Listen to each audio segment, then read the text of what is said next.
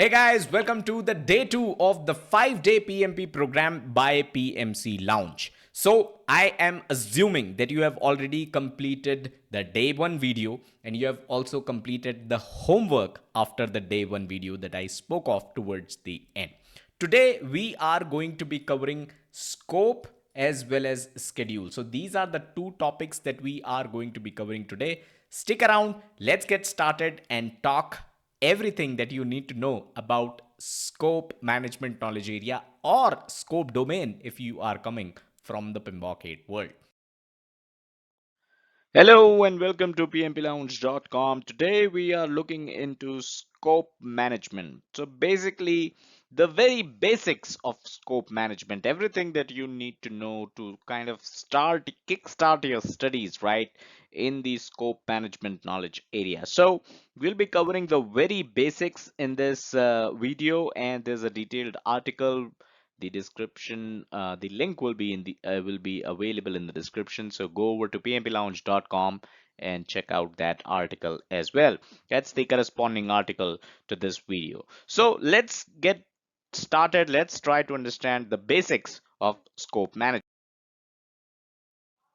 Now, first up, why is this important? That's the very question that we try to answer before, diving into any of the topics. And scope management is one of the 10 knowledge areas. So a basic understanding is thus important, right? Before you can dive deeper. So that's the very objective of this video as well, right? One of the 10 knowledge areas, scope management is one of the 10 knowledge areas, and you will definitely be requiring to study scope management. So before you can dive deeper, go through this video so that you can have a basic understanding, the basic knowledge, the entry level knowledge of scope management. And of course, coming soon, we will be kind of adding some more videos on scope management, the different topics on scope management. That's coming soon, so you can stay tuned on that and subscribe to this channel, right? Hint there. Okay, so scope management is the next knowledge area after integration management. Like I mentioned earlier, one of the 10 knowledge areas. The other one, integration management. That's the first one in the PGKA mapping.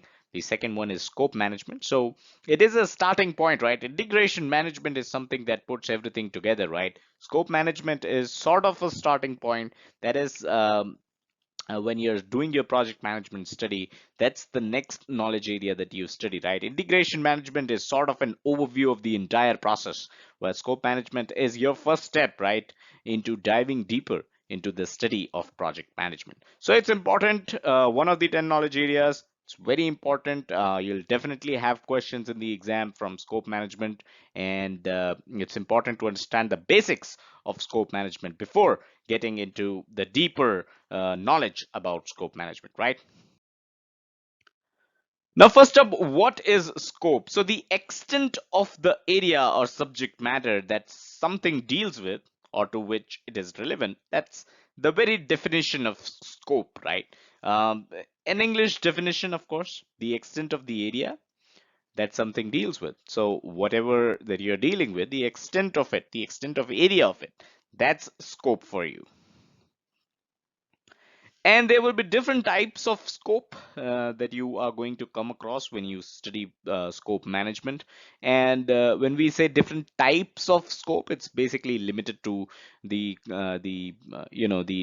scope related terms that you're going to see within these your project management study of scope management. So uh, different words that you will see that are kind of that have scope, as a starting word or as an ending word, like product scope, project scope, scope creep, scope baseline, and those are the four words that we are actually going to look into in this video.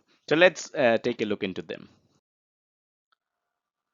So product scope, the features and functions of the product or service that the project team is building is known as product scope. So when your project team is doing the work, right, you are doing your project, you're the project manager, you're managing a project, you're managing the project team, and they are doing the project, which means that the end result will either be a product or a service, right? So what is the scope of that product or that service? What should be the features and functions of that product? That is known as product scope. So if you're in a meeting and somebody is discussing product scope, that means the features, the components, the functionality of the end product. That is what is being discussed, right? And not the work required, right? That's the key. When somebody is discussing the product scope, he or she is least bothered with what would be the amount of work or the kind of work required. They are only discussing what they need as part of the product. So product scope is more oriented toward functional requirements, the what's, what's as in what should the product look like? What should the service look like? What should the product do? Right? What should be the features? What should be the functionality of the product? So this product scope is not concerned with the amount of work or the kind of work required to achieve the product. Product scope is only concerned with how the product should look like. That's it, right? And what should be the functionality, right? Not just the looks, but also the functionality, the features, everything of that sort, right? So that's product scope for you. Now, moving on to project scope, right? So all the work that needs to be done to make the product or service, whatever the project team is working on, that is known as the project scope. So let's say you are the project manager, your project team is working on the construction of a building, right? What is the product of the project? The product is the end building. What is the project scope? That is all the work that needs to be done to construct that building. That is your project scope, right? So product scope will have, the features, the functionality required from the building, right? The number of floors, the how it should be a glass building, right? How they need ACs everywhere, how the number of elevators or lifts that they need, right? That all is product scope. When it comes to how you're going to achieve it, where are you going to procure all the glass from, or the elevators from, or all the building materials from, construction materials from, for that building, that's your project scope. That's all the work that you need to do. So that's the difference between product scope and project scope. Hope that's clear.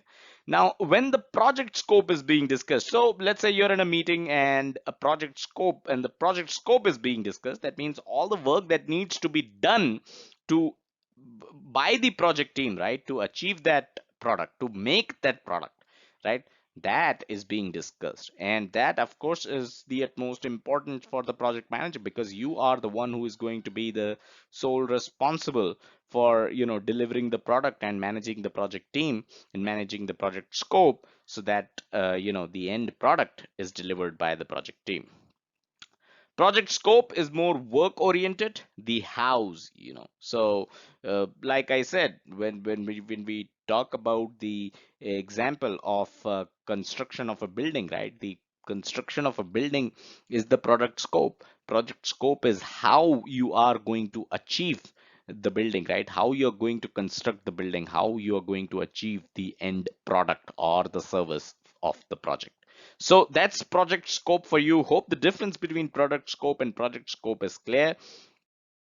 The other type of scope that you will come across is scope creep. Now, what the hell is scope creep? You might be wondering. So, scope creep is not related to your product or the project, but the uncontrolled changes that lead to extra work for the project team is known as scope creep. So, when too many changes come in, or even if just a single change comes in and it's an uncontrolled change, then that is scope creep for you. So what is uncontrolled? So uncontrolled here means that the changes were accepted in the project without proper change management, right? And we have done a lot of videos on change management. I'll link to the entire playlist of change management in the description, so you can go over and kind of look into what change management is. So uncontrolled means that changes were accepted in the project without proper change management being implemented. So if change management is not implemented and you know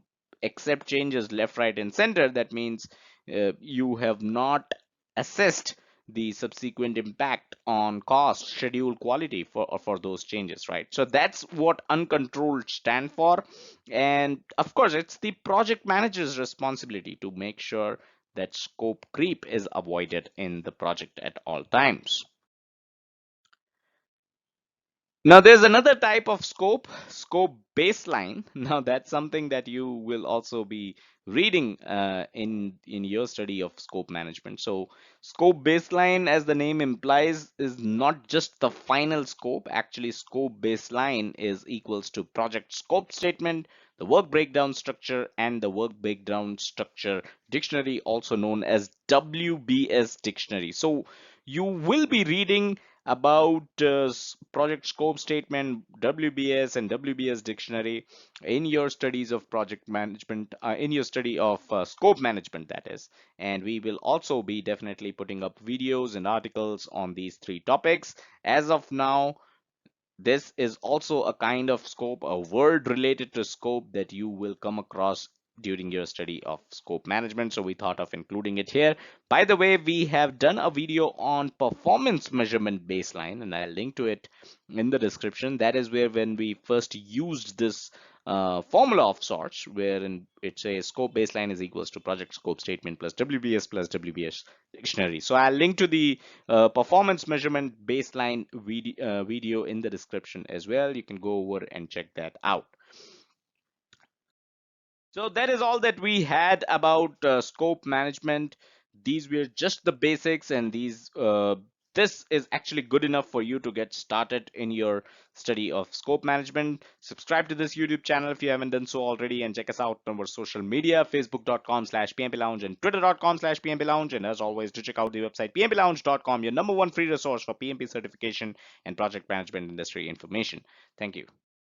Hello and welcome to PMCLounge.com. Today in this video, we are looking into the 6 processes of the scope management knowledge area. Now, we have already covered the basics of scope management knowledge area in a separate video, and I'll share a link to that in the description. And the first link in the description is going to take you to a related article. So if you would rather read an article than watch a video on scope management knowledge area, first link in the description is your way to go. Second link will take you to the scope management knowledge area basics that we have already covered, but we did not cover these 6 processes, right, at a high level. So that is what we are going to do in this video. By the way, everything that you need to know about scope management knowledge area is already covered, and the entire playlist will be the third link in the description. All right, let's move on. So this is the PGK mapping from PMBOK edition 6, and this is where scope management is. So you've got 6 processes here. There's no process in initiating, executing, and closing process group as far as scope management knowledge area is concerned, but you have processes in planning and monitoring and controlling. So let's zoom in on this a bit. So this is the zoomed in version of the PGKA mapping. As you can see, we have 4 processes in the planning process group. You've got plan, scope management, collect requirements, define scope, create WBS. And in the MNC process group, you've got validate scope and control scope. So total of 6 processes make up the scope management knowledge area. Let's look into each one of these at a high level. So plan scope management is basically the process of creating a scope management plan. This is a subsidiary plan that makes up the project management plan as a whole. So there are several subsidiary plans that make up the project management plan. One of those plans is the scope management plan. This is what you create in the plan scope management process. So this plan documents how the project scope will be defined, validated, and controlled. So this document, the scope management plan, is not the scope of the project, right? That's a confusion certain people have. So this scope management plan document is not the scope of the project. It basically defines, it is a plan that defines how, this is the important word here, how the project scope will be defined, validated, and controlled. So that's plan scope management process for you. The next one is collect requirements. So in this process, you basically determine, document, and manage the stakeholders' requirements to meet the project objectives. So you're basically doing what the name of the process is. You're collecting requirements, right? And you are determining, you're documenting, and you're managing the stakeholders' requirements to meet the objective, the end objective of the project. A quick reminder before we move ahead, if you're looking for PMP preparation book resources, pmclounge.com/resources is the link we have created for you. Check that out. So the next process is the define scope process. And this is where you do what a lot of people think you do in the plan scope management process, right? So this is where you come up with the detailed description of the project scope. Now, sometimes you may also define the product scope in detail in this process itself, but mostly, almost all the times, you are only working on a project scope.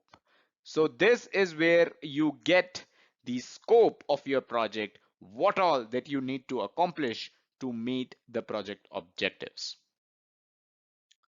The next process is create WBS, and it's pretty simple as the name goes. This is where a WBS is created. By the way, if you're wondering what a WBS is, the entire playlist will be in the description for sure. Now, just a quick overview of what WBS is. This is where the project deliverables are subdivided into smaller and manageable components. This is the very basic definition of what WBS does. So as part of WBS, you basically subdivide or disintegrate the deliverables of the project into smaller and more manageable components. The next process is validate scope, and this is the process of formalizing acceptance of the completed project deliverables. So every project deliverable which is complete, this is where you receive a formal acceptance on that deliverable. So that is what you do in validate scope.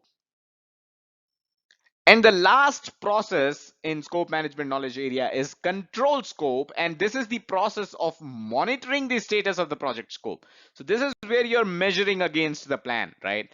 And sometimes even the product scope, and also managing changes to the scope baseline. So two things that you're doing here. One is you're monitoring the status of your project, and second is you're managing changes to the scope of your project. So those are the two key items that you take care of in the control scope process. That is all that we had in this quick video. Do hit the like button if you enjoyed it. Subscribe to the channel and hit the bell icon so that you stay notified whenever we upload a new video. Check us out on our social media, facebook.com/pmclounge and twitter.com/pmclounge. And don't forget to check out the website pmclounge.com, your #1 free PMP resource. Thank you. Hi and welcome to pmplounge.com. Today we are going over the plan scope management process. And as always, whenever we go over such detailed topics, we have an article that is supplementary to each video. So the article will be linked in the description. You can always go over and read the detailed article uh, if you're into reading rather than watching video, right? So plan scope management is what we are discussing today. This is the first process, and we'll go over that, where it falls under the PGK mapping and all of that. But before everything, it is always important to understand why is this topic important. Whenever we discuss any topic from PMP perspective, we want to understand, we try to answer this question on how important and why exactly is a topic important from PMP exam perspective. So this is indeed extremely important because this will give you the understanding of the scope management knowledge area in general. And scope management is one of those knowledge areas where you can expect a lot of questions in the exam. So like I was saying on the previous slide, plan scope management is the first process in the scope management knowledge area, and it falls under the planning process group. So This is the position where it falls under, right? You can see to the left, your knowledge areas are listed. Plan scope management is the knowledge area, and above are the planning management process groups, the 5 process groups. So under planning, at the intersection of planning and project scope management is where plan scope management falls. So this is the first process for scope management. All the processes that you see above in the project integration management knowledge area, we have already covered them. I'll link to the entire playlist of integration management, so you can go over that if you haven't gone over that already. So scope management is what we are discussing. I think actually have a couple of videos on scope management as well. I'll link to them as well in the description. So those will act as a as a base, right, to understand and get into the thick of the things when it comes to scope management. All right, let's move on. So in terms of introduction at the outset, this process of plan scope management, what it does is it defines how the project scope would be defined, validated, and controlled. We are not touching the scope of the project here. We are not, we are only defining the process of how the scope will be defined, validated, and controlled. We are not, meddling with the project scope here, right? We are only defining the processes, and that's the beauty of the processes that you would generally see under the planning process group, right? So in simpler terms, what it means is plan scope management is the process that specifies the approach that the project team will take to define what will be in the project scope and what will be out of it. And this could sound very simple, right? Because it's defined in simpler terms. What will be part of the project scope and what will not be a part of the project scope? Both things are actually equally important, right? Your project team might waste a lot of time and resources in meeting a certain requirement which was actually not a part of the project scope. To avoid things like that, it is extremely important to understand what will not be in the scope, as important as it is to understand what will be in the scope of the project. So this entire process of plan scope management is the one that specifies this approach, right? That specifies the approach that the project team will take to define how the project team is going to define what will be in scope and what will not be in scope. What is the approach that the project team is going to take to define this? That is what is, discussed and defined in the plan scope management process. There are two outputs of this process: scope management plan and requirements management plan. And we'll take a look at both of these because through these, you will be able to kind of understand this process in a much better fashion. So let's look into both of these outputs. So the first one is the scope management plan. Scope management plan, what it does is it keeps the project team on track by detailing the processes that the team will follow. So what are the processes that the team is going to follow while the scope is being documented, right? So while you are documenting the project scope, while the project team is documenting the project scope, what are the processes that the team will follow? That is defined in your scope management plan. How WBS will be created? WBS is work breakdown structure, and will shortly in the near future will make a video on a WBS as well and define that in detail. So how WBS will be created, right? What are the processes that the team will follow while the WBS is being created? That is also mentioned in the scope management plan. And scope management plan will also help with validating and controlling the scope during the entire course of the project, right? So validating, that means to make sure what all requirements are part of it and what are requirements are not part of the project, right? What is in the scope and what is not in the scope, that is what validating and controlling is, right? So all of that will be defined. The processes of how the project team is going to achieve this is defined in the scope management plan. Now, scope management plan is also going to detail the processes the project team will use to come up with the WBS. So this is one thing we discussed above, that what are the processes that the team will take, team will follow while WBS is being created. So the processes, they are detailed, right? The project team is going to use those processes to come up with the WBS. The next output of this plan scope management process is the requirements management plan. So scope management plan is how you are going to kind of uh, define, validate, and control your scope. Requirements management plan describes the processes that the project team will use to collect requirements. How will the requirements be collected? And there are various techniques to collect requirements. We'll go over them in the near future when we do a video on requirements. So those processes are defined here, right? So in the requirements management plan document, you'll see the processes will be defined on how the project team is going to collect requirements. The next thing in the requirements management plan you'll find is how they are going to document those requirements. So there's a certain way, right? Let's say certain organizations might want to use an Excel file to collect those requirements and document those requirements, right? Certain organization might want to use Word documents. Certain organization might have their own tool, a web-based tool, right? Or any application that they use to document the requirements, right? So collecting requirements is one thing, how to document those requirements is another thing, and the process of collecting requirements as well as documenting requirements is defined in the requirements management plan. The last thing, how the document will be maintained, right, throughout the course of the project. So once the requirements are collected, they are documented. How will that document be maintained?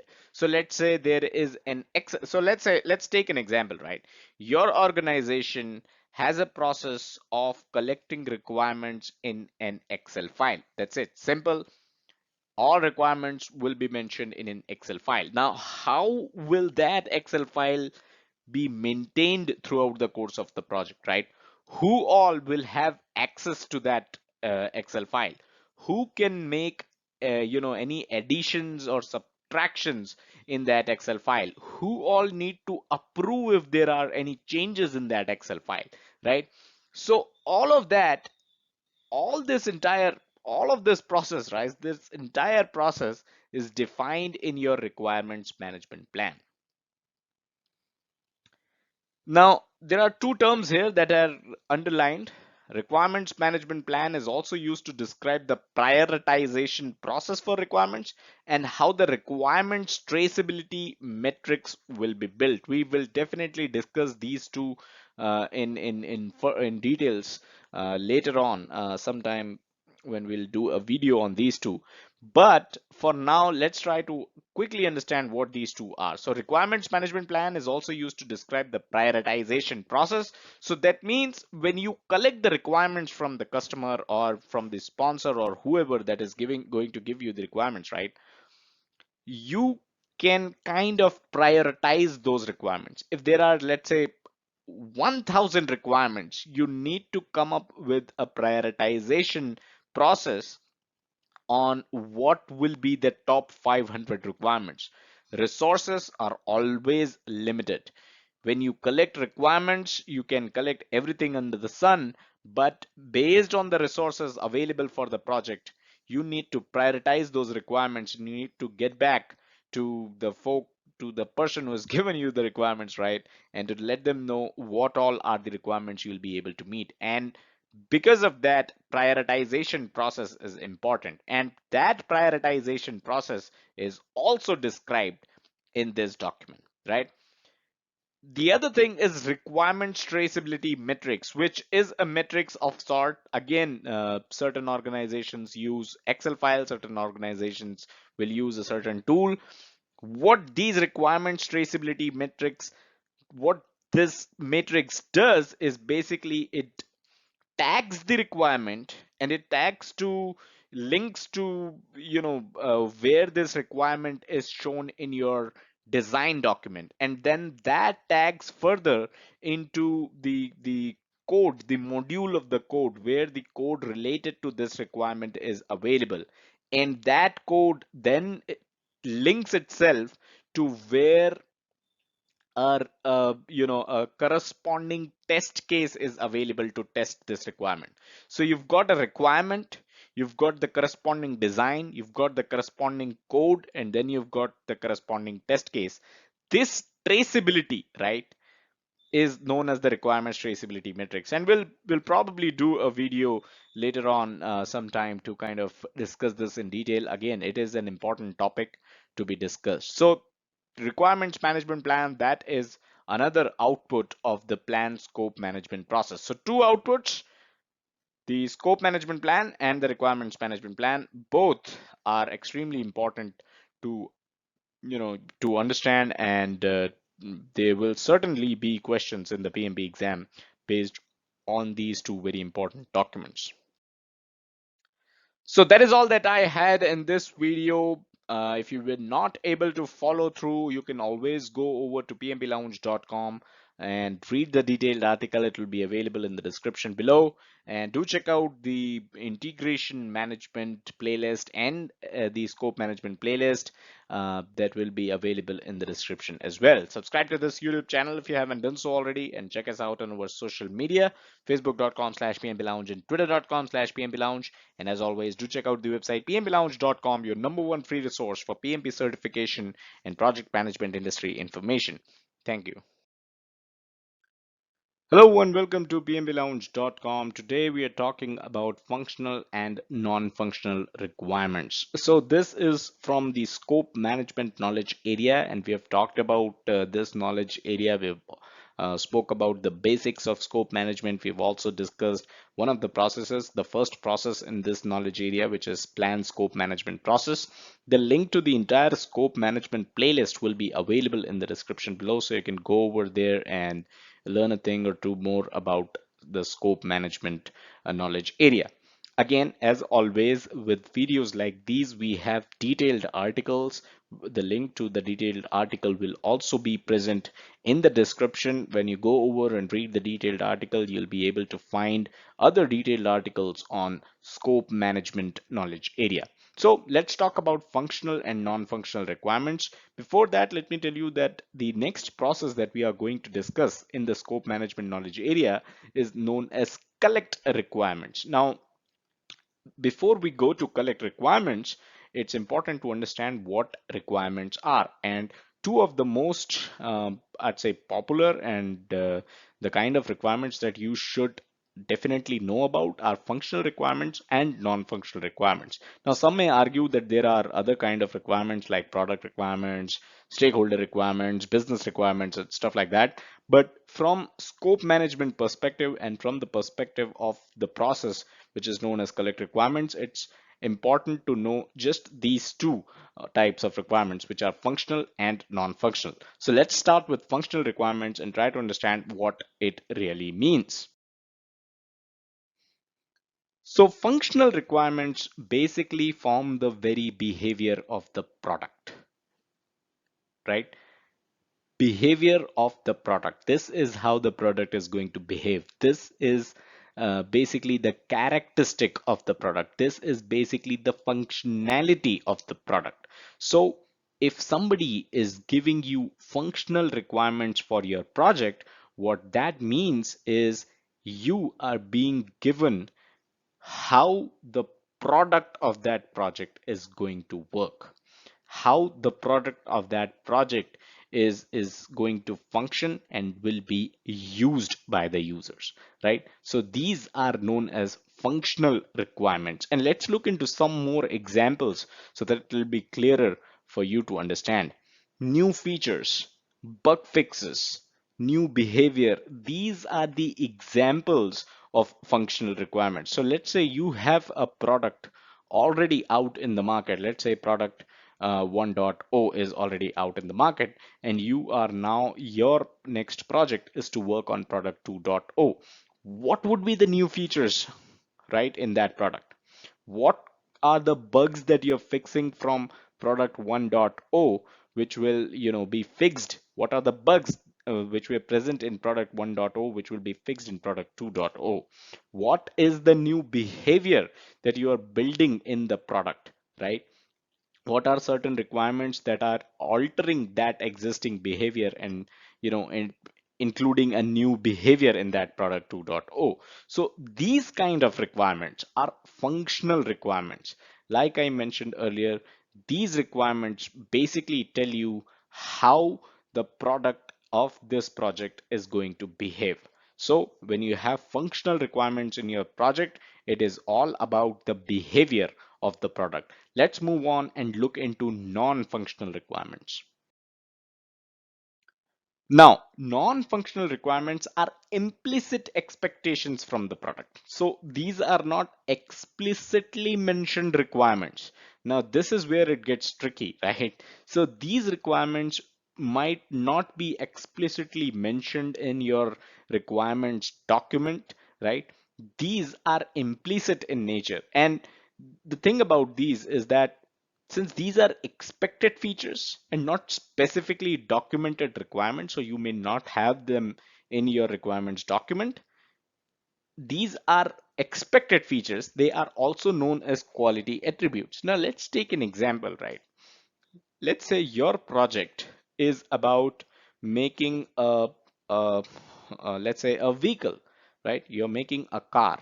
That is your project. Now you're making the car for the first time. That is why it's a project. If you're making hundreds of cars, then obviously it's operations. You're doing it again and again, right? So if you're making a car for the first time, that's a project. And to be the implicit expectation from that car is that that car needs to move, right? That car needs to run. That car should be able to move and take a passenger from location A to location B. That's an implicit expectation of that car. So how good that expectation is met is is is is what makes a part of non-functional requirements, right? So nobody is going to give you a requirement, and nobody is going to call you and say, hey, hello Joe, you're working on this new car. The first requirement of this car is that it should be able to take passengers from location A to location B. Nobody is going to give you that kind of requirement, because that could sound like a functional requirement but is an implicit expectation from the product of your project, right? So let's take another example. Let's say you are developing a website. A website is expected to load as soon as possible, right? So if a user hits up on your website, he should not be waiting for 5 minutes for that website to load. That is an implicit expectation from the product of your project. So these kind of requirements are non-functional requirements, and these are also known as quality attributes. So let's look into some of the examples of non-functional requirements. There you have it. Performance, reliability, error handling, ease of use are some of the examples of non-functional requirements, right? So the performance should be good, like I mentioned in case of the website, right? It should load faster. That is a performance requirement, right? That is not something that anyone who's giving you requirements is going to make you note that down in your in your requirements document. That is expected. This is an implicit expectation. Reliability, let's say that website has e-commerce integration. Users need to give their credit card or debit card details, right? The website needs to be reliable. It should be something which is secure, and it should be secure enough to handle uh, this kind of sensitive information that users are going to put in. So if there is a requirement from the customer, that your website should have e-commerce integration and it should be secure enough. Nobody is going to tell you that how secure it should be, right? It should be reliable. That's all that can be said. But the level of reliability, that is implicit and that is expected out of your product, right? Error handling, if something goes wrong, how the product handles those errors, that is also an implicit expectation. Ease of use is again an implicit expectation in our example of the car, right? You cannot go back to the archaic models of making it difficult for folks to change gears in the car, right? If it's not an automatic transmission car, if it's a manual transmission car, you cannot go back to the archaic times when the gears would be next to the steering, right? That is not ease of use. That is not providing ease of use. So these are kind of requirements which are implicit in nature. These are the kind of requirements which won't show up explicitly in the requirements document, but is expected out from a project. The problem here arises is the next is my next point, and that problem is of scope creep. Now, non-functional requirements, of course these are quality attributes, but in the disguise of non-functional requirements, the scope should not be increased. You should not be providing certain features in the products which were never asked of, right? So although performance, reliability, error handling, ease of use is something the project team should be working on, it's not something that increases the scope of the project itself. So that's a word of caution. Of course, we'll talk more when we talk about scope creep later. But though these were the examples of non-functional requirements, and this was all about functional and non-functional requirements that we had to discuss in this video. So that's all that we had. Hope you learned about functional and non-functional requirements. As always, you can go over to pmplounge.com and read the detailed article on this topic. Subscribe to this YouTube channel if you haven't done so already, and check us out on our social media, facebook.com/pmplounge and twitter.com/pmplounge. And as always, do check out the website pmplounge.com, your number one free resource for PMP certification and project management industry information. Thank you. Hello and welcome to pmplounge.com. Today we are discussing the collect requirements process, and we have already discussed plan scope management process. That also belongs to the scope management knowledge area. This again is another process in the scope management knowledge area. I'll link to the entire playlist of scope management knowledge area. So if you're already trying to read or gain knowledge about scope management, you can go over the playlist. We have done an entire playlist and coverage of the integration management knowledge area. The link to that playlist will also be in the description below. And as always, whenever we discuss processes like these, there is always a supporting article available over at pmplounge.com website.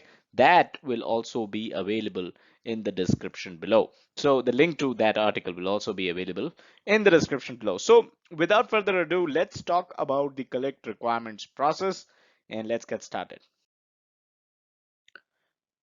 So first up, where does it fall in the PGK mapping, right? The process groups knowledge area mapping, which lists all the processes. Where does the collect requirements process fall? And we typically discuss this as well I try to discuss that for all the processes that we cover so that, it puts everything in perspective. And so collect requirements, like I mentioned earlier, is another process in the planning process group corresponding to the scope management knowledge area. So we're talking about scope management knowledge area, and the planning process group is the process group. There are 5 process groups. If you are just giving you a refresher: initiation, then planning, executing, monitoring and controlling, and closing. So there you have it. Like I mentioned, the 5 process groups. You can uh, check that out. Initiating, planning, executing, M&C, closing, and then project integration management, project scope management is what we are talking about here. So like I mentioned earlier, and it's written in the line above, that this is a process in the planning process group. So check out planning process group and the scope management knowledge area. If you see, it's encircled in red. This is the collect requirements process. We have already covered plan scope management process, and we have already covered all the processes that you see in the project integration management knowledge area as well. So today we are talking about collect requirements. So this is where it falls. Let's get into the definition of collect requirements.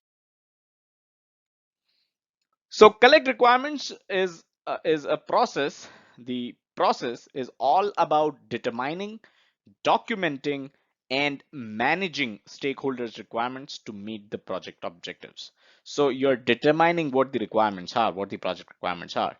You are also documenting those requirements. You cannot keep all the requirements in your head, right? So you need efficient ways of documenting the requirements. Some people use Word documents, some people will use an Excel file, some might even have web-based tools to document the requirements. So different organizations will have different ways of doing this.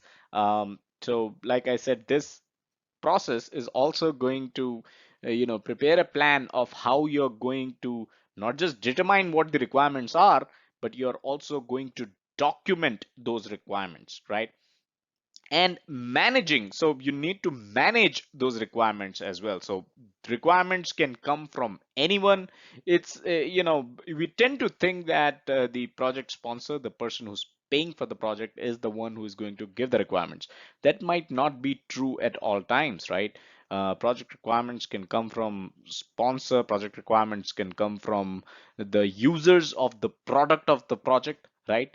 Project requirements can come from your own project team as well, right? So let's say you're doing a certain project. Your designer may come up and tell you that there is a way you can enhance the functionality of the product of the project, and that is a requirement. Whether you accept it or not, whether you take it to the sponsor, whether you take it to the folks who have the authority to accept requirements, that's another thing, right? But project requirements can come from anyone. That is what my point is. So you need to manage those requirements, and you need to meet the project objectives. So the next point here is about project objectives. So the definition, the very definition of collect requirements says that you need to meet the project objectives. And in order to meet the project objectives, you need to clearly define and understand what those objectives are, right? So that is why collect requirements is one of the most important processes in project management. The whatever that you're doing, right, in your entire project, whatever that you're doing, your ultimate goal is to meet the objectives of the project. And how can you meet the objectives of the project if they are not even clearly defined? You are a project manager, you are given a project, and you're told, okay, you need to deliver an e-commerce website. That's all the requirement is. How can you even start the work, right? You don't have any you don't have the clear project objectives. You don't even know what kind of e-commerce website you need to build. You don't even know what is the functionality being expected out of the e-commerce website. You don't even know what platform, what technology you need to use. You don't even know if it will be targeted towards what age group, what demography will that e-commerce website be targeted? What are the products that will be listed, right?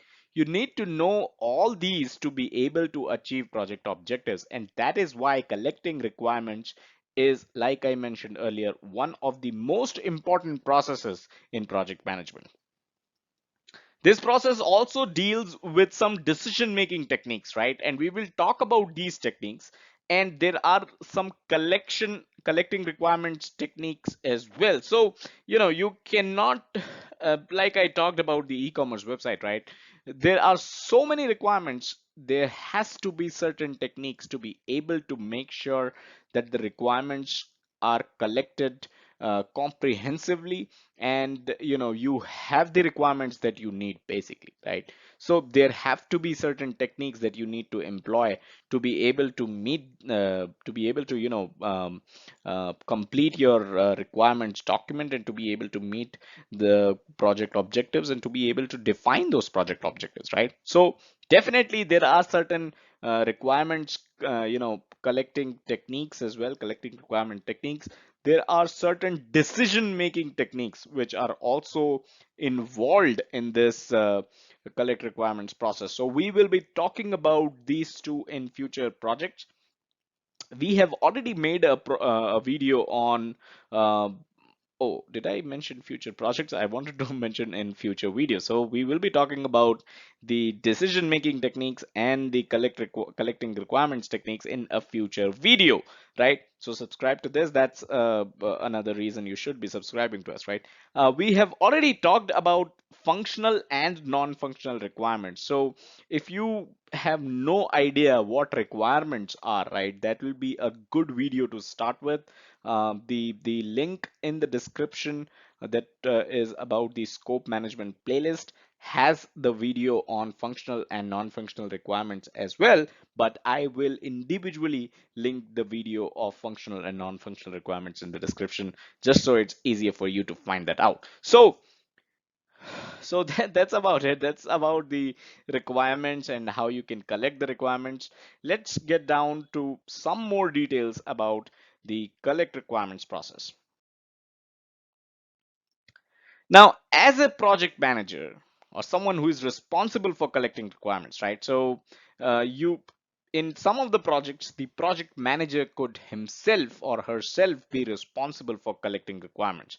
While in certain projects, in certain organizations, there could be other resources helping the project manager, or other resources completely responsible for collecting requirements, right?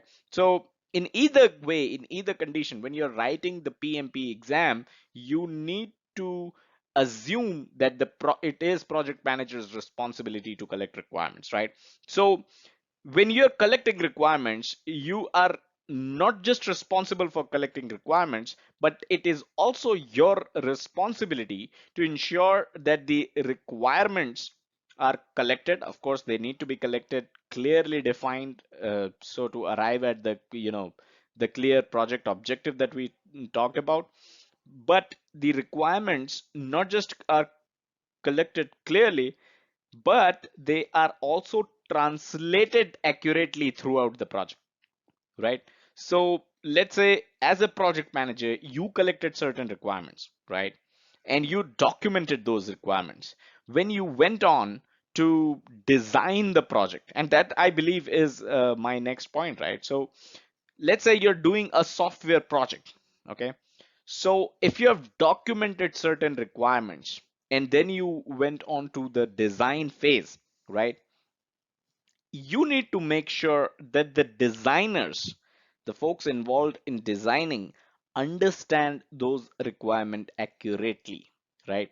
The translation of those requirements from your requirements documentation, whatever it is done correctly. The translation is done correctly by the designers. Once the designers complete the design, it is project manager's responsibility to ensure that the design is correctly translated into the coding, right? Once coding is done, as a project manager, you need to ensure that the testing is done correctly, accurately, and in in, in a corresponding fashion with what the requirements were, right? So I'll give a very basic example. Let's say the requirement of the project is to make sure that the website that you are creating, right, or a software that you are creating, processes 100 financial transactions in 1 minute. If that is a requirement, you need to make sure the designer designs the software in that fashion that the tool or the website or the software is able to process 100 transactions in 1 minute, right? You need to make sure that the coder, right, the developer, does the coding in a fashion that corresponds to this, right? That the tool or the software or the website is, or whatever the the product of the project is able to accept and process 100 transactions in a minute. But then if the tester is testing on something else, if the tester is testing whether let's say the what is the background color of the website, right? If that is what they are testing, then this entire requirement is in the soup, right? Because the testing was not done. That you need to make sure as a project manager that the tester also tests whether the website, the tool, the product of the project is able to process 100 transactions in a minute, right? So you see the correlation, right, between you noting down the requirements to the designer, making sure the requirement is translated correctly to the design, to the developer or the coder, making sure that necessary coding is done to meet the requirements, and then finally to the tester to make sure that the requirements are tested. So based on the use cases that they use for their testing, you need to make sure that all the requirements are tested and then finally deployed. So this translation of requirements is also a responsibility of the project manager. And we'll look into some of the techniques that are used in the industry to do this smoothly, right? So that is all that we had in this video. Hope you could learn a lot about collect requirements. This is, like I mentioned, a very important process, not just from PMP exam perspective, but especially from a real life project management perspective. Subscribe to this YouTube channel to, check out the related videos and some of the future videos that are coming around the same topic and more topics on PMP. Check us out on our social media, facebook.com/PMP Lounge and twitter.com/PMP Lounge. And as always, do check out the website pmplounge.com, your number one free resource for PMP certification and project management industry information. Thank you. All right, hello and welcome to pmplounge.com. Today we are going over the tools and techniques, the tools required for the collect requirements process. And we have already gone over the collect requirements process, which again is one of the processes of the scope management knowledge area. The link to all the videos that we have done on scope management knowledge area will be available. The entire playlist will be available in the description below, so you can go over, check that out, and learn about scope management knowledge area. So one of the processes, of course, collect requirements that we have covered earlier in details. I'll quickly go over that first, just to kind of revise so that all of us are on the same page before we talk about the tools and technique of the collect requirements process. So we are actually looking into just three of the tools. As you can see, interviews, focus groups, and facilitated workshops. There are obviously other tools as well available for the collect requirements process, which we will go over in the future videos. As always, I'd like to remind you that whenever we cover PMP related courseware, PMP related concepts, there is typically a detailed article which complements the video. The link to that article will also be available in the description. All right, let's get started with interviews, focus groups, facilitated workshops, the three tools that we are discussing today. But before that, let's talk about a bit about collect requirements. So, like I said, we have already discussed the collect requirements process. The link to the entire playlist is available in the description, but just to kind of give you a brief overview of collect requirements, is all about determining, documenting, and managing stakeholders' requirements to meet the project objectives. As a project manager, you need to know what is the expectation from the project to be able to meet it. So as a project manager, your main aim, your main goal is to meet the requirements, right? The expectation that other several different stakeholders have from the project.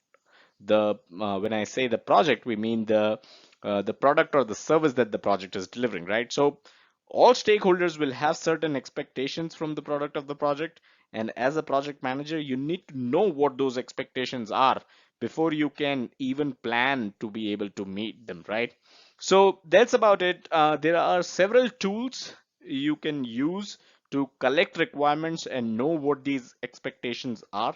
Today, we are looking into three of them, which are interviews, focus groups, and facilitated workshops. So let's get started with the first one, which is interviews. So interviews, it's obvious, right? Like it sounds, right? It's interviews. You are basically doing a one-on-one interview with the stakeholder, right? And this is the best way to collect requirements and tap into the expectations from the product or service that the project is creating. So what you'll do basically is, as a project manager, you call upon different stakeholders. And obviously, you don't call upon every Tom, Dick, and Harry who is a stakeholder in the project, because there could be tons of stakeholders for every project, but you definitely call upon the most important stakeholders, right? Your project sponsor, your people from the engineering, people from the let's say from the sales side, people who are going to be the actual users or the consumers, right? You can kind of call folks from the product team. So you can call up these stakeholders. It's totally your choice. It's totally something that definitely needs to be planned, of course. And you can have interviews with them, right? You can have one-on-one interviews with them, and you can understand and document what their requirements are.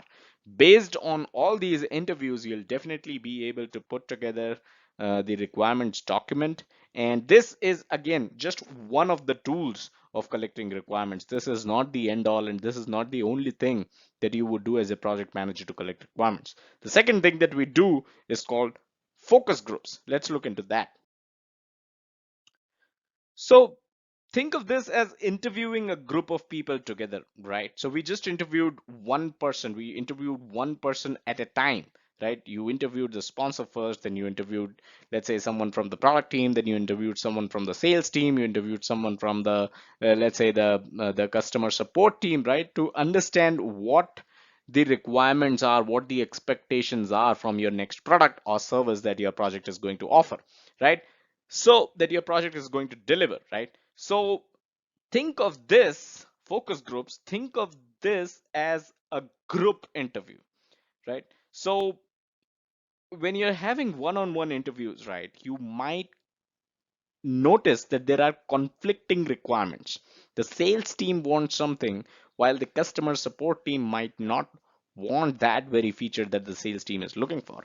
So these are conflicting requirements. So the best way to keep this, conflict of interest at bay is to have a group of stakeholders and work with them together, right, and come up with the requirements. So this, when you work with all of them together, this is known as focus group.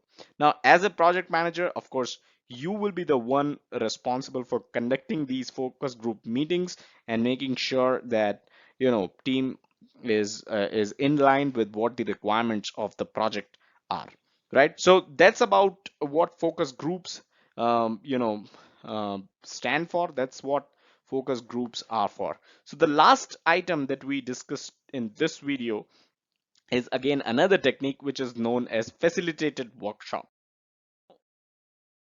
Now, what are facilitated workshops, right? So facilitated workshops, you can think of them as an expansion to focus groups itself, right? So focus groups, while you are interviewing a group of people together, facilitated workshop takes things at a larger scale, right? So you might not be the one who is going to conduct facilitated workshop, because things tend to get pretty technical here, and as a project manager, you're not really expected to understand all the technical details of the project, right? So you know the example of a facilitated workshop could be a JAD session, which is also known as joint application design. If you have ever done a software project, it is quite possible that you have heard about JAD sessions, which is, like I said, the joint application design. So someone from the technical side of things, maybe an architect, maybe a designer, typically is the moderator of the JAD session. And all the important stakeholders that you can think of, the SMEs, the engineering team, the designing team, right? Even folks from the testing team, the sponsor, your higher level engineers, right? The tier ones, right? They can be involved in the JAD session. So this is a facilitated workshop which is conducted by moderators who are, again, not really project managers, but who are from the technical side of things as well. This is a structured, I'd like to call this a structured focus group meeting where the team, all the stakeholders, including the technical folks, are available, and they'll do a brainstorming session to understand, to finalize on the requirements. So this is not something which is a 1 hour or 2 hour session again, right? So one-on-one interviews could be something where you can think of having a one-on-one session for, let's say, half an hour with each stakeholder and coming up with the requirements. Again, the problem with that is there could be conflicting requirements. So you do a focus group, which is where you interview a group of people together to make sure that conflicting requirements are at bay. And let's say you do that for 3 hours in a day, right? And complete the focus group. When it comes to facilitated workshops, though, facilitated workshops tend to go for a couple of days or more, and these are full day events, mind you.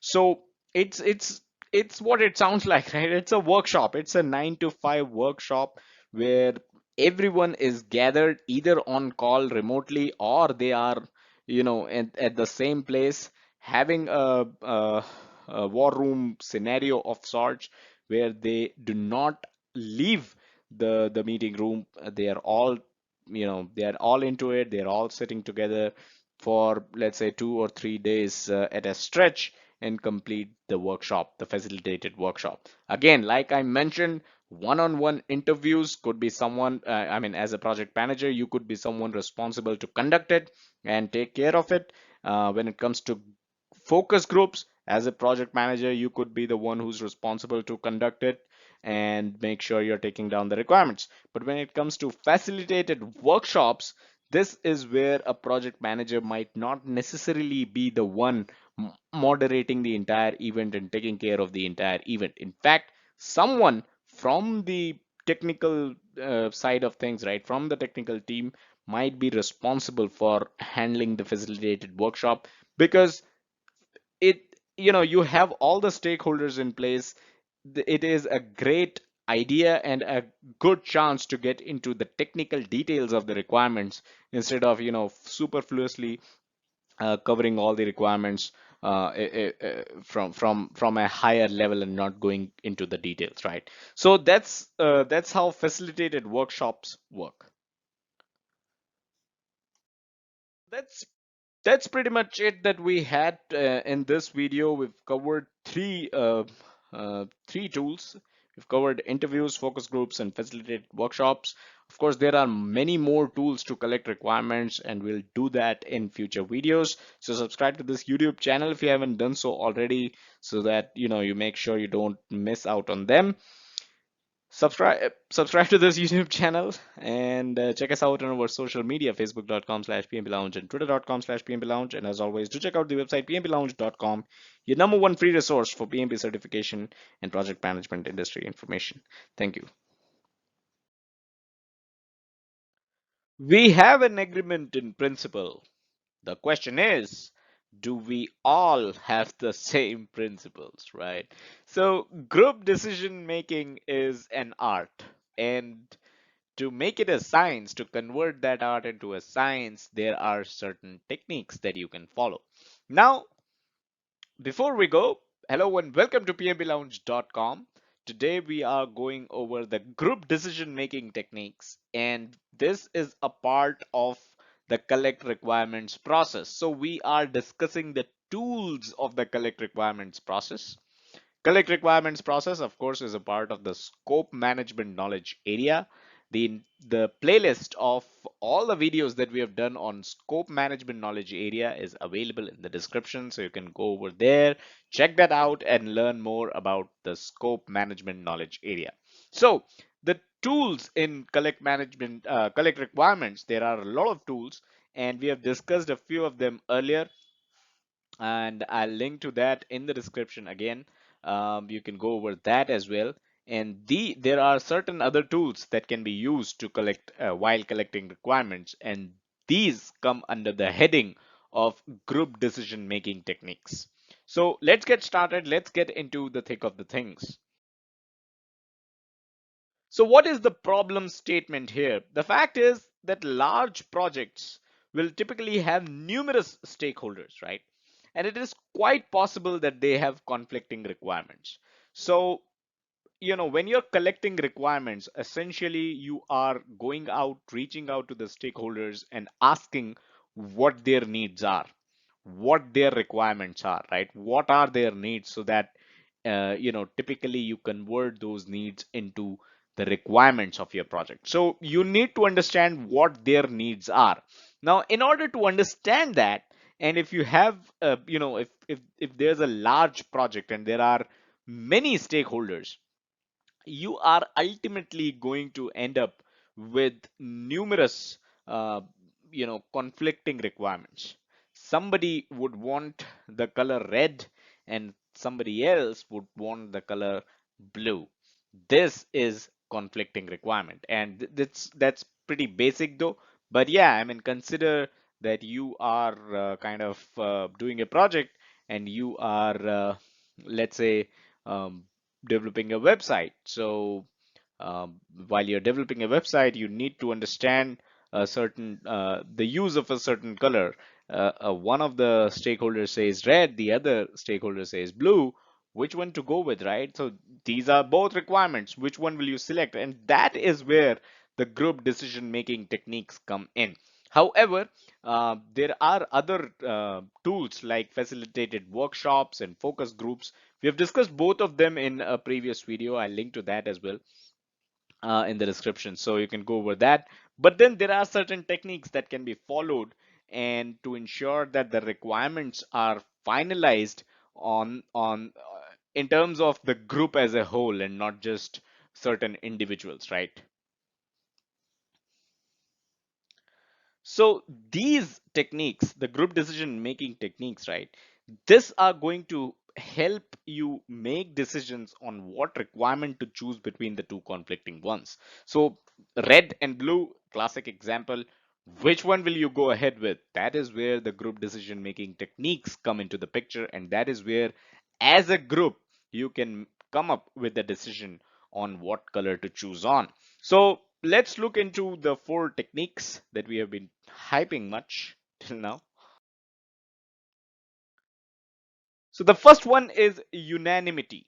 Now, what does it mean, right? Unanimity means everyone in the group agrees on the decision. So red or blue, everyone in the group says it needs to be red. Even the person who was suggesting blue now agrees that it needs to be red. So there's no decision to be made, right? Everybody agrees to red. So let's go ahead with red. That kind of decision is known as unanimity. As a project manager, you need to kind of tap and uh, the you need to tap and you need to kind of poll and you need to kind of understand if unanimity can be reached. If unanimity is reached, there's a unanimous decision on something, there's no going back. That's as strong as it can get, right? The next is majority. So let's say uh, more than 50% of the folks agree with blue, then that means you'll have to go ahead with blue. That's a decision of the majority. By definition, majority is that more than half of the group agree on a certain decision, right?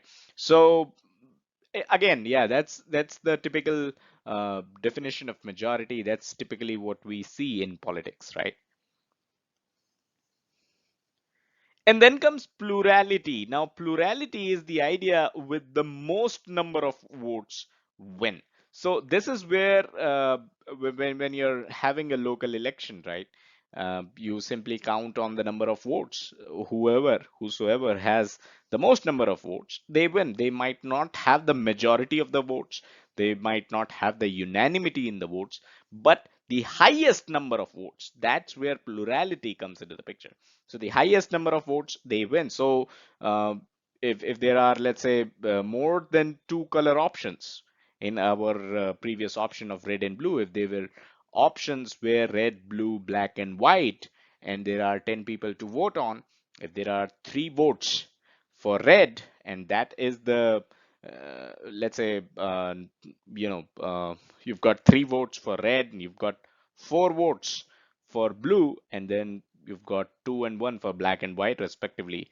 Of course, four is not a majority. Four is not even far away from unanimity. So four is less than majority, right? But out of 10, four is the one which has the most number of votes. So that wins. And the final one is dictatorship, which is something that is looked down upon and something that is not suggested and something that should be avoided as much as possible. Dictatorship is when one person makes the decision in the group. So there's only one person, he makes the decision, and the group needs to go ahead with it. So uh, as a project manager, that's definitely something you should definitely avoid. If you're the sponsor of a project, if you're the one who's putting the money down, maybe you can, in certain situations, um, exert that kind of power and show that kind of power, and display such kind of power, and display this skills and tactics of this dictatorship, and put it down that this is the requirement and this is what the team has to follow. So the team might have to follow it since you're the sponsor and putting down the money. As a project manager, well, there could be certain conditions where your team cannot meet a certain, let's say, certain functionality cannot be added to the project, and you know it. You might be, you know you might have to make use of the dictatorship skills and let everyone know that this is something which is not at all possible. So these are the four group decision making techniques. You've got unanimity, majority, plurality, and dictatorship. That's all that we had in this video. Subscribe to this YouTube channel if you haven't done so already, and check us out on our social media, facebook.com/pmplounge and twitter.com/pmplounge.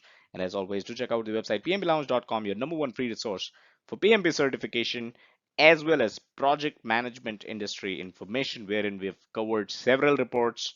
Um, Go to the playlist section of our channel, and you'll definitely find them very helpful. Thank you. Hi and welcome to pmplounge.com. This is a mini series on group creativity techniques. One of the techniques that we are covering today is called mind maps. So that's what we are covering today. And if you already know, if you have already gone over the next slide on how mind maps fits into the scheme of the things, feel free to skip it and go directly to the slide on mind maps. All right, so like I said, if you already know where mind maps fit into the scheme of things, you can skip this slide and move on. For those of you who are looking at this video for the first time, looking at any of the group creativity techniques video for the first time, you are going to find this helpful. So the knowledge area that we are talking about is scope management. And under scope management, the process that we are discussing is collect requirements. By the way, the entire playlist of scope management will be available in the description below. You can find all these topics there. You can find all the processes there. And of course, you can also find the collect requirements process. Now, under collect requirements is where group creativity techniques comes in. This is one of the tools and techniques used in collect requirements process. And under group creativity techniques, one of the techniques is mind maps. By the way, there are many other group tools and techniques used in collect requirements, and here's a look at all of them: interviews, focus groups, facilitated workshops, group decision making techniques. So we have actually covered all of these separately, and the link will always be in the description below. You can go over and kind of um, go over what interviews, focus groups, facilitated workshops, and the different kind of group decision making techniques are. Today we are looking into group creativity techniques. One of them is known as mind maps. Again, all of these are basically tools and techniques of the collect requirements process. With that being clear, let's get into the next slide and understand the definition of mind maps. So, like I said earlier, mind maps are also known as idea maps, and they basically help in visualizing how different ideas relate to each other.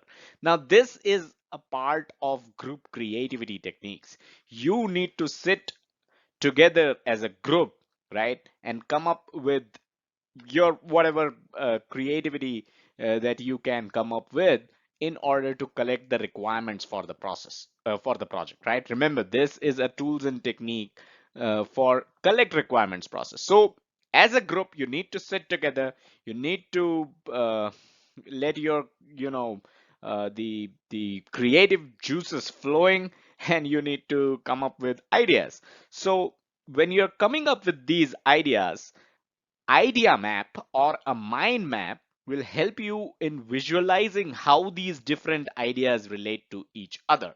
Now, once a creativity discussion is done, right, you will realize that it can often lead to several ideas which are related to each other and they can be grouped together. So when you group certain ideas together, you will have better requirements and you can look at the requirements as part of a group and try to understand if that particular group can make it to the final cut in the final requirements of the project. So that is how in the idea map or a mind map is typically used. Now let's look into an example of a mind map or an idea map, and that is going to help you explore this tools and technique in a better fashion. So this is an example of a mind map for fashion, and let me quickly highlight it what we are discussing. So fashion, this is the mind map for fashion. If you see what all things come under fashion, you're drawing this mind map, right?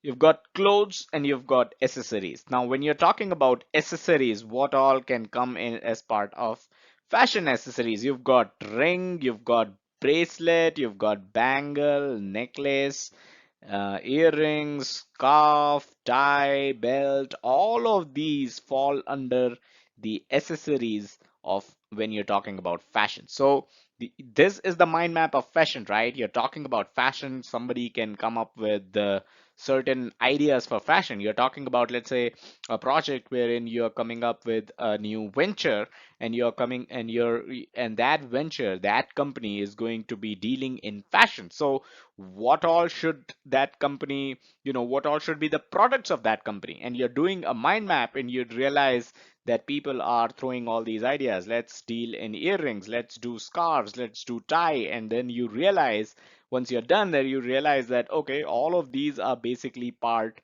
of the accessories, right? So these are all accessories. So that's how mind map really works. If you see clothes, then you've got some other ideas in the clothes are you've got tops, you've got bottoms, and you've got footwear. So these all belong to clothes, right? So when you were doing your when you were collecting requirements on what your company should deal in, your fashion company should deal in, and somebody said, oh, I really like boots, let's deal in boots.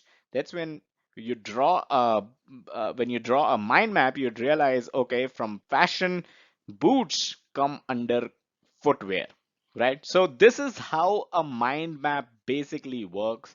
It helps you group ideas. Once you're done grouping the ideas, when you're done with your requirements collection, you may realize, all right, as a fashion company, these are the kind of requirements that I have. These are the things that I can do. All right, my focus will actually be just on the accessories. So my company will be dealing only with accessories. We are not dealing with clothes at all. We are not dealing with footwear. We are not dealing with bottoms or tops or anything. We will only be dealing with whatever that comes under the accessories head, right? So that is how mind maps are useful in grouping several different ideas. And again, this is something that you can follow on your projects to keep the requirements right, not go haywire, and have a connection between all these requirements so that they can be grouped together. And as a group, you can take a decision on which group of requirements can be moved forward with. So this is an example of, like I mentioned, the group creativity techniques. This is all about mind maps. So that is all that we had in this video. Subscribe to this YouTube channel if you haven't done so already. Check us out on our social media, facebook.com/PMP Lounge and twitter.com/PMP Lounge. And do check out the website pmplounge.com, your number one free resource for PMP certification and project management industry information. Thank you. Hello and welcome to pmplounge.com. This is our mini series on group creativity techniques. Today we are covering the Delphi technique. So we'll be getting into what the Delphi technique is about, and this of course is one of the many group creativity techniques that we are discussing.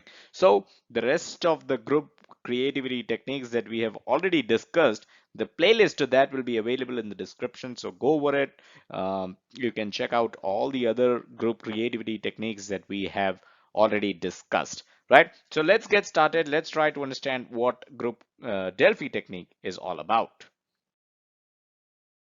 So if you have seen any of our previous videos on group creativity technique, group creativity techniques, you already know that we basically discuss where exactly group creativity techniques lie in your entire PMP courseware. So there are several knowledge areas. This video is part of the scope management knowledge area, and we have several other videos on scope management knowledge area. The entire playlist for scope management that covers every single video that we have ever done will be available in the description below. You can go over, you can learn the entire scope management knowledge area. By the way, we have similar playlists for other knowledge areas as well. So check that out on this channel if you haven't done so already.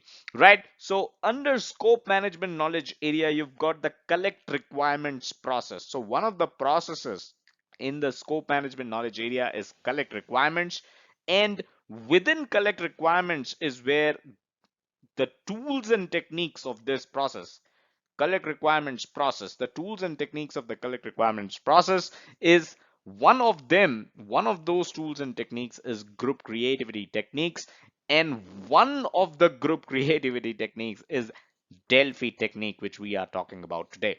By the way, there are other tools and techniques of the collect requirements process like interviews, focus groups, facilitated workshops, group decision making techniques. We have covered all of these, and again, the link to them will also be available in the description below. So that's a bit of a background of why we are talking about Delphi technique and where does it lie in the PMP courseware. Now let's get on to the Delphi technique. So a bit of a history lesson here, and this might not be very helpful in your PMP exam, but it's good to understand where the name Delphi comes from and what is the significance of this name. So don't expect a question on this in the PMP exam from this slide, but it's definitely something that you should know for your information perspective, right? So this is from the depths of ancient Greece, right? So let's talk about this story. So we are in ancient Greece now. Delphi is famous as the ancient sanctuary that grew rich as the seat of Pythia. The oracle consulted about important decisions throughout the ancient classical world. So that is where Delphi is famous from. And I understand there are a lot of terms which you might have not understood. So let's move on. There are 4 points on this slide. That was just the first one. So the second one, the Greeks considered Delphi the navel or the center of the world. So that's the importance of Delphi. The Greeks, the ancient Greeks, they considered that Delphi is the center of the world, as represented by the stone monument known as the Omphalos of Delphi. So there was a stone monument which was known as Omphalos of Delphi, and Delphi is what the ancient Greeks considered as the center of the world. Now, I have highlighted two words, Pythia and Oracle. Let's look into those two words. So the Pythia was the name of the high priestess of the temple of Apollo at Delphi, who served as the oracle, commonly known as the Oracle of Delphi. So Pythia was basically the name of the high priestess here, right? Who priestess of the temple of Apollo at Delphi. So there was a temple of Apollo at Delphi. The high priestess was known as the Pythia. So that's the connection, right? When we talked about Pythia earlier. Now let's talk about Oracle. So this was known as commonly known as the Oracle of Delphi. What is an oracle? So in classical antiquity, an oracle was a person or agency considered to provide wise and insightful counsel or prophetic predictions or precognition of the future, inspired by the gods themselves. So that's a bit of a history about what this word Delphi really means, right? And if you understand the story, and feel free to pause this video and go over this story again, um, you will realize the fact that Delphi is basically a person, right? As the last point says, it is a person um, who is considered to provide wise and insightful counsel. So from this technique, from the Delphi technique, the expectation is that the the the you know the whatever that is being provided, right, whatever insights that are being provided or whatever suggestions that are being provided from this uh, by making use of this Delphi technique are going to be extremely useful for the project, right? They should be predictions, they should be the precognition of the future, they should be insightful counseling, and that is why Delphi technique is used. So let's try to understand how all this history, you know, encapsulates itself and how project management uses this Delphi technique. So the Delphi method is based on the assumption that group judgments are more valid than individual judgments. As simple as that. So whatever that you do in the Delphi technique, the very basis of this is the fact that is the assumption that group judgments are more valid than individual judgments. So how do you practice Delphi technique? So in order to practice the Delphi technique, everyone in the group will write answers to same questions, and their answers will be totally anonymous. Nobody will know what the other person has written, and these questions will definitely be around either the project scope, either the project requirements, or the what are the needs of the end product that the project is going to produce, right? So there will be certain questions, let's say a sample question. And again, Delphi technique is from the collect requirements process. Remember that. So you're essentially collecting requirements for your project. You're essentially collecting requirements for the product that your project is going to make, right? So a sample question could be like, what are your expectations from the product, right? What color should the product be, right? Questions like these, any question like this, right? And you write down certain questions as a moderator or as a project manager. You write down those questions, you design that questionnaire, you give that questionnaire to every single person in the group. The group is obviously major stakeholders of the project, and you provide those questionnaires to the group. They will write their answers, and the answers will be totally anonymous. Now what happens next? So the answers are collected and shared with the entire group by the moderator, which is followed by a discussion. So as a moderator, as a project manager, it is highly likely that you will be the moderator for conducting this session of Delphi technique, right? So you will share the questionnaires with the group. The group is going to answer each question individually. You are going to collect all the answers. You are not going to name anyone. You will just read out their answers, and there could be a discussion among all the answers that are given, right? So what happens after you've shared the answers and there's a discussion that is going on? It's important to keep these answers anonymous so that nobody is influencing anyone else. It's just the answer. So let's say the sample question that we had, right? That how the product should behave, right? What should be the behavior of the product? And everyone in the group will give certain answers.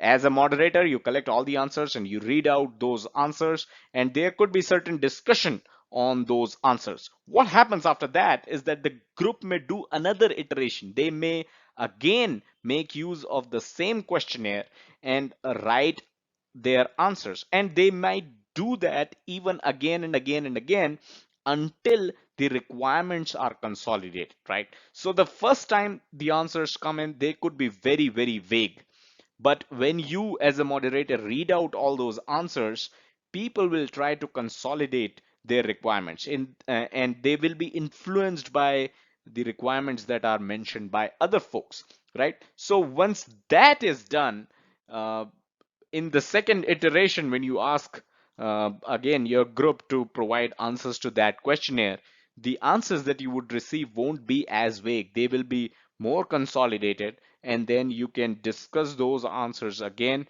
and there will be further consolidation. And based on that, you will come up with a set of requirements that are consolidated enough that they can be taken up as part of the project requirements, and a project can be designed around them. What's important is also the fact that Delphi technique is such a powerful tool that it can, its usage is much more than just collecting requirements. It can be used in other fields as well, and other fields like estimating the work, estimating the time it will take to accomplish certain work, right? So let's say from the requirements you are asked to create an e-commerce website, how much work it will take, how many resources you need. You can ask five stakeholders, and they all five can give their estimates of the work required or estimates of the time required. Based on the answers you receive, you can have a discussion on all the answers, and then you can ask them to go for another iteration and ask them for uh, their estimates again. This is going to give you an accurate sort of answer, right? An accurate sort of estimate where the entire team would agree on a certain estimate based on the Delphi technique, of course. So Delphi technique again finds its usage in many more areas, not just collecting requirements. And that is the reason why it is important that you understand the concept of Delphi technique, and it is possibly something that you can make use of, and not just in your projects, but in your real life scenarios as well. So that is all that we had in this video. Hope you learned something about the Greek mythology, the ancient Greek history, but that was not the intent of this video. The intent was to explain Delphi technique, and I hope you understand the Delphi technique in much better way now, and you'll be able to connect the Delphi technique, the concept of Delphi technique, with the history lesson that we took today. Subscribe to this YouTube channel if you haven't done so already, and check us out on our social media, facebook.com/PMP Lounge and twitter.com/PMP Lounge. And as always, do check out the website pmplounge.com, your number one free resource for PMP certification and project management industry information. Thank you. Hello and welcome to pmblounge.com. In this mini series of group creativity techniques, today we are looking into affinity diagrams. So what are affinity diagrams? How can they be helpful, right, for your project group, the group of stakeholders, right? Come up with creative ideas and help you in the entire process of collect requirements. We have gone over different techniques of the group creativity, different techniques in the group creativity techniques basically, and all of them will be available in the description below. In fact, in the next slide we are going over how and where does group creativity techniques fit into the scheme of things and fit into the entire syllabus that you need to study for your PMP exam. So let's get started. If you have already seen any of the videos of group creativity techniques, the next slide is going to be a repetition, so you can feel free to skip that one. All right, so first up, the knowledge area that we are discussing here is scope management. So this is the scope management knowledge area. This is where group creativity techniques fall, but where exactly in scope management knowledge area? So one of the processes of this knowledge area is known as collect requirements. So collect requirements is the process, and tools and techniques of collect requirements is where group creativity techniques comes up, and one of the group creativity techniques is affinity diagram. So I hope you can see the entire picture. The knowledge area that we are talking about is scope management. The process within scope management knowledge area that we are discussing is collect requirements, and the tools and techniques of collect requirements, many of the tools and techniques of collect requirements, among those many, one of them is group creativity techniques, and one of this group creativity techniques, one of these is known as affinity diagrams. There are other tools and techniques of collect requirements process, which are interviews, focus groups, facilitated workshops, group decision making techniques, and all of them we have already discussed in our previous videos.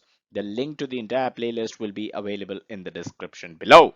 So I hope it's clear now why we are talking about affinity diagrams and where do they fit in the entire scope of PMP study.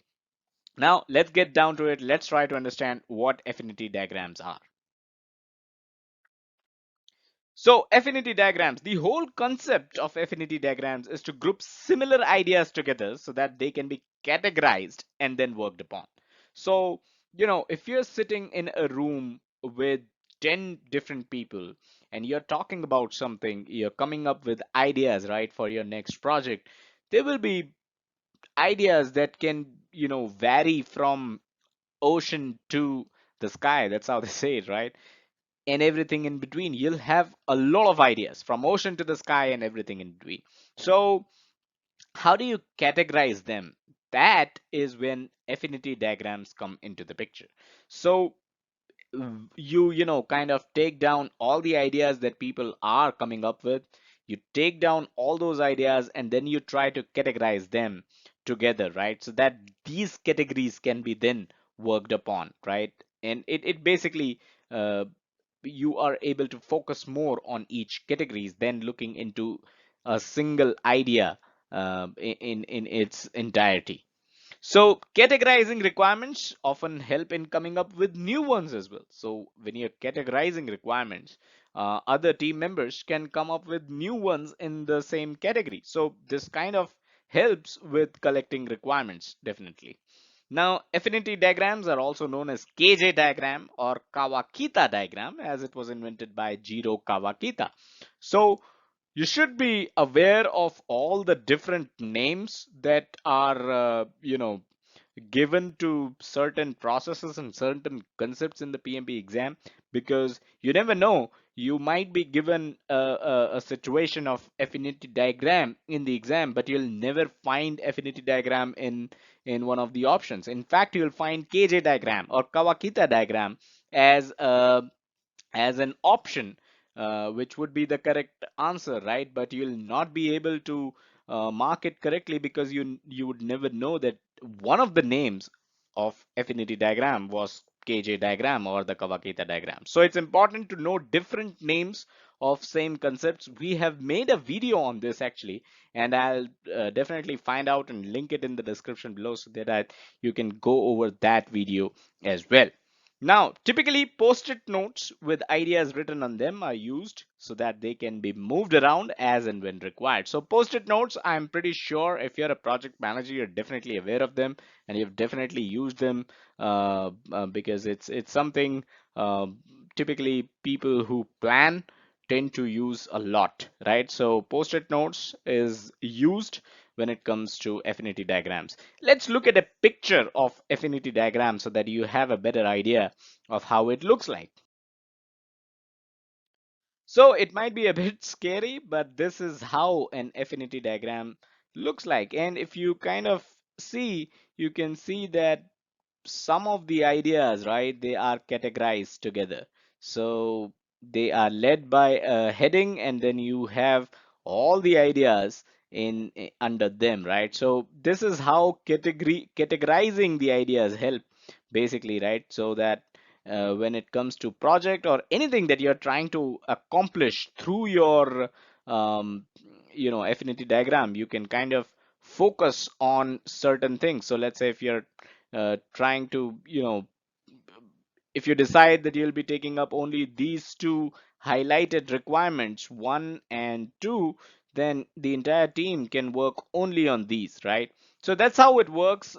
Basically, this is how a typical affinity diagram looks like. But let's get into the details and try to understand how you can make your own affinity diagram.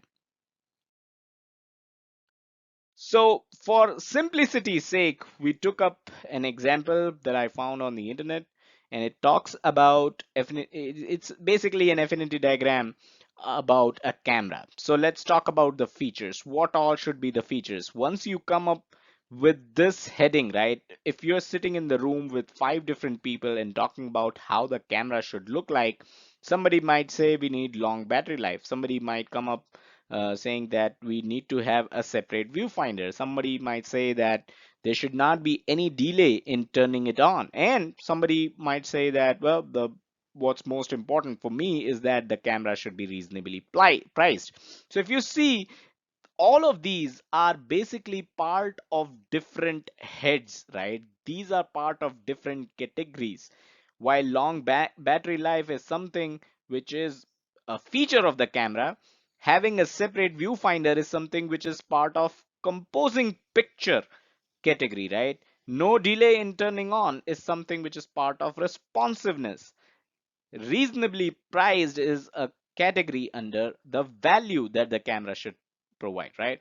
So when you come up with these 4 heads, these 4 categories, what is going to happen is someone in your group will start to think around features and might come up with another idea that large picture storage capacity should be one of the feature of the camera. Somebody else might come up and say, okay, when it comes to responsiveness, I think one of the thing that we can add in this category is that there should not be any delay in taking the picture, right? And similarly, somebody might come up and say, well, I don't need any delay in picture taking, but at the same time, the camera should be very easy to use. And this comes up in a different category of ease to use. So when you create a different category of ease to use, one other person in the group might come up and say, okay, I think it should be easy to select picture modes as well. There are different modes in the camera, right? So while you're talking about picture modes, somebody else in the group might say, yeah, I think while it should be easy to select picture modes, the camera should be able to take action pictures as well. Now, when you're talking about action pictures, you have definitely created a new category of features that are required or expected out of the product, which is picture capabilities, right? So this is how basically an affinity diagram works.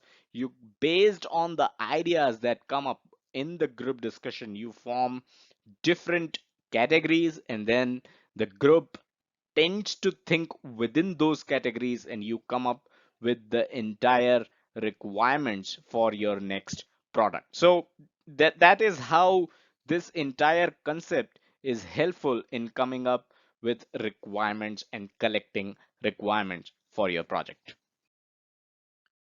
So that is all that we had in this video. Hope you learned something about affinity diagrams. Like I said, group creativity techniques is an important topic, and from exam perspective, you can definitely expect a question or two from these concepts. Subscribe to this YouTube channel so you don't miss out on such videos in the future.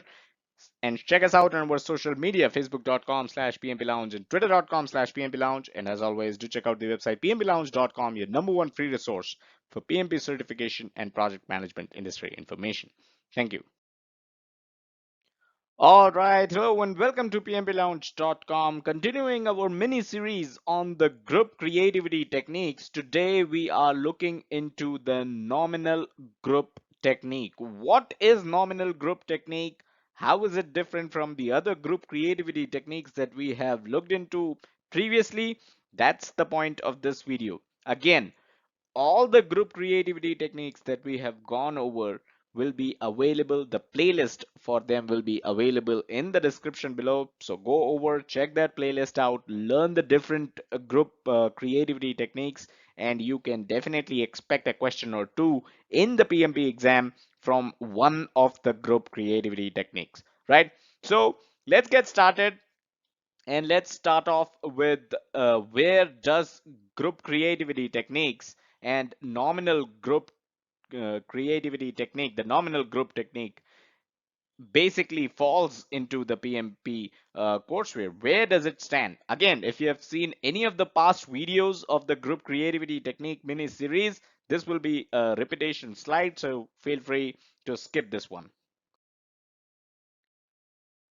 All right, so first up, we are talking about scope management knowledge area. That's the beginning, right? So group creativity techniques, all of this, they fall under the scope management knowledge area. And one of the processes of scope management knowledge area is collect requirements, right? So you might already know by now that there are different knowledge areas as part of the PMP courseware, and each knowledge area has certain processes. Now, collect requirements is one of the processes in the scope management knowledge area, and then there are tools and techniques in each processes. So group creativity techniques is one of the tools and technique of collect requirements process, right? And within group creativity techniques is where the nominal group technique falls in. There are other tools and techniques of the collect requirements process like interviews, focus groups, facilitated workshops, group decision making technique. All of them we have already discussed, and again the playlist for all of these will be available in the description below. So go over, check the other tools and techniques out. But today we are talking and focusing only on the nominal group technique. So let's get started without any further ado with what is nominal group technique. Now, although the name could be a bit confusing, but the nominal group technique is similar to brainstorming. So it's just like brainstorming, but the difference here is the fact that the group can actually vote on the ideas that they like. So I'd repeat here, nominal group technique is similar to brainstorming with the difference that the group can actually vote on the ideas that they like. So while in brainstorming, people are just throwing ideas here and there, nominal group technique is where the people in the group can vote on the ideas that they like. Now, what happens is the ideas are then ranked on the basis of the votes that they receive. So each idea receives certain votes. It's not, I mean, it's not mandatory that each idea will receive some votes, right? If the idea is really bad and it doesn't receive any vote, then that's how it is. So what happens is when every person in the group votes on certain ideas, the top ones are used for further discussions, while the bottom ones are basically scrapped off and they are, not discussed further and not taken ahead. So only the top ones are used to discuss further and are basically detailed and worked upon. So let's look at a picture which is going to help you understand how this entire nominal group technique thing works. So that's the picture I was talking about. So you can see voting by team member, and there is 8 points for first choice, 7 for second, 6 for third. So they need to vote on each idea. Whichever is their first choice, that is going to receive 8 points. Whichever is their second choice, that is going to receive 7 points. Whichever is the third choice is going to receive 6 points. Now, easy train. So these are basically all of these that you see here. These are certain solution options, right? So these are the options in the nominal group technique. And these are the folks in the group who have given their votes and points. So how many points do they give to each of the idea is the case, right? So webcast is a solution option for which Ray has given 8 points. That means it is his first choice. Again, Fred has also given 8 points, which means it is Fred's first choice as well, while Robin has given 7 points and his first choice is CBT run, right? So if you're a bit confused, you can go over this again. 8 points is what each of the group member can give to whatever is the first choice of the solutions, right? So whatever is the first choice among the different solutions listed here, 8 is the number of points that one can give to their choice of first solution. Then for second choice, Ray has selected CBT run and Robin has selected webcast, while Fred has selected my trainer. Now all these that you see here, right? Easy Train, Webcast, B2B, Learn, Blend Now, Learn Fast, CBT Run, Now Click, My Trainer, all of these are basically ideas. And the group is applying the nominal group technique on all these ideas, right? So what you do is once all of the three folks give their rankings to each of the ideas, right? Ray, Robin, and Fred, they give their rankings, they give their numbers to each of the ideas listed. The the addition is then listed as the points scored by each idea. So 13 is the total points that is scored by Easy Train, right? Similarly, all the points that were given by Ray, Robin, and Fred are added and listed in the points column. Based on the points that are received, the ranking is basically, they come up with the ranking. So the first rank goes to webcast, second rank goes to CBT run, and third rank goes to my trainer. And these are the three ideas which will be further discussed and further worked upon, and that is the entire crux of nominal group technique. That is how nominal group technique works. Everybody gives points to each of the ideas, and then the top 3 or top 2 or top 10 or how many the group wants, right? The top ideas are then selected and they are discussed further upon. So that's pretty much it that we had in this video. Subscribe to this YouTube channel if you haven't done so already to check more videos like this one. We cover every single concept of PMP over here at PMP Lounge.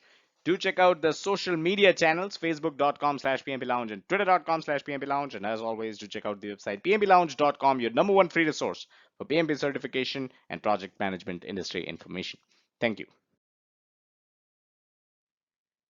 Hello and welcome to pmplounge.com. Today, continuing our mini series on the group creativity techniques, we are talking about context diagrams.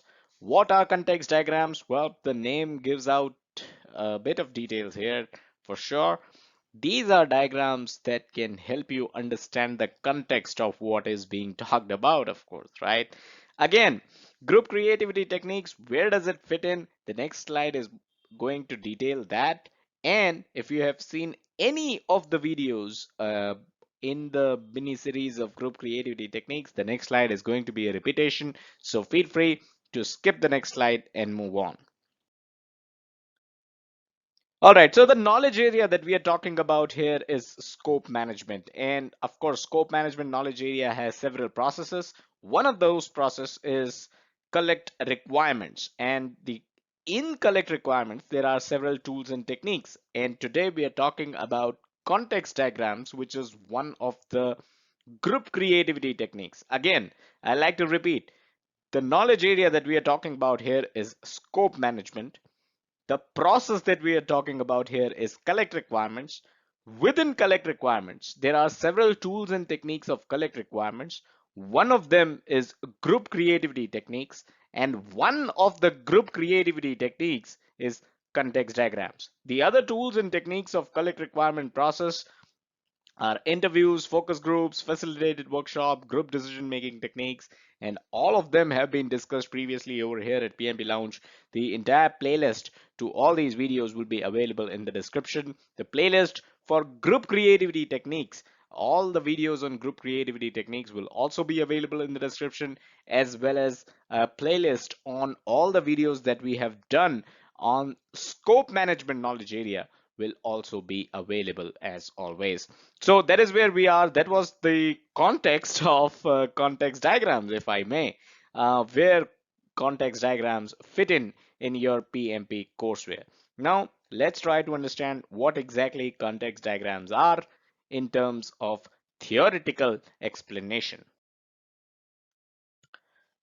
So context diagrams, like I mentioned earlier, as the name gives out a bit here, context diagrams help in visualizing how all the processes and features in the product scope relate to each other. So we are talking about the product scope, not the project scope here. Keep that in mind. So we are talking about the product scope and how all the processes and features relate to each other. That is what context diagrams try to explain here. And it can be termed as a pictorial representation of the product scope that shows how users will interact with it. So again, this is a context diagram give out the context of the product scope, and it can also be said that it is a pictorial representation of how users are going to interact with the end product of the project. Now, there are different types of context diagrams. Let's take a look at that. So you've got data flow diagrams, activity diagram, control flow diagram, system context diagram, workflow diagram, or just the workflow. These are different types of diagrams which are similar to context diagrams, and you might have, based on your job role and based on your industry, based on your position, you might have come across one or two of these, right? Data flow diagrams or workflow diagram or control flow diagram or things like that. So these diagrams are basically similar to context diagrams. So that is going to give you a better understanding of what context diagrams are. Let's take a look at an actual context diagram. So this is an example of a context diagram of an ordering system. So ordering system is the end product here, right? And what are the outputs? So ordering system, the accounting is um, one of the teams, right, or one of the functions that takes output from the ordering system. Another output from the ordering system are the complaints. So the customer service function can take another output from the ordering system and access the complaints that come in, right? So these are two of the outputs from the ordering system. Let's look at other outputs as well. So credit request, the credit authorization company, that function also takes an output from the ordering system. This function actually gives an input as well to the ordering system, and it gives the input of the credit status, right? So the output of the ordering system is the credit request. There is a request for credit, and the input is the status from the credit card authorization company, the status that goes into the ordering system. For accounting, any cash receipts is what is communicated by the ordering system to the accounting. Complaints are communicated again to the customer service department. Those are the outputs that ordering system is expected from customer service function perspective, and the input expected is the corrected orders from the customer service function. Similarly, there are other functions. So you've got the customer itself, you've got the warehouse, and how the ordering system deals with all these, right? So you've got ordering system when it talks to the warehouse, it is basically giving an output of the picking list to the warehouse. That's all. It's a one-way communication here. While when it comes to the customer, you can see there are multiple ways of communication. You've got orders which are coming in into the ordering system, the order status which is going out of the ordering system. You've got payments which are coming in into the ordering system by the customers, of course, and you've got complaints that are coming in into the ordering system by the customers. So this is how basically a context diagram looks like. It gives you a context. Like I said, similar kind of diagrams are available out there, and you might have gone through one or two of such diagrams. So context diagrams, again, if you're in a group, if you're in the collect requirements process, if you're making use of the context diagrams, group creativity technique, you can sit with your group, you can create a context diagram, and that way you'll be able to understand. You might have come up with all these requirements, but you might have forgot how complaints will be handled, right? So when you're drawing the context diagram is when you'll be able to see what the flow of the complaints should be, where should complaints come from, where should complaints go to, and that way you'll be able to come up with better requirements, and that way you'll be able to come up with uh, the creative solutions and ideas for your product. So that's all that we had in this video. Hope you learned a thing or two about context diagrams. As always, we have several other videos on PMP concepts on this channel. So subscribe to this YouTube channel if you haven't done so already. Check us out on our social media, facebook.com/PMP Lounge and twitter.com/PMP Lounge. And as always, do check out the website pmplounge.com, your number one free resource for PMP certification and project management industry information. Thank you. Hello and welcome to this quick video on brainstorming. This is a continuation of our mini series on group creativity techniques. Again, where does group creativity techniques fit in and how is brainstorming a part of it? All of that context will be clear in the next slide. Like I mentioned earlier, this is a mini series on group creativity techniques. All the other videos, all the other techniques that we have covered as part of the topic group creativity techniques will be available in the description below. The entire playlist will be available there. Let's get started. Let's try to understand, where does brainstorming fit in the PMP courseware? So the knowledge area that we are talking about here is scope management. And again, this slide will be a repetition for you if you have seen any of the previous videos of group creativity techniques. So feel free to skip this slide. So the knowledge area that we are talking about here is scope management. Within scope management, there are several processes. This process is called collect requirements. So collect requirements is the process which we are dealing with. Now, within collect requirements, one of the tools and techniques of collect requirements process is group creativity techniques. And within group creativity techniques is where brainstorming falls in. So, like I mentioned earlier, we have discussed all other group creativity techniques. The playlist will be available in the description below. And there are other group creativity techniques as well, like interviews, focus groups, facilitated workshops, group decision making techniques, and all of these uh, uh, tools and techniques of collect requirement process. These videos will also be available in the description below, where we discuss everything that there is in the collect requirements process. So that playlist will also be available in the description. We have discussed we have basically covered a lot of ground on scope management knowledge area as well. So I'll link to that playlist in the description as well, where you can learn more about scope management knowledge area and all of the processes that are part of scope management knowledge area. So let's get started. Let's try to understand what brainstorming is. Now, brainstorming is basically what you can imagine and what you already know about. So brainstorming, it is a group creativity technique. It is by which the group tries to find a conclusion for a specific problem by gathering a list of ideas spontaneously contributed by its members. The key here is spontaneously. So we are basically trying to, when we say let's brainstorm something, we are basically trying to gather the entire group, get in a room, and come up with ideas spontaneously, right? So that's the whole point, right? To be in the same room at the same time, or on the same call, or whatever, um, to be in the same environment and think of ideas and come up with ideas which are spontaneous in nature, not think through.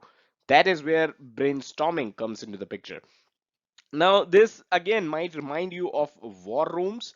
War rooms are where people are basically staged at the same location, and they try to resolve a problem. So brainstorming is quite similar to war room in the sense that, much like war room, the group meets to generate new ideas and solution around a specific domain of interest by removing any inhibitions, right? Any disturbances or any ideas which might not be as useful if they come up with those ideas in a singular fashion, right? And when they are kind of thinking about it alone, right? So brainstorming basically helps to build on ideas of each other so that the best ideas can come out from the group. Of course, this is extremely important when it comes to collecting requirements, because as a group, the group will come up with, as a group, the kind of requirements that will come out of brainstorming session are going to be much more elaborate, and would, kind of um, recommend and come up with the best possible details of the product which is required as part of this project, as a result of this project. Now, why brainstorming? So we've touched on it a bit, but let's try to see what other points we have on why you should use brainstorming. So with the use of this technique, people are able to think more freely, and they suggest many spontaneous new ideas. Like I said, the key here is spontaneous. People have to be spontaneous, and they have to come up with ideas building on top of ideas from the peer members of the group, right? And this helps in having them think more freely. All the ideas are noted down and are not criticized, and that's the key here. The key of brainstorming is to make sure that the ideas of other group members are not criticized. Whatever a group member suggests needs to be taken down, needs to be noted down, needs to be jotted down. No criticism for any idea is allowed at this point. Once the brainstorming session is done, right? Once everybody agrees that there could be no more ideas now, that is when all the ideas which were listed will be evaluated, right? So no criticism is done when somebody comes up with an idea for the first time. It is simply taken down, and it is also possible that others build on those kind of ideas, even if the original idea wasn't as good, right? So that is why criticism is not allowed, to kind of allow this kind of growth on top of ideas from different members of the group, right? So only after the brainstorming session is complete, that is when all the ideas are evaluated. This term, the brainstorming, this term was popularized by Alex Packney Osborne in the 1953 book Applied Imagination. Of course, this last sentence has nothing to do with the PMP exam, but definitely a good to know information on how brainstorming, the word brainstorming, came to be. So that's pretty much it that we had in this video. Hope you enjoyed it. Hope you kind of learned what brainstorming is if you didn't already know. Subscribe to this YouTube channel if you haven't done so already, and check us out on our social media, facebook.com/PMP Lounge and twitter.com/PMP Lounge. As always, do check out the website pmplounge.com, your number one free resource for PMP certification and project management industry information. Thank you. Hi and welcome to bmplounge.com. Continuing our mini series on group creativity techniques, today we are looking into benchmarking. So, benchmarking again is one of the group creativity techniques, how a group can get together and come up with requirements of the project. So, benchmarking is again one of the ways the group can do it. There are many other ways. which are covered as part of group creativity techniques, and we have discussed all of them. The link to all of them will be available in the description below. The entire playlist will be available in the description below. Again, let me tell you, where does benchmarking actually fit in your PMP courseware? The slide that we are going to discuss now will be a repetition. If you have seen any other video on this mini series of group creativity techniques, you can skip over. Feel free to skip over the next slide and then go on directly to the understanding of what benchmarking really is. So the knowledge area that we are discussing here is scope management. So there are 10 knowledge areas. One of them is scope management, which is the knowledge area in question here. Every knowledge area has several processes. Under scope management, the process that we are talking about here is collect requirements. And again, we have discussed all other knowledge areas of scope management already. The entire playlist to all the videos of scope management will be available in the description, so feel free to check that out as well. Now, when we talk about the collect requirements process, we discuss several different tools and techniques that are used in this process. And one of the tools and techniques of collect requirements is group creativity techniques, and one of the group creativity techniques is benchmarking. There are other tools and techniques of the collect requirements process, like interviews, focus groups, facilitated workshops, group decision making techniques. Again, all of these have already been discussed. The link will be available in the entire playlist. The link to the entire playlist will be available in the description. So benchmarking is what we are discussing today. Let's get started. Let's try to understand what exactly is benchmarking. So the word benchmarking, if you're hearing it for the first time, is basically when you need to understand it. But if you're already aware of the English literal meaning of benchmarking, you know that benchmarking is typically comparing with the industry's best. So the best in the industry is the benchmark where everyone wants to reach to, right?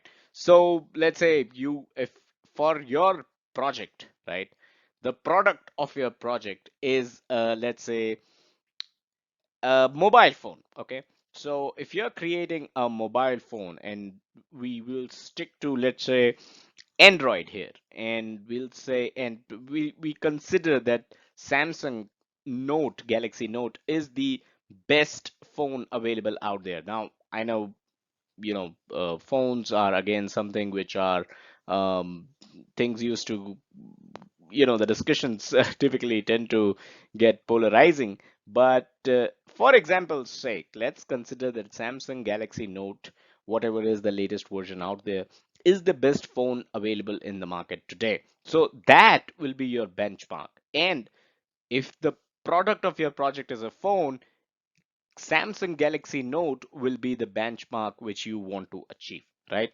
So which your product you are going to compare directly with the Samsung Galaxy Note. So more precisely, now again, if you drill down into benchmarking, you'd understand that this might not be an exact direct one-to-one comparison with the product. This can also mean, if you're talking in precise terms, benchmarking is often the comparison of the processes and practices of your organization with the best, right? So not just the end product of Samsung, you might want to compare your organization's processes and practices with that of Samsung, since they are the industry leader. So that is where benchmarking comes into the picture. Now, why benchmarking when we are talking about collect requirements? Again, we'd go back to the first definition that we discussed of the Samsung Galaxy, when we took the example of Samsung Galaxy Note phones, right? Benchmarking can help compare the product of your project with industry's best product, and thus help with requirements gathering. So let's say you are collecting requirements for the product of your project, which is a phone, and you realize that Samsung Galaxy Note, which is the market leader, which is the best in the market today, contains a stylus. A stylus can be a requirement that the group can discuss upon and consider whether they want to have a stylus with their phone, right? So that is why benchmarking is important when it comes to collecting requirements. Again, the aim here is not to create a replica of Samsung Galaxy Note, right? You should not aim to create a replica, but you need to ensure that the expected features are covered as part of the collect requirements process. So if you are targeting the customers of Samsung Galaxy Note, if you want to deliver the product of your project in that market segment, you need to make sure that you are delivering the expected features. If the expected features, if that market segment expects a stylus with their phone, and that is the best phone in the market, and that is your benchmark, then by all means, your product should also have a stylus. And that is how benchmarking can help you and gather requirements for your project. So that's how benchmarking is helpful and is often used during the collect requirements process. That is all that we had in this video. Hope you understood and learned a thing or two about benchmarking and how it can be helpful in the collect requirements process. Subscribe to this YouTube channel if you haven't done so already, and check us out on our social media, facebook.com/pmblounge and twitter.com/pmblounge. As always, do check out the website pmblounge.com, your number one free resource for PMP certification and project management industry information. Thank you. Hello and welcome to pmblounge.com. Continuing our mini series on group creativity techniques, today we are discussing document analysis. And if you're wondering why is this series unstoppable and something which never ends, I'd like to inform you that document analysis is basically the last group creativity technique that is there as part of your PMP courseware. So document analysis is the last group creativity technique that we are discussing here. Again, all the group creativity techniques that we have discussed till date, the entire playlist will be available in the description. So let's get started. But before that, let's try to understand where does group creativity techniques and document analysis fit in the entire PMP certification courseware.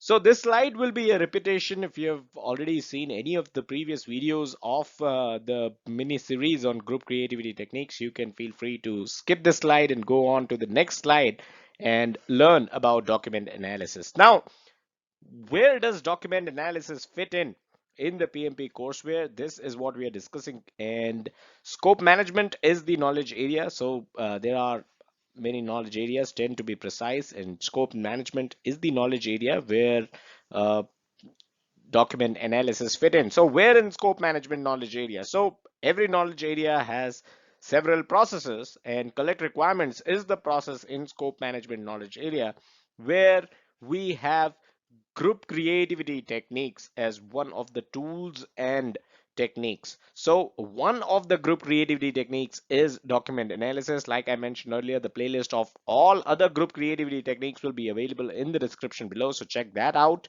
There are other tools and techniques as well of collect requirements process, and they are interviews, focus groups, facilitated workshops, group decision making techniques. We have discussed them as well, and the playlist of all those videos that we have done on these different types of group creativity techniques, the tools and techniques of collect requirements process will be available in the description. Again, there is one more playlist that you can check out, which is all the videos that we have done on the scope management knowledge area. That is also going to be of utmost help if you are learning and studying the scope management knowledge area. All right, with that being said, let's get into what document analysis basically is. Now, the name gives it, right? The name gives it out. Document analysis, let's take a theoretical um, understanding of it. So, theoretically, document analysis involves reviewing the existing documentation of comparable business processes or systems in order to extract pieces of information that are relevant to the current project. So, I hope it's clear, right? You are basically reviewing the documentation which is existing in the system, right? And you are, and these documentation should be of comparable processes or systems, right? These cannot be random documentation pulled out of anywhere, right? So once you have that kind of documentation, you can extract pieces of information from such documentation which are relevant to the current project and in therefore should be considered as project requirements, right? So that is how you perform document analysis. The very basis is that by analyzing the documents of previous project requirements, for the next project can be unearthed, right? So when you're analyzing the documents of the previous projects, you will be able to come up with requirements for your next project. And again, this is helpful because when you we discussed this in benchmarking as well, right? You want to make sure that your product is up to the standards. Your product is basically delivers on the expectations of the users, right? So in order to do that, analyzing the documents of past projects of not just your own organization, but if you can get your hands on products of other organizations, you can make use of them as well and analyze those documents to come up with the requirements for your own project, which will be able to define the product of your project. Again, how is this a group creativity technique then? Well, basically you have documents like business case, system requirements, lessons learned, and there could be other knowledge based system that is being used by a certain organization, right? So these things, right? These documents and these kind of materials can be used: business case, system requirements, lessons learned, and any knowledge base that the organization may have. These can be referred to in the document analysis process. And the different group members, right? So if you have SMEs from, let's say, if you have business analyst in the group where you are performing the group creativity technique, a business analyst, right? If you have a business analyst in the group, he will be the most suitable person to read and analyze the business case of another project. He might not be as good in reading system requirements, right? For that, you need engineers, for that, you need SMEs to be able to read and decode system requirements and come up with requirements for your own project. So that is how it works. And this is why it is a group creativity technique. It is a group exercise. And the expectation is that when group goes over such past documents, they will be able to creatively come up with requirements for the next project. So that's pretty much it. That's all that we had in this video. Subscribe to this YouTube channel if you haven't done so already, and check us out on our social media, facebook.com/pmplounge and twitter.com/pmplounge. And as always, do check out the website pmplounge.com, your number one free resource for PMP certification and project management industry information. Thank you. Hi and welcome to pmplounge.com. Today, in our last leg of discussing the collect requirements, tools, and techniques, we will be talking about questionnaires, observation, and prototypes. Again, these are tools and techniques of collect requirements. There are many other tools and techniques of collect requirements which we have covered earlier as well.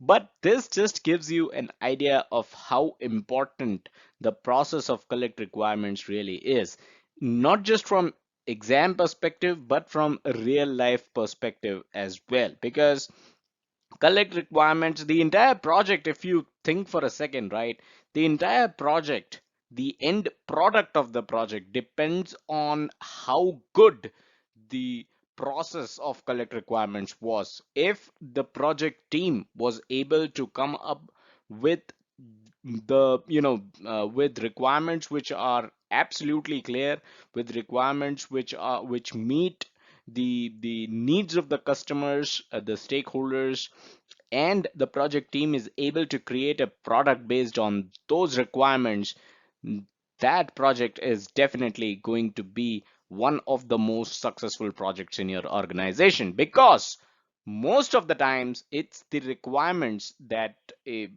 kind of goes wrong. The collect requirements process is the culprit when it comes to projects that fail, and we have seen that in many of the reports that we have covered, many of the PMI reports that we have covered over here at pmplounge.com. Feel free to check out those reports in the playlist Go there, check out some of the PMI reports, and there is a lot of insights and a lot of insightful data already available on this YouTube channel. All right, let's get started with questionnaire, observation, prototype. But before that, let's take a quick look at what all tools and techniques we have already discussed over here at pmplounge.com. So the tools and techniques that we have already discussed are interviews, facilitated workshops, focus groups. Then there was group decision making technique, which involves unanimity, majority, plurality, dictatorship. The videos for all of these, by the way, are available in on this channel. I will share a link, a direct link to all these a playlist which contains all these videos basically.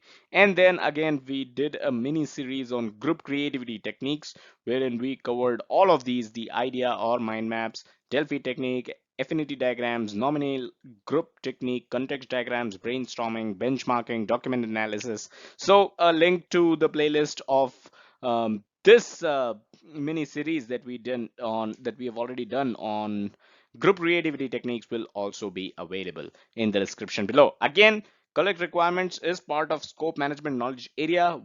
Every video that we have ever done on scope management, the entire playlist of scope management will also be available in the description. All right, let's get started with the first point on the agenda today, and that is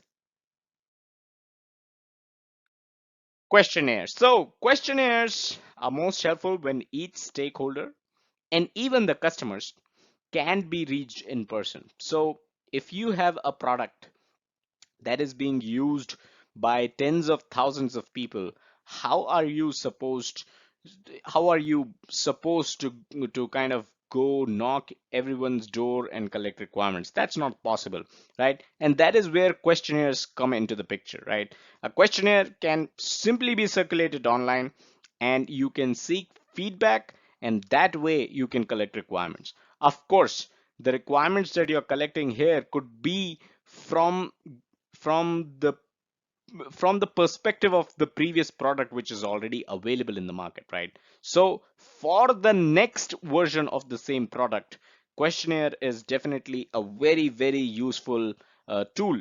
Again, if you are launching your product in the market for the first time, again, that could be something where questionnaires can be made use of. Let's say you are let's say a mobile making company, right? A new mobile making company. You can definitely circulate a questionnaire online and seek what people expect out of their mobile phones, right? So even though you don't have your own mobile in the market right now, but what existing customers of different mobile phones expect from their phones, that can be gathered through a questionnaire, right? Again, when you launch your mobile phone, your first mobile phone in the market, for your next mobile phone, your next iteration, right, your next product, you can definitely ask what went wrong with your first one, or any other features that the existing customers would like to see in your next mobile phone. And a company that has done that recently and have made use of social media and all is OnePlus. That comes to my mind. They've done something like this with their OnePlus community. All right, the next point here is observation. So what is observation? Now, of course, a feedback from the questionnaire is definitely very crucial, but it might not always correctly represent what the user actually needs. And I say that because not every user, not every stakeholder, not every customer can put his or her requirements or his or her feedback in words which your company, your project team can understand. That is always possible, right? So that is where observation steps in, and you all you do is you observe users while they're using the product, right? That is definitely going to be much more insightful. So you typically ask user, you can actually host an event where you call up all your users, you give them the infrastructure, you give them the environment, you ask users to make use of your product, right? And by observing them, you can definitely collect a lot of requirements either for your current product, in which case the product which is being tested by the users will definitely be a beta program. If you see all these mobile world congress and events like that, right, there are a lot of products available in these events, are displayed in these events, which are not production units. They are which are not final units. They are simply production units, and it's mostly a beta unit. And what the companies want from their customer is to come in, make use of the product so that they can observe what they need to do to come up with a better version of their product. So that is where observation comes into the picture. And again, it is something where you don't really need users to give you feedback in writing, right? All you do is just observe the way they are using your product. And finally comes in prototype. Again, it's similar to what we discussed in observation, because a prototype is basically a model of the product that should give the stakeholders a good idea of what to expect. Now, apart from the example that we just discussed of mobile phones, if you have ever worked on any web-based project, if you have ever created a website for any of your customer, you would know what I'm talking about, because typically we create a template and we give that template to the customer so that the customer can look at the design and the look and feel of the website. Once the customer is good, we proceed and kind of integrate, let's say, payment gateways or enable the databases and whatever other features that we need to add to the website. But a prototype is basically a model. It can be a partially working model or a non-working model as well, but that gives stakeholders a really good idea of what they can expect. Now, there are points, there are situations when users look at the prototypes and they come up with requirements which no one could have thought of in the beginning, right? Requirements which were not present in your requirements document, right? Requirements which were actually ignored by everyone in the beginning, and a user, while using the prototype, might realize that there are certain requirements that have been missed, and that is when a user can report back certain requirements. And again, that's very important from collect requirements perspective, because this helps in avoiding change requests which would eventually come in later if these kind of requirements are not met. So prototype is again a very helpful, a very useful model that is used in several industries. In software development, of course, prototype makes more sense if you're following the agile or the iterative model, because waterfall model doesn't give you that freedom of creating a prototype and then displaying it, showing it to the customer, asking the customer to make use of it, or asking other stakeholders to make use of the prototype, and then collecting requirements again. In agile or in iterative world is where you keep on churning out uh, iterations of the product and come up with the final product in the end. That way, one of the iterations can be used as a prototype and a customer can look into it for sure. So again, prototyping suits much more to agile and iterative models rather than projects that are handled in the waterfall model. This, of course, is limited. The last point is, of course, limited to software development and the IT industry as such. And that is all that we had in this video. This completes our entire tools and techniques series on collect requirements process. Hope you were able to make sense out of this very important process. Subscribe to this YouTube channel if you haven't done so already. Check us out on our social media, facebook.com/pmplounge and twitter.com/pmplounge. and send your queries at pmblounge@gmail.com. Those queries can be related to PMP or anything that you want to discuss. And as always, do check out the website pmblounge.com, your number one free resource for PMP certification and project management industry information. Thank you. Hi and welcome to pmblounge.com. Today we are looking into requirements traceability metrics.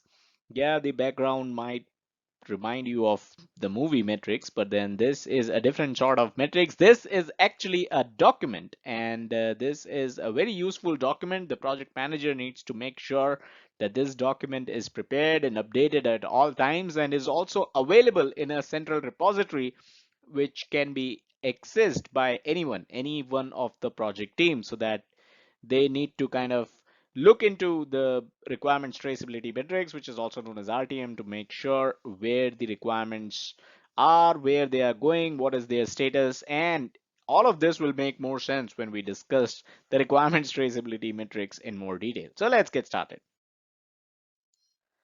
All right, so we are going to typically answer the basic questions. The number one question is the why. Why requirement traceability metrics? Why is it important? Which is one of the questions we try to answer whenever we cover a new topic. So this is one document which can help you with a high level view of how each requirement ends up in the product of the project. So all the requirements, all the 500 tools and techniques that we have already discussed on and a playlist link to it will be available in the description below.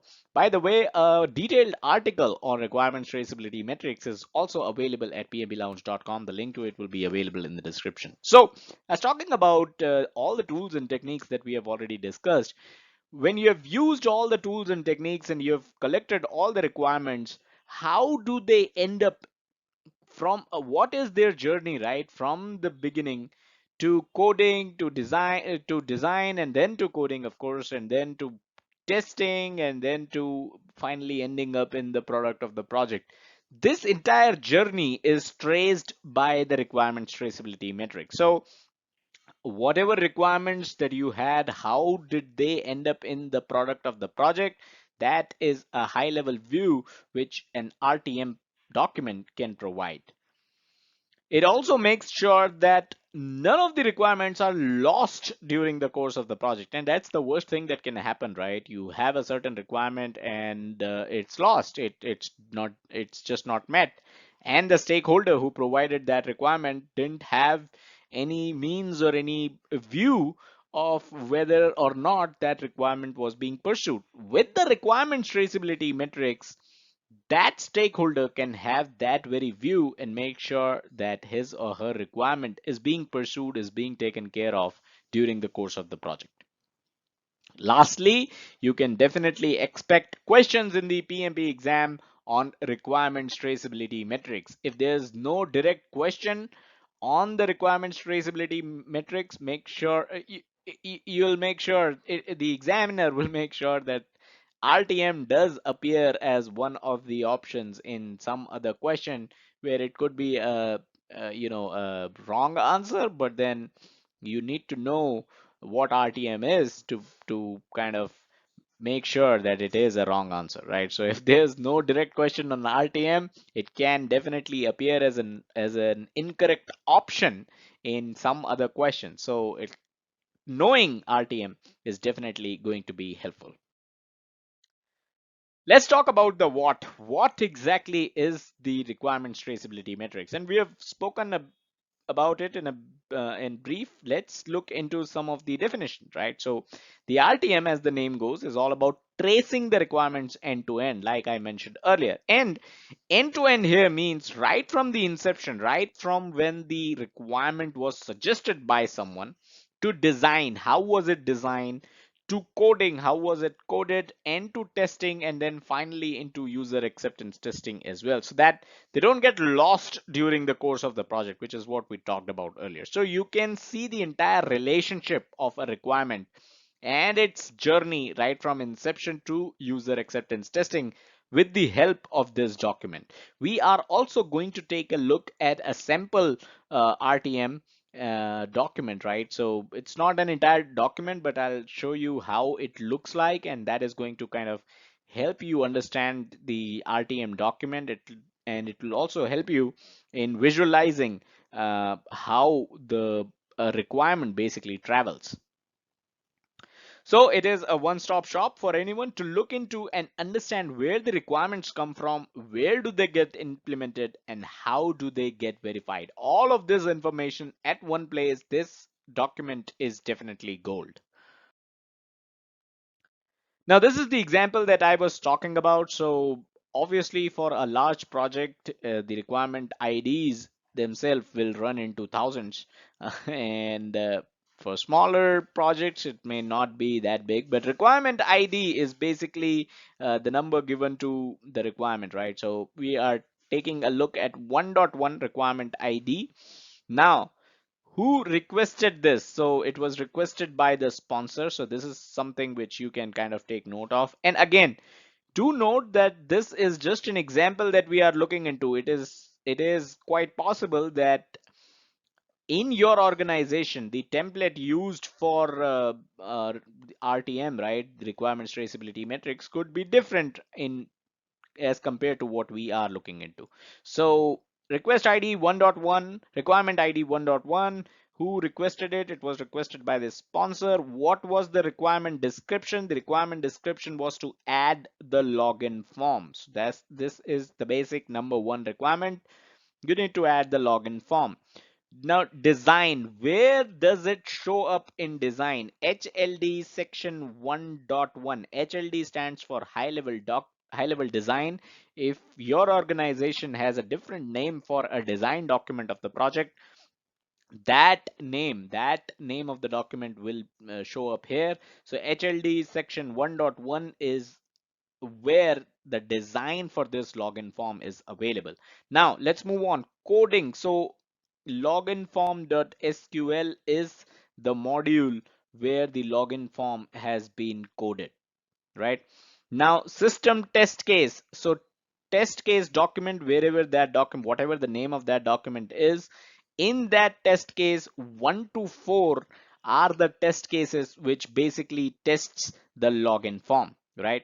And then UAT test case. So in the UAT test cases document, test cases 1 to 3 correspond to testing of the login form, right? So did you see how requirements, how one requirement of adding a login form is traveling, right? It was suggested by the sponsor. The description was add the login form. It is mentioned in the high level design document section 1.1. Login form.sql is the coding module. And then finally, these are the test cases that the login form corresponds to. So this is the journey of the requirement login form. And similarly, all the requirements of the project, each and every single requirement of the project will be listed in the RTM document. And of course, it will be a very big document, but then this is a document that is going to make sure that none of the requirements are, you know, are lost, and every single requirement is being met. And what is the corresponding, design element, what is the corresponding coding element, what are the corresponding test cases to each of the requirement. This makes sure that you are not missing out on any of the requirement, and this document makes sure from stakeholders perspective, they can simply search for their requirement and make sure the corresponding elements of design, coding, and test cases are available. So this is why it is extremely important. This document is extremely important. This document is something which is which should definitely be a mandate on each and every single project. Now let's try to understand the when and the how. When do you create it? You should, as per the suggestion is that requirements traceability metrics should be created at the very beginning of the project, as it forms the basis of the project scope and incorporates the specific requirements and deliverables that will be produced, right? So all the requirements, since all the requirements will be available in the requirements traceability matrix, it makes sense that it is created in the very beginning, so all the stakeholders can look into it and make sure that their requirements are listed. So a clear picture of the project scope comes out, and clear picture of the deliverables of the project also comes out. So that is why it is important, when you're done collecting requirements is when you should be creating the requirements traceability matrix. And how do you create it? So there are certain software like Quality Center is one of the software that I have personally used in the past that generates the RTM, right? The requirements traceability matrix. And similarly, other different organizations may have their own software to generate RTM, right? So if an organization gives that kind of importance to a requirement traceability matrix, they might have their own software to generate the RTM, and they might have their own software that makes it easier and simpler to generate an RTM.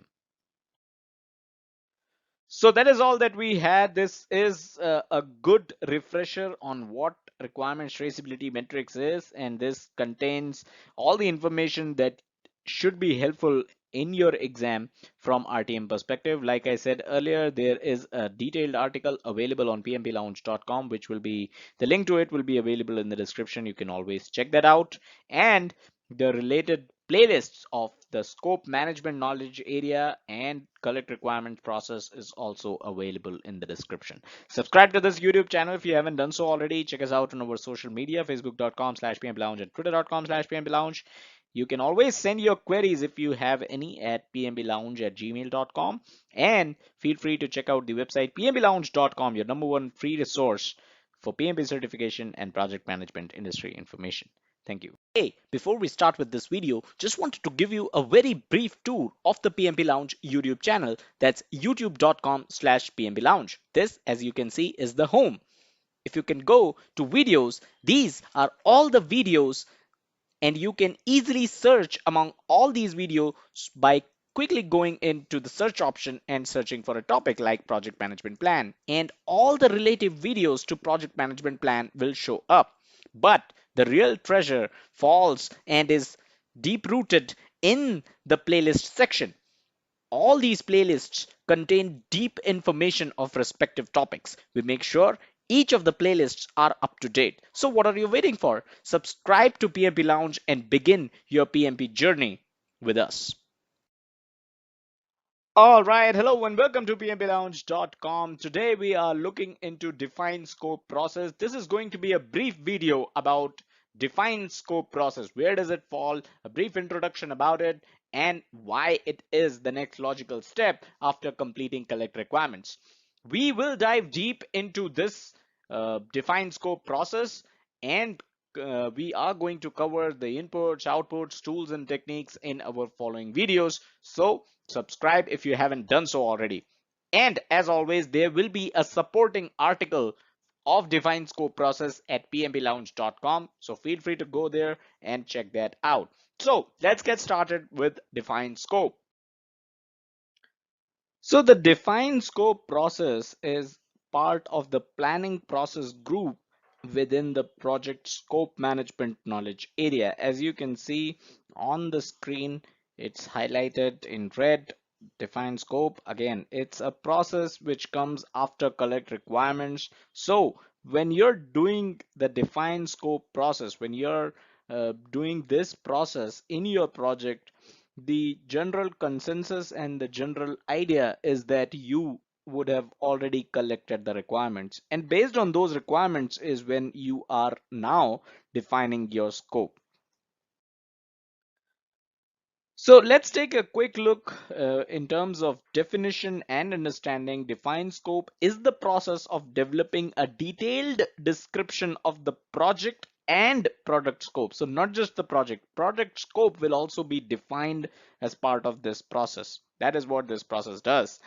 Now, it can also be considered as drawing the boundary of the project and finalizing the project scope. So you're not just you're developing a detailed description of the project scope and the product scope But in addition to that, you are also defining a boundary around the project scope, right? And you're finalizing it. All of that in the define scope process itself. Now, there are certain points that you should always remember in terms of the define scope process. Like I said, this is a short and brief video, just an introduction of the define scope process. We are definitely going to have more videos on define scope, wherein we'll cover the inputs, outputs, tools and techniques and whatnot. So the first point to remember is that a clearly defined scope is extremely important to project success. As an ill-defined scope, a scope which is not defined the way it should be, will eventually lead to conflicts, rework, and stakeholder discontentment. Of course, nobody wants to work on a project that doesn't even have the project scope defined clearly, right? And when we talked about the boundary, right? We are also considering here the fact that this is this process, the define scope process, comes after collect requirements. So you've already collected all the requirements, and it is only fitting that you define the scope after you're done with the collect requirements process. But like I said, when we were talking about drawing the boundary of the project, right? What is the boundary of the project is basically it is what the third point says, wherein that the project scope is not just outlining what will be delivered as part of the project, but it is also laying emphasis on whatever that is excluded from the scope, right, will not be delivered. And that is the point about drawing a boundary of the project scope. We are making sure that we know what is going to be delivered, but whatever that is not part of the project scope and the product scope, the stakeholders need to understand that these items, whatever that is excluded from the project scope, will not be delivered, right? So when that boundary is drawn, and this is why defined scope is an extremely important process, because when that boundary is drawn, that is where conflicts, any kind of rework will be avoided at all times, right? Because everybody knows, everybody is on the same page, everybody knows what will be delivered, everybody knows the boundary of the project, and everybody knows what they can expect from the project just by going through what the scope is. And how do you come with the scope? Of course, through the defined scope process. So that's all that we had. Like I said, this is only an introduction. More videos will follow. Do check out the detailed article on pmplounge.com, which will be the link to it will be available in the description. Subscribe to this YouTube channel if you haven't done so already. Check us out on our social media, facebook.com/pmplounge and twitter.com/pmplounge. If you have any queries on PMP or anything related to project management, feel free to send that out to pmplounge@gmail.com. And as always, do check out the website pmplounge.com, your number one free resource for PMP certification and project management industry information. Thank you. Hi and welcome to pmplounge.com. Today we are going over the tools and techniques of the defined scope process. We have made a video earlier on what defined scope process is. I'll link to that in the description, so you can definitely go over and understand what defined scope process is, where it falls, and where we are basically when it comes to the PMBOK syllabus, right? So today we are discussing the tools and techniques. There are three tools and techniques used for defined scope process. One is facilitated workshops, product analysis, and alternatives generation. So let's get started. Let's try to understand what these three are. So facilitated workshops, as the name goes, right, you need to go over the requirements that you have already collected in the previous process, which was the collect requirements process. And you need to go over all the requirements that you have collected with the stakeholders at the same time in the form of a workshop. So you basically seek time from all the stakeholders, you invite all of them, you conduct a workshop, and you go over all the requirements that you have collected in the collect requirements process. Now this is going to help and narrow down on the project scope, because while collecting requirements, and there are so many tools and techniques of collect requirements, we have covered all of them. I'll leave a link to the entire playlist of that below. You can go over that. So there are so many tools and techniques for collecting requirements, and once you have all those requirements, you need to narrow them down and come up with a project scope. How do you do that? You do that with the tools and techniques of the defined scope process, and one of them is facilitated workshops, where you invite all these stakeholders and try to come down on the project scope, right? Narrow down on the project scope. So there's one important goal, right, or one important part of this technique, that is to ensure that requirements have quantifiable goals. So you don't, so while you're collecting requirements, right, you can have certain requirements that cannot be quantified, that cannot be measured. But with facilitated workshops, in the presence of all these stakeholders, you need to make sure that the all those requirements have quantifiable goals, they can be measured. And here's an example, right? So Jack says, we need to make sure with this project, our product gets easier to use. Now, easier to use, that is not something which can be measured. That's not quantifiable. But what Jill says is measurable. That's quantifiable. Jill says, our goal is to reduce customer support requests by 15%. So when you're doing your project, you need to make sure, you need to define your scope in a manner that the product is easier to use to the customers. You can target when do customers come back and ask for support on what kind of topics related to the product of the project. And then on those areas, right, on those topics, you can work on and make sure that those areas are made easier, so that support requests are reduced by 15%. So that is a quantifiable goal. That is something facilitated workshops can definitely help you come up with. Moving on to product analysis. So while you're collecting requirements, right, in your collect requirements process, while you're collecting all the requirements, you will come across a strange thing, and that is that every stakeholder, they tend to, and they are inclined to talk about the requirements from the perspective of the product and not the perspective of the project, right? So everybody will talk about how the product should be. They'll not talk about what you should be doing in your project to make sure that the product changes, or the product incorporates the change, incorporates the requirement that they are talking about. So let's take an example here, right?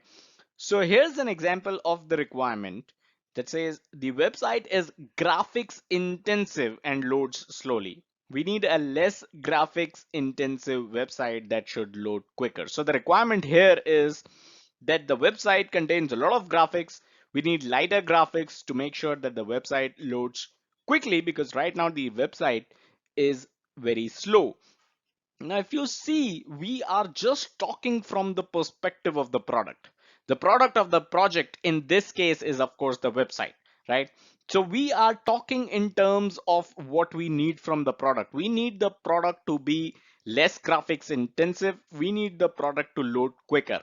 But what do you need to do to make sure that this is resulted in the product, right? This result, this change, this requirement is applicable to the product. What do you need to do in your project? And that is where product analysis comes in the picture, right? So with this technique, you need to convert these product oriented requirements into actual project work. So with continuing the example that we just talked about, will help you understand this in a much better fashion. And that is, the graphics team needs to come up with lighter graphics for the website. Now, do you see the difference between both the examples? In example one, we talked about the product of the project. We just talked about the website. We just said that the website should load quicker. The website should have graphics which are, lighter, right? But when we are doing this product analysis, when we are applying this technique of the defined scope process, we define the scope of the project, and we come up with the scope statement that says the graphics team needs to come up with lighter graphics, right? So this is a project oriented requirement. right? Let me highlight that for you. So this is the project oriented requirement, while the one above is definitely a product oriented requirement. This, they don't talk about what you need to do in your project to make sure this is achieved, right? This, they don't talk about what you need to do in your product, in your project to achieve this, but this talks about what you need to do in your project to achieve this result in the product. So that is why product analysis is an important technique, and that is the use of the product analysis technique. Now let's move ahead. Alternatives generation is the third tools and technique for the define scope process. And what it talks about basically is coming up with other ways of accomplishing a job. There could be a job, and you need to come up with the alternate ways, right? Because the alternate ways, with by thinking about the alternate ways, you can come up in most cases with a better approach of doing things, right? So that is why you use this technique to make sure you are doing, accomplishing the scope of the project in the best way possible, right? So this is a technique of define scope because it may lead to a change in the scope or other project constraints, right? So when you're making use of this technique, right, your scope may change, or any other constraint of the project, right, like your time, your cost, they may also change. So that is why you are going over this process in the define scope process itself. You are making use of this technique in the define scope process itself. It'll be much clearer when we look at an example here, right? So can the existing IT infrastructure with another department, which is available with another department, be used for 2 weeks to meet the testing requirements of the project?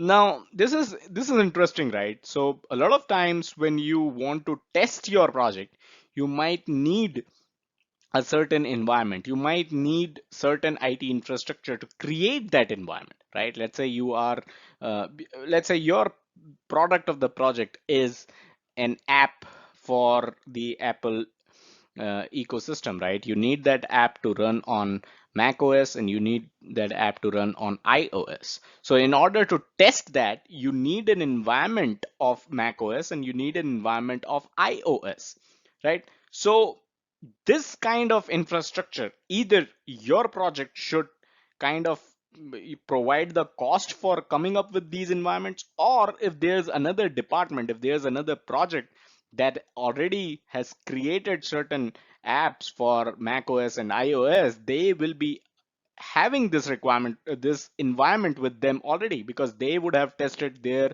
apps too.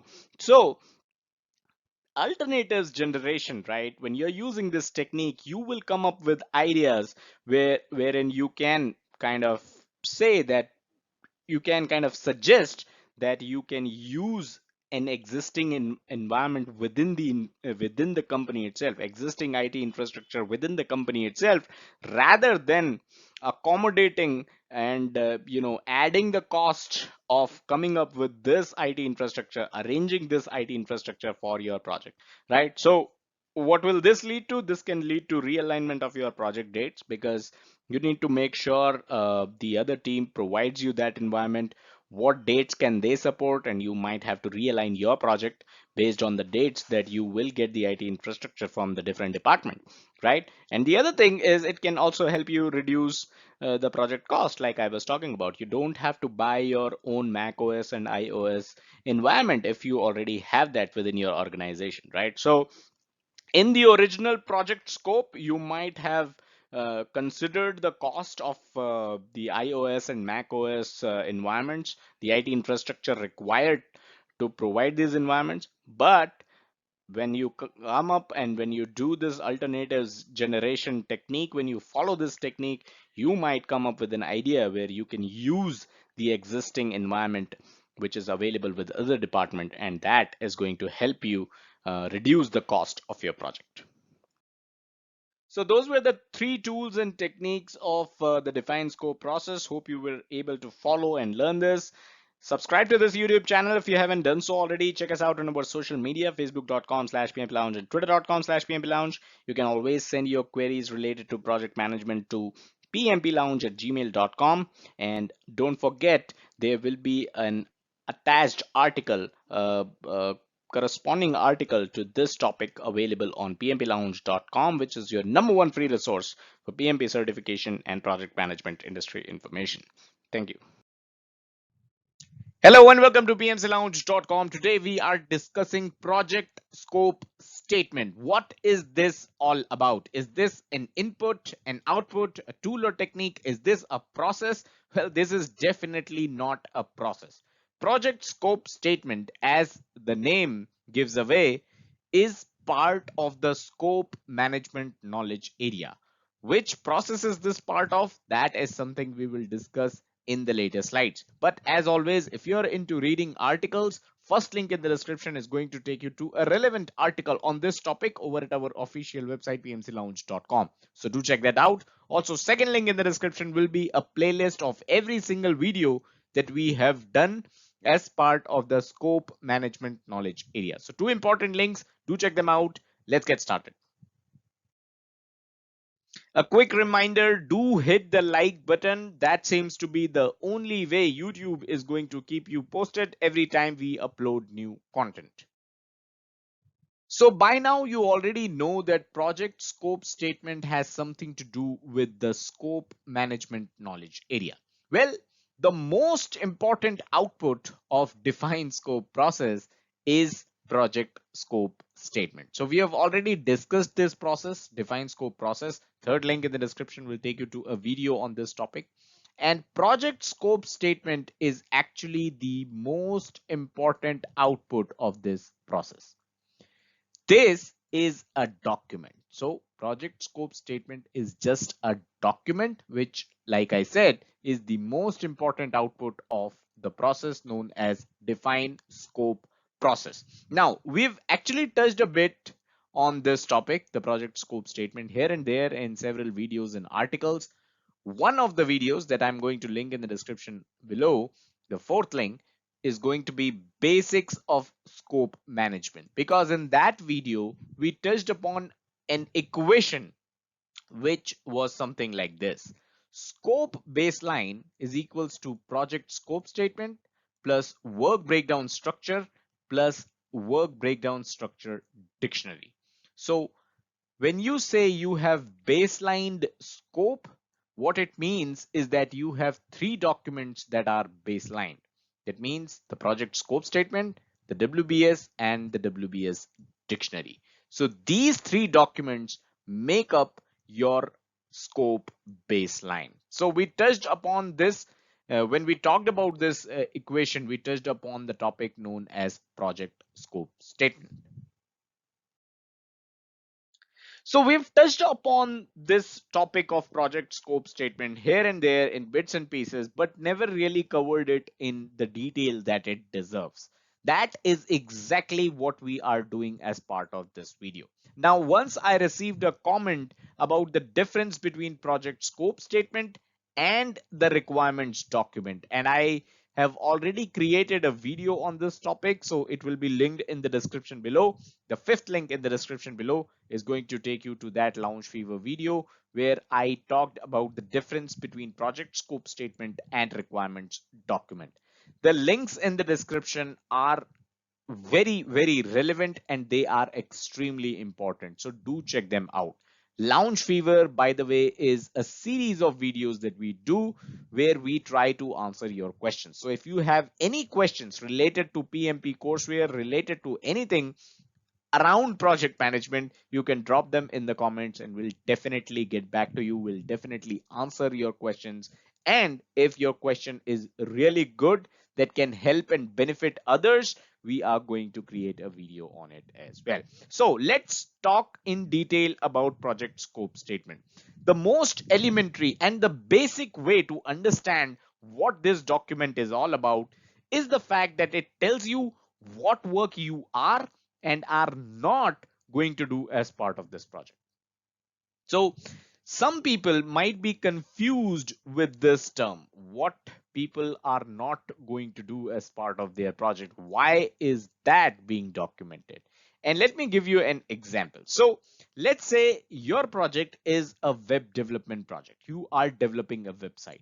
And as part of this project, it is clear that you are not going to construct a house. It is a web development project, right? But that is not something that you will explicitly mention in your project scope statement. So in your project scope statement, you are going to mention whatever work that you're going to do and anything that is relevant to your project, which you are not going to do.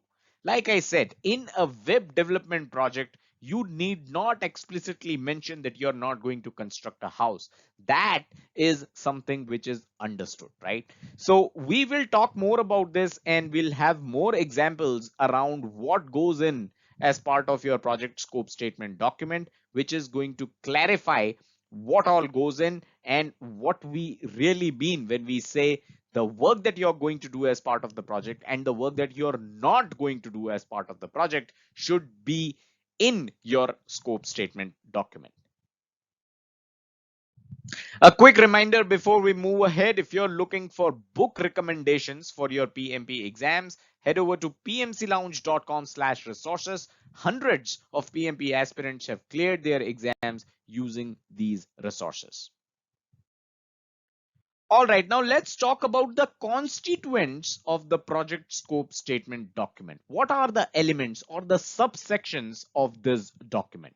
Number one on the list is the product scope. And when we say product scope, we mean the product that your project is setting out to achieve. What is the end product, right? What will happen when you complete your project? It could be that you are creating a physical product. It could be that you're creating a service. It could be that you are introducing an improvement in an existing system or a process. It could be some other outcome as well. That all of this basically means the product of your project. So this product scope briefly describes what is the product of your project all about. So this section in your scope statement document, remember we are talking about the constituents of the scope statement document, the sections of the scope statement document. And this section, the product scope section, describes the product or the end result that your project is setting out to achieve. Here's an example, a functioning e-commerce website. In your web development project, the product scope could be as simple as a functioning e-commerce website. The next section in the project scope statement document is all about project exclusions. Remember how we said in the beginning itself that the project scope statement clearly defines what you are going to do and what you're not going to do. Project exclusions is the section where you define and describe and document whatever that you're not going to do as part of the project. Now, of course, in your website development project, you're not going to explicitly document that you're not going to construct a house, right? That is something which is understood. But you can definitely document information which is related and relevant to your existing or current project that you're working on. So here's an example. When you're working on the project of developing a website, under project exclusions in your project scope statement document, you can mention that the website will not be optimized for tablet users. So if this is something that you're not going to achieve, if this is something which you're not going to deliver as part of your project, you can clearly state that under project exclusions. This way, the end customer, the sponsor, all the major key stakeholders of your project know that there are certain things which you are not going to deliver as part of the project. And that is why project exclusions is a very important section in your project scope statement document. So now that we know what you are not going to deliver as part of the project, let's talk about what you are going to deliver as part of the project. project inclusions or deliverables. Now, this section in the scope statement document is basically a simple list, and this list is going to document what you are going to deliver as part of the project that you have undertaken. And this list should be as exhaustive as possible. As exhaustive as possible is something which applies to project exclusions as well. But of course, only relevant and related information. Nobody expects you to document that you're not going to construct a house in the website development project. But anything that is related and relevant, which you are not going to deliver, should be documented under project exclusions, and everything that you are going to deliver should be documented under project inclusions or the deliverables of the project. Here's an example. Website source code. This is something that you're going to deliver. Design documents. This is again something that you're going to deliver. Graphics or images for the website. This again is something that you're going to deliver as part of this project. Reports. The admin should be able to generate reports related to e-commerce data, and that is something that you are delivering as part of the admin panel. So that is again something that you should clearly document in the project inclusions or deliverables section of the project scope statement document. Finally, you should also include acceptance criteria. Now, since we are talking about what you would deliver as part of the project and what you wouldn't deliver, it is only fitting that we include a brief about the project's acceptance criteria. All the key stakeholders should be on the same page when it comes to the acceptance criteria. And that is why it is important to document it in this critical document known as project scope statement. What is it that will satisfy the customer for project completion? Right? You're done with the project, you go to the customer, and the customer tells you, well, this is not something that I expected. That's when you show them the project scope statement document. That's when you show them what were the items that were excluded as part of the project. What were the items that you have mentioned in the deliverables section of the project scope statement? What was the acceptance criteria that they agreed upon, that they signed upon, right? If you have not made that out yet, let me tell you explicitly that project scope statement is a document that is signed off by all key stakeholders of the project. So acceptance criteria again is something that will be signed off by every key stakeholder involved in the project. Here's an example. The website must load in less than 2 seconds. This could be an acceptance criteria for your e-commerce website development project. So here's the question for this video. Who are the key team resources that can help you in the creation of this document known as project scope statement? Let me know in the comments. Definitely looking forward to your answers. And that is all that we had in this video. I hope you got value out of it. I hope you were able to understand what the project scope statement document is all about. Subscribe to the channel and hit the bell icon to stay notified whenever we upload new content. Also, don't forget to check out the website pmclounge.com, your #1 free PMP resource. Thank you. Hello and welcome to pmclounge.com. Today we are talking about two very important topics. #1 is the create WBS process. This is a very important process in the scope management knowledge area. And the second thing that we are going to talk about is what this WBS really is that we are creating in this process. This is the work breakdown structure. Now, as always, if you're into reading articles, if you would rather read about these than watch a video, then first link in the description is going to take you to an article that discusses this topic over at our official website pmclounge.com. Second link is going to be a playlist of every single video that we have done in the scope management knowledge area. So check that out. Very important playlist. Don't miss it. And third is going to be a playlist of all the videos that we have done around the work breakdown structure. It is an extremely important topic. It is something that you as a project manager are expected to know and expected to be a master of. So third link in the description is dedicated to only videos around work breakdown structure. So check that out. But for the third link, this video that you're watching right now, this is going to be the first video that you should see, and then go to the third link, which is the remaining videos in the work breakdown structure topic.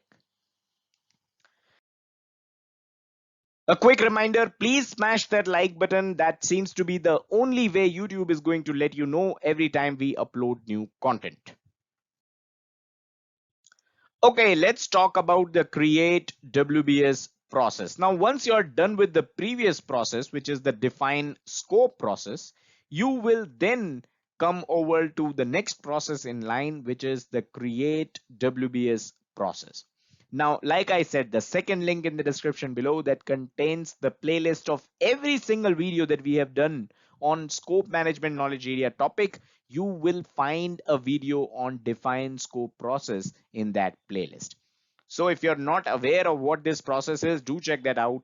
But after that process, you come to the create WBS process. WBS stands for work breakdown structure, something that we have already talked about. And this is the PGKA mapping. We are talking about scope management knowledge area.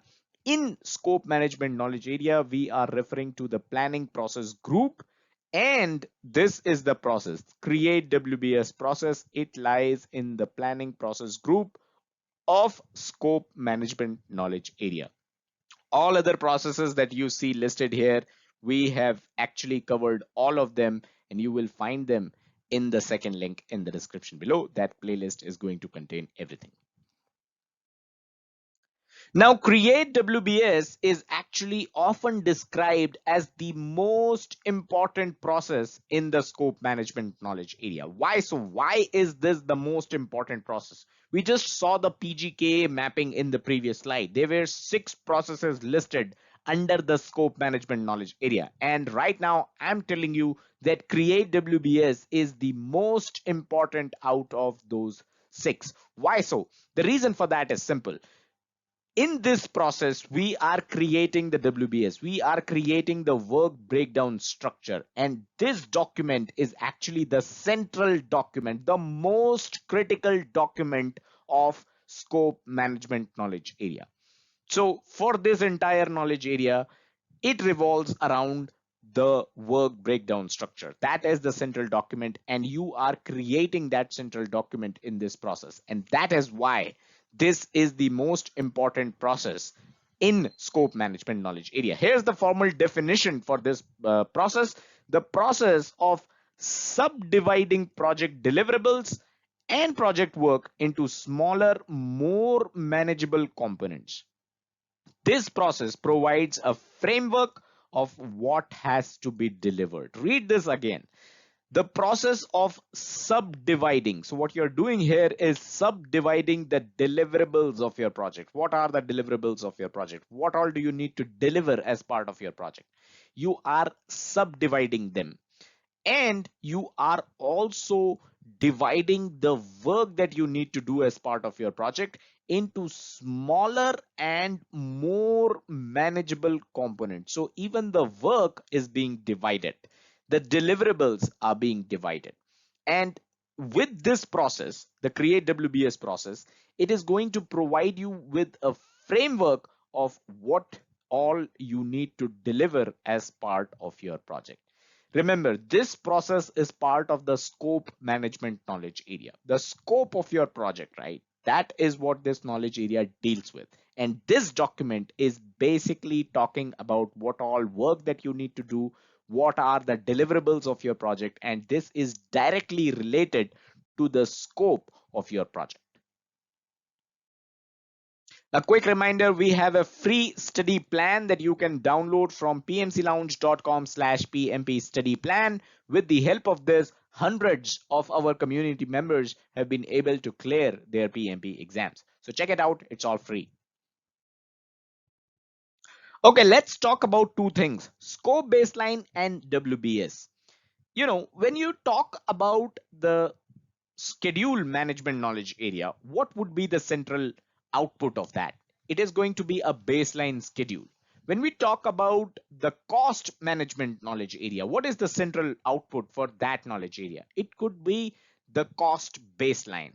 So for scope management knowledge area, of course, the central document, the central output should be scope baseline. But I just told you in the previous slide that it was actually WBS, the work breakdown structure, and I didn't talk about scope baseline. Why so? Let's take a look at that in this slide. We have actually talked about it earlier as well. Now, WBS is the most important output of this process, and it completes the scope baseline. This is something that I was telling you that we have talked about in the past, and you might actually recall it when we did a video on the basics of scope management, right? The basics of scope management knowledge area. That is the first video that you should watch when you are studying for your scope management knowledge area.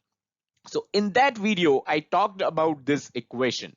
Scope baseline is not a single document. Scope baseline is actually a summation of the project scope statement, the work breakdown structure, and the work breakdown structure dictionary.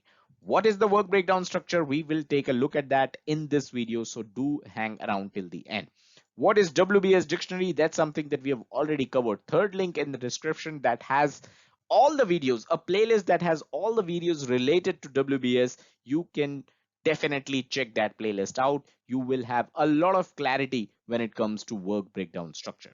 So scope baseline actually is made up of three things: project scope statement, work breakdown structure, and WBS dictionary. And that is the relationship that WBS has with scope baseline. Now you would realize why WBS is the central document that is the output of the scope management knowledge area, because you will not be able to get to the scope baseline document without the WBS, without the work breakdown structure. Okay, before we talk about the WBS itself, let's quickly take the inputs, tools and techniques and outputs of the create WBS process out of the way. If you know me, you already know I'm not someone that pays a lot of attention to ITTOs, because PMP exam itself doesn't pay a lot of attention to ITTOs, because PMP exam is not a test of your memory. You cannot memorize ITTOs and expect to clear the PMP exam. You should be studying project management in a fashion that you should be able to see a process and be able to tell what could be the possible inputs, what could be the possible tools and techniques, and what could be the possible outputs of this process. So that should be the way you need to study for your PMP exam. That should be the way you should be studying project management. That being clear, that being said, let's talk about the inputs of create WBS process. The first one is the scope management plan, which is a sub document of the project management plan itself. Project documents are project scope statement, requirements documentation, which is the major output of the collect requirements process. All of this we have already discussed in the past. And then you have the two usual inputs, which are the EEF and OPA. The tools and techniques and outputs of this process. Tools and techniques are expert judgment, something you should already know. Decomposition, this is something that we have discussed in the past, and you will find a video on this in the third link in the description below, which is all about WBS, which contains everything that you need to know about WBS. What are the outputs of this process? The outputs are scope baseline. Remember the equation that we talked about. Scope baseline is project scope statement, work breakdown structure, and WBS dictionary. So that is the key output of this process. The other output are updates to your project documents. Okay, now let's talk about the work breakdown structure. Now that we have an understanding of the create WBS process, we understand what this process is all about. Let's talk about this WBS itself, the work breakdown structure itself. If you're someone who's new to the project management domain, WBS might sound weird. This is one of those weird terms that you need to get yourself acquainted to. So every single thing that anyone on the project team, including you as the project manager, needs to do is documented in the WBS. This sentence explains why this document, WBS, is the central output of scope management knowledge area. I will read it again.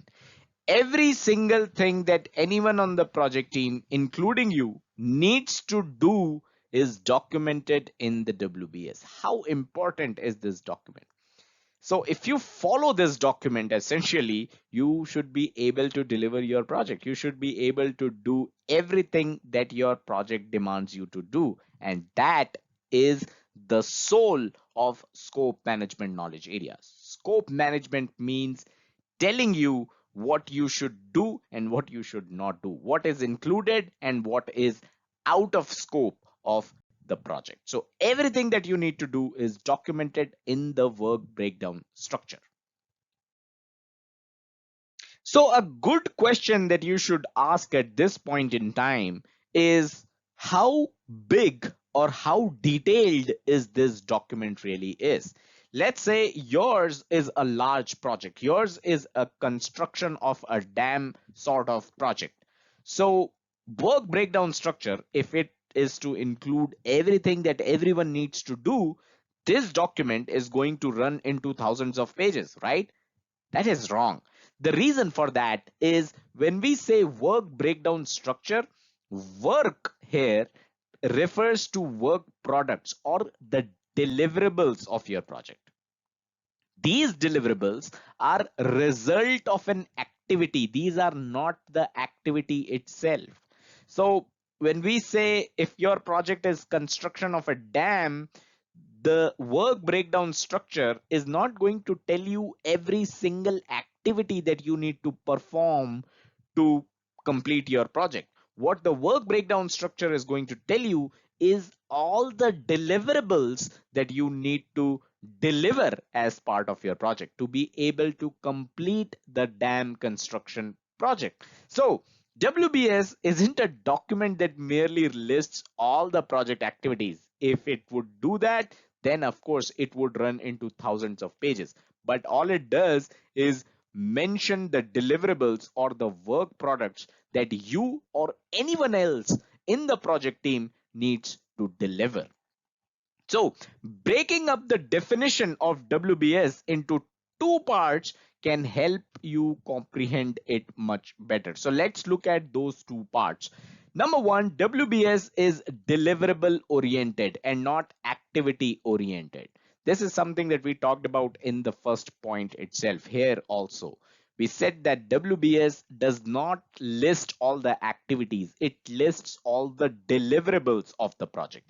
The second part of the definition of WBS that you need to understand is that WBS is a hierarchical decomposition of the work. This is something that when we look into an example of a WBS in the coming slides, you will have a better understanding of what we mean when we say a hierarchical decomposition of work.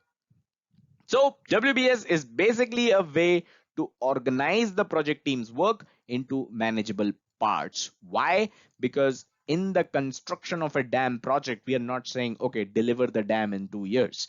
We are breaking the work down into smaller manageable parts that can be delivered in, let's say, every month, every 2 months, every quarter, right? So that is what work breakdown structure essentially does. All right, so let's take a look at an example work breakdown structure. Suppose you are working for a website development project, right? Your project is all about creating a website. Now remember the definition of WBS. It said it is a hierarchical decomposition of work. And secondly, it is deliverable oriented. It is not activity oriented. So what are the deliverables that you need to basically deliver as part of your website development project? Let's divide it into three parts: UX, servers, and database. So these are the three things that you need to deliver. You have basically subdivided the project into three parts, smaller manageable components. Remember that. Now UX can be further divided into web pages, CSS, images, and graphics. Remember, we are dividing the deliverables here. We are dividing the work. We are not listing activities. The work breakdown structure does not say create web pages. It rather lists the deliverables. It lists the web pages, right? Then under servers, you've got servlets, you've got action handlers. Then under database, you've got schema and you've got tables. So these are the deliverables that you need to deliver as part of your website development project. Remember, it is a hierarchical decomposition. So from the entire website, you came down in the hierarchy, you came down to UX, and then you further divided UX into four parts: web pages, CSS, images, and graphics. Similarly, you came down to servers, and then servers were further divided. The work was further divided, or the deliverable is server here. Now server was further divided into servlets and action handlers. Similarly, the deliverable database is further divided into schema and tables. So this is an example WBS for a project where you are basically developing a website. All right, question for this video. We just talked about how WBS is deliverable oriented, but there are actually two types of WBS. Are you aware of it? Do you know the two types of WBS? If yes, let me know in the comments. Definitely looking forward to talk to you about it. If you don't know, then check the third link in the description out, which is the playlist of every single video that we have done on work breakdown structure topic. Very important topic. Highly recommend that you do check the third link in the description out. So you will find a video there that talks about the two types of WBS. So if you don't know the answer, check the answer out in that video below. And that's all that we had in this video. I hope you got value out of it. I hope you were able to understand what WBS and the create WBS process is all about. There is a lot to study when it comes to the work breakdown structure topic. So second and third link in the description below are important links. Check them out. Subscribe to the channel. Hit the bell icon. Don't forget to check out the website pmclounge.com, your #1 free PMP resource. Thank you. Work packages, tasks, activities, phases, product. What are all these? Hello and welcome to pmblounge.com. Today we are discussing the elements of the work breakdown structure. Some of them I just named, and certain organizations tend to use these names interchangeably as well. In the industry, you'll find people, throwing in these names left, right, and center without the context. And since it is not that big of a deal in terms of the usage within the industry, people don't really bother to learn. But today we are looking into the standard way of how these elements are organized and where do they fall in the work breakdown structure. Again, like I said, the industry doesn't really care too much about the naming convention of these elements and where they should fall. So don't worry if you see some of these elements in some other level than what we are discussing today. What I have is the standard work breakdown structure template. Some other places you might find some other standard work breakdown structure with different naming conventions as well. So that is how it is. We are looking into the one which is the standard that I am aware of. Let's get started. So this is it, and this is going to be a quick video because this is the only slide I want to talk about today. So the number one, the highest level, is the project deliverable. This is also known as the product of the project.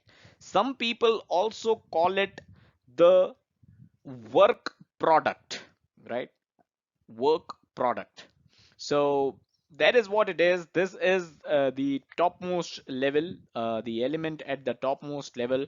Some people simply name the name of the project, right? And they call it as the topmost level, the name of the project, right? If you're working on a project, let's say aircraft design is what you will find written here, and that is the highest level of the work breakdown structure. Now, the next level, right, is where it gets it might get confusing, because in some of the work breakdown structure you might see something else here.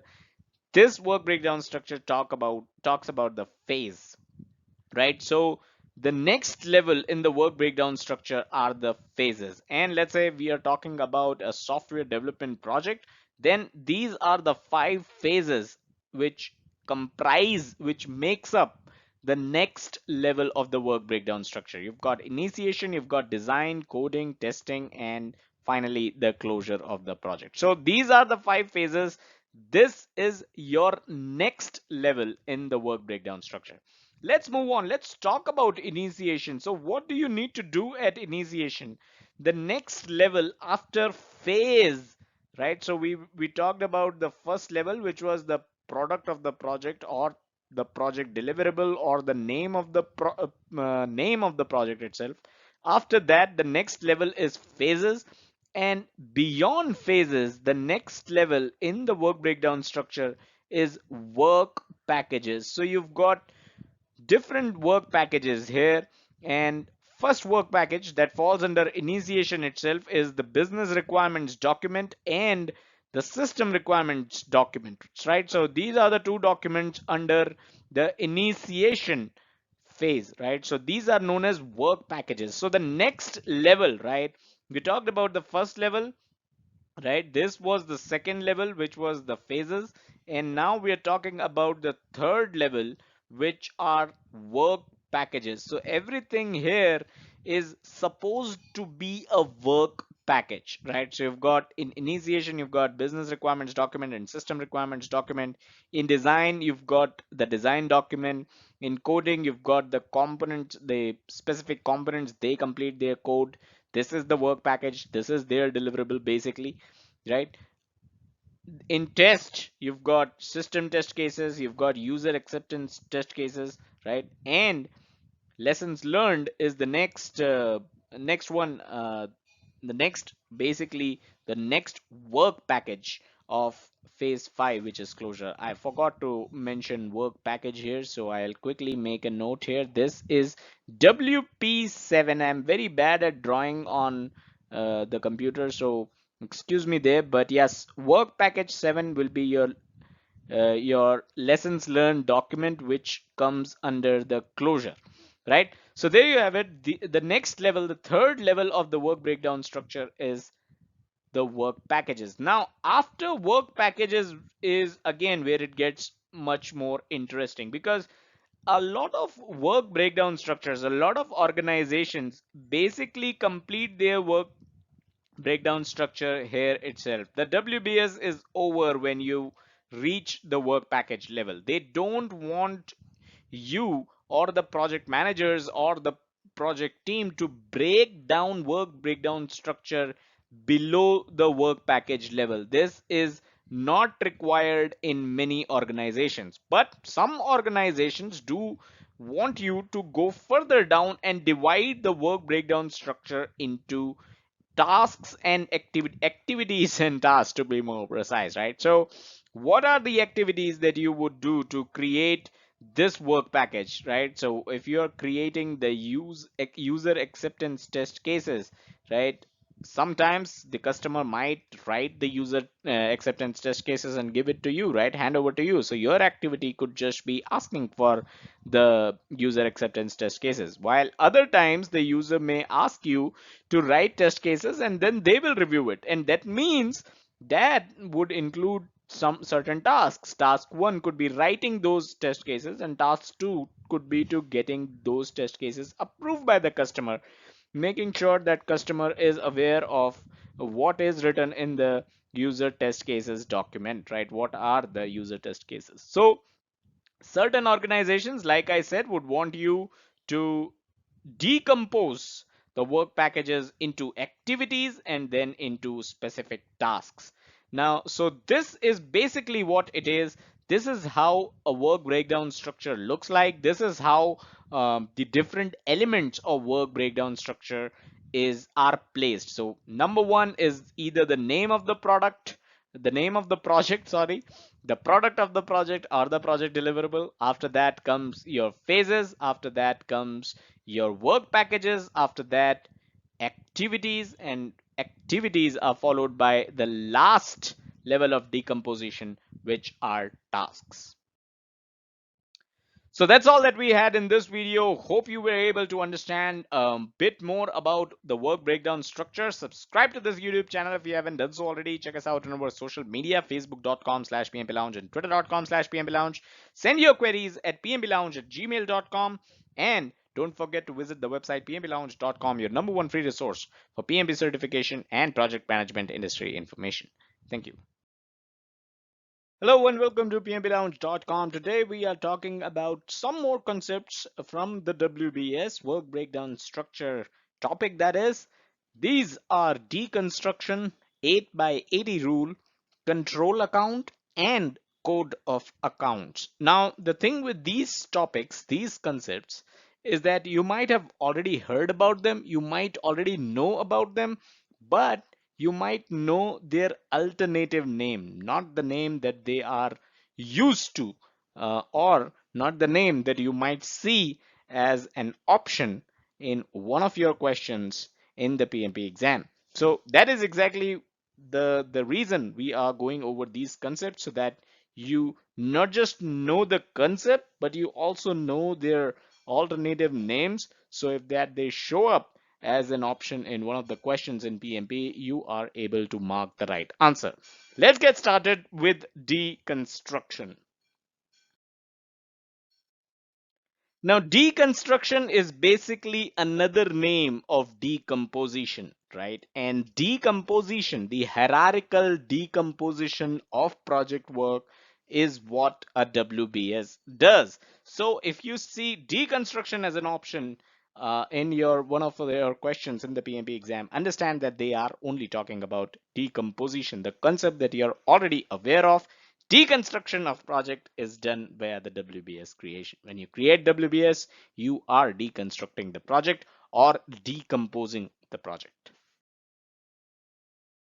So here's an example of WBS, the one that we discussed earlier in one of the previous videos as well. By the way, I'll share the link to all the videos, the entire playlist of all the videos that we have discussed WBS on, as well as scope management, the playlist of scope management as well, on whatever that we have discussed in scope management. So as you can see in the example, you have deconstructed the project.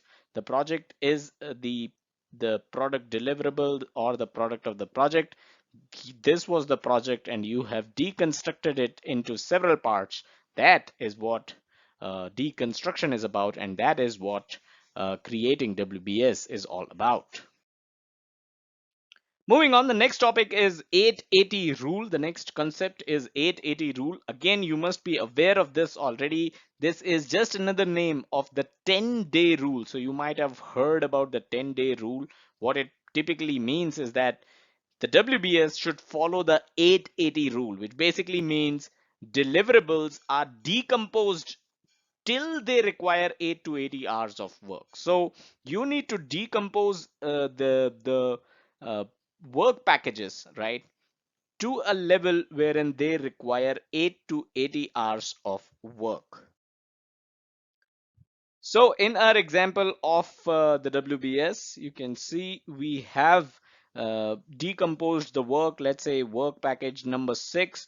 This work package, if it is something which requires more than 80 hours of work, we will decompose it further into activities. If activities require more than 8 to 80 hours of work, we will further decompose it to tasks, right? If there's a work package that requires less than 80 hours of work, that requires, let's say, 40 hours of work, that we will not decompose it further. But if it requires more than 80 hours of work, then we will decompose it further. So this is the 880 rule, which means 80 hours is typically 10 working days. So it is same as the 10-day rule. Moving on, control account is the next concept. It is not really a separate different name for anything, but the fact is control account is an important concept that you should know of. Now, what is control account? Let's get into it. Let's understand what control account is. If you could give me a second. Yep. So it could be difficult to track a project at a very high level in the WBS or at the lowest level. This is where we take a point between the topmost level and the work package level and call it the control account. Let me go let me remind you about the WBS that we just witnessed, right? In the previous slide, we talked about WBS, right? You could see that if you track your project at the highest level, at the topmost level, you might not be able to present a status. You might not even be able to understand where you stand in the progress of the project. But if you track the project at the lowest level, which is where we were talking about tasks, if you track the level at tasks level, it can get very messy and it can get extremely disorganized in terms of reporting the status to higher management. So how do we track the progress of the project? This is where control account comes into the picture, right? So control account, they are predefined determined points, right? So as a project team, you determine where you want to have these control account points.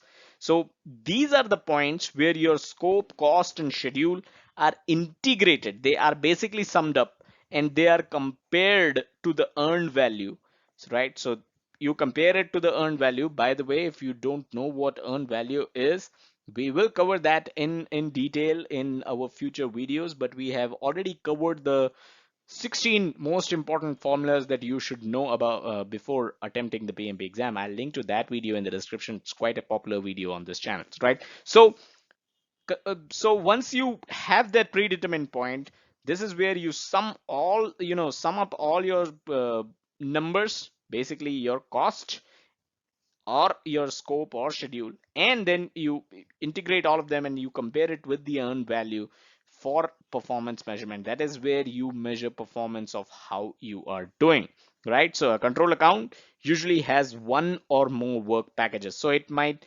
just be one work package or it might be more than one work package.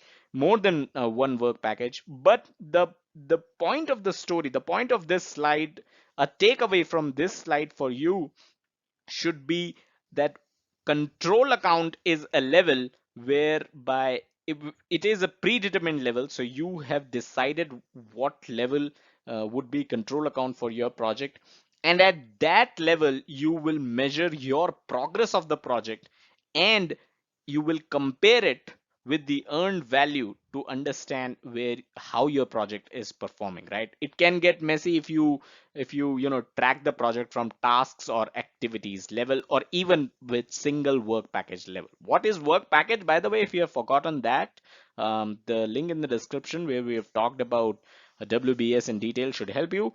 As a reminder, I'd like to let you know work package is a deliverable which is obtained after decomposing the WBS, right? So work packages are further divided into activity levels like you have been seeing in the example that we are taking, right, of the WBS. Let's look into the WBS example to understand where a control account might fall in. So based on what we just discussed, right, if you are tracking your project at the task level, let's say you want to understand where the team is at task one, it can get very messy reporting, right, to the higher management. A large project, right, a huge project will have hundreds, if not thousands of tasks. And if you report to higher management in terms of tasks where you are with certain tasks, that can get uh, impossible to report basically. But if you report, let's say at the phase level, right? Let's say at phase 3 code level, right? And this is not a control account point. If you report your project from this level, right? And for some of the projects, it could actually be easier, right? You just mentioned code 66% complete and you're good to go. But for large projects, reporting the point, the percentage of code might not reflect the right picture, right? Let's say you have to code for four elements, right? Let's say you have to code for four different modules, and you report 50% completion, that is not accurate. It is quite possible that two of the modules have completed coding 100%, while the other two have not even started. So technically your coding is 50% done, but reporting the status right at that level might not be good enough to report to the higher management, right? And it might not even be good enough to track at your own level. And that is the reason why teams decide control points, right? So let's say a work package 6, right? This is a control point. Uh, Control account, not control point. So if this is a control account point defined, determined by the project team, agreed upon by project team, then what is going to happen is on your status, on your status report, right, you are going to add up the cost, the scope, the schedule required for everything below this control account point, and you will sum all of these up and you will roll up to the control account point, which is work package 6, and then you will compare this with your earned value to understand where you stand in the project. Are you lagging behind or are you ahead, right? So this is why control accounts are very special. This is why control account is an important concept, and this is why you should know about control accounts. Again, control account could also include more than one work package. Let's say a control account, if your project team decides that phase 1 initiation, this is going to be a control account because this is good enough measure to understand where you stand in the project, well, then this is going to be the control account, right? And this is where you are going to measure the progress of your project from. And then finally, the last concept that you should be aware of is code of accounts. Now, this has nothing to do with control accounts as such, but code of accounts is very simple. It is typically a numbering system that uniquely identifies each component of the WBS. So all these different components of the WBS, how in the world, right? If you're doing a large project that has 250 components, right, of in the WBS, how are you going to identify them? That is where code of accounts come into picture, right? Let's look into the example and understand what does code of account basically. So this is a WBS, and what code of accounts basically means is 1.1 is going to be the identifier for phase 1, and 1.2 is going to be the identifier for phase 2, which is design, right? Similarly, you can give 1.3, 1.4, 1.5, and this numbering system, right? It could be as simple as that, this one, 1.1, 1.2, and it could be something else. It depends on the project team, how they want to decide and how they want to come up with it. But it is as simple as this one, right? And at the next level, this could be, work package 1 could be called 2.1 because this is the second level. Similarly, activity could be called 3.1 as this is the third level. And then tasks could be called 4.1 and 4.2 as these are the fourth level. I hope you're trying to understand the fact that for large projects, right, your WBS may go up to 15 levels, 20 levels, right, or even more for that matter. So this is why it is extremely important to have this kind of identifier, so that when you are writing an email, when you're discussing something and you say, I am talking about code of account 3.1, I'm talking about 3.1 here, that is where it gets very easy for other folks to refer to the WBS and understand what you are actually talking about.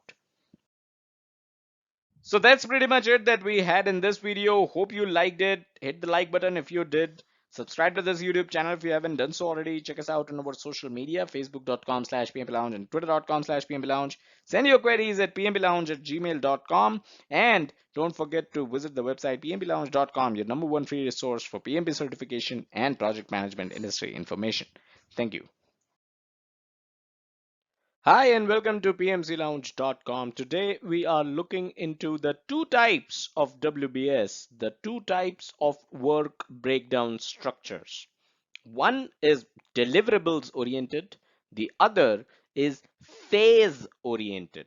And if you study project management in detail, you might find some more types of WBS, but from exam perspective, these two are good enough. Now, I know what you might be thinking, right? You might be considering why we are talking about this.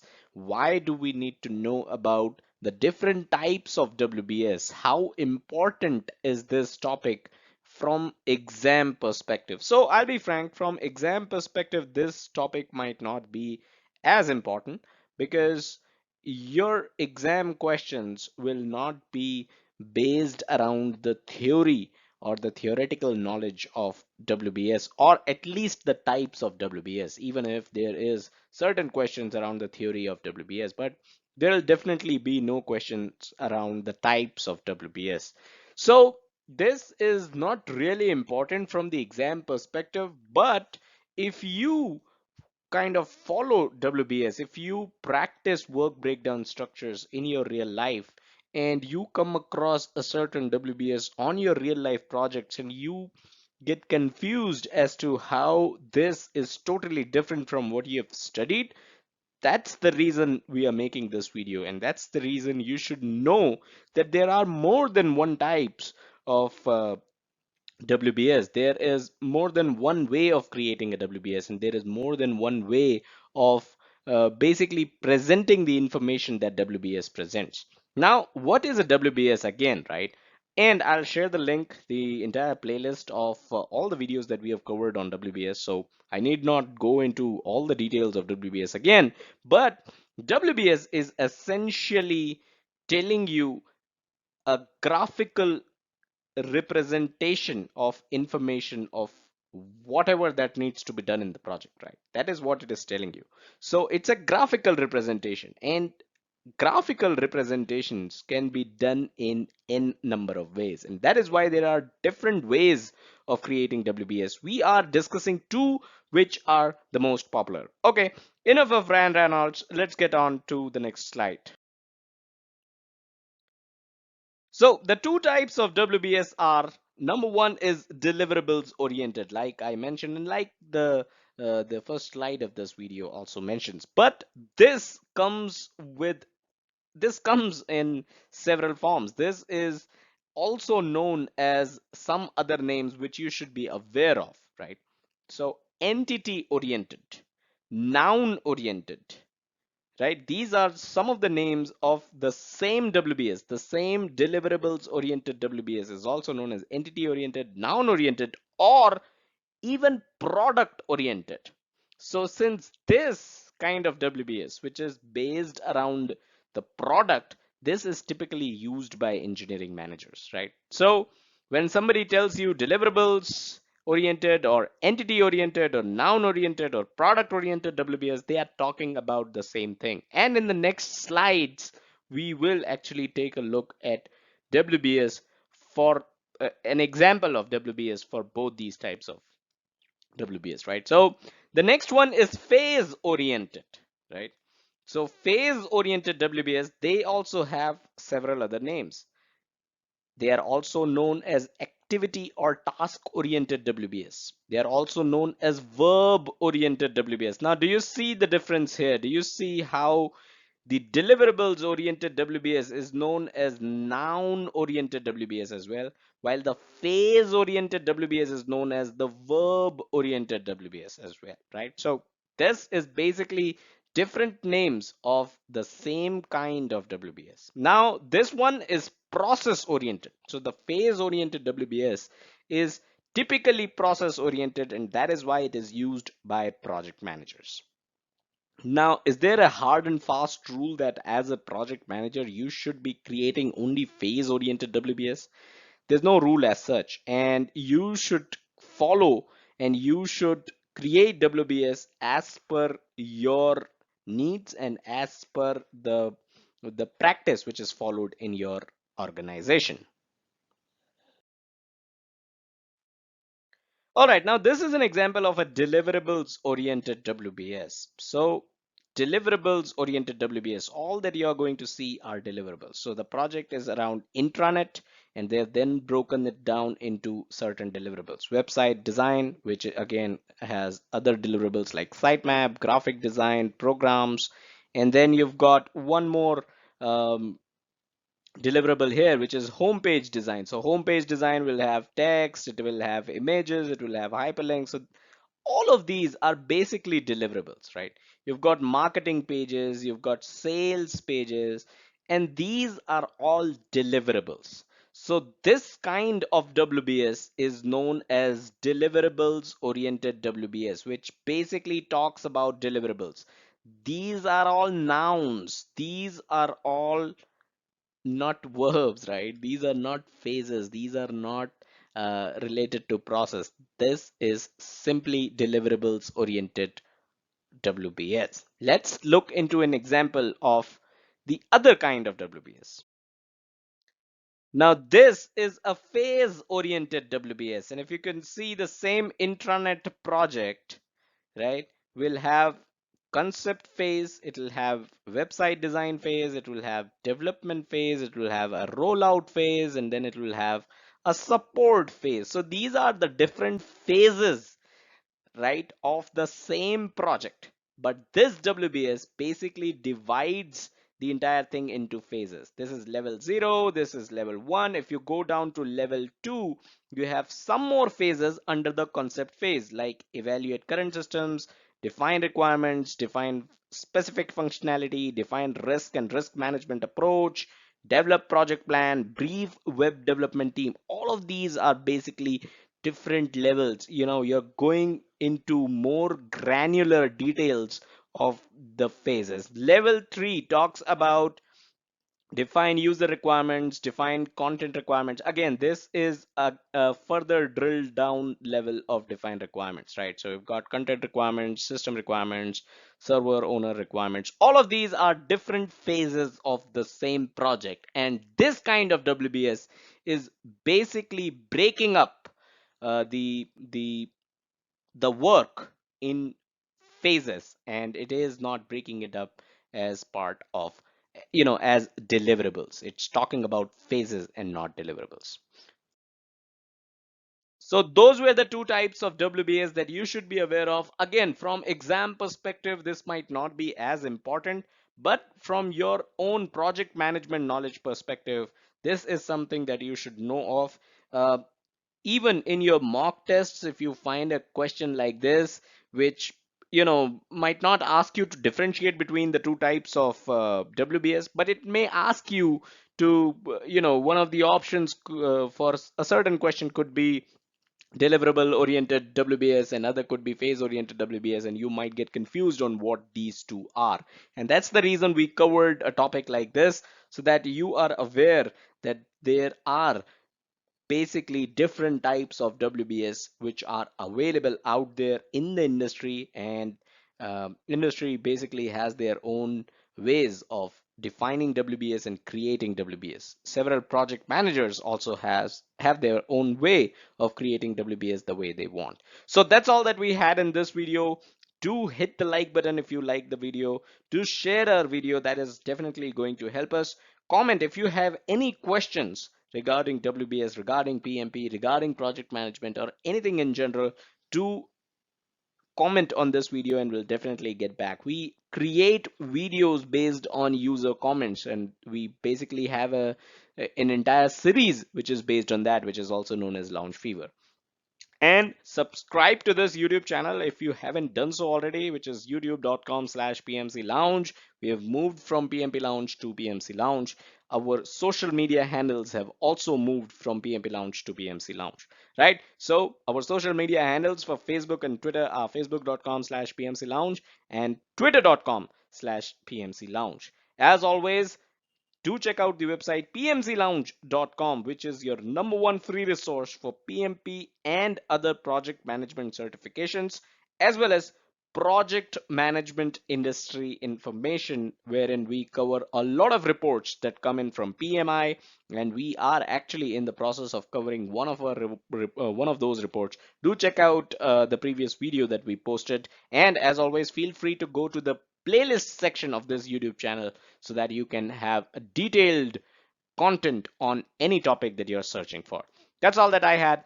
Thank you and have a nice day. Hi and welcome to pmblounge.com. In our last video, the Lounge Fever question, we talked about how WBS Dictionary is the place, it is the home for the details of every single WBS work package or a WBS element. Today, let's talk about WBS Dictionary in detail. As always, a related article to WBS Dictionary will be available on the pmblounge.com website. The first link in the description will take you to that article. Of course, all other articles from scope management knowledge area to other knowledge areas and other PMP concepts is also available. They are also available on the pmplounge.com website. So feel free to go to the website, look out for what you are searching for, and you'll be able to read. If you like to watch videos, then read. Of course, subscribe to this YouTube channel and check out those videos. You can always go to the playlist section and check out the videos of certain topic. With that being said, that being clear, let's get started. So, do you remember the equation that we talked about in one of our previous videos on performance measurement baseline, PMB? So, PMB is schedule baseline, cost baseline, and scope baseline. Meanwhile, scope baseline, while schedule and cost baseline are just the agreed upon schedule and costs, scope baseline comprises of three things: project scope statement, work breakdown structure, and WBS dictionary. Let's talk about WBS dictionary. Everything else we have already covered, and I'll share the link to the entire playlist of scope management in the description below, so you can check that out as well. We have also discussed work breakdown structure. The playlist for work breakdown structure will also be available in the description. Let's continue our discussion on WBS and talk about yet another important concept of WBS, which is WBS dictionary. Now, WBS dictionary is basically where we put the details of each WBS element. This is what we talked about in one of our previous videos as well. This is something that I'm repeating. Let's get into the thick of the things and understand more about WBS dictionary. Now, WBS Dictionary is a document. It is a repository. Some companies use Word document itself. Some companies will use an Excel file. Some companies will use the Microsoft project. Some companies may have their own tools to define and design the WBS Dictionary. But more or less, WBS Dictionary is a document, right? So that has to be clear, right, to understand what WBS dictionary is. So it is a document. It provides detailed information about every element of the WBS. Now, a WBS dictionary entry. Now, you have entries for each of the elements, right? Now, each entry for each WBS element will have details like work package details, description or the statement of work, the acceptance criteria, deliverables, cost, schedule. Now, all of these, right? Deliverables, cost, schedule, all of these details pertain to every single WBS element, right? Every single WBS dictionary entry corresponding to the WBS element will have all these details. Now, if you're working on a large project, right, you will have hundreds if not thousands of WBS elements in your WBS, right? So that means your WBS dictionary is going to have hundreds of entries, and each entry will have all these details. So of course it is an exhaustive document, and it is something that somebody can refer to handily and be able to understand what each element is all about. Now, WBS includes a numbering system, and it is known as code of accounts. We have discussed code of accounts in one of our previous videos. Of course, that video will also be available in the playlist of WBS. The link to it will be available in the description. Now, this numbering system, right? So the numbering system will read something like 1.1, and elements below 1.1 will be called 1.1.1, 1.1.2, right? So this is how the numbering system is used, and this numbering system, right, 1.1.1 is what you are going to find an entry on in the WBS dictionary. That is how you can relate the WBS, here, the work breakdown structure, with the dictionary. Now let's take a look at an example WBS dictionary entry, which will make things much more clear. So this is an entry that I created basically to explain how a WBS dictionary entry looks like. Let's try to understand it. Let's go over it. The first entry here is the work package ID, which is 1.1.2, which is making use of the code of accounts, right? The numbering system that we talked about. What is the work package name? The work package name is the SR document, or the system requirements document. So this is the artifact, a deliverable, right, which needs to be delivered as part of this project. The SR document, this is the work package name. Who is responsible to deliver this? So the system analyst, the tier 1 engineering team, these are the two. Basically, system analyst could be a single person or a group of 2 3 uh, system analysts that are going to work on the SR document. It depends on how big the project is, right? So the system analyst and the tier 1 engineering team, some people also call them the SMEs, some people may just call them engineers, right? So whoever it is, right, to every organization might not have a tier 1 engineering team. They might not even know what tier 1 engineering team is, right? I mean, as an organization, they might not have a concept of tier 1 or tier 2 or tier 3, right? So basically, whoever is responsible to write the system requirements document, they will be listed here. Now, some of the work packages, like let's say a work package is, let's say, related to testing, then an entire organization, an entire department might be responsible for it, right? Or let's say if the testing is something which is outsourced. Excuse my handwriting here, though.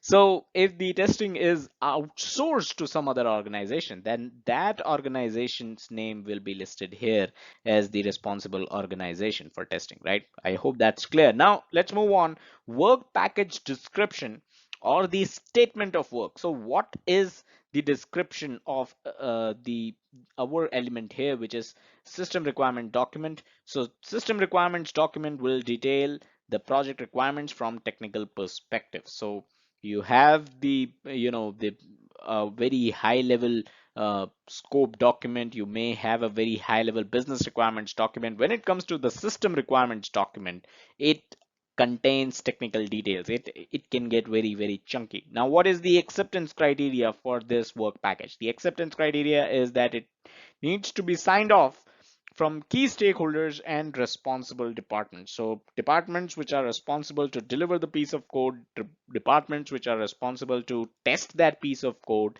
right? Departments that are responsible to design the entire whatever the requirements are. So those departments, they need to sign off on the system requirements document, right? So they become accountable. So whatever the acceptance criteria is, you can kind of list that down. Deliverables, the SR doc, the system requirements document itself, is the deliverable out of this WBS entry, right? WBS dictionary entry.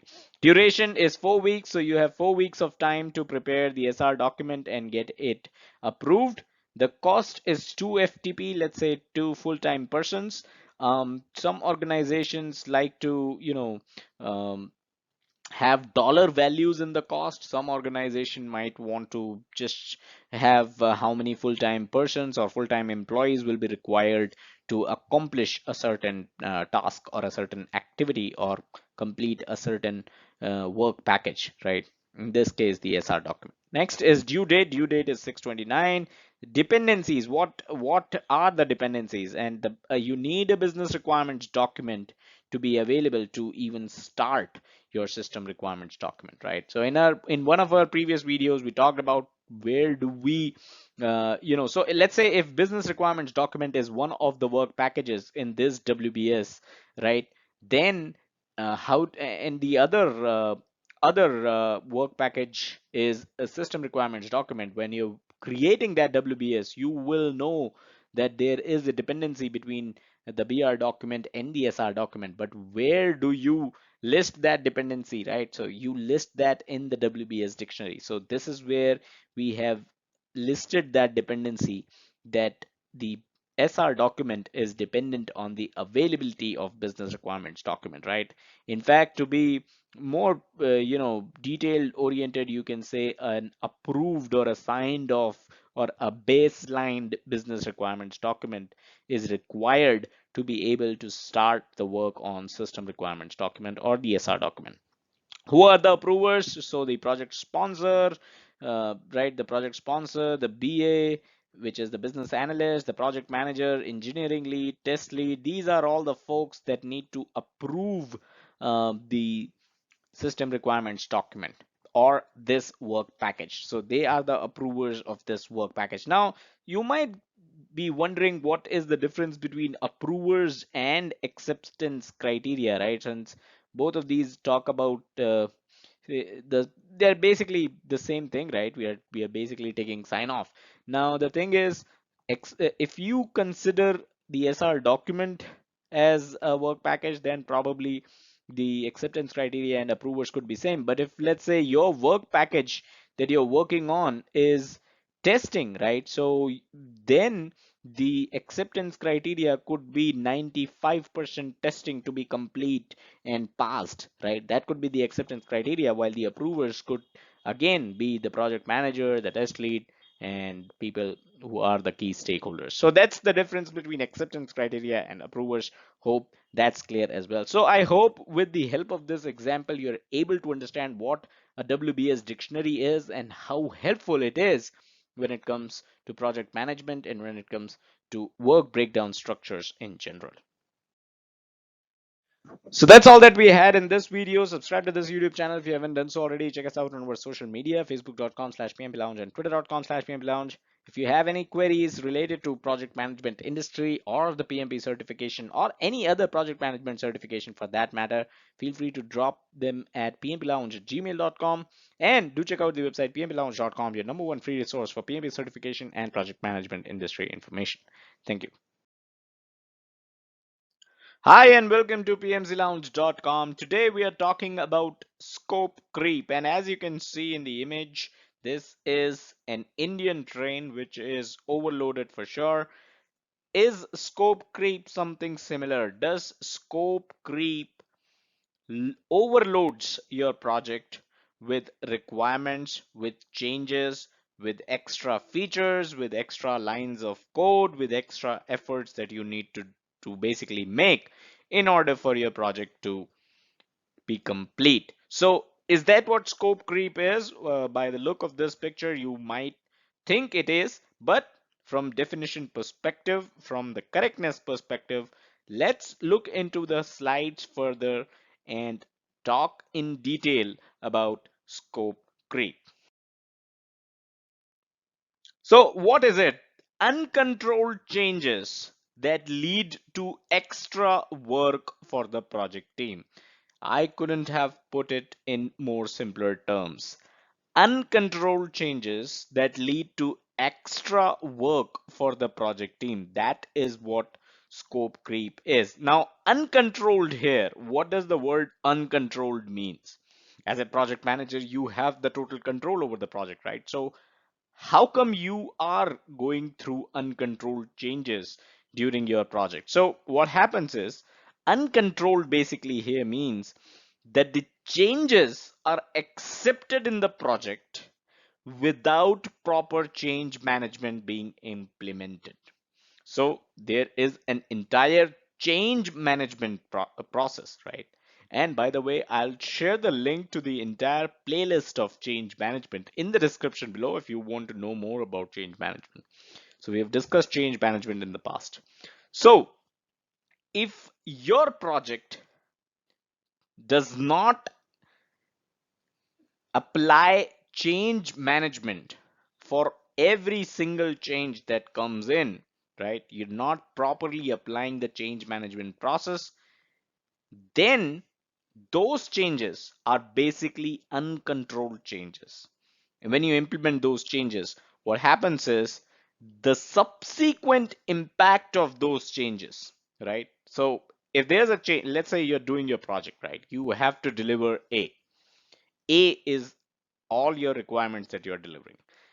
A new change comes in, a new requirement comes in, which is called B. Now you need to deliver A and B. But if you don't do change management, right, and you accept the requirement B for your project, if you don't do change management, you would have not checked its impact, the subsequent impact that the requirement B will have on the cost, on the schedule, on the quality, on the resources of your project. So that means you are taking in changes without assessing the impact on cost, schedule, quality, resources, and you're basically accepting changes without proper change management process. So this kind of changes are known as uncontrolled changes, right? So uncontrolled changes that lead to extra work for the project team is known as scope creep. Some humor for you there. Add this feature to the software. Why didn't you ask for this weeks ago when it would have been easy? This is nothing. Wait until you see the feature I ask for next week when it is obviously going to be much more difficult. So we talked about scope creep. We now understand that uncontrolled changes, right? That is what leads to scope creep. But how does it happen? As a project manager, as a PMP certified project manager, as a project manager with several years of project management experience, how can you let changes slide? How it is possible? How is it possible that there are certain changes in your project that take place in an uncontrollable fashion? So let's look into a real life example of how it works. Now, there could be a situation, right, where the project manager believes that he or she understands the impact of a change and accepts it without proper change management process. And this happens all the time. It might have happened to you, or you might know a project manager who has gone through it, right? So you're doing your project, you are in your coding phase. Let's say you're doing a software project, you are in your coding phase, and a small feature comes in. You think it's a small change, you speak to a developer or two, and you believe it's nothing big, it doesn't have to go through the entire change management process, right? It's something that can be absorbed. One of the words that's used in the industry is absorbed, right? So can you absorb this change? And the project manager talks to one of his or her developer, and they say, yeah, that's fine, we can absorb it. And they accept a change without the proper change management process. Now, when you do that, the next thing you know, the accepted change leads to another change, followed by another and another and yet another. So, what happens is you accepted a change thinking it's a small change, it's a small effort, right? It can be absorbed in double inverted commas there, right? So it can be absorbed within the current schedule, within the current cost, within the current resources. It can be absorbed, right? But then you realize that this small change has led to another change and another change. It's a chain reaction wherein you have to make all these changes. Just because you accepted one change thinking that you know how small it is, and thinking that it can be absorbed within your current schedule, current cost, current resources, right? So that is the reason why there should not be a single change that you as a project manager must accept to without going through the proper change management process. And this is, again, like I said, a classic example of scope creep. This is what scope creep is. And it all begins with you accepting a change, thinking it is something which is trivial. Obviously, this can change your expressions from happy to sad in a bit of time, right? When the chain reaction starts, the snowball effect of that change starts. It it you know earlier, it can show up as a small change, but then the snowball effect starts and you realize that there are change after change after change that you need to make just because of not assessing a change, not taking the change through the proper and the correct change management process. Now, who can you reach out to, right? If there's a change that has come up, who should you reach out to? Of course, at the end of the day, it is the responsibility of the project manager to avoid scope creep, right? So you cannot reach out to anyone if you accept a change in the project thinking that it's something trivial, thinking that it's something minor, thinking that it's nothing big, right? And then it later turns into a chain reaction. It turns into a snowball effect and you face change after change after change. It is end of the day your responsibility. So as a project manager, what I would suggest is, even if it's a very cosmetic change, don't just speak to one developer, don't just speak to one person in the engineering department. Ask the change, the person requesting the change, ask them to file the change request. Follow the entire process, even if it's something that is not going to take a lot of time. That is what you think, right? It has not been assessed, right? So even if you're if even if it delays something, if it's important enough, let let the delay be, right? But you have to go through the change management process. Never ever accept a change without following the entire change management process. And like I mentioned earlier, the entire playlist of the change management process is available in the description. You can check that out. You can check those videos out. They'll be very helpful. Scope creep again is part of the scope management knowledge area. To check out other videos on scope management knowledge area, they are also linked in the description. If you're not into videos, if you want to read about scope creep, the detailed article, the related article for scope creep is also available. The link to it is also available on in the description area. You can go ahead and you can read about scope creep from there. Now, PM should ensure that every single change is planned and thorough change management process is implemented. If I've said it once, I've said it 1,000 times. Do not agree to a change without the change management process being implemented. So that's all that we had in this video. Do hit the like button if you learned something new. Share this video so that others can also benefit. Comment if you have any questions. Comment if you have any queries, if you have any confusion. And subscribe to this YouTube channel, youtube.com/PMC Lounge. Check us out on our social media, facebook.com/PMC Lounge and twitter.com/PMC Lounge. As always, do check out the website pmclounge.com, your number one free resource for PMP and other project management certifications, as well as project management industry information. Thank you.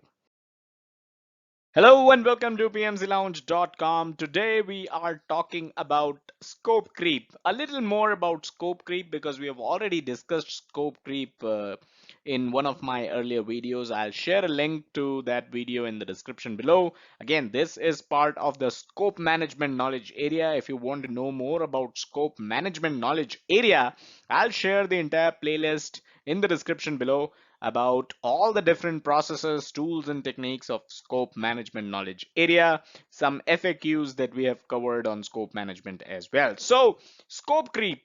Again, the gentleman or the lady, I cannot be sure of that, to your left is opening a can of worms, and that is exactly what scope creep is. So what causes scope creep and what how can you prevent scope creep? So that is what we are going to cover in this video. Like I said, we have already discussed scope creep, but just to recap a bit, in the next slide, I'll give you the definition of scope creep. So let's get started.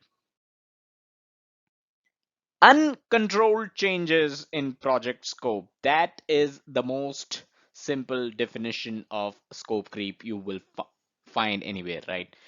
Uncontrolled changes. Uncontrolled signifies that you make a change without proper assessment, and from there on, that leads to another change and another change and yet another change. And when you realize it, you are making a lot of changes just because you made one change which was not properly assessed. That is the situation of scope creep. Now, what causes scope creep? Let's try to understand that in the next slide.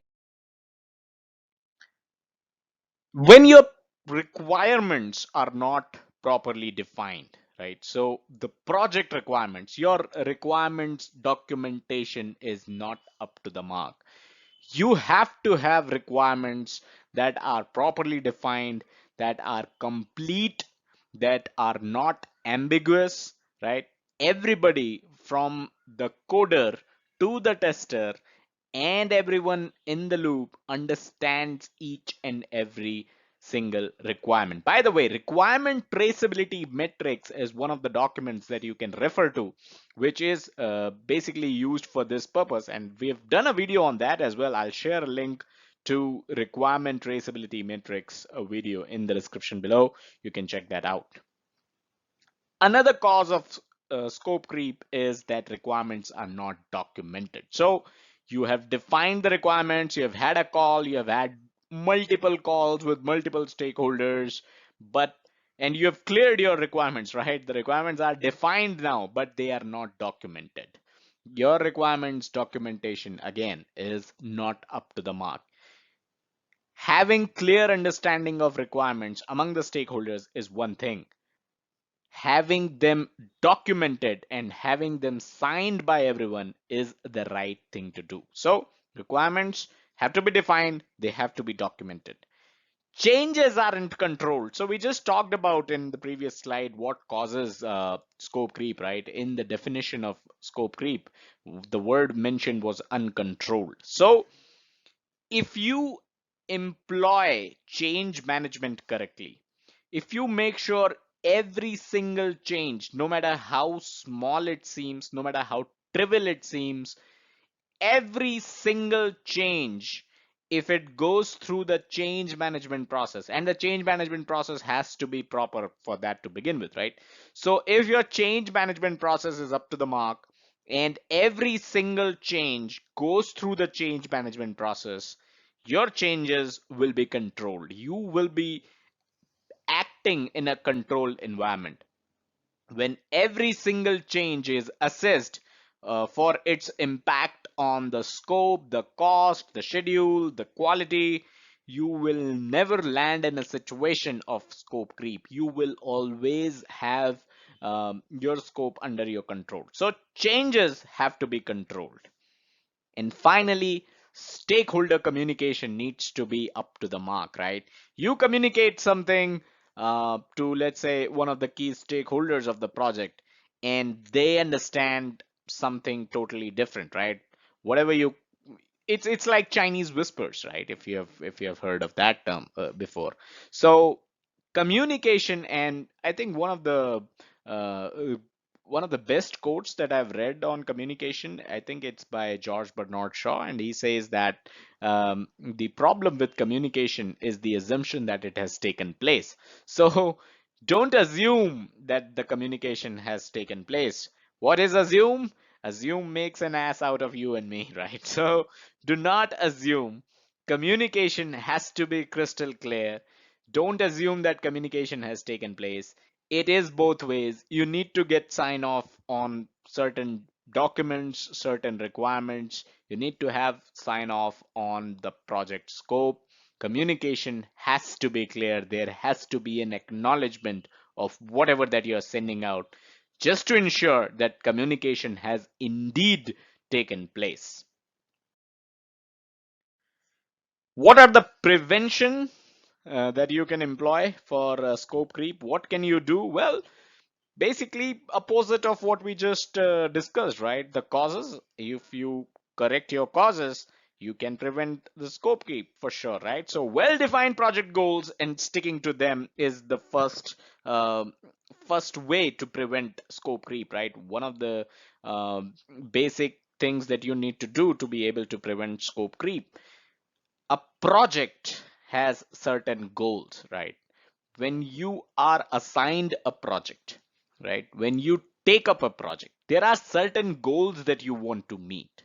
You have to stick to those goals, right? You cannot let changes come in and uncontrolled changes come in that lead to scope creep, which might totally unbalance, the kind of goals that you were trying to achieve, right? So let's say if you are trying to build a bridge across the river, halfway through the project a change comes into the place, right? A change comes into the picture, and you end up making a boat that allows people to cross the river, right? Instead of the bridge, you ended up with a boat. That is one of the best examples I could think of when it comes to scope creep, right? So you have to make sure that the goals of your project, right? The goal of your project, if it is to construct a bridge, you have to stick to that goal and you have to construct a bridge. You cannot, build a boat and then, you know, tell people that it serves the same purpose. It helps you cross the river, right? That's not the intent. You have to have clearly defined project goals and you have to stick to them. Define scope in as much details as possible, like we just discussed in the previous slide, right? Scope of the project, the requirements have to be defined in as much details as possible. There should not be any chance of ambiguity, right? Any scope of ambiguity in your project scope should not be there, right?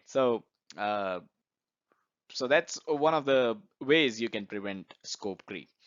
Document scope exclusions and assumptions. Again, we talked about assumptions. We said how assuming something means when you assume you're making an ass out of you and me. Don't do that. You have to document what is in the scope. That's fine. You have to document that in as much details as possible. But try and document what is not in the scope. So when you're constructing a bridge, you can mention in the footnotes that the scope of this project is to construct a bridge. There is an exclusion, right? The goal is to allow people, right, to give a platform for people to cross the river. But the exclusion here is that we are not building a boat that serves the same purpose, right? We are not doing that. We are constructing a bridge, and boat is an exclusion of this project, right? So you have to define what the exclusions are. Now, you don't have to spend 100 years to write the exclusions, right? The exclusion for in this project, right, in this case, one of the exclusion could be we are not going to construct a building. That is again an exclusion, right? You're constructing a bridge, you're not constructing a building, you're not constructing a boat. You don't have to spend 100 years to write the exclusions, but at a higher level, right, you can mention certain risky items that you think could come in handy whenever required. So exclusions should be documented. Assumptions should be documented, right? If you're constructing a bridge, if your assumption, right, it should be a part of the requirements though, but let's say you are assuming that it will be a 4-lane bridge allowing 4 cars at the same time, right, to travel in at the same point on the bridge. At any point in the bridge there could be 4 lanes available, right? So that's something that should not be an assumption. That's something really big, and that should be there in the part of your requirements. But if you're assuming anything, document it so that tomorrow nobody can point you and tell you why you did so and so, because it was there in assumptions and I was assuming it. And when I took a signature from you, when you signed off on the requirements, you are supposed to read the assumptions as well, so you can say all this to the person asking the question, right? So document exclusions and assumptions as much as possible, but again, don't spend 100 years on documenting these items. Finally, educate the project team about scope creep, right? When you are kicking off your project, make a note about scope creep, right? Give it a half slide space for scope creep. Tell the project team that there is a concept known as scope creep in project management. You as a project manager want to educate the team about scope creep so that we can avoid scope creep in our project. So you can always educate the team about scope creep. You can tell them how you plan to prevent scope creep. You can tell them the causes of scope creep, right? So that your entire team is aware of scope creep and you keep the project on track. So those are some of the ways how you can prevent scope creep. That's all that we had in this video. Do hit the like button if you like the video, share the knowledge, and comment if you have any questions, if you have any doubts, if you want to ask anything. Feel free to comment, leave a comment below. Subscribe to this YouTube channel if you haven't done so already, youtube.com/PMC Lounge. Check us out on our social media, facebook.com/PMC Lounge and twitter.com/PMC Lounge. As always, don't forget to check out the website pmclounge.com, which is your #1 free resource for PMP and other project management certifications, as well as project management industry information. Thank you. Hi and welcome to pmclounge.com. Today we are discussing a concept known as gold plating. Now, gold plating is a concept in project management. It is considered a bad change. If you have seen one of our previous videos where we talked about how changes can be good as well as bad, we said that scope creep and gold plating are two examples of bad changes. So we've already discussed scope creep. Let's talk about gold plating today. First up, what is gold plating? Like I said, it is a type of bad change, just like scope creep. Secondly, it is basically making a change beyond the project scope under the assumption that it would make the product better. So you are assuming that by making this change, the product is going to become better. This change is beyond the project scope. Now imagine a situation, right? Imagine a situation where you are the project manager. You have a lot of developers under you reporting to you as part of this project. One of them is a very enthusiastic developer, right? And he's always looking for opportunities to make the product better. He comes across a situation wherein he thinks that making a change is going to make the product better. So what he does is, since he assumes it to be a small change, he goes ahead and he makes that change, thinking that, of course, the product has now become better. That is precisely what gold plating is. Now you may think, what is the difference between scope creep and gold plating then, right? So scope creep is a change that leads to a lot of other changes. Gold plating is a change that may not lead to a lot of other changes, but it's still something which is beyond the scope of the beyond the original scope of the project. Now, what does gold plating lead to, right? Why is it a bad change? Because it leads to a new source of risks, right? You have made a change which you assume is going to make the product better, but then this is something which is out of the scope of the project, right? So this might give rise to new source of risks. You are delivering beyond the project scope. This is also basically something that you are not following your scope, your project scope, right? You are going beyond your scope document. So this is, of course, not a good practice, and that is why this is a sort of bad change. You are delivering something without the proper change management process. Remember how I took the example of a developer who is very enthusiastic, who always wants to make the product of the project better, and he makes a change thinking it's a small change, but it will definitely going to make the product of the project much better. So he has made a change without talking to anyone, without informing anyone, and obviously this change has not been through the proper change management process.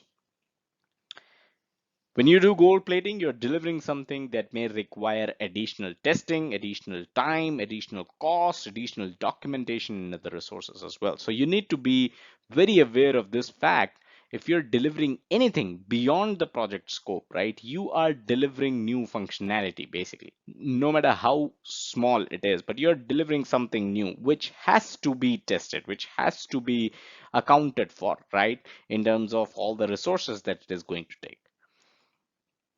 And again, we talked about how scope creep is something that is something which is similar to gold plating, but it is basically a change that leads to uncontrolled scope changes, right? Gold plating may not lead to uncontrolled scope changes, but then it may very well lead to uncontrolled scope changes as well, right? You might make a change which then leads to scope creep.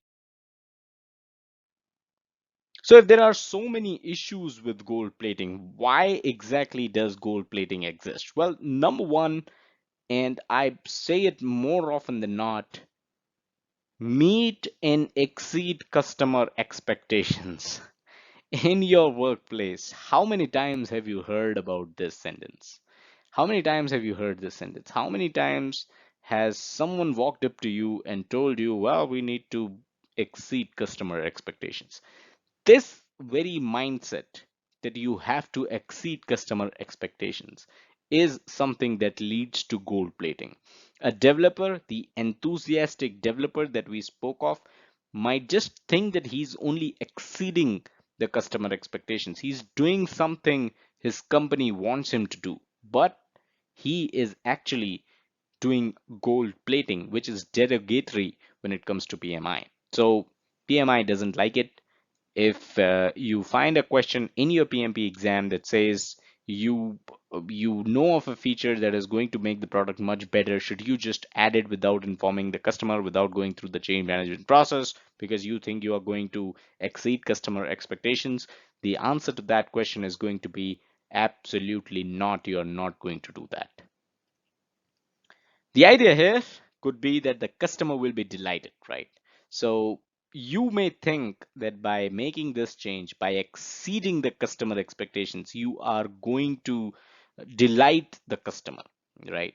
And you are exceeding the project requirements, and the customer will be delighted with the new features that you've added. But it is also possible that the customer might actually be very disappointed that you did something which was beyond the project scope. You did something which the customer didn't really ask for, right? They could, and the customer might have his or her own reasons for it, right? So that is why you should never go beyond the project requirements. You should never try to exceed the customer expectations, right? Let's say in this situation where you deliver something beyond the project requirements and thinking that the customer will be delighted, but rather the customer is disappointed. Think about all the resources you have wasted, right, for delivering this extra feature which wasn't asked for in the first place itself. So that's all that I had in terms of gold plating. Hope you were able to understand the concept of gold plating. Do like this video if you were able to understand the concept of gold plating and if you were able to follow this video. If you have any comment, if you have any questions, feel free to do so in the comment section. Share this video, share this knowledge, and subscribe to this YouTube channel if you haven't done so already, youtube.com/PMC Lounge. Check us out on our social media, facebook.com/PMC Lounge and twitter.com/PMC Lounge. And as always, do check out the website pmclounge.com, your number one free resource for PMP and other project management certifications, as well as project management industry information. By the way, a lot of our videos have supporting articles which are available on pmclounge.com. So instead of watching a video, if reading is what you want to do, go over to pmclounge.com, search for these articles. You'll definitely find them. Look for them in the PMP full course section. So that is all that I had. Thanks and have a nice day.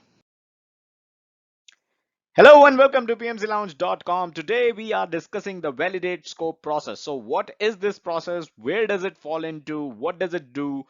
All of that in simple language is what we are going to discuss. We never talk about the inputs, the tools and techniques, the outputs of any process, because that is something which is pretty theoretical. That is something we believe you can refer to a book and know and read yourself, right? In this video, we discuss processes, and in all of our other videos as well, we discuss processes from the point of understanding a process, right? What it does is what we like to discuss, rather than, the theory of the inputs, outputs, tools, and techniques. All of that you can refer to a book. So let's get started with validate scope. First up, where does this fall? So as you can see in the red circle encircled is the validate scope process. So it falls in the project scope management knowledge area under the monitoring and controlling process group. So this is where it falls. We have already discussed the other processes of scope management, the plan scope management, collect requirements, define scope, create WBS. We have had a lot of fun discussing all these processes. We have already done so, and I'll share a link to the entire playlist in the description below. You can go ahead and you can check those videos out and go over these processes that we have already discussed. So the next stop is the validate scope process. Again, as always, a related article, if you like to read rather than watch video, detailed article related to this video is available in the description. The first link in the description will be to that article. You can go over to pmclounge.com and read that entire article. The second link will be the playlist of the scope management knowledge area, all the videos that we have discussed on scope management knowledge area. So validate scope is the next process. It should be noted here that some books and mentors, if you have read any book on project management, if you have been to any class on project management, you would realize that some books and mentors, they like to teach validate scope after the control scope process. Okay, so although in the PGK mapping, the screenshot is what you see on your screen right now, a screenshot of the process groups and knowledge area mapping for the project scope management knowledge area. So some people like to discuss and teach you control scope before the validate scope process, and we'll see why that happens. You'll understand it yourself when when we talk about what validate scope process does. So you'll understand that yourself. But yeah, this is just a word of caution. So if somebody teaches you control scope, or if you're reading a book and that talks about control scope before the validate scope process, do not disregard us or that book or that mentor. It's not wrong. These processes are not in hierarchy, right? These processes don't come one after the other. These are just a way the processes have been kind of tabulated, right? So it's okay if somebody teaches you control scope before validate scope as well. All right, let's move on. So validate scope process is what happens when you're done doing everything you had to do. That's the most day-to-day language definition that I could come up with for validate scope process, right? So it is what happens. What happens in this process is what happens when you're done doing everything you had to do as a project manager, when you have created your deliverables, right? Validate scope is what you are supposed to be doing next. So what would you do, right? As a project manager, when you're done doing everything you had to do, that means you have your deliverables now in your hands. You can gather all the stakeholders, including the client, and you can ask all of them to review the deliverables that you have created, right? And you ask them to provide their acceptance for the deliverables, right? So you are basically done doing everything that you were supposed to do, and now it's time that they here mean the stakeholders, including the client, they review the deliverable and they provide their acceptance, right? So this is the whole crux of the validate scope process, right? You have created a deliverable, and now you ask the stakeholders and the client to review the deliverable and provide their acceptance. Now, it should be noted here that the deliverables that we are talking about here are validated deliverables. Now, what are validated deliverables? That could be a question that you might ask. So validated deliverables are deliverables that have already been through the control quality process.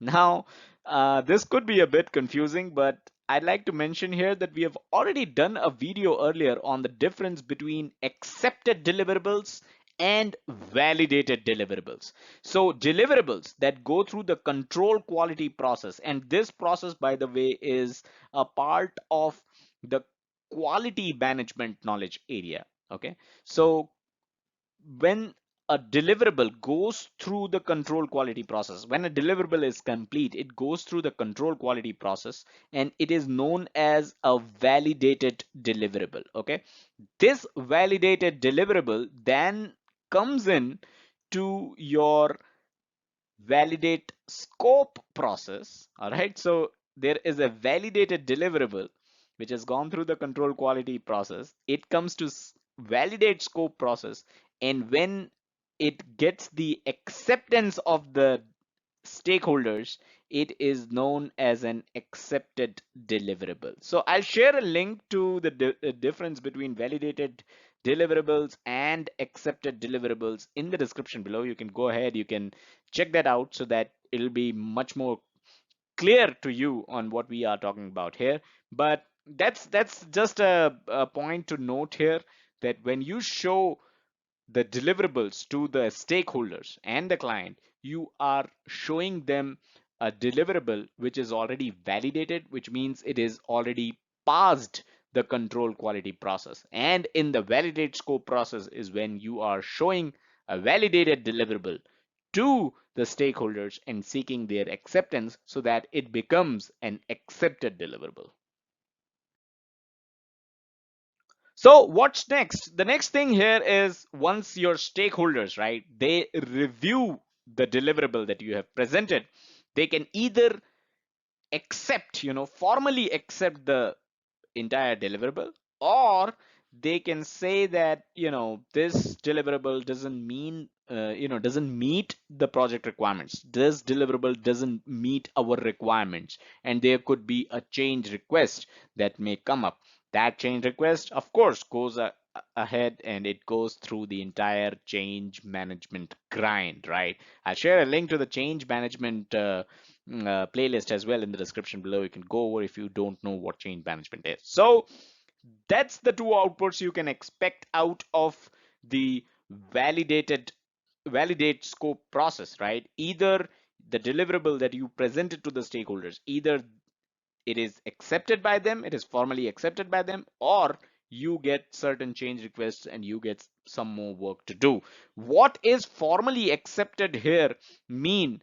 Formally accepted here means that you actually have a written confirmation from all the stakeholders that the deliverables match the agreed upon project requirements, right? So it's not something wherein you provide a piece of code or any deliverable, right, for that matter, and you on a call you ask them if they think it's fine, it looks good, and they just tell you that, yeah, this deliverable is fine, it can be accepted, and there's no written communication, right? Formal acceptance means a written acceptance. So that is a must when it comes to the validate scope process. You need a formal acceptance of the deliverables. So the conclusion here is that the goal of the validate scope process, the entire goal, the main aim of the validate scope process, the reason for its existence is that you get formal acceptance on completed project deliverables. Again, do note the word formal acceptance here. We talked about it. Formal acceptance means written acceptance on the on the completed project deliverables, right? So you need written acceptance. That is the main aim of validate scope process. Now, an important question here could be, when does this process take place? And remember, in the first slide we talked about how some people will teach you control scope before validate scope. This is the entire reason for it, right? To give out a feel to give out an idea that validate scope is something that can happen in the end, because you are basically getting sign-offs. You are good to go after you're done with this process, right? So it should be noted here that in a project, there are several deliverables, right? Do you remember that even your project management plan, a document is also a deliverable? So not just the product of the project, right? If you are working on a project that is, let's say, you're developing a website, right? As a web developer, you're developing a website, and the website is the product of the project. So you don't do validate scope process in the end, right, and show the customer the entire website. No, you have other deliverables as well. You have documents, you have the project management plan is also a deliverable, right? So all these deliverables need to be accepted by the stakeholders. So that is the reason why validate scope isn't a process that takes place, just once during the end of the project, right? During the end, you show them your entire deliverables, right? All the deliverables, and you seek their acceptance. No, that's not the way it works. It is a process that keeps on happening time and again, because there are certain deliverables that you will keep preparing, you'll keep finishing during the course of the project, right? So that is the reason why validate scope is a process which is performed throughout the project, right? Throughout the life of the project. It gets performed throughout the life of the project, not just once in the end. That should be noted here, right? So, let's imagine that you are handling a project with 200 deliverables, right? And it's a big project. It'll take 2 years to complete. So would you wait till the end of 2 years and provide the stakeholders with 200 deliverables and seek their approval as part of the validate scope process? Of course not. You need to have validate scope process time and again. Every time you're done with the deliverable, you go ahead, you seek formal acceptance from your stakeholders, and that is what validate scope process is all about. Now, another thing is that even the product of the project, right? We just talked about how the product of your project could be, let's say, a website, right? You are developing a website, and the website is the product of your project. So even the product of the project, even that website can be validated time and again partially. So what that means is, let's say you're done with the homepage, right? Or let's say you're done with the template, how the website is going to, look and feel. You can get a written acceptance, right? A formal acceptance on just the template of the website first, right? So you can get the approval, you can perform the validate scope process partially on just the template of the website. Later on, you can go ahead, you can fill in the data, and you can populate the pages, and you can get another approval, right? Then you can get another approval based on the images and videos that you will integrate on the website. That will be your third time performing the validate scope process. So finally, you integrate the database, you integrate ads and whatnot, and you get another round of validate scope process where you are seeking acceptance from the stakeholders. So even the product of the project, right, it can get validated time and again partially. At certain milestones, you can seek the approval of the stakeholders and perform the validate scope process. So it is important to note that validate scope process isn't something that you leave out till the end of time, till the end of project, right, and do it just once at the end of the project. That's not how it works. So that is all that we had in this video. Hit the bell icon after you subscribe to this channel if you haven't done so already. Do hit the like button if you really enjoyed and if you learned something new. Check us out on our social media. PMC Lounge is our handle on YouTube, Facebook, as well as Twitter. And don't forget to check out the website pmclounge.com, your number one free resource for PMP and other project management certifications, as well as project management industry information. Thank you. Hi, and welcome to this quick video on what is the difference between validated and accepted deliverables. So, why exactly is this important? Well, basically, validation and acceptance are two different things, but they sound similar. So, a lot of aspirants studying for their PMP exams often get confused within these two terms. The other thing is there could be questions pertaining to this concept in exam. And to answer those questions, you should be able to differentiate between validated deliverable, and accepted deliverable. So, validated deliverable. So, this is basically the one that has been completed and checked for correctness during control quality process. So, the key word here is checked for correctness. So, once a deliverable is complete, it is checked for correctness. And usually, this check could be within the organization or even outside the organization in certain cases. So, this is a validated deliverable, which is complete and checked for correctness. Now, these are the knowledge area and the process group, quality management, and MNC, wherein this process comes in. And in the PGKA mapping, here under the red circle is where you can see the control quality process is. So, this is where a deliverable is validated. Now let's move to accepted deliverable. Now this is basically the one that has been accepted through the validate scope process. Now this is the deliverable which has been accepted. So remember, in the previous process we just checked the completed deliverable for correctness. Here it has been accepted either by the client or whoever is sponsoring the project or any other major stakeholders. So the knowledge area is scope management, process group is again M&C, and under the red circle is where it falls in the PGKA mapping. So although the name of the process is validate scope, and this is why a lot of aspirants get confused, because we talked about validated deliverable in the previous slide, but that was just checking for correctness. In the validate scope process is where if the deliverable is accepted by the customer, it will be known as an accepted deliverable. So, in a nutshell, here is what we discussed. Deliverables, they are checked for correctness. The outcome could be either validated deliverables or change requests. When they are checked for correctness, if the team finds everything to be correct, they will be known as validated deliverables. If the team finds that something is not correct, there could be certain change requests to make them correct. And once the deliverables are validated, they are taken to the client, the customer, by the project manager or the sponsor or any other major stakeholders, and we receive a formal sign off, and those are known as accepted deliverables. That's all in this quick video. Please like, share, subscribe, and comment, and check out the website pmplounge.com for more such helpful videos and articles. Thank you.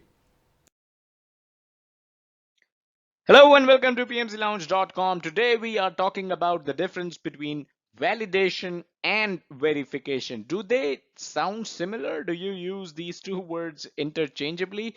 From project management perspective, are these two different? If yes, then what exactly is the difference? Let's get started. Now, depending on the industry that you work in, right, in addition to the daily usage, you might use these two words interchangeably. But then, depending on the industry that you work in, these two terms can be used interchangeably. That's totally fine to use these two terms. But then, depending on some other industries where it is not acceptable that you use these two words interchangeably, it could be totally disastrous if you use these two words interchangeably. Validation might mean something different, and verification might mean something totally different. So from project management perspective, we are PMC Lounge, we talk about project management. So let's focus on project management. From the industry of project management, these two terms carry quite a different meaning. So as a PMP certified project manager, as a professional in the project management industry, you should not be using these two terms interchangeably. So what is the difference between these two? Let's take a look at that. Let's first try to understand the definition of these two. Starting off with validation. So validation is related to the validate scope process. We have already discussed this process in detail, and I'll share the link in the description below on what on the entire validate scope process video that we have done.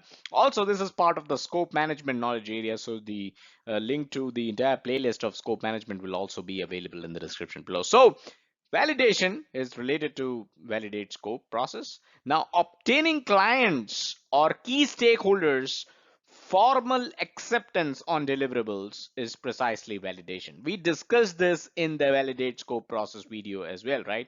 When you are trying to obtain the client's approval on your deliverable, you are basically performing the validate scope process, right? So that is validation, right? Once the client approves a deliverable or the key stakeholders, they approve of the deliverables, you have basically performed the validate scope process. You have done validation. Coming to verification. Now, verification means evaluation, right? So verification is basically evaluation of whether requirements, regulations, specifications, or imposed conditions are being met, right? So we talked about how validation is done by client and key stakeholders. Who does verification? That will be much more clearer when we take a look into an example in the next slide. But to understand the difference between the two, validation from definition perspective is related to the validate scope process. You are basically obtaining client's approval on your deliverables. Verification, you are checking that these deliverables are following the requirements. These deliverables are following the regulations, specifications, or imposed conditions, right? So that is verification.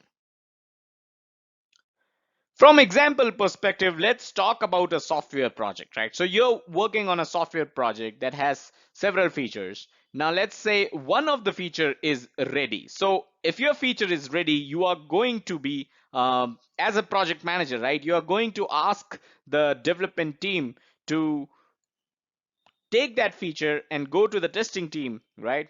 And ask the testing team to perform testing. So the quality team or the testing team is going to be performing testing. That testing is basically verification, right? The testing team is doing an evaluation. They are checking whether the code is in line, whether the code has the quality, whether the code follows the regulations, right? The standards from the organization perspective, right? So testing team is basically the stakeholder, is basically the owner of verification here. Once the testing is complete, the feature can be then presented to the client, right? And you can seek the formal approval of the client. That is known as validation. That is the validate scope process, which we just talked about, right? So here's the difference, right? When your code is ready, when testing is being done, that process is known as verification. Once the testing is complete, you present the code to the client, you seek their approval, you obtain their approval. That is validation. Verified code and validated code are the two things here that we are talking about basically. So in certain texts, if you read about validation and verification, you will find that these terms are defined as being internal or external. Certain texts say that verification is internal, right? Since the testing team, in our example above as well, verification is something that is being done by the testing team. So you may think that, okay, this is something which is internal, while validation is something wherein you're seeking the approval of the client. So this is something which is external. But that might not be true at all times. So I just wanted to, kind of have this note out there so that you don't get confused if you're reading certain text, right? So verification can be internal, validation can be external, but that might not be the case at all times. And that is all that we had in this video. Do hit the bell icon and subscribe to the channel. Hit the like button if you enjoyed the video, and check us out on our social media. Our handle is PMC Lounge on YouTube, Facebook, as well as Twitter. And do check out the website pmclounge.com, your number one free resource for PMP and other project management certification, as well as project management industry information. Thank you. Okay, so I think this is the first time that, yeah, I'm live on Facebook as well. All right, so this is the first time I'm live on both Facebook here and YouTube here. So Facebook on our pmclounge.com website. The Facebook official Facebook page is facebook.com/pmclounge, and the official YouTube channel is youtube.com/pmclounge. Now, the reason for this video is the questions that we have been receiving about validate scope. So validate scope is something that we have been covering these days over at PMC Lounge, right? So one of the questions that I received was about the difference between validate scope, control quality, and the closed project or phase processes, right? So it seems, and I totally agree with it, it seems as if these three processes are doing the same thing, right? So let's talk about these three processes a bit. So validate scope, what is validate scope? So validate scope again falls into the monitoring and controlling process group, and it is part of the scope management knowledge area.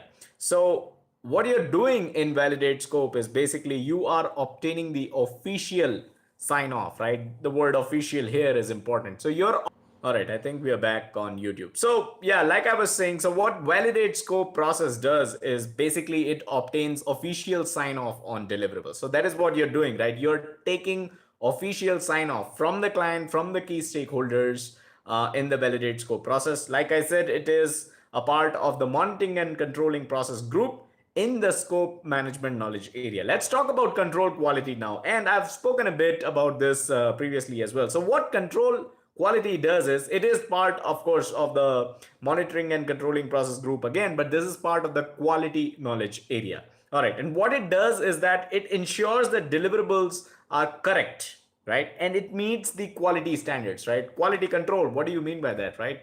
When the deliverable is ready, you do a check on it and you make sure that it meets the quality criteria, right? So a source code, right? If the quality criteria set by the company is that the source code should be 98% defect free, that is the control quality, that is the kind of control on the quality that the organization is looking for, right? So when the code is ready and you do a control quality measure on it, that is what you're doing. You check that the code is 98% defect free. So that's what you're doing in control quality. In validate scope, you are obtaining official sign off on the deliverables, while in control quality, you are only internally testing a deliverable to make sure that it is of the quality that is required, or that is a mandate in the organization that you're working in. Now, what is closed project or phase, right? So this is part of the closing process group and an integration management knowledge area.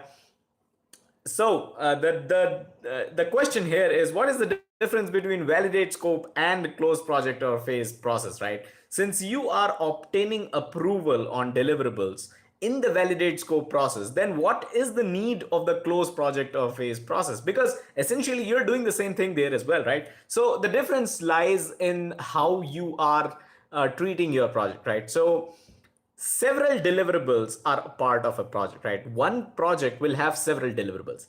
Each deliverable needs to be approved, needs to be accepted by the client and the key stakeholders, right? Obtaining official sign off on every single one of those deliverable is what you do in the validate scope process. When it comes to close project or phase, what you're basically doing is that you are getting a sign off on the entire phase, all the deliverables of one phase, right? You are, or the when you talk about closed project, you are getting a sign off on the entire project, all the deliverables of the entire project. Now, how is this different? How is these two different, right?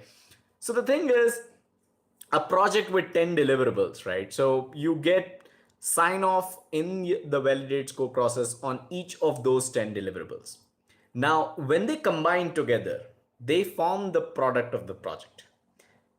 When you get a sign off, right, in the closed project or phase process, you are basically getting a sign off that all these 10 deliverables, when combined together, deliver what the client is looking for, right? So the sum of parts of all these deliverables, right, it makes sense, right? The sum of all these parts make up the product that the client was looking for.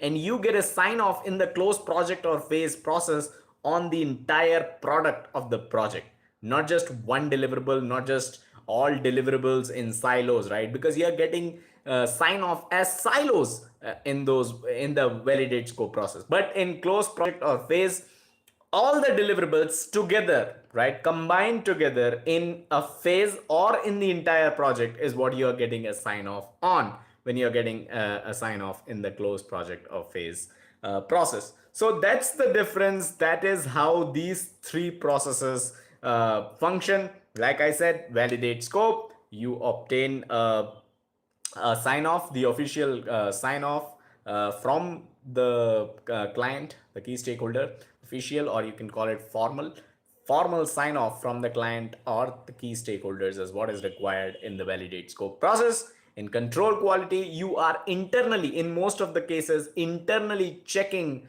the deliverable that it meets the quality standards. That is what you're doing in the control quality process. In closed project or phase, what you're doing is that all the parts, all these deliverables together make sense to the client, right? All these parts together make up the product that the client was expecting, and then you get a sign off on that. So that's the difference between these three processes. I hope this was clear. Just wanted to go live and test this out as well, right? Going live on Facebook and on YouTube together. Just want to test this, and I thought, what better way to do it than answer a question that came up, and it was related to validate scope, the process that we are covering these days on PMC Lounge. So subscribe to this YouTube channel if you haven't done so already, youtube.com/PMC Lounge. Check us out on our social media, facebook.com/PMC Lounge if you haven't done so already. We are also on Twitter, twitter.com/PMC Lounge. And do check out the website, pmclounge.com, your number one free resource for PMP certification and other project management certifications, as well as project management industry information. All right, thanks. And I hope you liked the live streams that we are doing. Do let us know in the comment if you liked it. That's all that I had. I'll finish off with the Facebook live first. So Facebook is gone now. I'll close out on the YouTube one. All right, I think this is what. Okay. All right, thanks and have a nice day.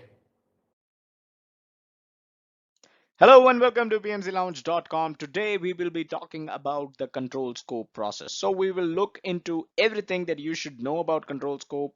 We'll definitely go deep to understand this entire process. Now, as always, over here at pmclounge.com, we don't believe in memorizing the inputs, the tools and techniques and outputs of every process. That is of no use unless and until you understand why why you have those inputs in a certain process, right? Why are you going to be using any tools and techniques if you are going to use for those inputs, and how you are going to generate those outputs from the process, right? So we never encourage you to memorize inputs and tools and techniques and outputs. We'd rather want you to understand why you have certain inputs, why you use certain tools and techniques, and how you get those outputs out, right? So it's important to understand the processes rather than memorizing, all these names and not understanding the process, or just, superficially reading what this process does. So let's go deep. Let's talk about control scope process. First up, why is this important? We always talk about it. So it is a matter of critical balance between accepting what needs to be done and what needs to be avoided as well to keep the project on track. So you are controlling the project scope, right? You are in charge of the project scope. So there could be certain changes that will be good in terms of having the entire scope keep on track, right? In terms of keeping the project on track, in terms of keeping the scope of the project on track. So there could be certain changes that you should be accepting, but then there could be certain changes that you must avoid in order to ensure that your project remains on track. So this is a balance, a critical balance that you as a project manager need to make to ensure that the project stays on track, right? So that is why it is important to understand control scope in the first place. Another thing is that control scope and validate scope are two different processes. That much you'll already know, right? But then a lot of people confuse the two, and a lot of people are confused in the understanding of both the process. And some of the folks, and I've spoken to a few, and they think that control and validate sound similar, have similar meaning, or at least similar connotations, and that is why that is the cause of the confusion. So it's important to read and understand control scope process so that you can clearly differentiate it from validate scope process. By the way, we have already covered validate scope. We've gone a lot deeper into validate scope. We've made several videos on it. I'll share the entire playlist in the description below if you want to understand what validate scope is. All right, back to control scope. Let's get ahead. Let's try to understand where does it fall in the PGKA mapping. So in the PGKA mapping, as you can see, validate scope process is just above control scope. A lot of text will say that validate scope. They'll cover validate scope after control scope. We have a slide for that as well, so we'll go over it later. But then control scope, as you can see, is highlighted by the red oval shape.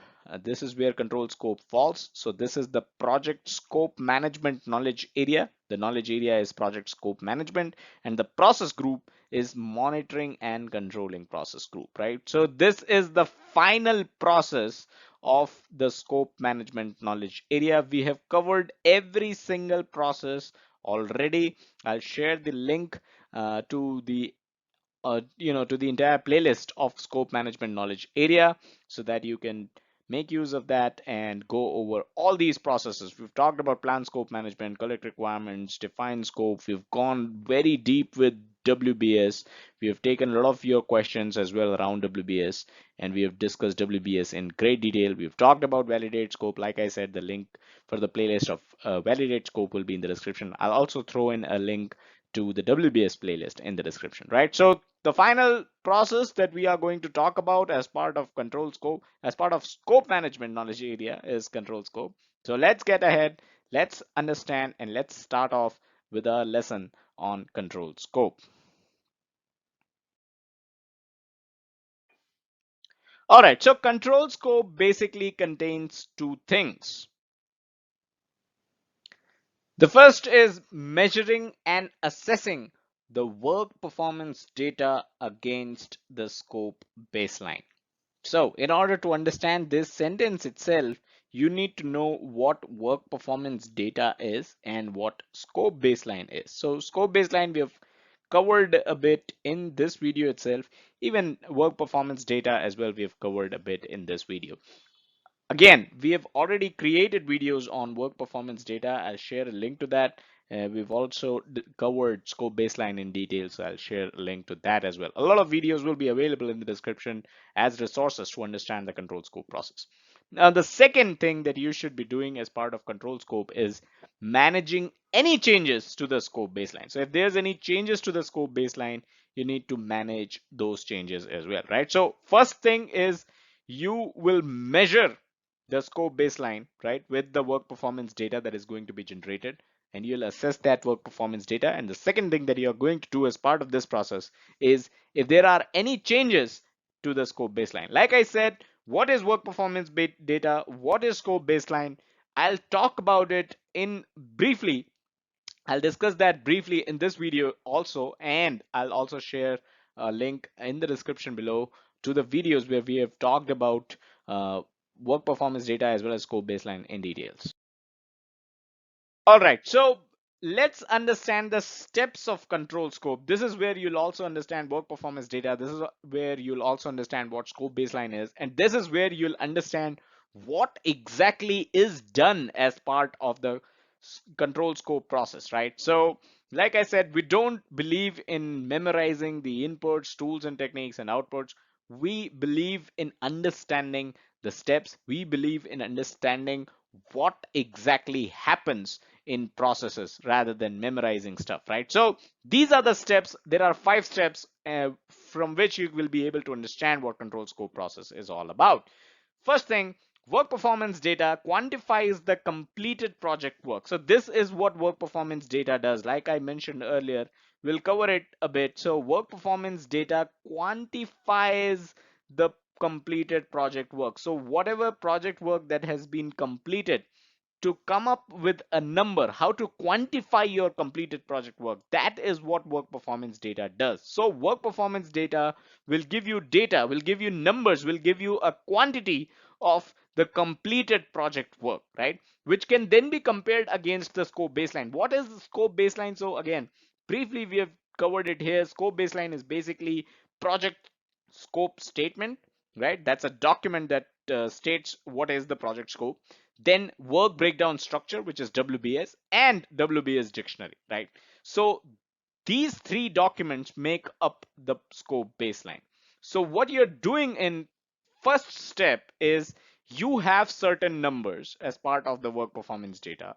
You are going to compare that data with the scope baseline, right? So this is going to give you a certain assessment, right? So you're making this assessment, how much work you have completed against what is the total scope of the project. That is what you're doing in the first step of control scope. Now, once this measurement is in place, right? Once you have this measurement, once you have this assessment, right?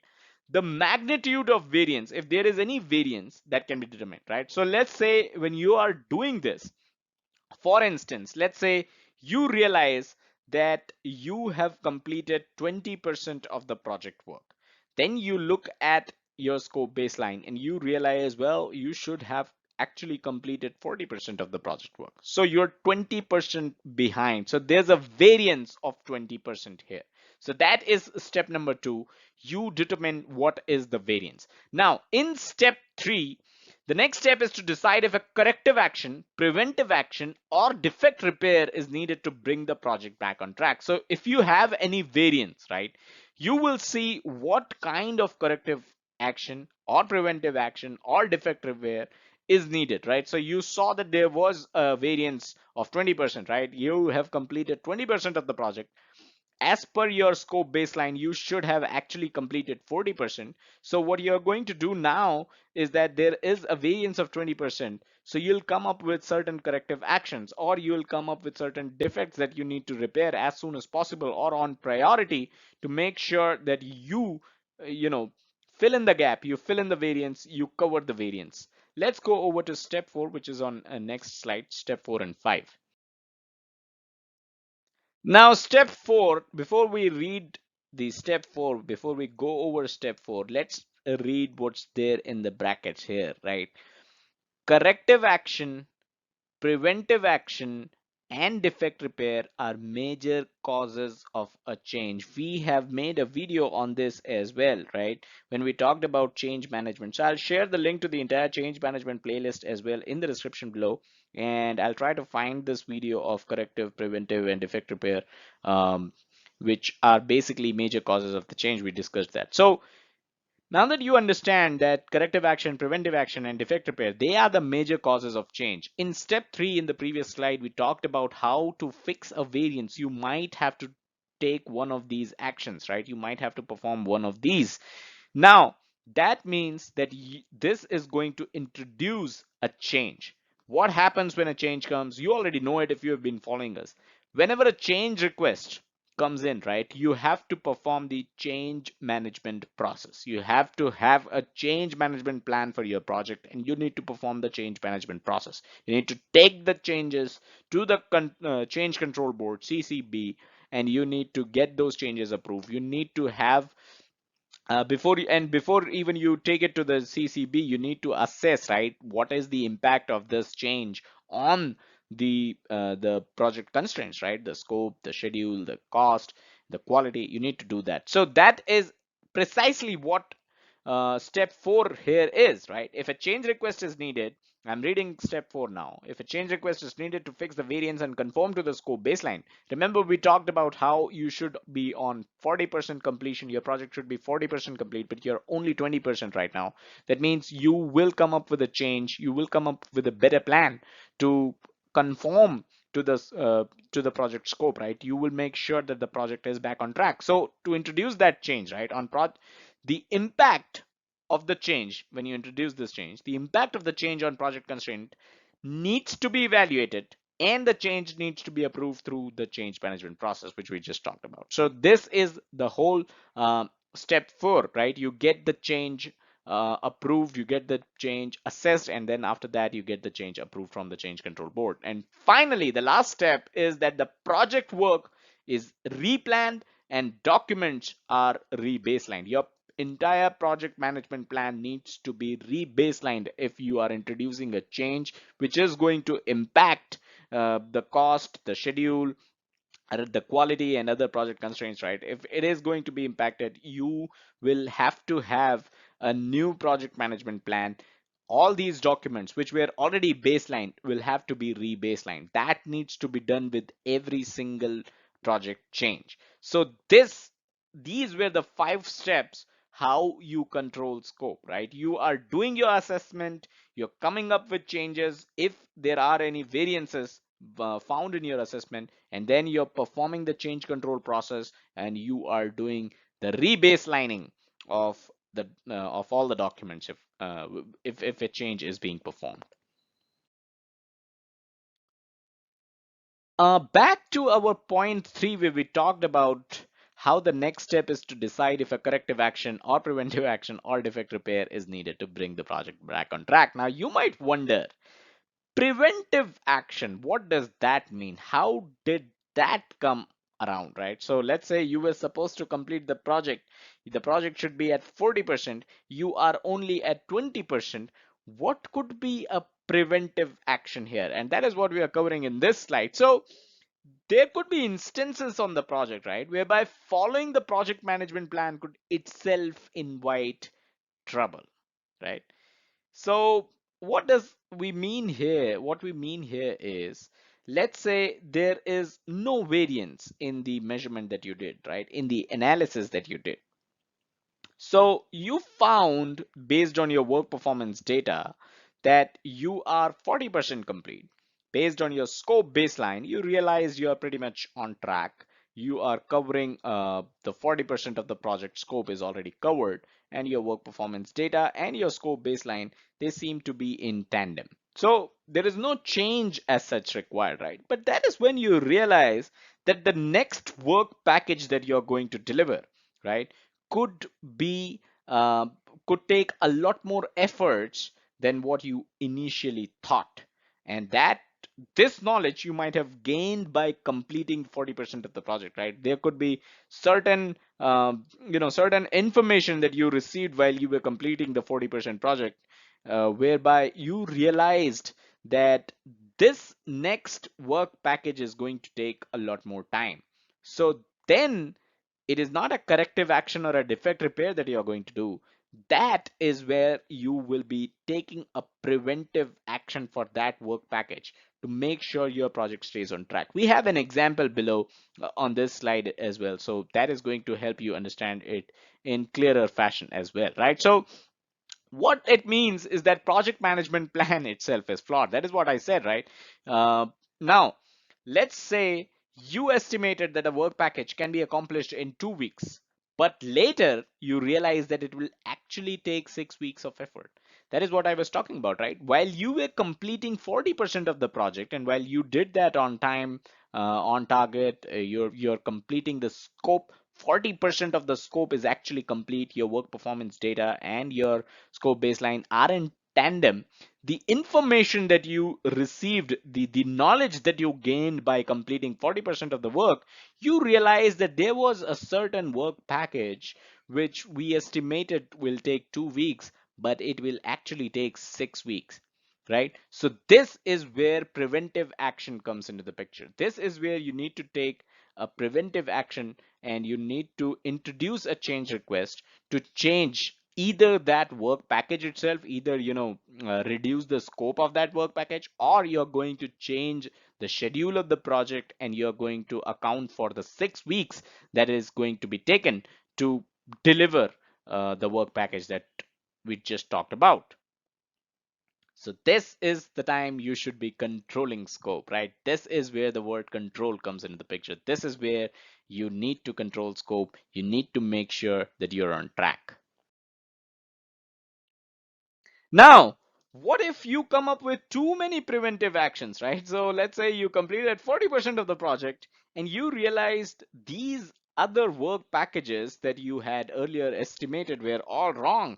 we somehow managed to complete 40% of the project uh, in tandem with the scope baseline, in tandem, delivering all the work packages, but the remaining ones are tough nuts to crack, and you need a lot of preventive actions. And this is not something that just you think, but this could be a certain thought in the minds of the project team as well. And what could end up happening is that you would receive a lot of change requests from the team that believe that they are suggesting preventive actions. So what you need to do here is, as a project manager, now you might get overwhelmed with the change requests that are wheeled as preventive actions, right? The coders, they might come to you and tell you, whoa, we well, you thought you'll complete something in, we estimated that we'll complete something in 2 weeks, but it seems we are going to take 2 months.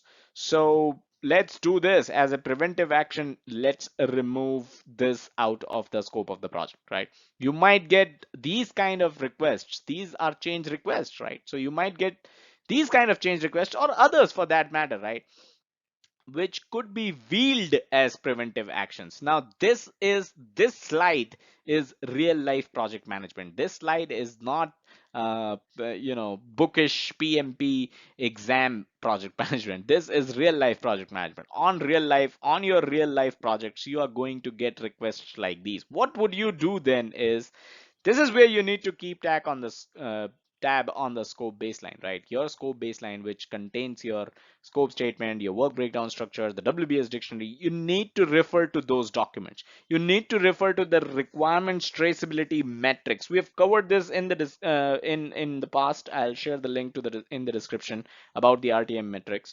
So you need to keep tab on these documents that you have prepared already for your project, right? And you need to make sure that if there are change requests which are wheeled as preventive actions, right, uh, they should be handled correctly. And your scope baseline and your RTM, they are going to be your best weapons against such unnecessary changes which might pop up. This is how you would actually control the project scope. This is where you will actually control your project, your project team. You need to have certain influence as a project manager on the project scope, on the project team. You need to have certain influence. You need to, but then at the same time, you need not be so rigid, wherein you discard uh, preventive actions which were actual preventive actions and not wheeled as change requests, right? So that's why I said in the first slide itself that this entire process of control scope, you have to, as a project manager, maintain a critical balance between what change requests you should accept, change requests that are really preventive actions or corrective actions or defect repair and are going to help your project stay on track. And you need to have that critical balance between these useful change requests versus uh, change requests which are just wheeled as preventive actions, right? So again, this is the critical balance that control scope process teaches you. Control scope process teaches every project manager out there.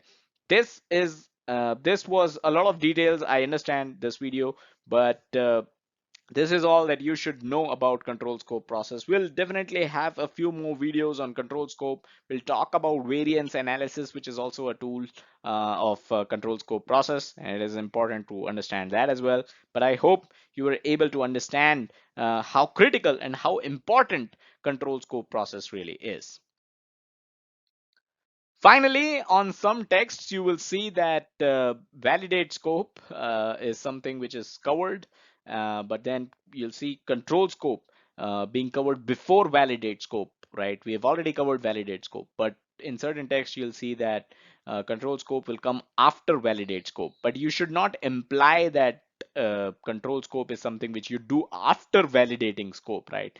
Validate scope will typically happen once your deliverable is ready, right? Once a deliverable is ready, you will go to the key stakeholders, the client, and seek their formal sign off. But control scope is something which can happen at any time. The steps that we just talked about, right, they can happen at any given time during your project, right? So that is the reason why control scope can take place anywhere. In certain text, if they say that validate scope is before control scope, right, they just talk about validate scope before control scope. That doesn't mean that you will control scope only after the validate scope process. Control scope can happen at any given time in the project. Validate scope is something which will happen once the deliverables are ready and once you request the client for a formal sign off, right?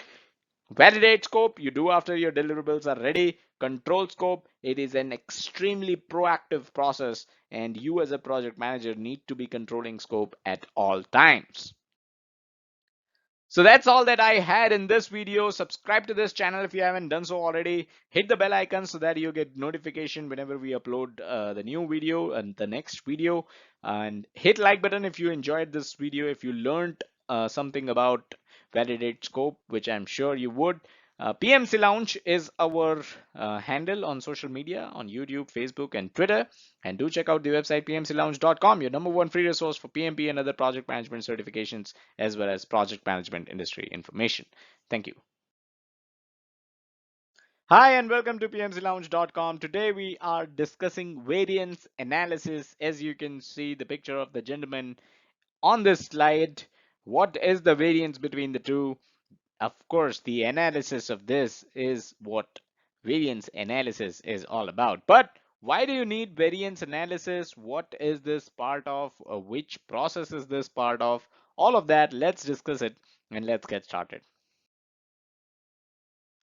So first up, you need to understand that this is the only tool and technique under the control scope process. We recently discussed the control scope process.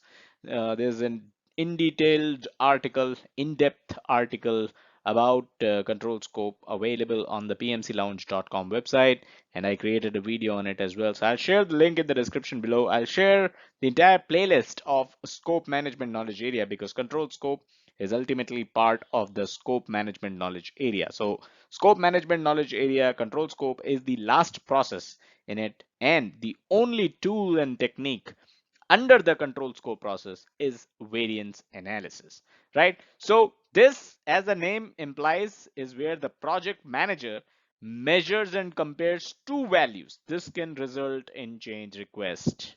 Now the question is, how can this result in change request? If you're just comparing two values, if you're just analyzing two values, how can this result in change request? And that is what we are going to discuss in the later slides. So what are those two things, right? We just said that in variance analysis, the project manager is basically, seeing what is the difference, analyzing the difference between two things. So these two things are the planned baseline work and the actual work. So you have your project management plan, you have your schedule, you have your cost baseline, your schedule baseline, you have all of that, right? Now, what is your present status of the project, right?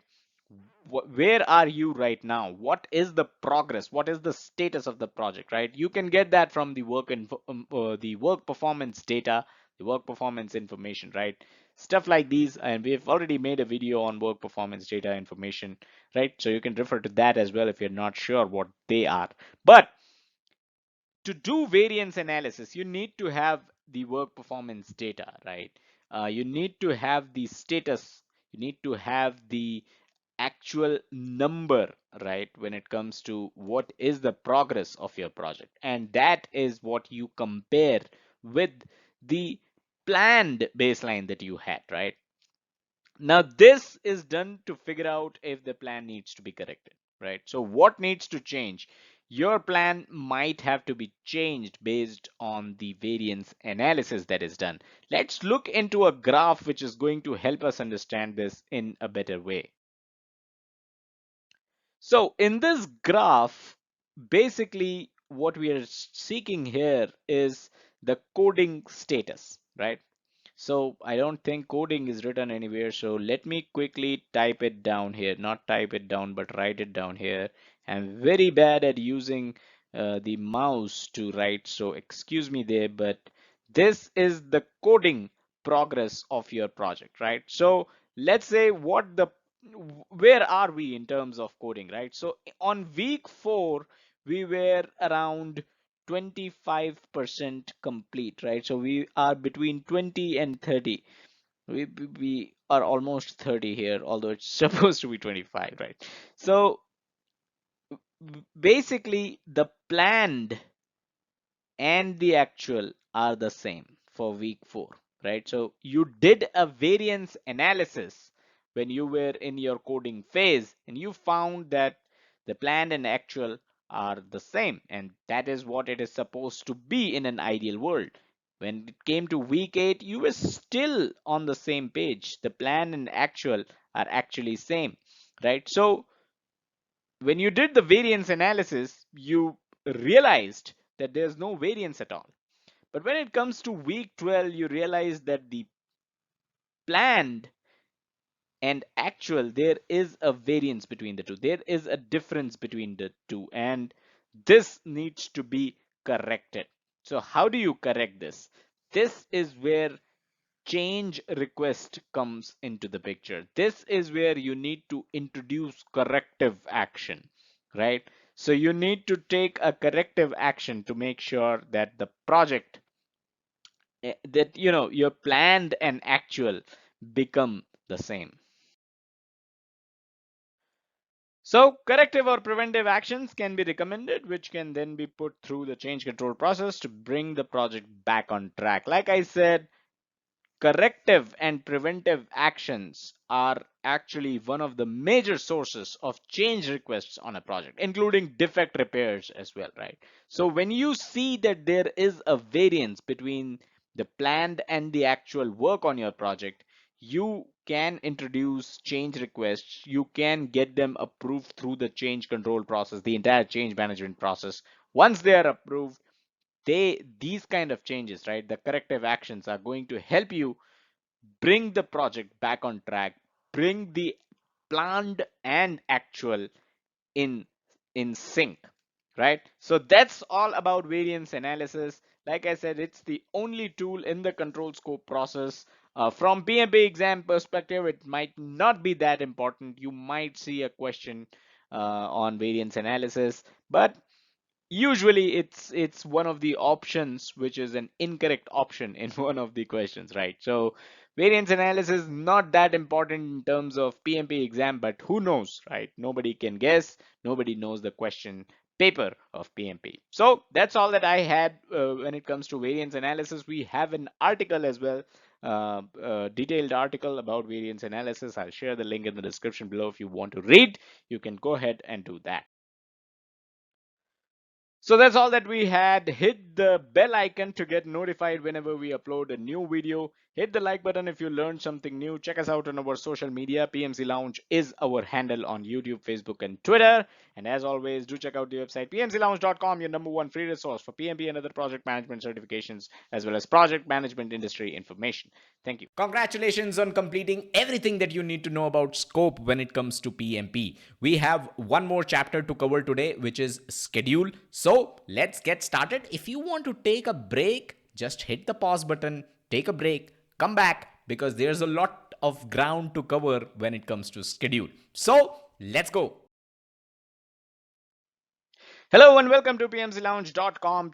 This video we are talking about the basics of schedule management. What all should you know before you begin your study of schedule management, the PMP's project schedule management, right? So everything that you should know before you can get started and get into the thick of the things of schedule management, you should definitely watch this video. This is a primer of sorts. This covers all the basics, and this will give you a good overview before you can get started. All right, so let's start with the first slide and talk about the basics of schedule management. So in the pre-PMBOK guide version 6 world, right? So there was a world before PMBOK version 6, right? That was the PMBOK version 5 world. Schedule management was known as time management. So it was only in PMBOK 6 that time management was renamed and rebranded as schedule management. Probably someone got to know, came into their senses and thought that time cannot be managed. It is only schedule that can be managed. All right, so time management was the previous name of schedule management. This has been renamed as schedule management. Now, managing schedules and meeting deadlines is what most people think of when they think about the role of a project manager. So if you introduce yourself to someone and tell them that you are a project manager, their initial impression of you would be that you manage schedules probably in an Excel file or in some Gantt chart, and you make sure that the project team meets those, all the deadlines that you have basically come up with, right? So that is what a lot of people think. However, it should be noted that the project manager role is goes way beyond than schedule management. Mere meeting deadlines is not what project managers do. They do a hell of a lot of other things. So schedule management, meeting those deadlines is just part of it.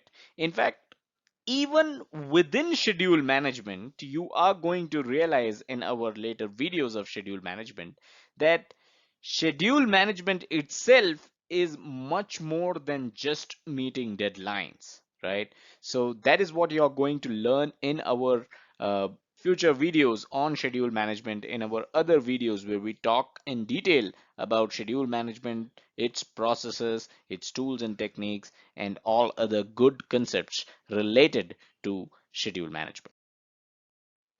All right, so let's take a look at the processes of schedule management knowledge area. Now, some people pronounce it as schedule, some people pronounce it as schedule. Schedule is more of an American pronunciation. Schedule is more of an Indian pronunciation. Sometimes I tend to pronounce schedule, sometimes I tend to pronounce schedule. So kindly bear with me, it's one and the same thing. So we have 5 processes in the schedule management knowledge area. You've got no processes in initiating process group, no processes in executing, and no processes in closing process group.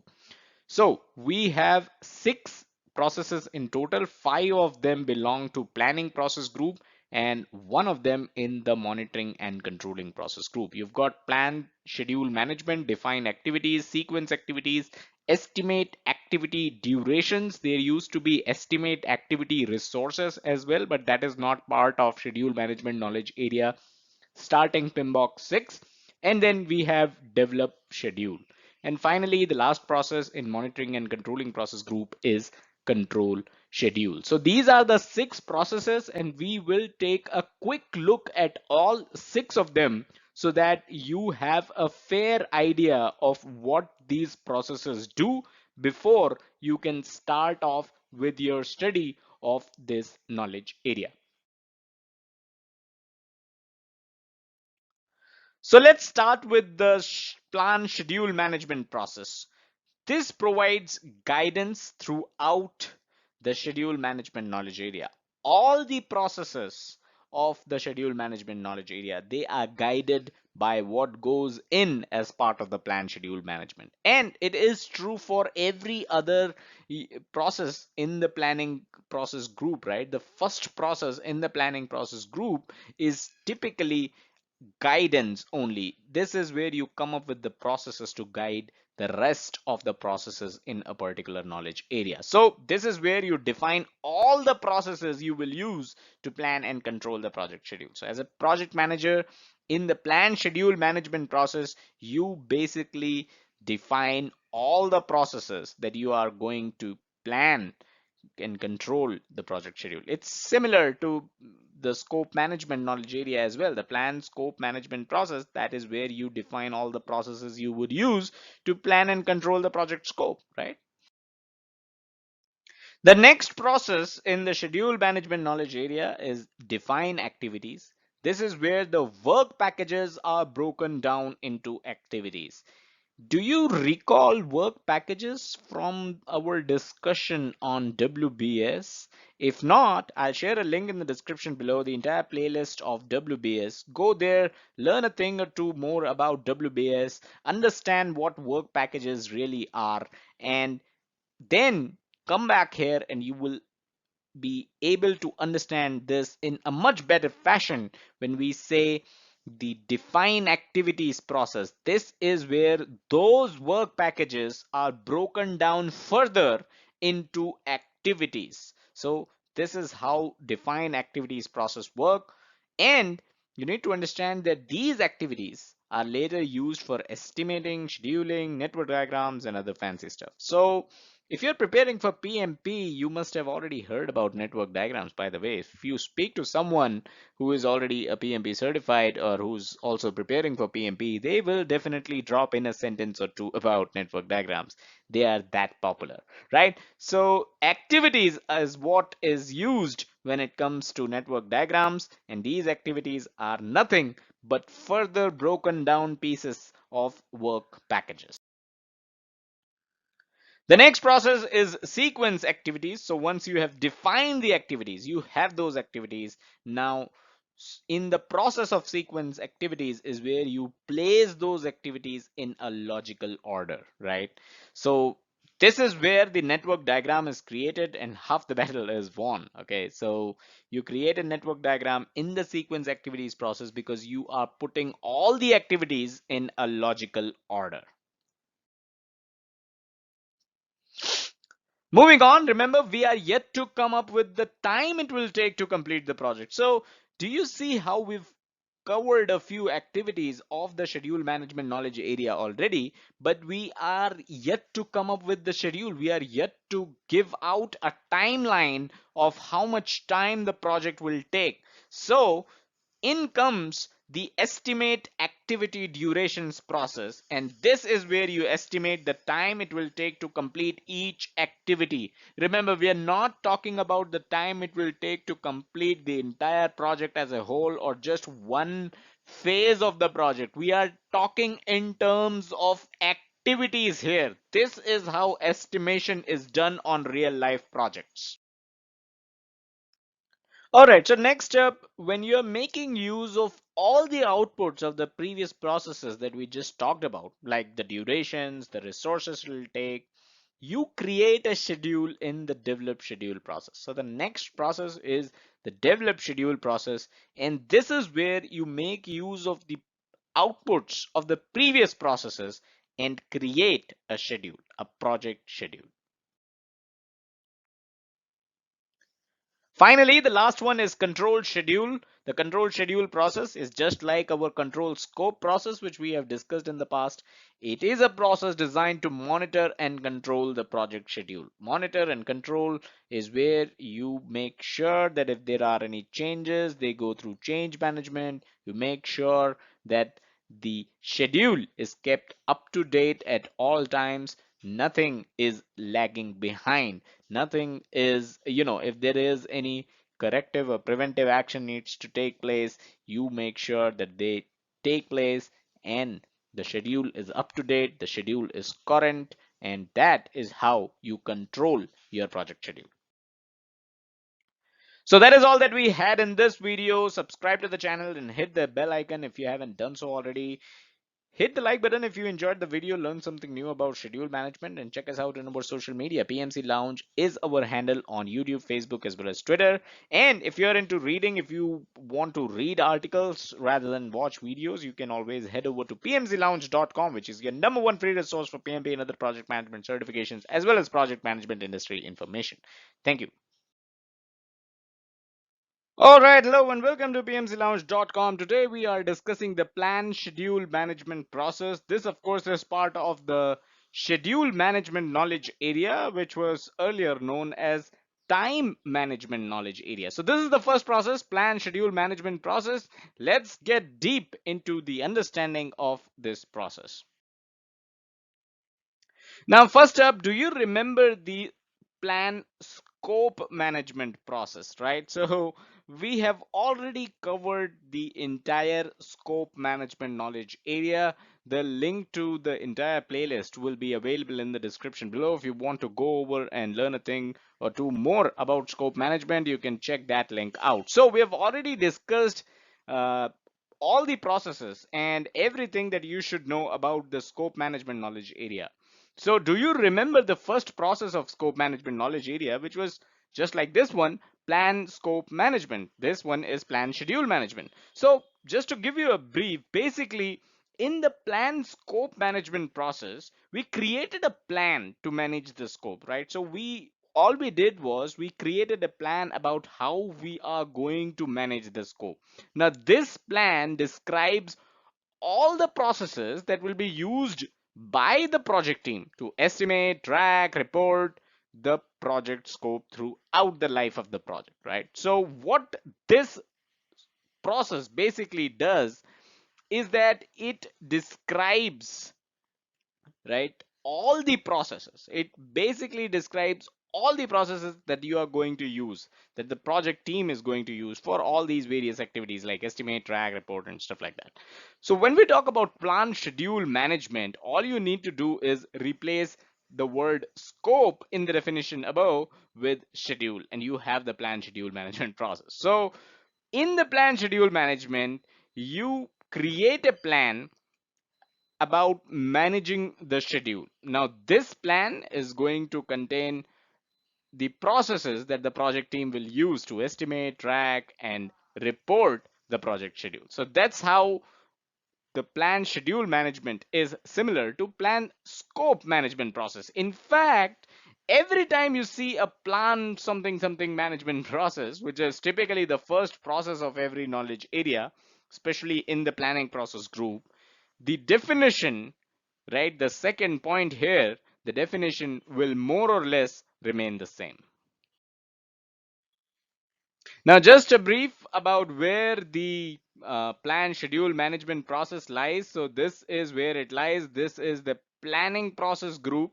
There are 5 process groups if you are not already aware, and then there are 10 knowledge areas. So plan schedule management is the knowledge area. Like I mentioned earlier, this was earlier known as plan project time management, not project schedule management. From PMBOK version 6, this is known as project schedule management, not project time management anymore. And the first process was always known as plan schedule management. So this is where we are. This is where the plan schedule management process lies in the PGKA mapping, which is the process group and knowledge area mapping. So we will be covering all these processes as well in our future videos. So stay tuned, subscribe to the channel if you haven't done so already. We cover everything that you should know about PMP basically. Now, for those of you who want to learn the basic inputs, outputs, tool and technique, you can definitely refer to the book. But we are here discussing one of the tools and techniques which is unique for this process, and it is known as analytical techniques, right? By the way, if you are confused as to which book you should purchase to prepare for your PMP exam, you can visit the PMP preparation resources page on pmclounge.com. All you need to do is log into pmclounge.com and go to the PMP preparation resources link. It's there in the top menu itself. Now, so you can buy one of the books from there and you can refer to them for the ITTOs, which is inputs, tools and techniques, and outputs. It is important to take note of this tool and technique, which is known as analytical techniques. Now, what it does is it's nothing but how you figure out what methods you will use to estimate, schedule, and take corrective actions as the project progresses. Now, as we discussed in the previous slide, this process is basically about creating a plan on how you are going to manage the schedule throughout your project life, right? So when you're creating a plan, you use this tool and technique, which is known as analytical techniques, and you figure out the methods that you are going to use for all these estimates, schedule, and whatnot, right? So basically, this is a tool and technique where you are typically what you're doing is analyzing. As the last point says, this is just a fancy term for analysis. Now, the only output of this process is the schedule management plan, and it describes, we discussed this in the first slide itself, it describes how the project team will estimate, track, and report the project schedule. One thing that a lot of people get confused in, and that is the reason I've mentioned it on this slide here, that we do not estimate the schedule in this process. And it's the same for other planning processes as well. Here in the schedule management plan, the output, right? And this plan schedule management process as a whole, we are not estimating the time it will take to accomplish the project. We are not estimating the schedule of of the project in this process. We are only putting together a plan of how we will estimate the schedule, right? So this is extremely important to understand, because a lot of folks, especially who are new to project management, get confused here, and they tend to think that the first process, which is the plan schedule management process or the plan scope management process, these processes, the newbies, they tend to think that these processes where we plan the scope, where we plan the schedule. No, that's not what we do. We basically put together a plan of how we are going to estimate the schedule, how we are going to estimate the scope. Similarly, when you will see this process in the cost management knowledge area, you will realize that in this process you are only putting together a plan of how you will estimate the cost. What will you do? What is the process to estimate the cost? And similarly here also, you are basically putting together a plan that says how you are going to estimate the schedule. You are not estimating the schedule itself in this process. You are just putting together a plan on how you will achieve it. This is something which is extremely important, and that's the reason why I mentioned it here in this slide, so that you understand the difference between planning and actually estimating. Again, if you are into reading and if you don't want to kind of watch these on videos, you can definitely go over to pmclounge.com and you'll find all the helpful articles there. So it's the same with tracking and reporting as well. So we took an example of estimating here, about how this is only a plan of how we are going to estimate and not the actual estimate. It's the same with tracking and reporting. So in the schedule management plan, how will you track your project schedule? The process for it, right? The know-hows, that is what is mentioned in the schedule management plan. You are not tracking the project schedule in this process. You are only putting together a plan of how you are going to track. It's the same with reporting as well. So this is something important. That's why I kind of mentioned it here. So that's all that we had in this process. Hope the first process was clearer. Do hit the bell icon if you're already subscribed, and if you're not subscribed, subscribe to the channel. Hit the like button if you enjoyed the video, if you learned something new. Check us out on our social media. PMC Lounge is our handle on YouTube, Facebook, and Twitter. And a lot of people ask this question of which books they should buy to prepare for the PMP exam. And this is the link that you can refer to, pmclounge.com/PMP preparation resources, and there's a dash between PMP preparation and resources. So you can check this link out. We have listed our favorite books there. Those are the books that we definitely refer, and those are the books that we definitely suggest. So you can check this out. Now, as always, do check out the website pmclounge.com, your number one free resource for PMP and other project management certifications, which are offered by PMI and other institutes, as well as project management industry information, wherein we have covered several reports. And you can definitely go to pmclounge.com and go to the reports section to check those out. These are going to help you stay abreast with the project management industry. That's all that we had in this video. Hope you enjoyed it. Thanks and have a nice day.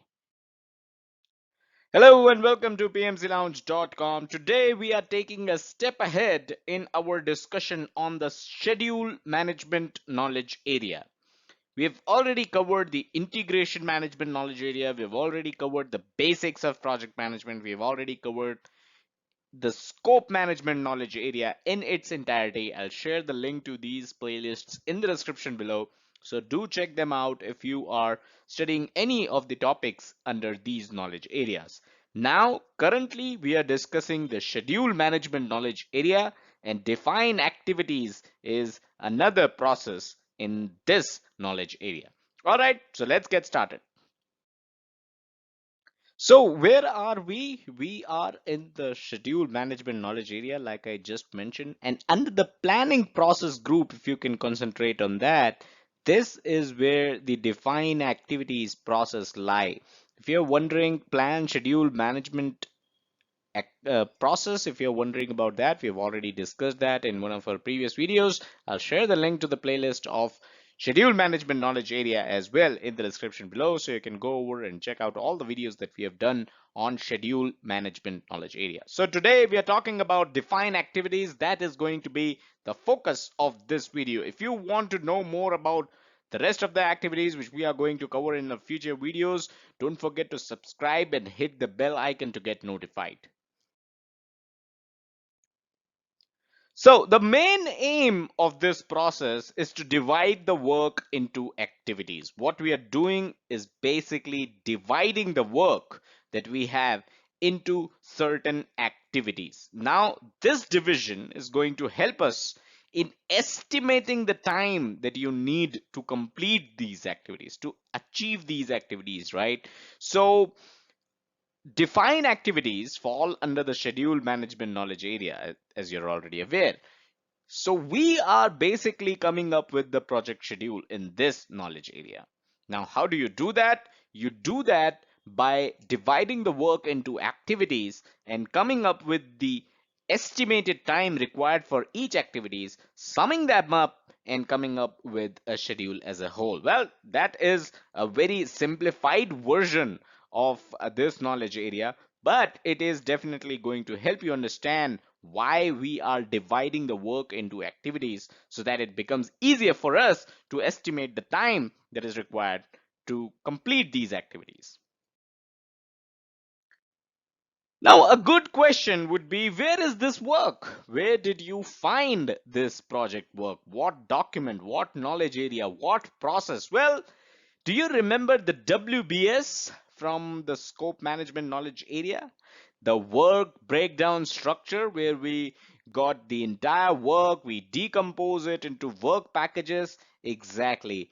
That is where the work is coming on. Now, these work packages are further decomposed into activities.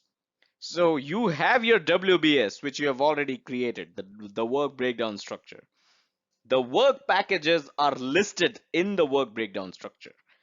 Those work packages, you're going to grab those work packages and you're going to decompose them down further into activities. The activities that the project teams need to do in order to achieve the work package, right? So for a work package, you will divide it into further activities, and for each activity is where you are going to estimate the time required. Now, a good question again would be, why not estimate the work packages itself? I mean, do you have a lot of time at your hands so that you're dividing the work package further? You don't have any other work to do? Well, the thing is, work packages are large, right? They are blob of work. It's a lot of work. A work package could be entire coding completion or a coding completion for one module. That is going to be large, and that may involve several activities. It is difficult to estimate a work package, and that is why when you divide it into certain activities, let's say a module of code that you need to complete as a work package, if you divide that into certain activities, you'll find out that you need to coordinate with three different teams, and those three different teams will have certain activities. You can reach out to those teams and come up with an estimate of the time that they would need, and that is the reason why you cannot estimate at work package level. Rather, you should estimate at activities level. So here's the hierarchy. You've got the work, which is the scope of work for your project. That is further divided into work packages or deliverables, right? So you do that at the create WBS process. This is where you divide the scope of work, the entire project work, into work packages or deliverables. Like I mentioned, writing a module, right? Writing a code for one module could be a work package. And then in define activities process is where these work packages or the deliverables are further divided into activities. That module of code that you need to do, that may require cooperation and coordination with three different teams. You reach out to them, you tell them that these are your activities that you need to do. Can you give us an estimate of the time that you would need to complete these activities? And further, combining these activities is how you're going to achieve the work package or the deliverable. And once you combine all the work packages, that is where you're going to be able to complete the scope of work for the project. So that's all that we had in this video. Hope you were able to make sense out of the define activities process. You're basically defining activities out of your work packages so that you can estimate them. Subscribe to the channel and hit the bell icon. Do hit the like button if you enjoyed the video. We often tend to get these questions on what books aspirants should buy. We have a link that you can see on your screen right now. Go to that link, pmclounge.com/pmp preparation resources.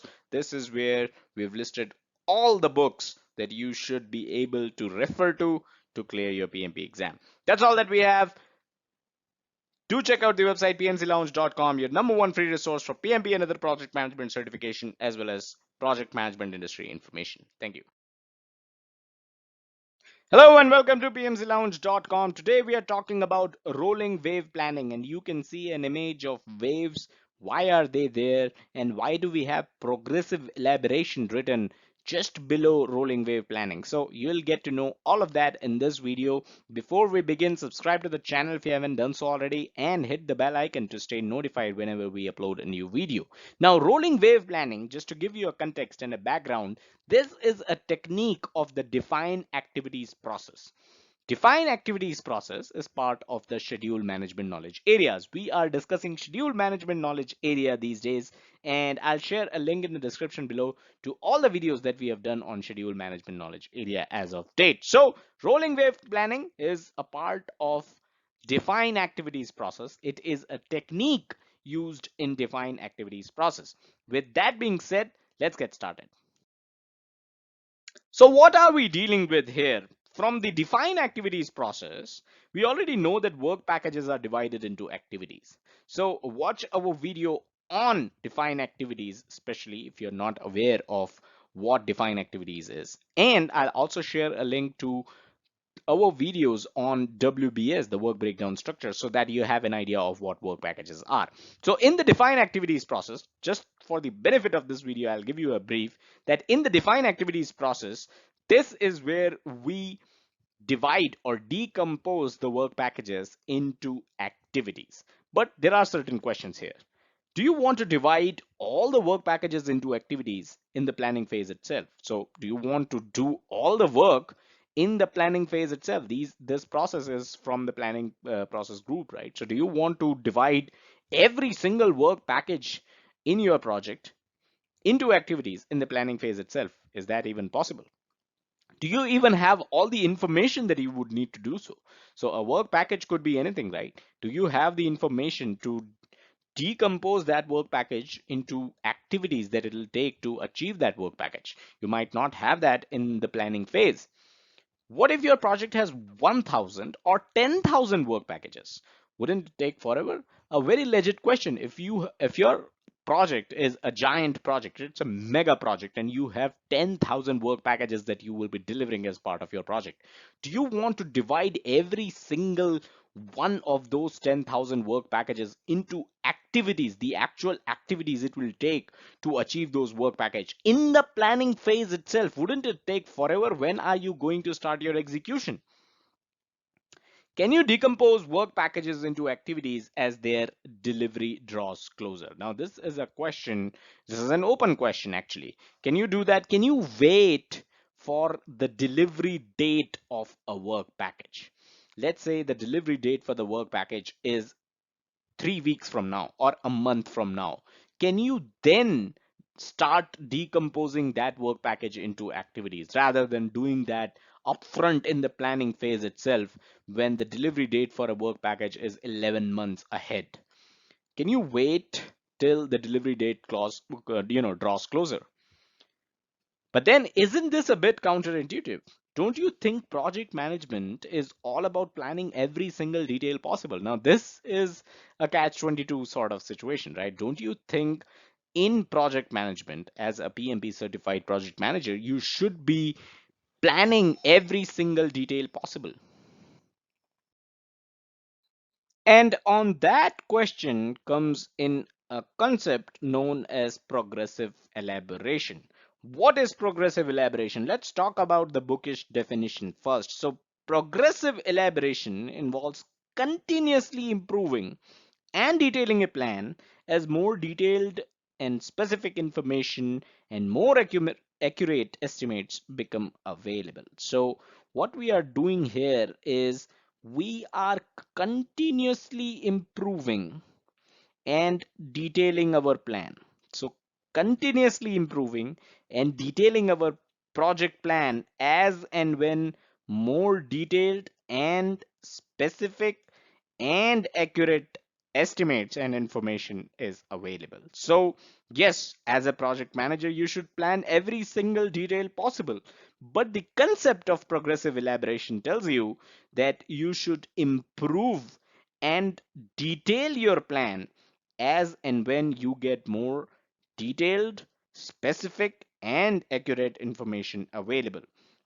The other thing is this concept allows the project management team to define work and manage it to a greater level of detail as the project evolves. So, like I said earlier, you may not have all the information that you would need for a work package that is, let's say, among some of the last work packages that you need to deliver. You may not have all the information for that work package. So as you go further in your project, as the delivery date for those work packages draws closer, you will have more information and you'll be able to plan accordingly in a much better detail.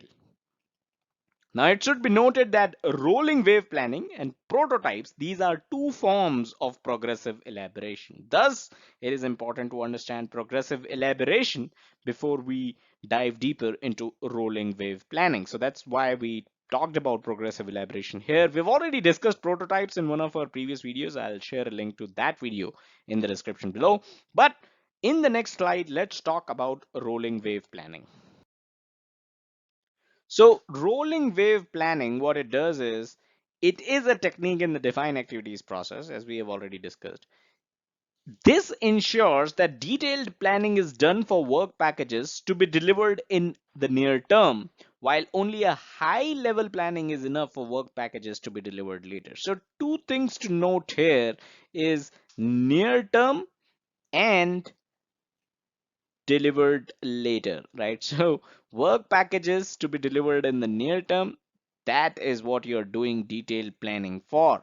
Work packages to be delivered later, this is where a high level planning is good enough. So this is the entire concept of rolling wave planning. Now, as the project progresses and requirements become clearer, your project requirements also become clearer as your project progresses, right? So more detailed planning for the work packages can be done. To be precise, you basically plan as you go. So you don't plan every single thing in the beginning itself, but you plan as you go. A good question here. Do you smell agile in this entire concept? If yes, that's because Agile actually makes use of the rolling wave planning technique. So there's your answer if you thought that this sounded like Agile. So are you saying that in the traditional project management method, we use Agile to a certain extent? Well, Definitely, yes, we do. The whole idea is to plan an iteration in detail, deliver it, and move to the next iteration. This is the whole idea of Agile, right? You plan an iteration, you deliver, and then you move to the next iteration. That's what Agile is, and that is what you're doing here. It's just that you're not delivering as such. What you're doing is planning in detail, completing the work package, and then moving on to other work package, planning that in detail, and then delivering the entire project as a whole. That's traditional project management for you. So do you also see shades of prototyping here? That's an open question for you. Let us know in the comments. So that is all that we had in this video. Hope you liked it. Hope you were able to understand the concept of rolling wave planning and progressive elaboration here. Hit the bell icon to stay notified. And a lot of people ask this question on what books they should buy. So pmclounge.com/pmp preparation resources with a dash in between those three words. The link is available on your screen right now. Don't forget to check out the website pmclounge.com, your number one free resource for PMP and other project management certifications, as well as project management industry information. Thank you. And welcome to pmclounge.com. Today we are looking into the outputs of the define activities process. Now we have already covered this process, the define activities process, and I'll share the link to the entire playlist of the schedule management knowledge area, which was earlier known as time management knowledge area. So all the videos that we have done on schedule management knowledge area, the entire playlist will be available in the description. We have discussed one of the processes there. We have discussed all of them, but one of the processes is the define activities process. And activity list, activity attributes, and milestone list, the three words that you see on your screen right now, these are the outputs of the define activities process. Now, if you already know us, if you already know how pmclounge.com operates, how our YouTube channel operates, what our articles are about, you already know that we don't really discuss the inputs, the tools and techniques, the outputs, but we basically discuss individual topics related to all the processes of PMP. And these individual topics are definitely going to help you with your PMP exam. So we are discussing the outputs of the define activities process here because activity list, activity attributes, and milestone list as individual topics are also important from the PMP exam perspective, right? So if you want to learn all the processes in the PGK mapping and all the inputs and outputs, PMC Lounge is not the place to be. But if you want to dive deep into the understanding of project management, into clearing PMP the way it is supposed to be clear, not because you have certain photographic memory and you can read and learn a lot of stuff without even understanding. That's not how we operate. But if you are uh, passionate about project management, if you want to clear PMP the way it is supposed to be, definitely this video and all other videos are going to be of help. So let's look into activity list to begin with. So activity list is basically a list, right, as the name goes, of everything that needs to be done to complete the project. So what all do you need to do to complete the project? And now you may think, isn't this something that is similar to the WBS or work breakdown structure? By the way, we have covered work breakdown structure as well in quite a detail, and I'll share the link to the entire playlist of WBS in the description below if you want a refresher of, or if you don't know much about WBS already. So you can check that link out, check that playlist out, learn a thing or two about WBS and come back here. So yes, this is similar to WBS because this is actually one level below the work packages in your standard WBS. So your WBS will have certain work packages, right? The work breakdown structure of your project will have certain work packages that you need to deliver as part of the project. An activity list is actually a level below the work packages, right? So what this basically means is each work package will have a list of activities that needs to be done in order to accomplish that work package. It'll be much more clearer in the next slide when I show you the image that we have put together. So there you have it. The first level is the work, the actual scope of work of your project, right? This is the first level. This work is divided into work packages. There are several work packages or deliverables, right? Deliverables could be anything related to your project. So your scope of work will basically mean there are a lot of deliverables that you need to deliver as part of working on the project, as part of completing the project. This is done in the create WBS process. This is where you kind of identify what the work packages or the deliverables of the project should be. And below that, in the define activities processes, in the define activities process is where you come up with the list of activities. So list of activities is the output of the define activities process, and you get all the activities which should be done to deliver certain all the work packages, not certain, all the work packages, right? So for each work package, there is going to be a list of activities that you need to do to attain and accomplish that work package. Similarly, for every single work package, you will have a list of activities that you will do, and that is the output list of activities is all about. Moving on, activity attributes. Now, activity attributes is to activity list what WBS Dictionary is to the WBS. So what does WBS Dictionary do? It basically has data and information about the work packages in the WBS. That is what WBS Dictionary is all about. So activity attributes, which is also an output of the define activities process, will contain information about the activities. What kind of information? So each activity is defined in detail in the corresponding activity attribute entry. So every activity is going to have a corresponding entry in the activity attribute, and all the information, all the details will be defined in that entry. Now, what kind of information, if you ask? So what are the resources that need to be used? What are the time requirements, right? So what are the resources to be used? What are the time requirements for an activity? You can talk about scheduling information, like what are the successor activities of a certain activity, or what are the predecessor activities of an activity, right? So if you want to do activity C, it is important that activity A and B are done. This kind of information is available in the activity attributes, right? And constraints should all be listed in the activity attribute. So there could be certain constraints with an activity, right? Let's say constraint of having more resources, or let's say constraint of having certain technical knowledge before a certain activity can be performed. So every single detail related to a certain activity, to every activity, is listed in the activity attributes. I think the first sentence basically hits the nail on the head. If you know what WBS dictionary is, you will find it very easy to understand what activity attributes is. Like I said earlier, we have discussed WBS in detail. We have also discussed WBS dictionary. You can check the link in the description below. The entire playlist is available. Check that out and you will have the knowledge that you need when it comes to WBS and WBS dictionary.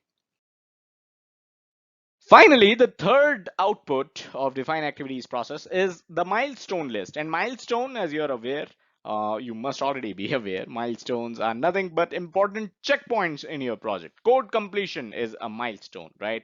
Testing completion is a milestone. Requirements, freezing the requirements or baselining the requirements, that is also a milestone. So these are nothing but important checkpoints in your project. And these are also linked to payment terms in certain projects, right? So let's say you have hired an external team to perform coding in your project. When do you pay them? So that can be linked to a certain milestone.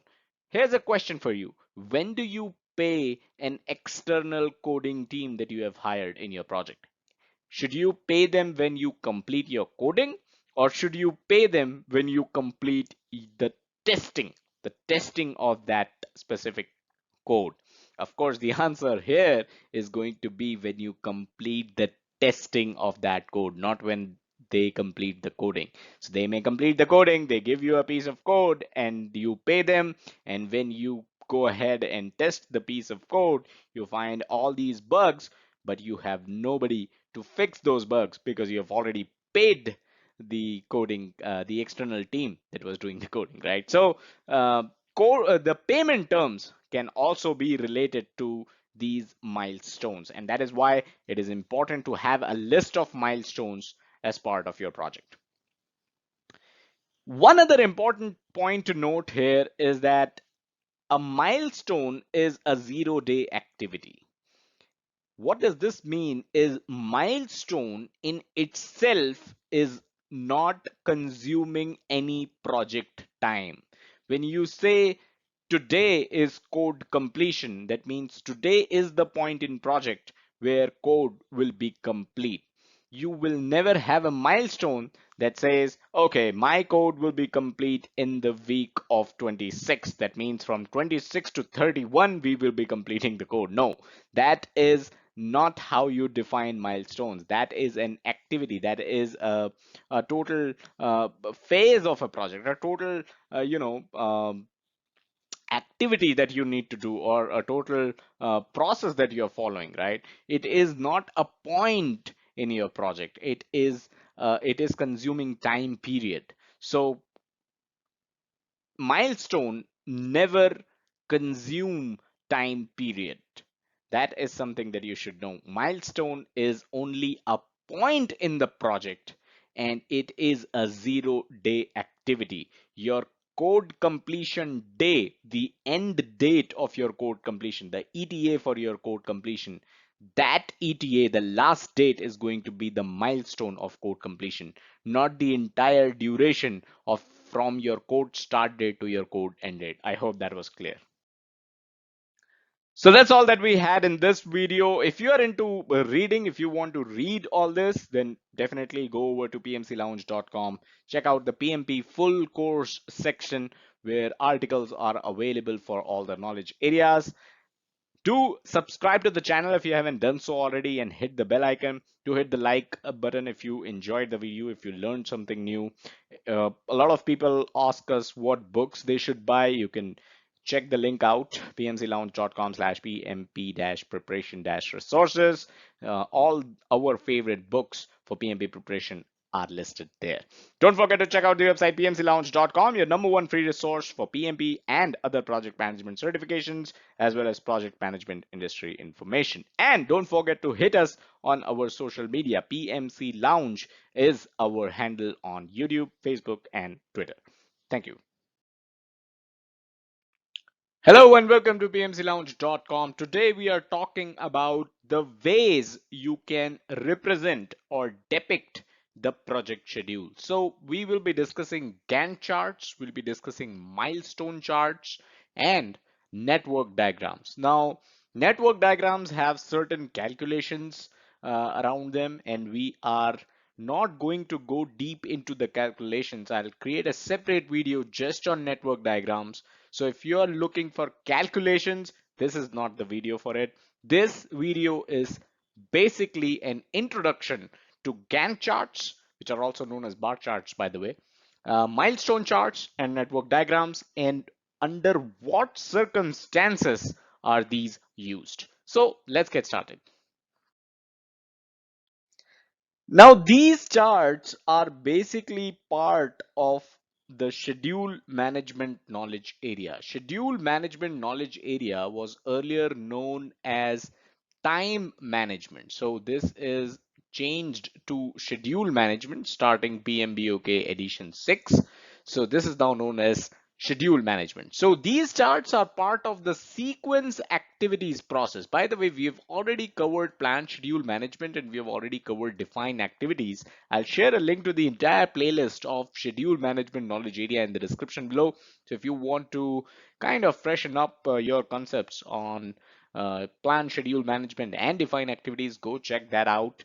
This video is also going into the same playlist. So basically the schedule management knowledge area playlist, just like our previous playlists on scope management and integration management, will have all the videos that will be made on this channel around schedule management. So today, when we go to sequence activities, although we are not going into that today, but today when we talk about these three different ways to depict project schedule, we are basically knocking the door of the sequence activities process. This is kind of doing the groundwork to get into the sequence activities process, right? So I hope this is clear on why we are reading these and when will these be helpful. So let's get started with the first one. The first one is milestone chart, and these kind of charts are typically used for reporting to senior management. So whenever you're reporting your project schedule or the where your project stands today or what is the next milestone, you typically use the milestone chart. So like the slide clearly mentions, it is used for reporting to senior management. Now this is how a milestone chart looks like. So these are the symbols for milestones. So you have week 1 to week 4. Somewhere around week 4 is where the requirements baseline will be complete. So this is the milestone that is going to be complete. Then you've got design completion. So somewhere around week 6 is when you can expect the design to be complete. Then you've got coding. So somewhere around uh, I think week 14 ending or week 15 start is where you can expect the coding to be complete. And then of course there's testing completion around week 20 or the beginning or the ending of week 19. So this is how a milestone chart looks like.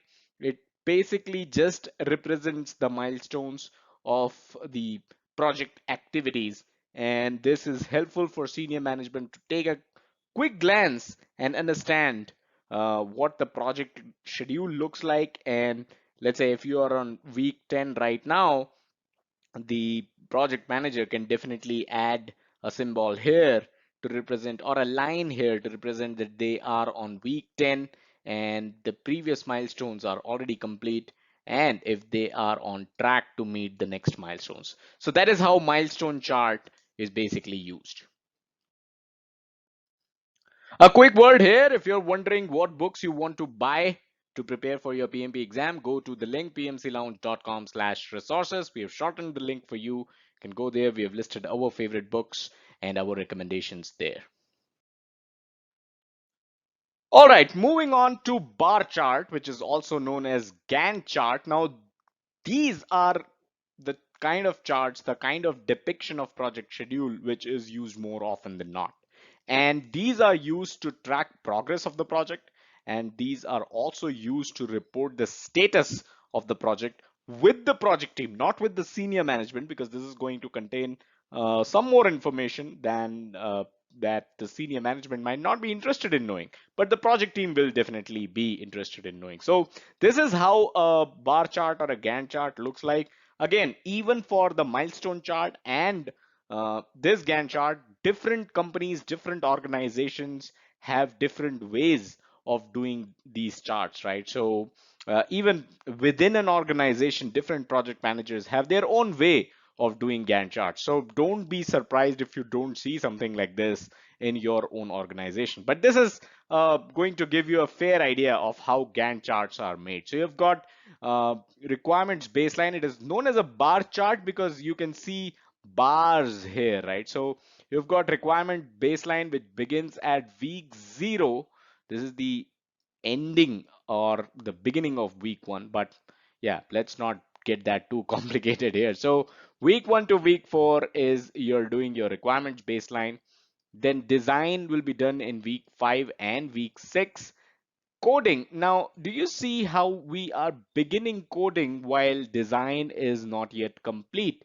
And something like this is missing in the milestone chart. Milestone, you'll just create a milestone here, you'll create a milestone here, the end of design, and then you'll create a milestone here, right? The end of coding.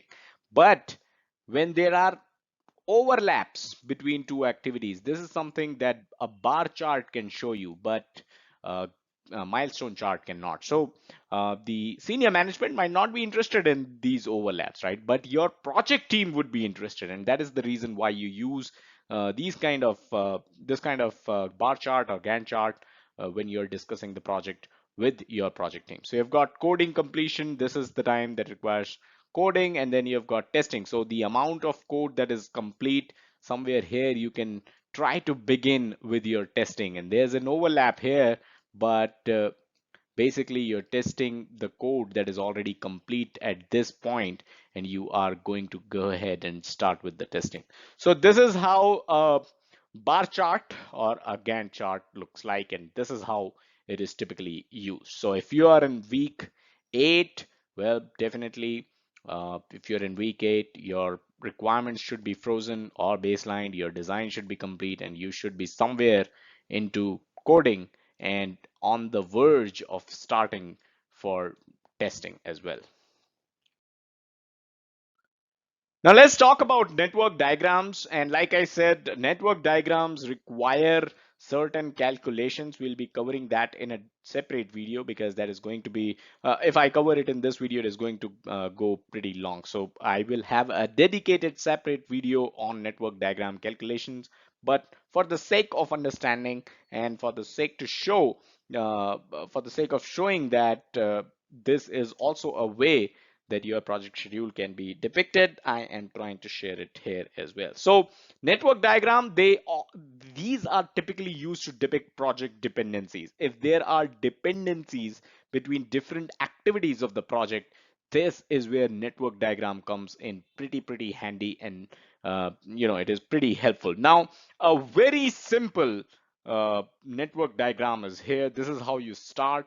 You've got three different activities, and the three different activities and the time that these three different activities are going to take. You've got one which is 31 weeks, you've got 18 weeks, and then you've got 13 weeks.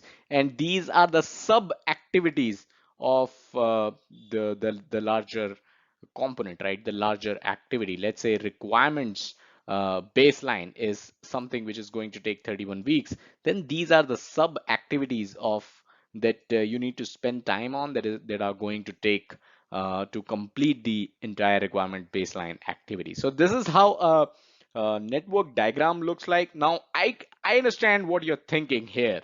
What you're thinking is whatever that you have read about network diagram is something different, and network diagram do not look as simple as that. So let me show you how a network diagram looks like and how a network diagram is going to look like when it comes to your PMP exam. So there you have it. All the calculations are done, and all the dependencies are in place. You have the arrows, right? And there's a lot to study. There's a lot to discuss when it comes to network diagrams. And like I said, we will have a dedicated video to cover this. So don't worry about it. We do understand this is an important topic. So we wanted to create a separate video on it. But for now, you can understand the fact that network diagram is a kind of way to depict your project schedule, and it is used to depict dependencies. So that's all that we had in this video. Do hit the like button if you enjoyed it, subscribe to the channel, and hit the bell icon so you stay notified whenever we upload new videos. Do check out the website pmclounge.com, which is your #1 free PMP resource. We are also available on social media. Our handle is PMC Lounge on YouTube, Facebook, and Twitter. So check us out there as well. Thanks and have a nice day. Hello and welcome to pmclounge.com. Today we are talking about sequence activities process. This process is of course a part of the schedule management knowledge area, and as the name goes, this has something to do with sequencing the activities. Let's get into the thick of the things. Now, if you're wondering where do this process falls, where are we right now in the PGKA mapping?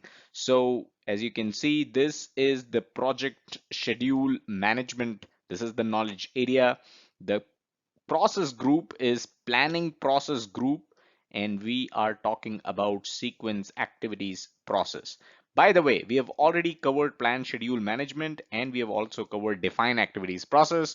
The link to all the videos of the project schedule management knowledge area, the entire playlist is available in the description. So you can definitely check that out. This video will also be a part of that playlist itself. So in the end, when we are done with the project schedule management knowledge area, all the processes will be part of this playlist. So keep that handy. I'll share the link in the description. So sequence activities, as you can see, is part of the planning process group in the project schedule management knowledge area. There used to be another activity here, estimate activity durations and estimate activity resources, which has now moved to the resource management knowledge area as part of the PMBOK edition 6. So we will cover that process in the resource management knowledge area when we reach there. All right, let's move on. Let's talk about the sequence activities process. So the main aim of this process, as the name goes, you basically create a sequence of the activities. But other than that, the main aim of this process is to identify and document relationships among the project activities. So what are the relationships between different project activities? To identify them, to document them, that is the main aim of the sequence activities process. Relationships, when we say relationship, it basically means dependencies. What kind of dependencies do different project activities have amongst themselves? So you need to identify them and you need to document them. A quick reminder here, if you are looking for PMP book recommendations, go to this link, pmclounge.com/resources. This is where you'll find the books that are handpicked by us for your PMP preparation.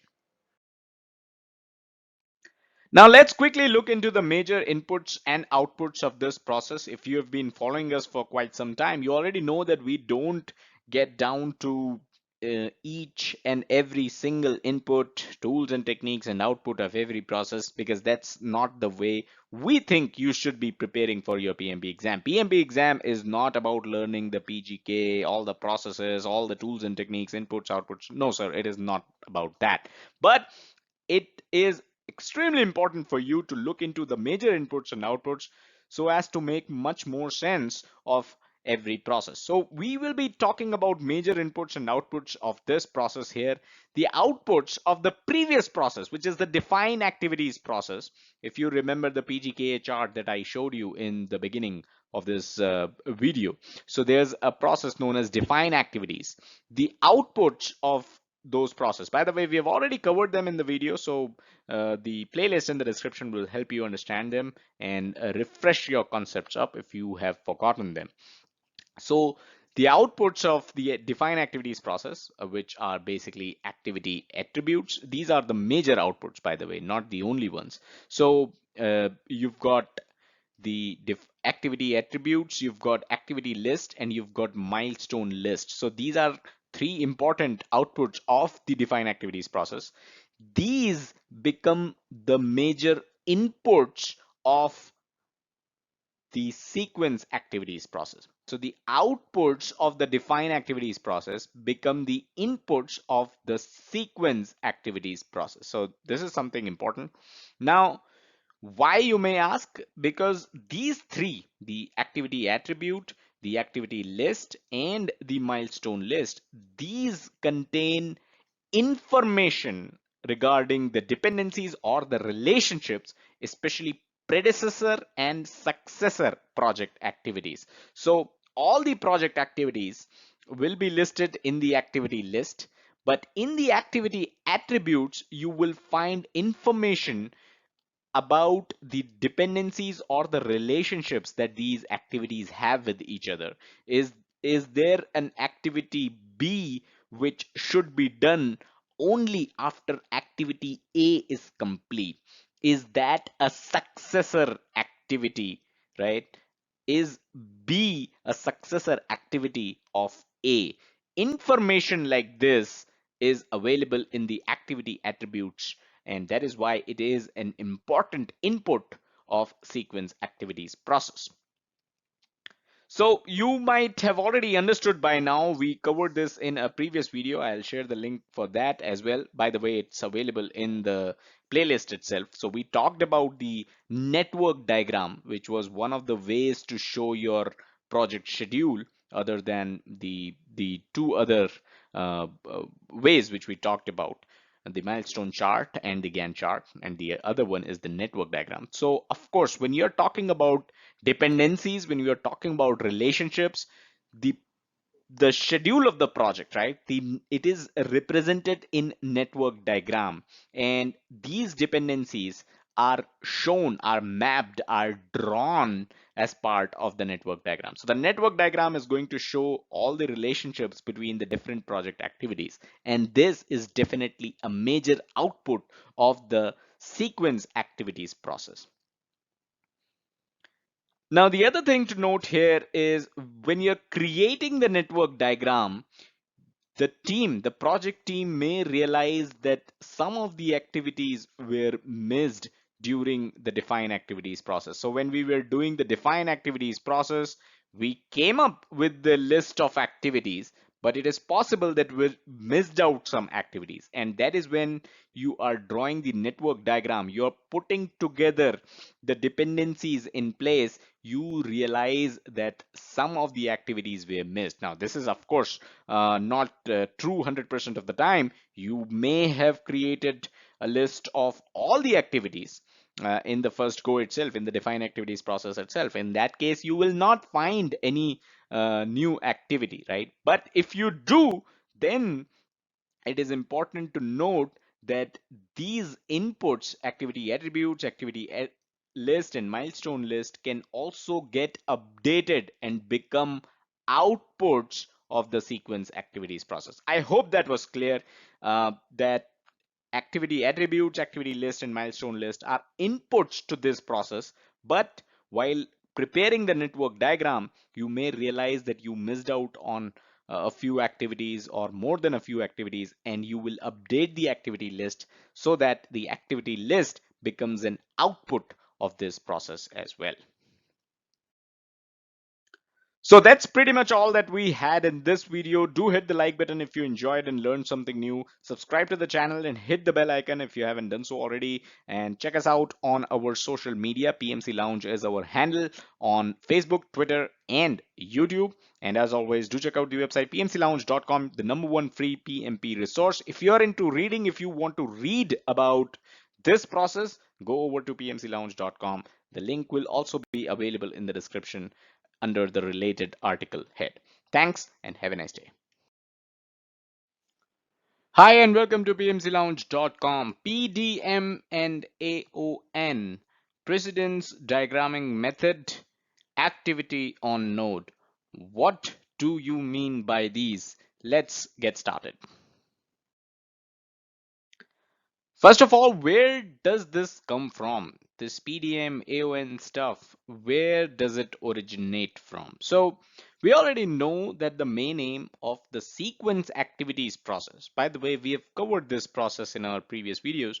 I'll share a link to all the videos on schedule management knowledge area, because sequence activities process is a process in the schedule management knowledge area.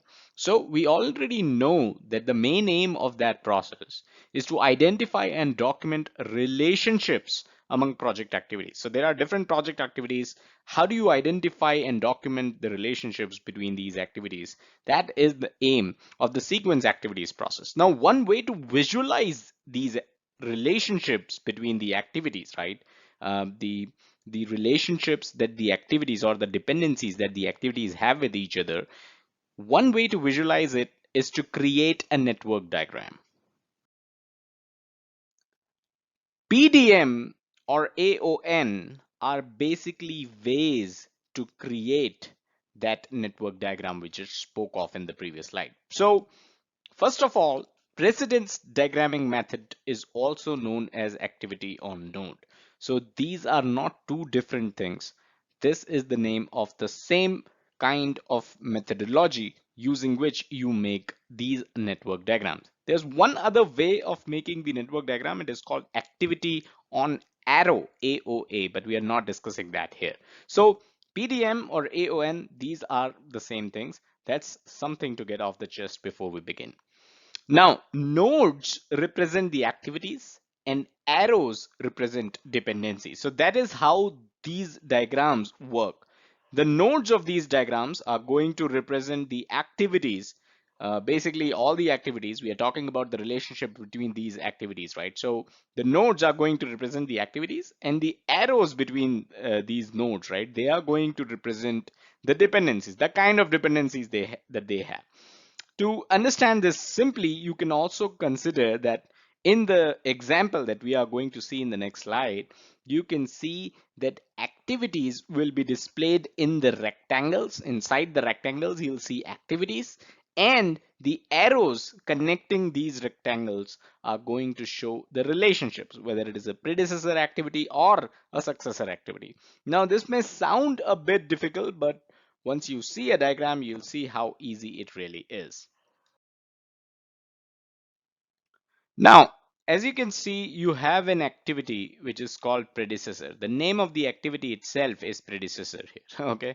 Now, this is a node or a rectangle which has an activity name. The activity name is predecessor. Then you have an arrow which points to a successor. So there's an arrow and then there's another activity or another node or a rectangle which has a name. And this is a predecessor activity, this is a successor activity. To give you a simpler example, get a home loan is an activity, and then there's a relationship, there's an arrow that points to buy a home. So predecessor activity is to get a home loan, successor activity is to buy a house. You cannot buy a house unless you take that home loan in this example, right? So you can see that this arrow has a finish to start relationship. This point is basically, and this arrow itself is basically pointing towards a finish to start a relationship, which means this activity must be finished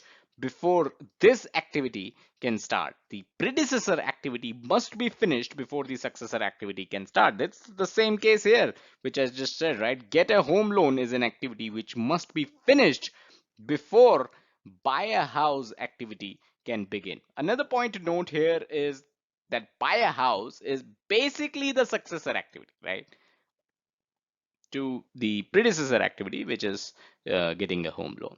I hope this is clear. You can pause the video here and look at the diagram again if it's still not clear. By the way, we are also going to take a look at an example which is going to tell you what you can expect in the exam, because you cannot expect this simple diagrams in the exam, right? But before we do that, if you are wondering what books to buy, we have the link here, pmclounge.com/resources. We have listed all the books that we recommend for your PMP preparation, so check that out. All right, now let's talk about the example that we just said. So you have the name of the activities here. These all are the activities, and then you have the predecessor activities. These all are the list of predecessor activities. Now, how do you draw a PDM or an AON with this information? So be with me here, stick with me, and you'll understand how you draw a PDM diagram. So first up, we'll take up the start activity, right? So here you have it, start. Now you can see as a predecessor, start has a successor, which is activity A. So we draw an activity A. That's how it works. Now A has another successor activity, which is B. So let's draw a B, right? Then B has another successor activity, which is C. So let's draw a C. Quite simple, right? Now this is where it gets a bit difficult. Now start has another successor activity, which is D. So there was one successor activity above, which was A, and now here's another successor activity, which is D. So we've drawn a D here. Now D has a successor, which is E. So E is here. B has a successor activity of F. Can you see where B is? Here's B. And this has a successor activity, which was C here, but it seems we have another successor activity for B, which is F. So let's draw an F. So this is an F. Now, moving on. C has a successor activity of G. So here's C. Let's draw a successor G. There you have it. Then D has a successor which is H. So D earlier had a successor in E as well, which we have already drawn. Right here you have it. D and E. Now D has another successor which is H. So just like B, this example, let's draw another successor to D which is H. So there you have it, H. Now E and H, both of them have the same successor in the form of I. So where is E? Here is E. Where's H? Here's H. Now both of these have a successor which is I. So let's draw an I. So there you have it. An I is here now. Now finish is the successor for F, G, and I, which means F, G, and I, all three have a successor, which is the activity called finish, the last activity. So there you have it. Finish is the activity which is now drawn. So this is how you draw a larger, comparatively larger uh, PDM diagram or a network diagram through PDM method. So of course, in a project, you'll have many more activities, not just these, right? You'll have many more activities, and you will have to figure out what are the predecessor activities, what are the successor activities, and based on that, you'll have to draw a diagram like this through the PDM method, using the PDM method. Of course, there are softwares out there that can do this job for you, but just to understand, it is important to understand, right, what the PDM method looks like, what the diagrams when they are drawn through the PDM method looks like. Now, another thing to note here is dates come into the picture, float, the concept of float, slack, they come into the picture. We are going to discuss that in a separate video. In this video, we just wanted to touch upon how to draw a PDM, how to draw a network diagram using the PDM method. So that is why we are just touching upon the PDM here in this video. In our future videos, we are going to look into more and more complex diagrams, more and more complex calculations which are involved, and those are the kind of questions you can definitely expect in the PMP exam. From this diagram, what kind of questions can you expect in the exam? Well, the examiner can ask you a lot of questions, right? They can ask you what are the, let's say, the successors to E.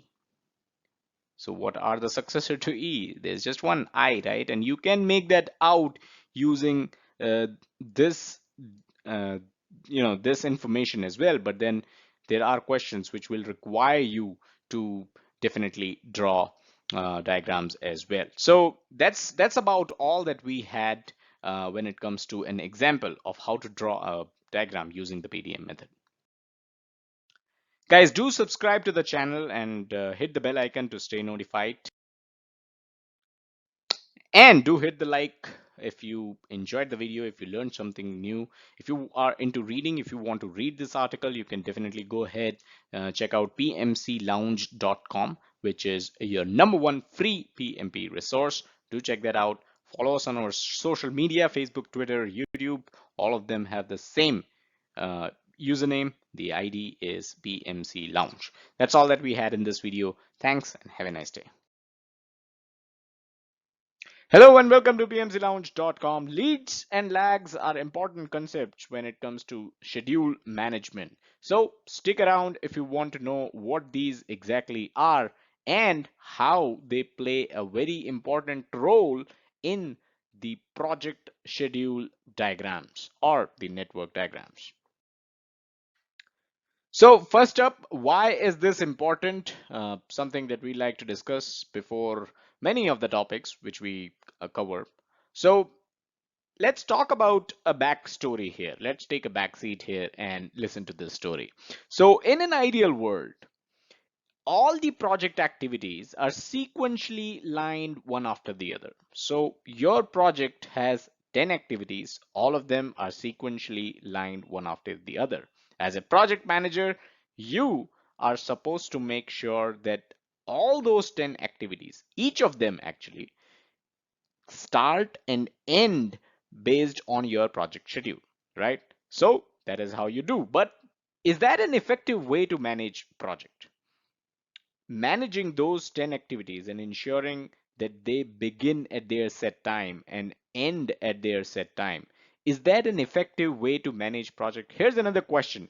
How about running 2 out of those 10 activities in parallel? Wouldn't that save time? Of course it would, right? In an ideal world, you have 10 activities which are lined one after the other sequentially. But let's say if you want to run 2 activities in parallel to save some time and you have the resources available, well, nothing like it. Wouldn't you want to do that? But what if I told you in real world project management situations, not only can you run 2 activities in parallel, but there are times when you may end up intentionally waiting between 2 activities as well. So there might be an intentional waiting time between 2 activities. Now, you may wonder what kind of project manager would design a schedule in a way that there actually is waiting time, intentionally set up waiting time between 2 project activities. Well, the answer to that is a project manager who knows the concepts of leads and lags, and that is why it is important that you learn this concept. So the waiting time that we just talked about, the waiting time between 2 activities, this is known as lag. Now, lag, you should understand that it is not missing deadlines. You know, you had a coding end date and you missed that date, and you cannot pass that as a lag, right? Lag is not about missing deadlines. It is purposeful. That means it is already accounted for in your project schedule. When it comes to lead, on the other hand, is letting an activity begin and be conducted in parallel with its predecessor, right? So remember how we talked about running 2 activities in parallel in the previous slide? So that is typically what lead is. You are starting off with an activity, with a successor activity, while the predecessor hasn't finished yet. That is lead. Now, of course, there's a significant risk of rework involved with lead. If anything goes wrong with the predecessor activity, a lot of things may go wrong with the successor activity. So there definitely is a risk associated with lead. So in this diagram tries to explain you lead and lag in a very easy manner. So you have a task A, and if you begin task B at a point when task A is not over yet, this time is lead time. So this is the whole concept of lead. Beginning of task B while task A isn't complete yet. So this is lead. When it comes to lag, you've got task A which is already complete, but you are still not beginning with task B. This is lag time. So I hope the pictorial representation kind of explains lead and lag in a much simpler fashion. A quick note here, if you're wondering what books to buy for your PMP preparation, pmclounge.com/resources is the link that you should refer to. Let's move on to the examples of lead and lag. So let's take a look into some of the examples of lead. Now, you can start the project design while still working on collecting requirements. All you need is the portion of requirements that is frozen. So once, let's say you have 10 pages of requirements in total, you assume that there are going to be 10 pages of requirements. 5 of them, the first 5 pages, they are frozen. They are final requirements. Nothing is going to change. So can you start the design work for these 5 pages of requirements? Of course you can. So this is an example of lead starting the design activity while the collect requirements activity is not fully 100% complete. Setting the microwave oven on preheating while working on the mixture. So you're working on the mixture, but you have already set the microwave oven on preheating because you know that preheating is going to take 20 minutes while you're still working on the mixture, which will also be ready around the same time. So if there's a photo shoot and it is going to take 3 days of time, and editing all the photos is also going to take another 3 days, then you can begin editing the photos after the first day of the shoot itself. You don't have to wait for entire 3 days of shooting the photos first and then taking entire other 3 days for editing those photos. You can start with editing the photos after the first day of the shoot itself. This again is an example of lead. When it comes to lag, let's look into some of the examples of lag. So after plastering the wall, and this is this is a very classic example. A lot of people are going to give you the same example. So once you've plastered the wall, you need to wait for the cement to set before paint can be applied. So you cannot plaster the wall and immediately start painting it. There has to be a lag between the two activities, and this lag is intentional. This lag is accounted for in the project schedule itself. Now, once you've shipped the goods to the customer, you need to wait before reaching out to the customer for delivery confirmation because the activity is still in progress, right? So typically, the shipping activity is done, but the transportation activity is in progress, and that is why you need to wait. So there's a lag between shipping the goods and then reaching out to the customer for delivery confirmation. Now back to our photo shoot example, when the edited photos are sent to the customer for review. So you have edited all the photos. Now you send those photos out to the customer for review. There is a week's delay before the customer approval is obtained and photos can go for printing. So the two activities here are sending the photos for customer review and printing the photos.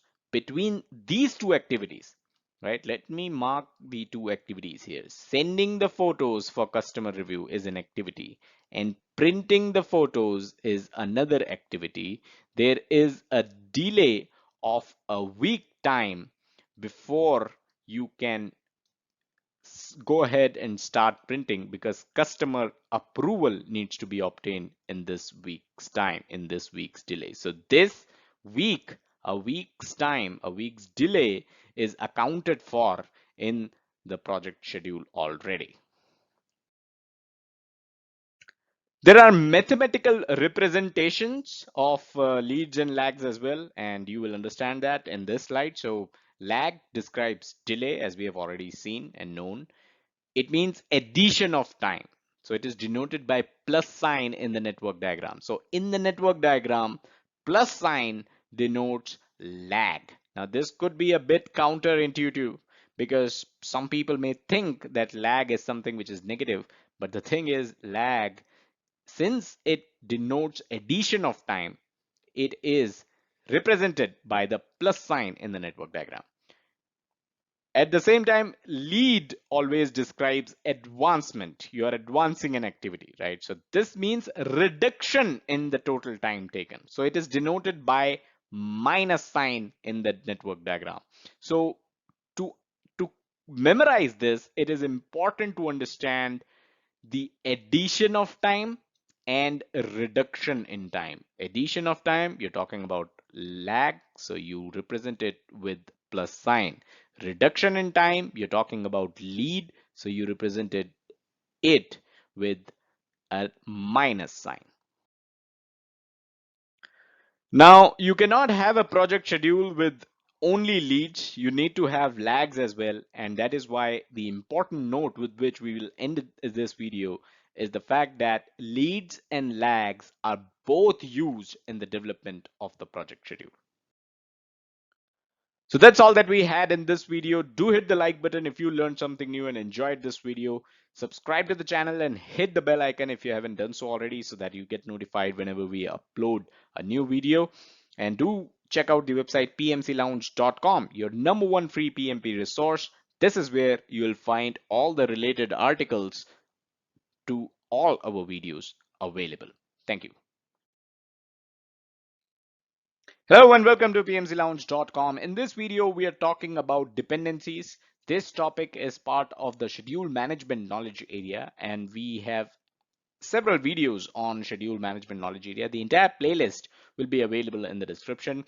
Do check that out so that you can make sense of what we are talking about here and where we are in terms of the PMP preparation, which knowledge area we are at, and what is the importance of it.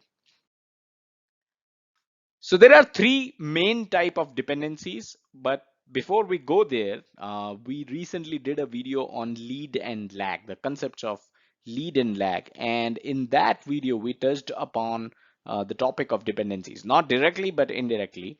The three main type of dependencies are finish to start, start to finish, and finish to finish. In certain texts, you will also find a start to finish dependency as well. But the three that you see on the screen right now, these are the main ones. All right, talking about each one of them, let's start with finish to start, the FS dependency. So the dependency is quite clear here if you see the diagram. Bake a cake and decorate the cake, right? So you're baking the cake first and then you decorate the cake, which means you cannot decorate the cake unless the cake is baked. So what so this is an example of a finish to start dependency, which basically means that the first activity or the predecessor activity, this needs to finish before the second activity or the successor activity, before the second or the successor activity can start. So this is a finish to start kind of dependency. Let's talk about start to start dependency. This basically means having two activities that can start together.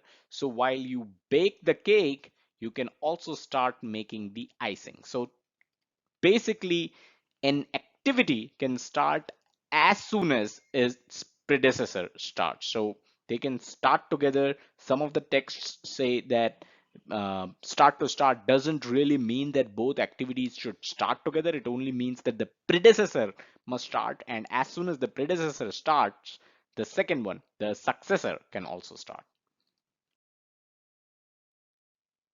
The next one is finish to finish dependency, decorate cake and deliver cake, which means delivery of the cake, right? And we are not talking about physically going to the customer's home. We mean that the customer is already there, present on your counter, and you deliver the cake once the decoration is complete. You cannot deliver the cake unless it is already decorated. So that is a finish to finish dependency. Here an activity cannot finish until its predecessor finishes. So the delivery of cake cannot finish unless you are done with decoration of the cake.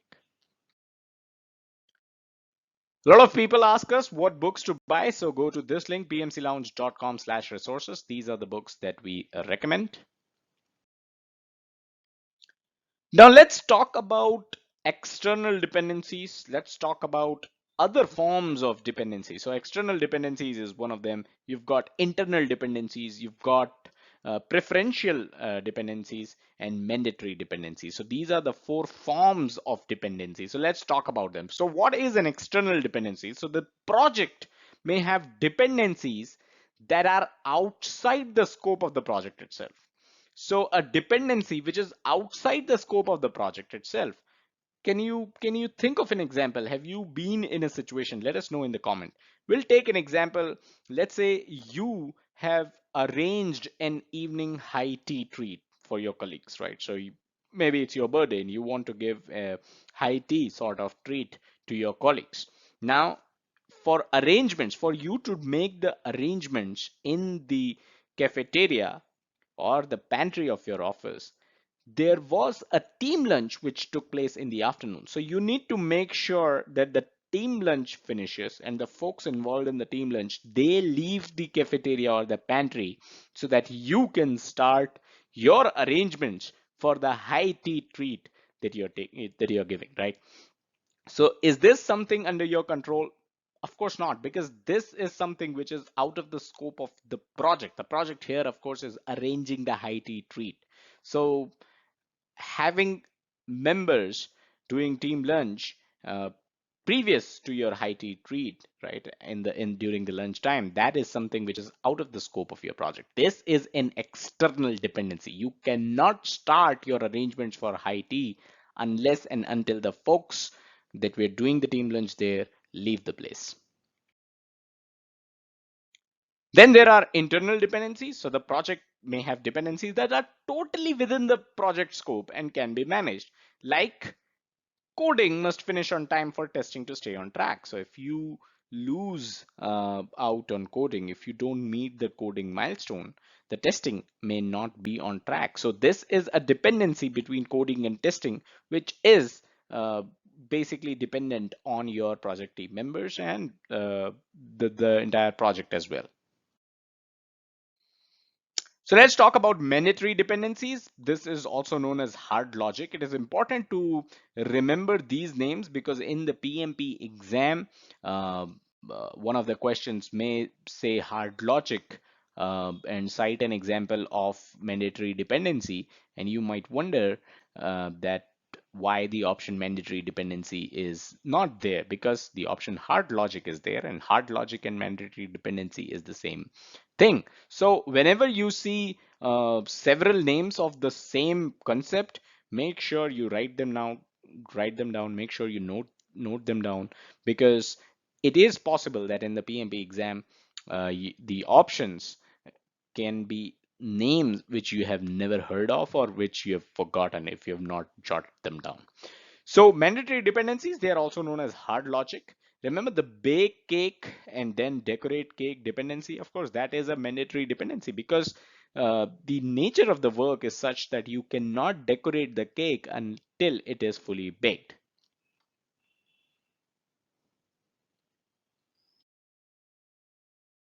So moving on to discretionary dependencies. Now, this is also known as soft logic, preferred logic, or preferential logic, right? So these are the three names for discretionary dependencies. Again, it is very important that you know all the names of any concept that you're reading for your PMP exam. So some dependencies are simply the preference of the team. So they may not, these are not external, internal, these are not mandatory dependencies. These are simply the preference of the project team. For example, no team meeting on Fridays. So if the team does not want any team meetings on Friday, that is a preferential logic or a preferential dependency, which is also known as discretionary dependency. So of course, these are probably the easiest dependencies that you can look into resolving if you face any such situation. So that's all that we had in this video. Do hit the like button if you learned something new, if you learned about dependencies, and if this video was helpful. Subscribe to the channel and hit the bell icon so that you're notified whenever we upload a new video. And don't forget to check out the website pmclounge.com, your number one free PMP resource. If you're into reading, a related article about dependencies is available on the website and linked in the description below as well. Thank you. Hello and welcome to pmclounge.com. Today in this video, we are going over the estimate activity durations process. Where does this process fall? Where does it reside? And what do we really do in this process? That's the topic of the video. So let's get into it. Now, as always, whenever we discuss a process, we try to understand where we are in terms of the PGKA mapping. So this is the PGKA mapping. The knowledge area is project schedule management, and the process group is planning process group. By the way, we have already covered these previous processes: schedule management, define activities, sequence activities. We have already covered them. And today we are talking about estimate activity durations. So this is where we are in the PGK mapping. The knowledge area is schedule management. The process group is planning process group. And this is where the process lies. Let's go ahead. So what do we really need for this process, right? When we say what do we need, we are talking about the inputs. Now, hope you remember the estimate activity resources process. This is something that we recently discussed as part of resource management knowledge area. I'll share a link to that in the description below so that you can refresh your memory in terms of what estimate activity resources is. But why do we need to learn about that process before talking about this one? It's simple because most of the outputs of the estimate activity resources process are inputs of this one. So they are inputs to the estimate activity duration process. So that's the reason why you should know about estimate activity resources process in the first place. A quick reminder here before we move further: pmclounge.com/resources. This is the link you can check out for our recommended books on PMP preparation. So what do we really do in this process? First thing is we check out all the activities in the activity list. So all the activities in the activity list, this activity list, by the way, comes from the define activities process. So I'll share a link to the entire playlist of schedule management knowledge area in the description below. So you can check out the define activities process and the output of that process. One of the major outputs is the activity list. So this list contains all the activities that are going to be part of this of any project, right? So that is an important input for this process, and we are going to check out all the activities that are listed in that list. Secondly, we consider the resource estimates. So this is the output from the estimate activity resources process. Remember, I just told you in the previous slide that you need to remember the estimate activity resources process for continuing with this process, because most of the outputs of that process are inputs to this one. So resource estimate is one of the outputs of the estimate activity resources process, which is an input which is used in the estimate activity duration process. Now, once you have the activity list and then you have the resource estimates, these are the two things you have. Now the third thing you need to do is you need to estimate how long it would take to complete an activity. This activity is basically in the activity list. So each and every single activity part of the activity list, how long will it take for you to complete those activities, to perform those activities, to finish those activities? And you already have the resource estimates with you as well, which means you already know what all are the resources that you need to complete an activity, right? So you need to estimate how long it would take to complete an activity. Now, how do you estimate that? So you have the list of activities, you know what all resources you need for each of those activities.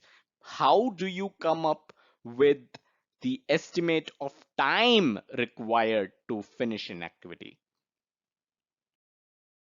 This is where the tools and techniques of the this process come into the picture. Tools and techniques of the estimate activity duration process. So these are the tools and techniques. First, you have expert judgment. We have already discussed expert judgment. I'll share a link in the description below. Analogous estimating, parametric estimating, 3-point estimates, reserve analysis. These are something which we are going to discuss in our future videos. So keep an eye on the playlist of schedule management knowledge area. That way you will know when the videos for these are up, which will be in the next few days.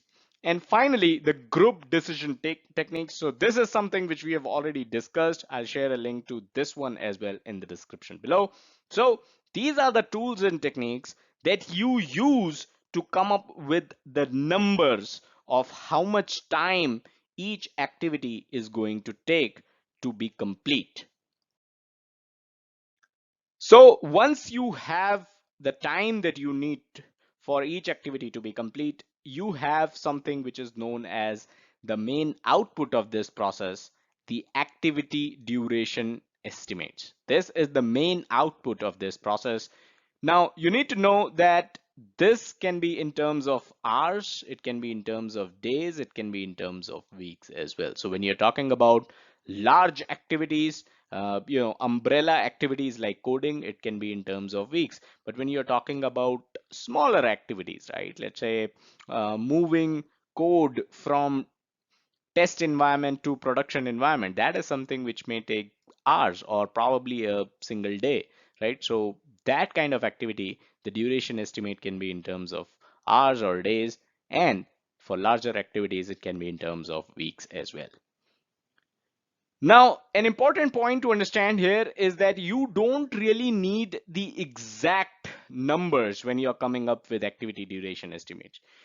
It is acceptable to have a range. So you can say that coding will take 4 weeks plus minus 3 days, which means it can take 4 weeks and 3 days, or it can take 3 weeks and 2 days as well. So you can have your estimates in range as well. This is also acceptable. You don't have to, come down to the T and come down to exact estimates. It is okay to have range at this point in the project where we are. So that's all that we had in this quick overview video of the estimate activity duration process. Do hit the like button if you learned something, and if you enjoyed the video, subscribe to the channel and hit the bell icon to stay notified when we upload our next videos. Remember, we are coming up with the tools and techniques videos for this process. And don't forget to check out the website pmclounge.com, your #1 free PMP resource. This is where you will find articles. If you are into reading stuff, if you would rather read about estimate activity durations rather than watch a video, then go over to pmclounge.com. You'll find all the articles on almost all the videos that we have done as part of this YouTube channel. Thank you. Hello and welcome to pmclounge.com. In this video, we are talking about analogous estimation, but I'd like to quickly remind you, if you are into reading articles rather than watching videos, you can always head over to pmclounge.com. That is where you will find related articles for all our videos that you see on this YouTube channel. So, analogous estimation, the first link in the description will take you to the article of analogous estimation. Now, analogous, the word itself comes from another word called analogy, which means drawing comparisons for the sake of clarification or explanation. So that is what analogous should be about. Let's look into the definitions and study analogous estimation.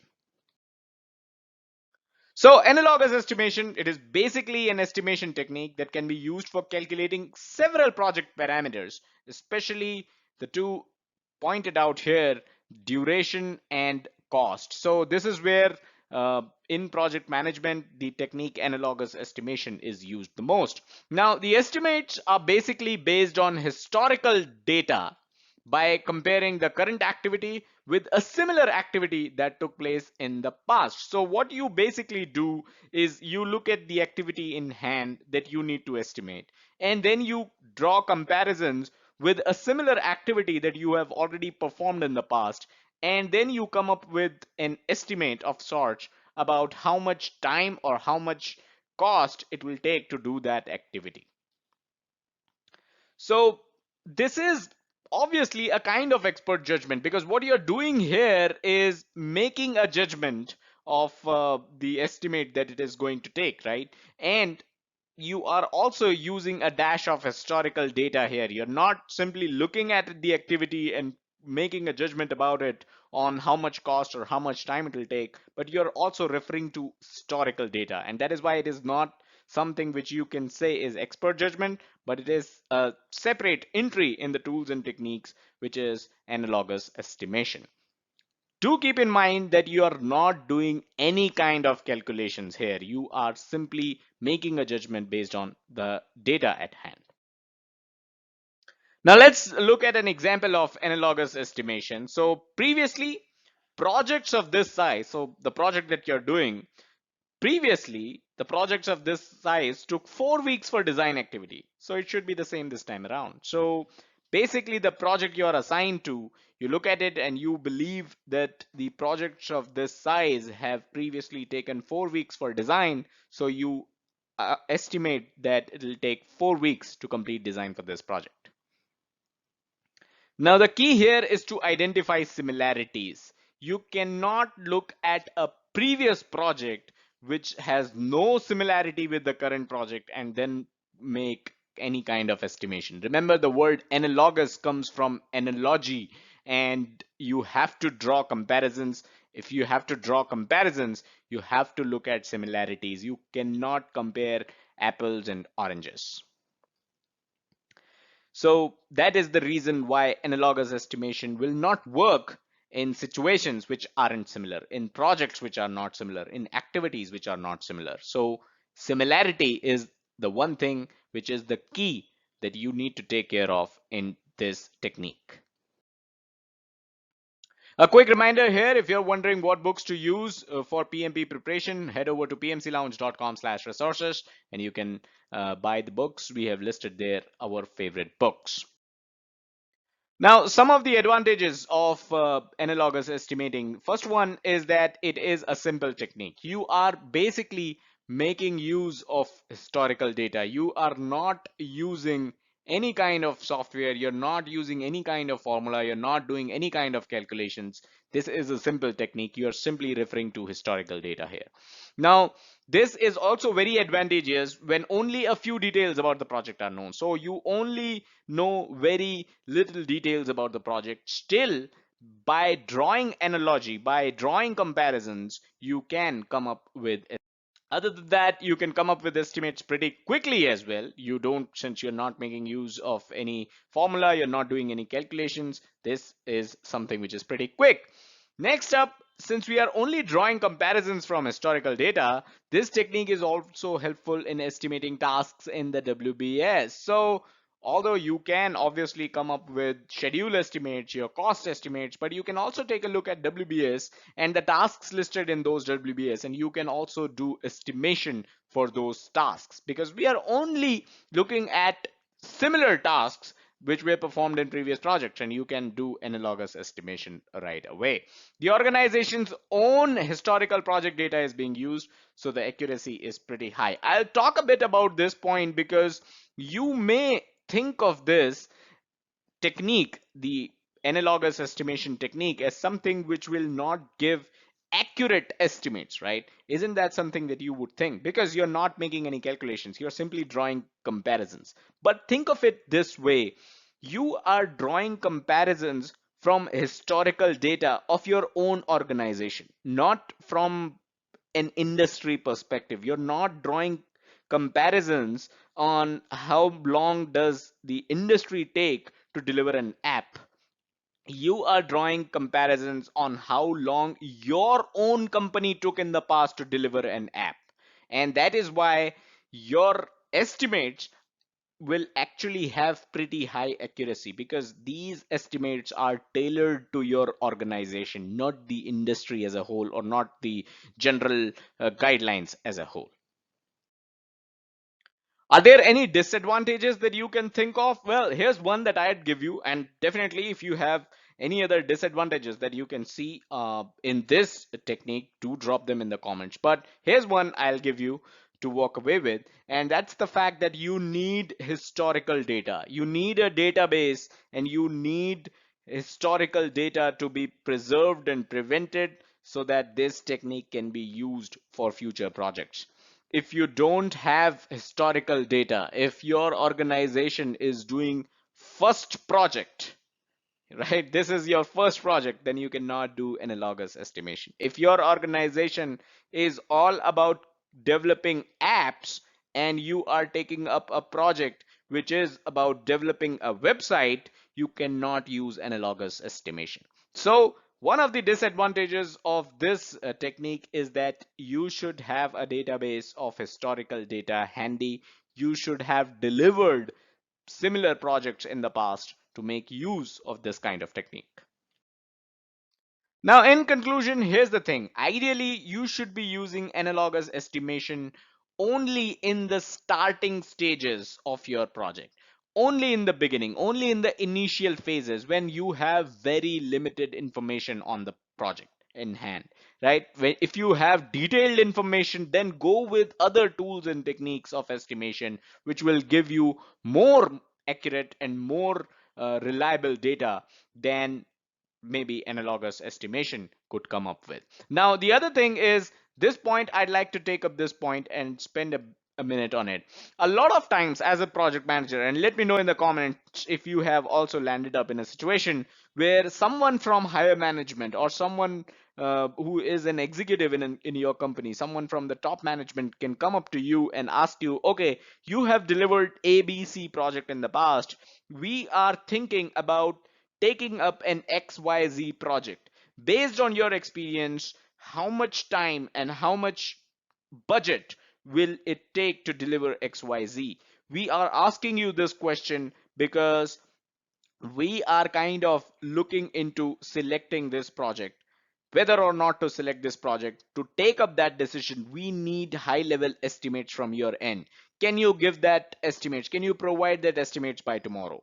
Now, what do? The only thing that you know about this project is maybe a high level scope of the project, a very high level scope of the project, and you know that you have delivered a project of this sort in the past. So what do you do here is you make use of analogous estimation technique.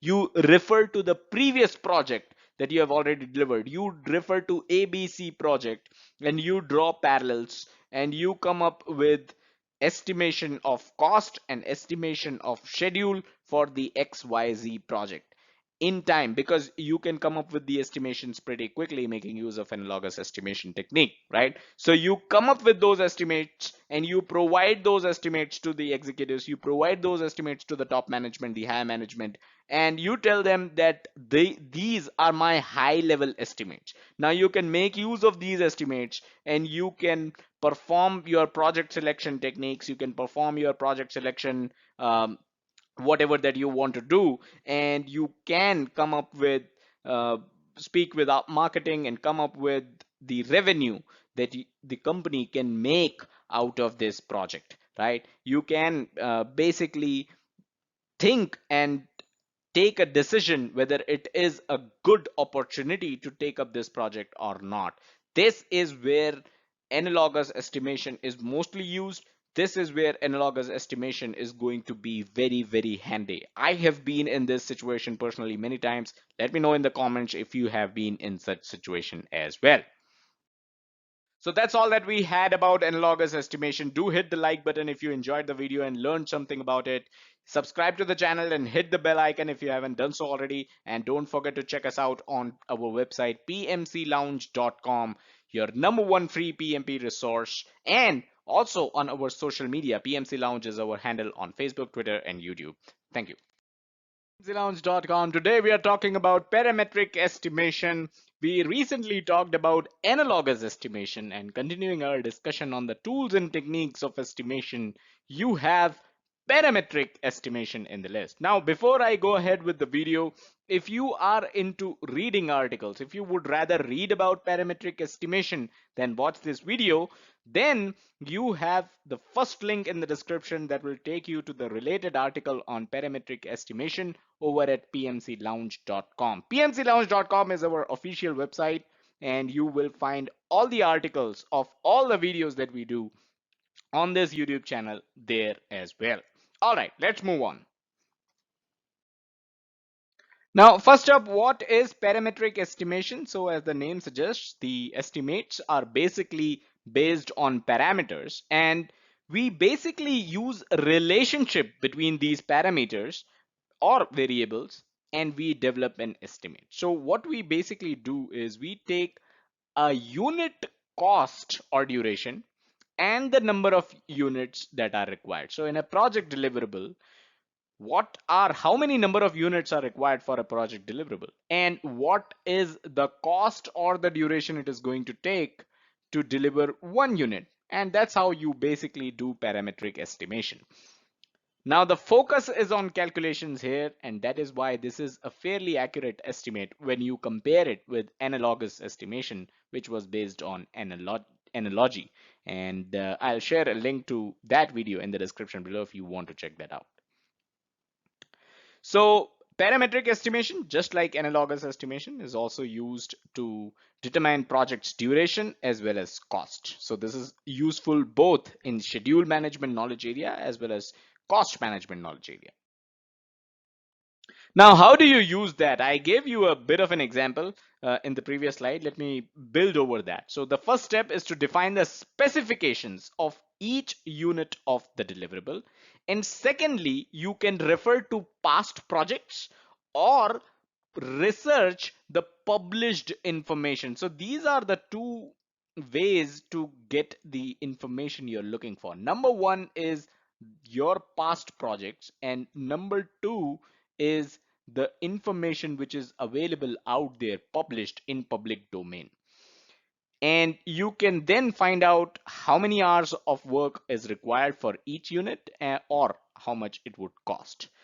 Now, the units could be linear feet of wall, right? It could be 5 feet of wall, surface to paint.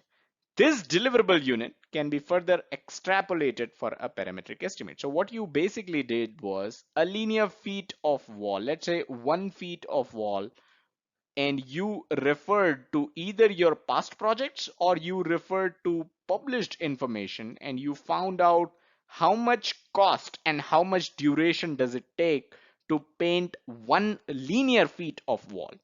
Based on that, if you have to paint 5 feet, then you can basically extrapolate this calculation to come up with an estimate. A quick reminder before we move ahead with this video, you can always go to pmclounge.com/resources. We have listed our favorite PMP preparation books there, so do check that out. Now, let's take some examples here. So example of parametric estimation using published data. So the data that is available out there in public domain. So if you have to construct a house, you can consult an estimation publication to find out the cost of construction per square foot. You get the idea? Now, if it cost $200, then you can simply multiply it with the total square foot construction area. So if you have 100 square foot area which you plan to construct 100 foot, then you can 100 square foot, then you can basically multiply 100 square foot into $200 to come up with an estimation, right?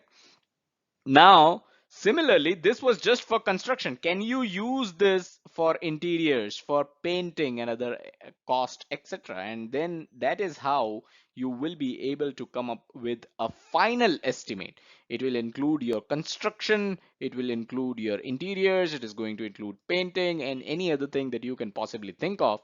Just find out the per square foot cost it would take, add all of them up, and you'll have a final cost. Similarly, you can also find out per square foot duration it is going to take, and that's how you can come up with a duration estimate as well. Now let's take an example using historical data. So that was published data. We reached to an estimation company, right? Now you're using historical data from your own project. So if it takes 1 hour to write 50 lines of code, then a project module which requires 400 lines of code should be done in about 8 hours, right? 50 lines of code per hour, that means 400 lines of code should be 8 hours, right? So some of the advantages of parametric estimation. Parametric estimates are more credible as these come from sources published by large reputable organizations, and these also come from your own historical data. Now you can also recalculate, and this is an important point. I'd like you to kind of pay attention to this. You can also recalculate the planned units of deliverable based on the actual units delivered. So if you earlier in the earlier example, right, we said that we can write 50 lines of code in 1 hour. So we can write 400 lines of code in 8 hours. But if you realize that in 3 hours you have been able to deliver only 60 lines of code, which means for this module you are able to code 20 lines in 1 hour only and not the usual 50 lines. So based on this, you can do a recalculation as well. Now, some of the disadvantages of parametric estimation are that published data, it is although readily available, but it may not be true for every project. Actually, it may not be true for your software development project. We said that we were able to code 50 lines of code in 1 hour, but that may not be true depending on the complexity of the code that you're trying to create or trying to write, as well as the expertise of the coder, right? And parametric estimation, it is actually less successful with tasks that produce intangible outputs. Recall our example of coding. Now, this may be inaccurate as each line of code may require vastly different amounts of thought and creativity, right? And code is something which is intangible, right? So parametric estimation for intangible outputs, it may not be as successful as other tools and techniques of estimation. Now, there are two important concepts that you should be aware of when it comes to parametric estimation. One is regression analysis and second is learning curve. Let's quickly look at them. So regression analysis. Now, can you consider two variables instead of one? So in the example of coding, we talked about how it'll take 1 hour to write 50 lines of code. But can you also consider the number of defects and then the time it takes to troubleshoot? So can you consider that in every 3 hours of work, in every 150 lines of code, you are going to face at least one defect, and then it takes 20 minutes to fix that defect? So can you consider that in your regression analysis and come up with a better estimate? You definitely can. This is a regression analysis. So this is definitely going to obtain a more accurate estimate. Second is learning curve. So a human learning curve is something which cannot be ignored. And similarly, in our example of coding, uh, it may take 8 hours to finish 400 lines of code, but if the programmer has written that similar code 25 times already, don't you think it should take less than 8 hours to write the 400 lines of code? When he does it for the 26th time, of course it will take less than 8 hours. It should at least take less than 8 hours, because we talked about creativity in the previous slide, and that creativity, the time required to come up with that creativity should not be required when it comes to coding for the 26th time. So these are the two things, two concepts that you should be aware of: regression analysis and learning curve when it comes to parametric estimation. So that is all that I had in this video. Hope you were able to grasp what parametric estimation is about. And like I said, in the description, you will find a link to analogous estimation as well. And I'll also link the entire playlist of schedule management knowledge area as well as cost management knowledge area. So do check that out. The entire knowledge areas have been covered. Do hit the like button if you enjoyed the video, and subscribe to this channel and hit the bell icon to receive notifications whenever we upload a new video. We are all about project management. We are all about PMP and other such project management certifications. Don't forget to check out the website pmclounge.com, your #1 free PMP resource. Thank you. Hello and welcome to pmclounge.com. Today we are talking about a very important topic, actually two topics: 3-point estimates and PERT. And I've clubbed them together, and you will, if you see the video till the end, you will understand why I have done so. Now, these two are very important and very popular topics. These two have formulas and calculations involved. The questions that you will get around these topics in the exam will involve calculations, and trust me, they are going to be very easy calculations. If you watch this video till the end, you will master 3-point estimates as well as PERT, and you won't be scared of calculations at all. All right, let's get ahead. So first of all, before we dive into 3-point estimates, I'd like to remind you that we have already covered two other estimation techniques. One was analogous and the other one was parametric. I'll share a link in the description of this video, which is basically the playlist of all the estimation techniques. So do check that out. By the way, before proceeding, if you are into reading, if you would rather read about parametric estimating or analogous estimating, or even 3-point estimates as well as PERT, I'll share a link in the description. Actually, the first link in the description is going to take you to the text version of this video. It'll take you to an article which is about 3-point estimates and PERT.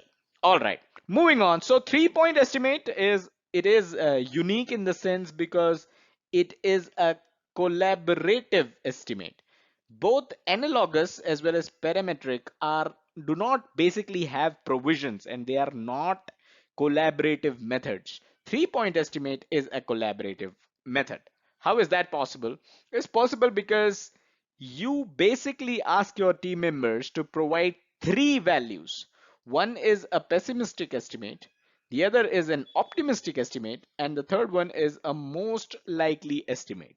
So if you have 15 members in your team, you can ask all 15 of them to provide their pessimistic, optimistic, and most likely estimates. Or you can also ask 5 of them each to provide pessimistic values, the other 5 to provide optimistic values, and the last 5 to provide most likely estimates. That way, you can come up with an estimate by basically doing a simple average, which is the 3-point estimate, right? So you will come up with one estimate, which is the average of the three values that you have received from your team members. All right, now the formula for 3-point estimates is quite simple. It is simple average actually. So E is equals to O plus M plus P divided by 3. E here is estimate, O is the optimistic value, M is the most likely value, and P is the pessimistic value. So you add O, M, and P and you divide it by 3. Do note that this is also known as triangular distribution. It is very important that you know the different names of the same concept, because sometimes in the PMP exam they'll give you three values and they'll ask you to calculate triangular distribution. Now if you don't know that triangular distribution is same as 3-point estimates, even if you know the formula for 3-point estimates, but if you don't know that 3-point estimates and triangular distribution are one and the same thing, you'll not be able to answer the question. You'll not be able to apply this formula and answer this question. That is why it is important to know the different names of the same concept, and it will be definitely helpful in your PMP exam. Now this technique can be used for both cost as well as duration. So in the previous slide, when I told you that you can ask your team members to provide values, the optimistic value, the most likely value, and the pessimistic value, these values, they are basically providing in terms of dollars, in terms of cost, or in terms of time, in terms of weeks or days or months or whatever that they want to use, whatever unit that they want to use. Now, it should be noted that 3-point estimates, you can basically estimate the entire project, or you can estimate a WBS component, or you can go as granular as estimating an activity in the WBS, right? So you can either go all in and you ask your team to provide values for the entire project.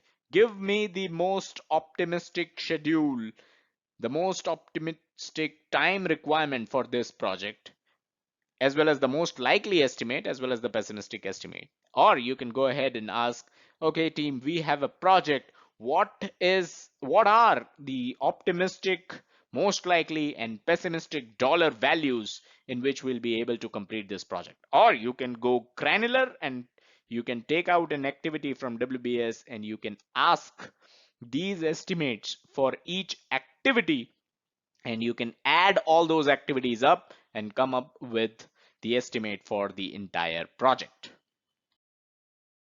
A quick reminder before we move ahead and talk about PERT. If you are looking for recommendations on what books to buy for your PMP exam, go over to pmclounge.com/resources. We have listed our favorite books, our most recommended books to prepare for PMP. All right, now let's talk about PERT. So PERT stands for Program Evaluation Review Technique. Yeah, quite a mouthful there. So PERT stands for that. Now it is the most common form of 3-point estimation. So this is something important. This is the reason why I clubbed 3-point estimates and PERT in the same video, because PERT is actually a form of 3-point estimation. This is most common, and this is again nothing different from 3-point estimation.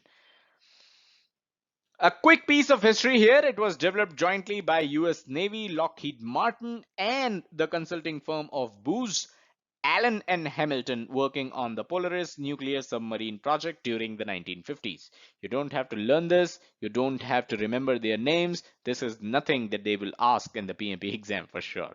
Now, PERT is one of the most commonly used techniques, used along with the critical path method, or CPM, to estimate the minimum time needed to complete a project. Now, what is the PERT formula? So it is quite similar to the 3-point estimate formula, but you can see here E is equals to O plus 4M plus P divided by 6. So here the estimate is equals to optimistic value plus 4 times the most likely value plus the pessimistic value, and all of it divided by 6. Now, this formula is also known as beta distribution. Again, the same logic applies here. Triangular distribution was the 3-point estimates, and PERT is your beta distribution. And it is also referred to as the weighted mean or weighted average in certain texts. Now you may wonder, what do we gain by using beta distribution over simple average, right? We just mentioned how PERT is a form of 3-point estimation. The only difference here is this 4. We are multiplying the most likely value by 4, and then to take an average, we are dividing the addition of these 3 values by 6, not by 3. So what do we gain here by multiplying 4 and dividing by 6 instead of dividing by 3 and adding the 3 values up? What are we gaining here? So basically, you are giving more weight. You are multiplying the most likely value by 4. Now this is of course going to increase the overall accuracy of the estimate, because you are considering, you're giving weight, you are adding the most likely value 4 times. You are multiplying it by 4, so that the entire estimate that comes out, the resultant, is more towards most likely estimate. It is more inclined towards the most likely estimate. Now, in most cases, beta distribution has been proven to be more accurate than triangular distribution, right? So beta distribution is actually more accurate, and it has been proven over the triangular distribution. Again, a reminder: beta distribution is PERT, triangular estimation is 3-point estimates. So what are some of the advantages of 3-point estimation and PERT techniques? Number one is increased accuracy over 1-point estimate. So your parametric estimates, your analogous estimates are all known as 1-point estimates. They may require padding. Now, what do we mean here? So let me cite an example. So you are a software project manager. Your requirements are baseline. You exactly know what all needs to be coded. Now you go to your development manager and you ask your development manager to provide a duration estimate on the coding requirements. Now if you ask him for a 1-point estimate, then he may add some padding. Why would he do so? He would do so because of unforeseen risks, because of stuff that he doesn't already know about the project, or because he might think that the project manager eventually will cut down on the schedule and we may not get the time that we are going to quote right now. So he is going to quote to you that I need 2 months and 2 weeks, while in reality he may need only 2 months. The thing is, he is adding an extra padding of 2 weeks just because to cover himself up from the previously mentioned reasons. At the same time, if you go ahead and ask the development manager for three values to provide a most likely estimate, a pessimistic estimate, and an optimistic estimate, the accuracy will be increasing variably because the development manager will then be able to provide you a range for the duration. He doesn't have to provide a fixed number, 2 months and 2 weeks. He may provide you a range. He may say it will take anywhere between 2 months to 2 months and 2 weeks.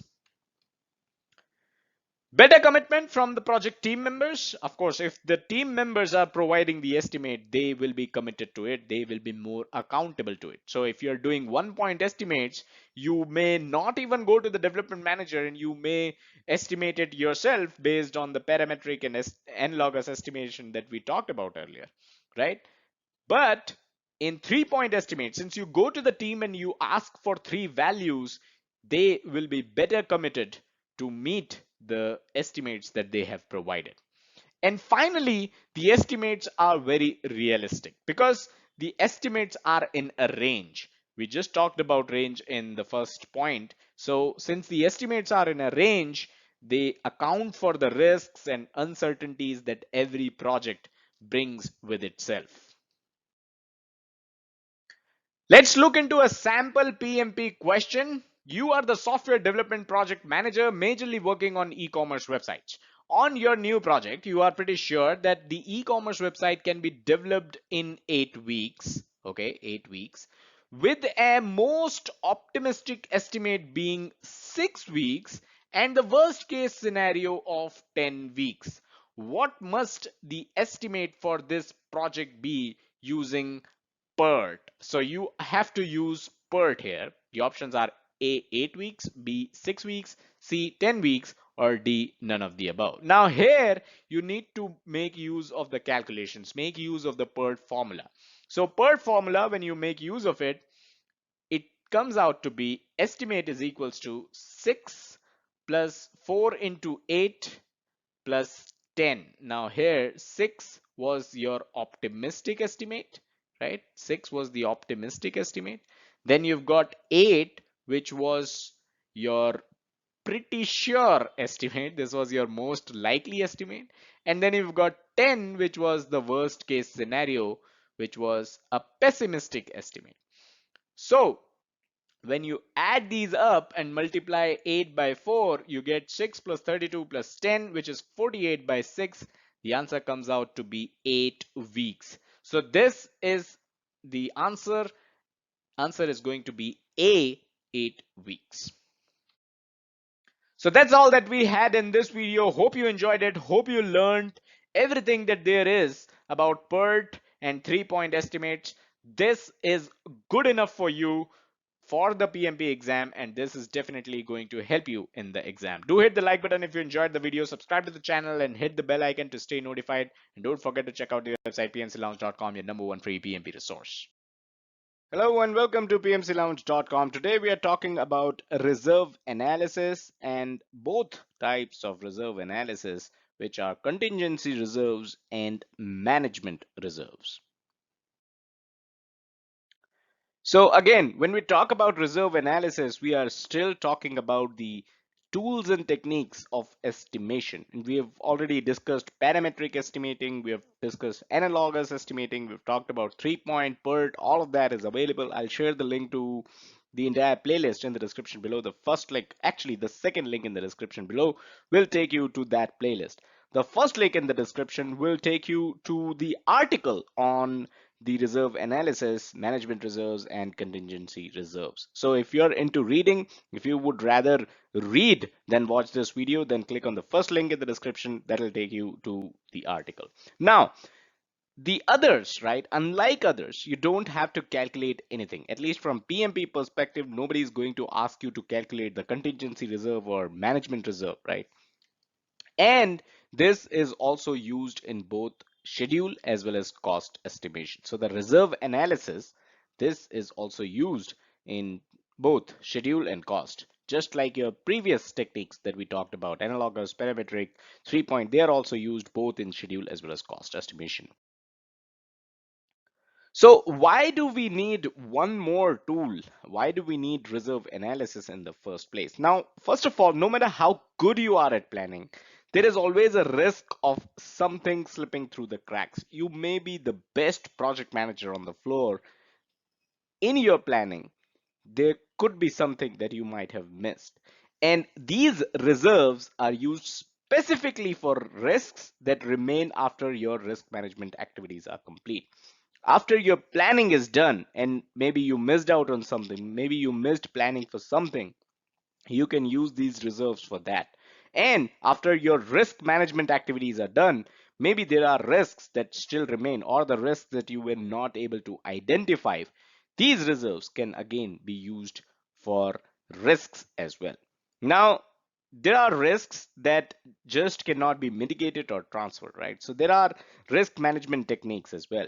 Mitigation of risks, transfer of risks are some of the techniques that you would do when you find certain risks. But there are certain risks that cannot be mitigated, that cannot be transferred, and you must live with those risks.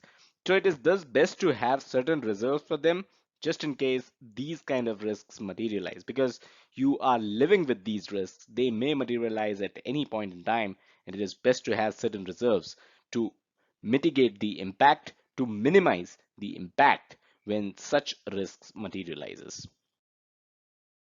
A quick reminder here before we move further with the video: if you're looking for book recommendations for your PMP exam, head over to pmclounge.com/resources. This is the page where we have listed our recommended PMP preparation book. Now, the entire objective of risk analysis, of reserves analysis, not risk analysis, the objective of reserve analysis is this: accommodating risks and minimizing their impact by allotting reserves. You are accommodating risks, and you have certain reserves that you will be allotting to them once those risks materializes. So let's talk about the first type of reserve, which is contingency reserve. Now, contingency reserve is basically time reserves or buffer. So this reserve is in terms of time. So if you know that there is a risk and you don't know how it will be mitigated or how it can be transferred, you take certain time with you. You keep certain time as a buffer. You keep that time as reserve just in case that risk materializes, so that you can make use of that time and minimize the impact of that risk. And this is why it is also known as known unknowns. So you know that there is a risk, but you don't know whether it is going to materialize, and if it materializes, what you're going to do. That is the unknown zone of such risks. Let's take an example. So you have a software project, and a software engineer is estimating a module development activity as 5 days, but stating that it might take up to 8 days due to risks. Extra 3 days here is contingency reserve. So that's the whole idea behind contingency reserve. You have 3 days of time that you are taking as reserve and quoting that it is going to take 8 days to complete the module that is being in question here. Now, is this good way of coming up with schedule? Of course not, and that is the reason why you need to analyze the reserves. You need to do reserves analysis to make sure that not every single activity has reserves unnecessarily. So you need to have certain risks, you need to know about certain risks before you add reserves.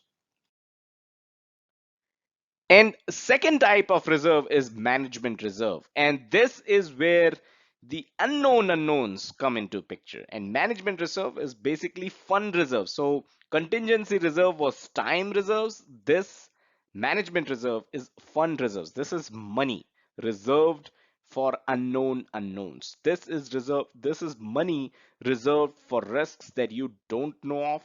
This is money reserved for things that you are not aware of, and they do take place and you're still not aware what is going to happen. right? Let's take an example, right? So in a construction project, estimations show that digging the ground for foundation work will cost around 200,000 US dollars. But due to geological area of the project, you might hit big rocks, and that would shoot up the cost to 250,000 US dollars. Here, the extra $50,000 will be accommodated by your management reserve. So if there was a way to know that the geological area where we are doing the digging work has big rocks, then we would have estimated for $2,500 itself and not $200,000. So that's how we are dealing with unknown unknowns when it comes to management reserve, because we did not know, there was no way to know that we are going to hit big rocks, and that's the reason why we estimated 200,000 US dollars. But when we hit big rocks, we shot up the cost with $50,000 more, and the total cost came out to be 250,000 US dollars. This $50,000 was accommodated by management reserve because this was an unknown unknown for sure. Now, an important point to note here is extra funds are reserved by management for unforeseen risks.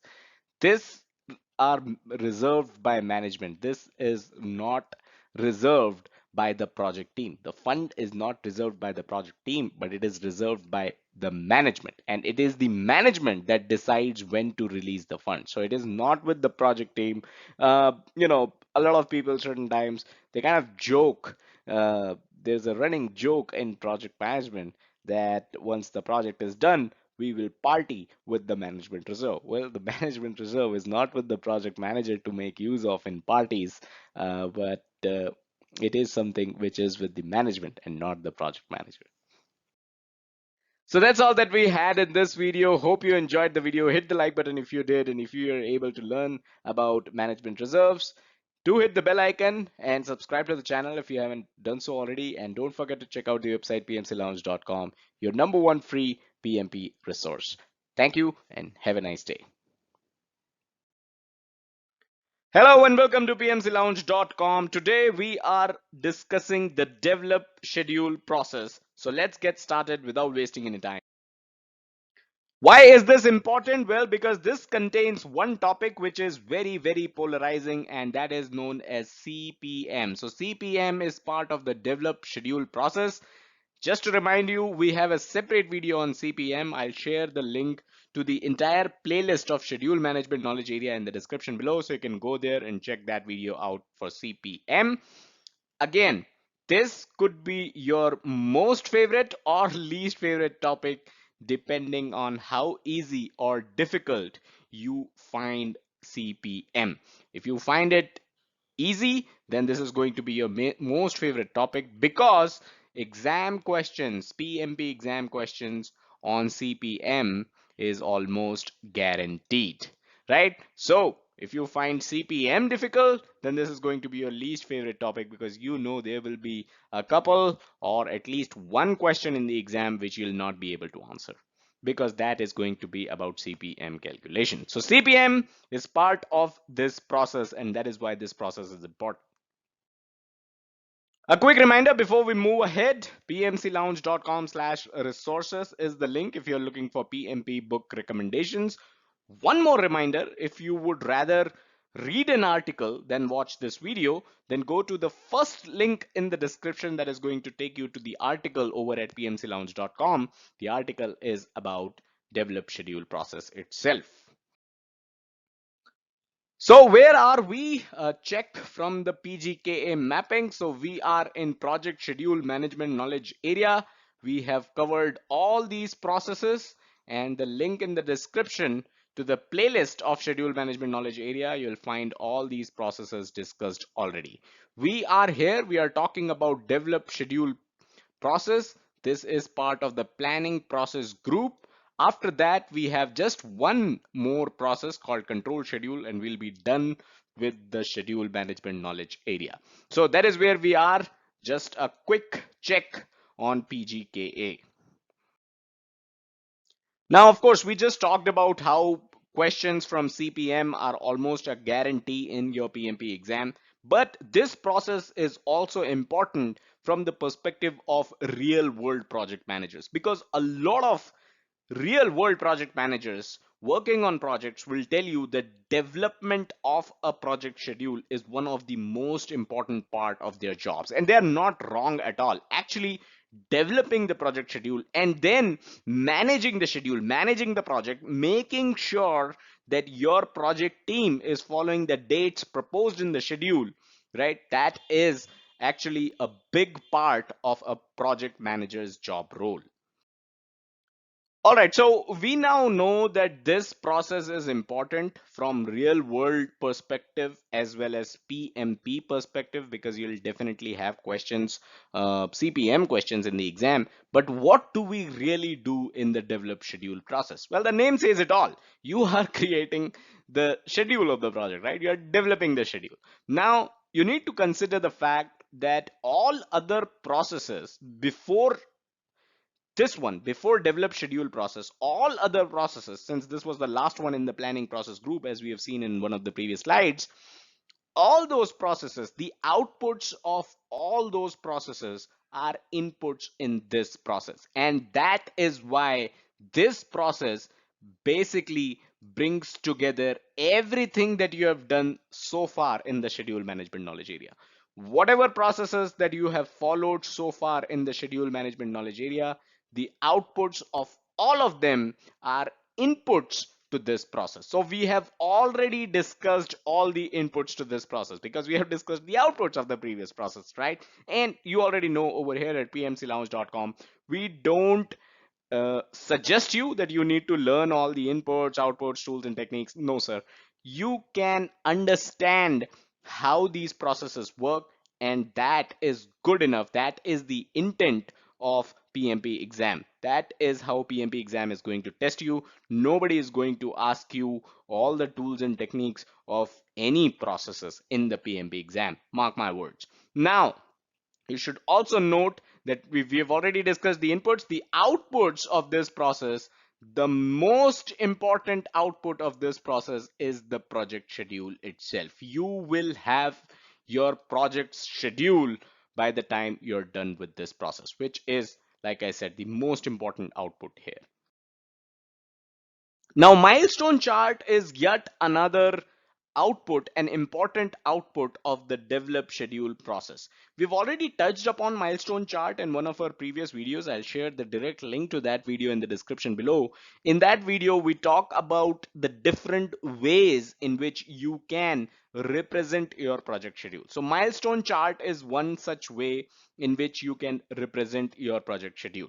Now, why is this important? You already have the project schedule. Why do you need the milestone chart? Well, this is why you need the milestone chart, so that the dependent stakeholders and other project teams, they can plan their work accordingly. If they have a dependency on you, they need to know your dates, right? And you can give them high level dates of your project, because high level dates is what milestone chart is all about. If you read the first line, it is simply a list of all the important dates of the project, right? So that is all the dependent stakeholders or dependent teams need. When is your code completing? When is your testing completing? When is your requirements closing, right? So those kind of dates is what that the dependent stakeholders and dependent teams need. So this is what a milestone chart is. In the next slide, we'll take a look at how a milestone chart looks.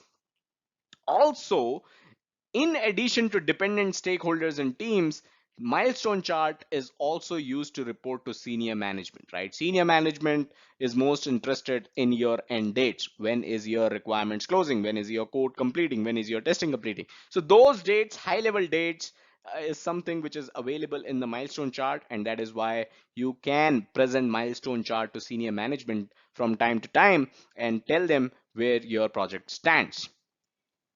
Also, you should note that milestone chart is actually a part of the project schedule itself, because in the project schedule, you will anyways have all the dates. You'll have the important dates, the not so important dates. You'll have all the dates in the project schedule. So thus, this milestone chart is actually a part of your project schedule itself. In the next slide, let's take a look at how a milestone chart looks. So this is how a milestone chart looks. You've got requirements baseline here. This is the milestone. Milestone, by the way, is a 0-day activity, right? You don't say today is the milestone activity, so we'll do nothing and we'll complete the milestone today. So it is not, it doesn't have any time.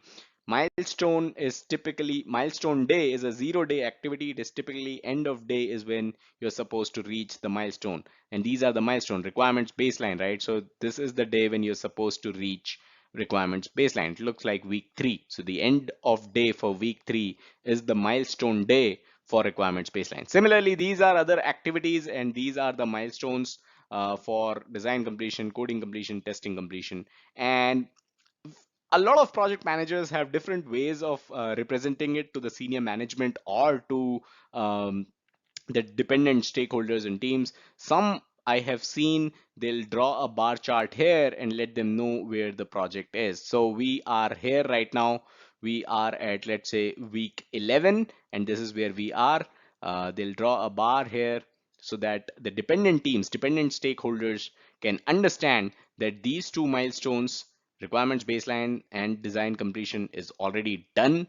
We are in week 11 right now, and the next milestone is coding completion, right? So this is how, like I said, different project managers have different ways of representing. This is just one way that you can represent where your project stands through the milestone chart itself. A lot of project managers, they don't want to mess with the milestone chart at all. They'll just present this in its raw form and they'll mention where the project currently stands separately and not touch the milestone chart at all. So it's up to you, the way, whichever way you want to present to senior management or to the dependent teams and stakeholders. Like I said, all these dates, all these activities, all these milestones are also available in your project schedule itself. And that is why a milestone chart is actually a part of your project schedule itself. So that is all that we had in this video. Hope the basics of the develop schedule process was clear. You were able to make out what develop schedule process is all about. Do hit the like button if that is true. Subscribe to the channel and hit the bell icon if you have not already done so. And don't forget to check out the website pmclounge.com, your #1 free PMP resource. Thank you.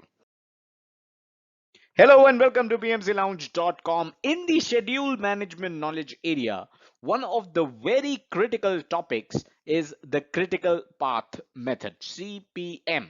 So what is this critical path?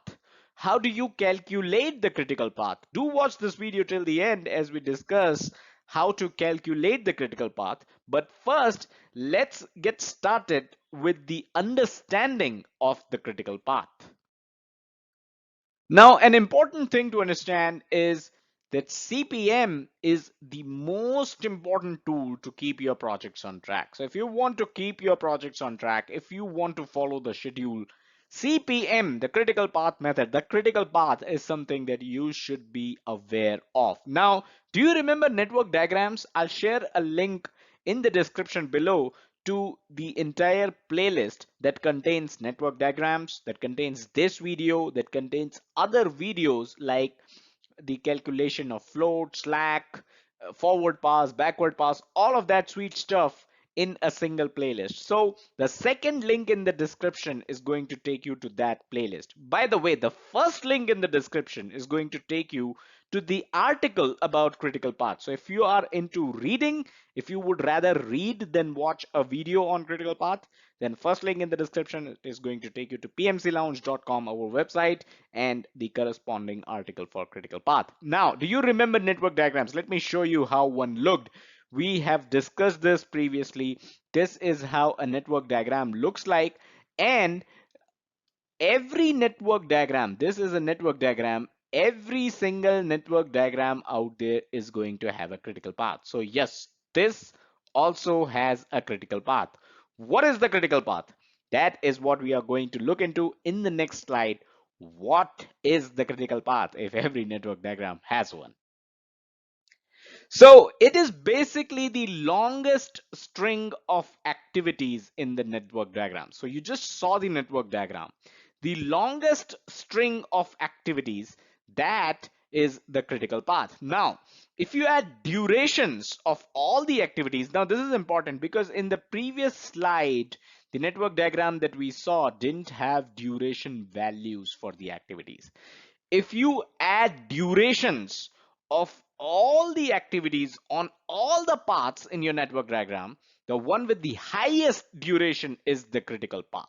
So you need to understand that you need to add all the durations of all the activities, right?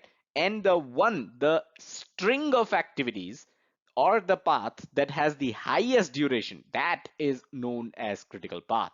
When we look into an example later on in this video, it will be much clearer. So why is this important? Why is CPM such a big deal, right? The thing is, from PMP perspective, it is important for sure. But from real life perspective as well, you need to understand the fact that a delay in any of the activities on the critical path. So once you find the critical path in the network diagram, you recognize the activities that fall on that critical path. If there is a delay on any of those activities, the entire project will be delayed. So this is definitely important. From your real life project management perspective, this is extremely important. Now, the activities that are not on the critical path can get delayed without impacting the project. So that is what this means, right? Conversely, if you have certain activities which are not on the critical path, they will get delayed. If they get delayed, not that they will get delayed, but if they do get delayed, the impact on the project may not be much. Now, this is definitely giving you a fair idea. You as a project manager, this is giving you a fair idea of what activities are urgent and what activities can wait. So activities that are on the critical path are definitely urgent. But activities that are not on the critical path, even if they are delayed, it should be fine. I mean, delayed by a certain quantity, not indefinitely delayed, right? Conversely, this also gives you a fair idea of what activities must finish early for the entire project to complete ahead of schedule. So if your project is a 2-year long engagement and you want to finish it in, let's say, 20 months, you need to find the critical path, and you need to find the critical path activities, and you need to see how you can reduce the duration of these activities. That way, if the activities on the critical path, if their duration is reduced, then definitely the entire project can be completed ahead of schedule. Now we will see how to calculate the critical path. A quick reminder before we do that, if you're looking for PMP preparation book recommendations, then you can go to pmclounge.com/resources. That's where we have listed our favorite books. All right, now this is a network diagram. This is a network diagram, right? Now let's see how do you calculate the critical path from the network diagram. Whatever that you see above, the numbers that you see above, these ones are the durations. All right, this is the starting point. Whatever that you see inside the box, the letters, these are activities, right? And the arrows are going to show you the different paths, right? So you can see that there are multiple paths that are going through several activities, right? So this is how it works. You start from the start tab and you go to different paths. Let's attack this path first. A, you've got the duration of 4. Then let's go above to C, you've got the duration of 2. Then you've got F with the duration of 3. Then you've got G with the duration of 4, and then the N. So one path is A, C, F, G. This is one path towards the end, right? Then there's one more path from A itself. It is A, B, and the N right away. So A duration is 4 and B the duration is 6. So the total sum here is 10, right? So the duration of path A and B is 10. Similarly, you have one more path which is D, E, H to till the end, right? So the calculation here for D is the duration. You can add all the duration 3, 5, and 1, which comes out to be 9. So the entire calculation here, A, B, you have got three paths. First path A, B, the duration total sum of the duration is 10. A, C, F, G, the total duration is 13. DEH, the total duration is 9. So these are the three paths. Now remember, we discussed in the previous slide that the string of activities, or that the path with the highest duration is the critical path. So clearly here ACFG has the highest duration of 13, and that is why ACFG is the critical path. What does this mean? This means the activities A, C, F, G, if any of these get delayed, then the entire project will get delayed. And conversely, activities like B, D, E, H, even if these are delayed for a certain time period, the project will not be impacted. And also, this also means if you want to finish your entire project earlier, then A, C, F, G are the activities that you should look into completing earlier than their durations of 4, 2, 3, and 4. Right? So I hope this was clear. I hope you are able to understand how to calculate the critical path. If you have any questions, do drop in the comment. One last thing, on real world projects, you will be using softwares like Microsoft Project, that is for sure, because the example that we saw, right, had handful of activities. But on real world projects, you will have dozens or even hundreds of activities, and you cannot calculate the critical path on your own. You definitely need software to do so. But the software is going to calculate the critical path in the same way that we just discussed. Another point here, there are some other concepts like float, slack, forward pass, backward pass. These are covered separately, and in the description below, the entire playlist that you are going to find in the second link, that will have videos discussing these different concepts as well. So that is all that we had in this video. Do hit the like button if you enjoyed the video and learned critical path. Subscribe to the channel and hit the bell icon so that you get notified whenever we publish latest project management and PMP related videos. Don't forget to check out the website pmclounge.com, your #1 free PMP resource. Thank you. Yeah, I totally agree with you here.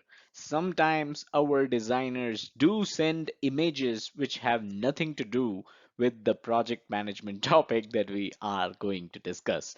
Hello and welcome to pmclounge.com. This is one such example.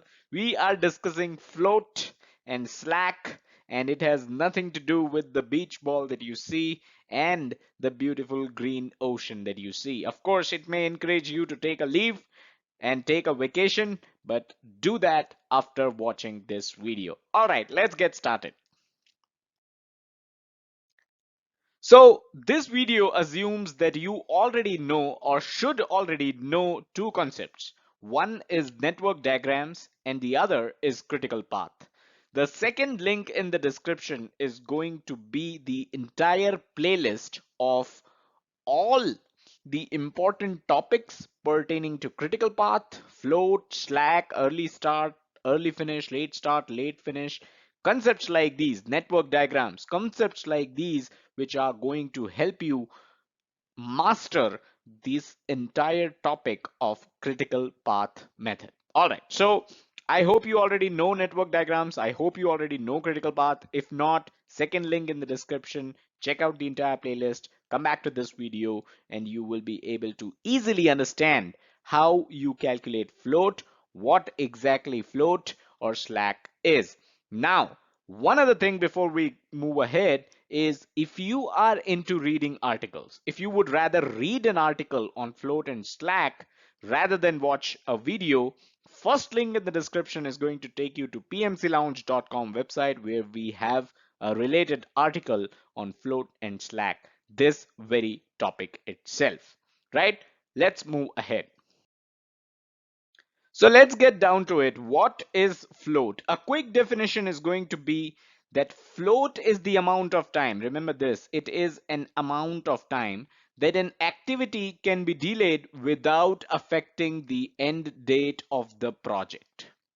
I repeat, float is the amount of time that a project activity can be delayed without affecting the project end date, which means this activity may not be urgent at all times. It can actually be delayed and your project will still meet the end date, will still meet its deadlines. Now, does that ring a bell? We talked about how activities which are not on the critical path, we did talk about this when we were talking about critical path. So the important point here is the fact that activities not on the critical path, not is the keyword here. Activities not on the critical path can be delayed for a while without affecting the project end date. We talked about this in the critical path video as well. So the value of this a while is precisely known as float, right? So we just said how float is actually an amount of time. So the value of this a while, that is precisely what float is. So how important it is to know what float is, because this is the activities and the amount of time those activities can be delayed, and you should have no problems at all meeting the project deadlines and the project end date. A corollary here should be the fact that float for activities on critical path will be 0, because critical path activities cannot be delayed at all. That's the whole concept of critical path, which we have discussed in the previous video, right? So critical path activities cannot be delayed at all. Activities which are on other paths other than the critical path, right? Those activities can be delayed for a while. That a while is the amount of time which is known as float. Now let's talk about Slack. But before we do so, I'd like to remind you, if you're looking for PMP book recommendations, head over to pmclounge.com/resources. All right, now let's talk about Slack. So it is fair to club these two terms together. When we say these two terms, we are essentially talking about Slack and float. And in many texts, on many internet forums, on many videos, all the resources that you are going to refer to will have Slack and float uh, being used together. And the reason for that is pretty much the fact that float and Slack are basically the same concept. So whatever that we just discussed in float applies to Slack as well, because these are the same terms. And as far as project management and the PMP exam is concerned, you can treat float and Slack as synonym. So I see a lot of people get confused with this when they are initially starting their studies, but this slide is going to be helpful. This slide is going to bust all those confusions out. The fact that float and Slack are the same thing. So don't worry too much about it. Just know what float is. That is also known as Slack. Now let's talk about the calculation of float. The main agenda of this video is the calculation of float. We already know what float is, and we have seen this diagram as well earlier in our critical path video. We found out the paths. These are the three paths: AB, AC, FG, and DEH. So these are the three paths in this network diagram. We already know this. We have calculated, we have added their durations, and we have calculated the addition for all three paths. And we already know that ACFG is the critical path because the duration for this is the highest, 13, right? So ACFG is the critical path. We already know this. This is something which we had already covered in our video on critical path. Now let's talk about calculation of float. So float for critical path activities is always 0. We already know this. We have already discussed this in this video itself on previous slides, that float for critical path activities is 0, which means activities like A, C, F, and G float is equals to 0 because these are critical path activities. These activities cannot be delayed at all. Now, let's talk about the next longest path. The next longest path here is AB because the sum is 10, right? So this is the next longest path, and you calculate float by subtracting the critical path from the next longest path, the values. So we subtract 13 by 10 and we get 3. We have basically subtracted the critical path values and the next longest path value, and we got the answer 3, which means this essentially means the float for activity A and activity B is going to be 3. So float for B is 3. Again, float for A could have been 3, but we just remembered that activity A is actually a critical path activity. So, thus, the float for A cannot be changed. Although you have the value here, you have the float calculated here as 3, but activity A cannot be changed because it is a critical path activity. B, the float for activity B is going to be 3. This precisely means that activity B can be delayed by 3 days and the end date of this project will still be unimpacted. Now let's calculate the float for the last path, which is DEH. Again, same calculation applies. You will subtract the last path with the values in the last path with the critical path, which gives out 4 ACFG minus DEH. The value that you get is 4. So 4 is the float for activities D, E, and H. These three activities, the float for these three activities is going to be 4, and this is what is now reflected here. So that is how you calculate float. First, you calculate the critical path. The critical path here, this is the action item number 1 that you do. Second, you subtract the critical path with the next longest path, right? And you got, this is step number 2. This is where we did the subtraction, right? And then you get the float value for the activities on the next longest path. You cannot change the float value for activities which are on critical path, and that is why we were not able to change the value of A here, right? Similarly, you repeat that for in step 3, you calculate that for the next path, which was the last path in this diagram. So that is why we were able to calculate the float for activity D, E, and H.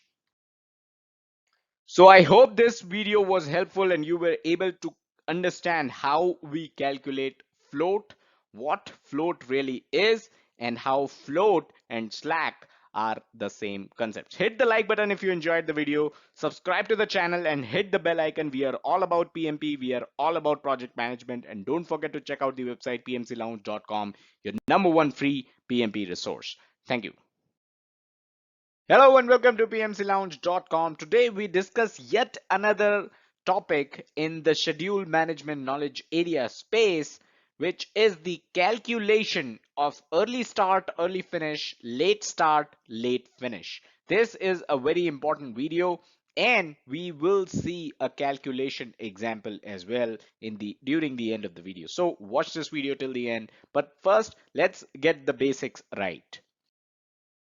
A quick notification here, treat this as a warning. This topic is very important from PMP exam perspective, and you should definitely expect a question or two based on the calculations of early start and early finish and late start and late finish. So before we start, I'd like to confirm that you already know what network diagrams are. You already know what critical path is and how to calculate the critical path, and you already know what float or slack is and how to calculate float or slack.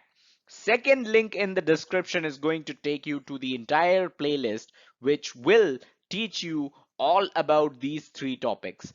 These three topics are a must know before you proceed further with this video. One more time, I'd like to remind you that we always have related articles on the videos that we post on pmclounge.com. So first link in the description is going to take you to an article on this very topic, this video itself. So if you are into reading articles, if you would rather read than watch a video, then first link in the description and second link in the description to learn about these three topics. These are must know topics before you proceed further with this video. So float, you already know that it is the amount of time an activity can be delayed without impacting the project end date. So you already know that from the float video that we did. Now, the early start, early finish, late start, late finish, these are the numbers that are actually going to show you how much freedom you really have. And what do I mean by that? You'll understand that further in the example when we calculate early start, early finish, late start, late finish. But just understand the fact that these numbers are going to show you what freedom you really have within your activities. A quick notification before we move further. If you're looking for PMP book recommendations for preparation, head over to pmclounge.com/resources. A quick definition, which should be obvious. Early start basically means the earliest time that an activity can start. Early finish means the earliest time that an activity can finish. So obviously late start and late finish also means something around along the same lines. Latest time that an activity can start is late start, and the latest time that an activity can finish is late finish. Now, before we move further, I'd like to remind you about an important point. The boxes that you see here, the activities, activity F, A, B, when you are dealing with a question or a network diagram with that has all the values of early start, early finish, it is going to be represented like this, right? So it will have four numbers, and each of these boxes, right, will be represented like this. So don't be surprised if you see a network diagram that has, let's say, the activity G, and it has some numbers written on all four corners, and then another number written in the middle, which is the float value, right? So don't be scared of that. That is also a network diagram. This is also a network diagram, and a network diagram with activities that has numbers and values and has boxes like this is also a network diagram.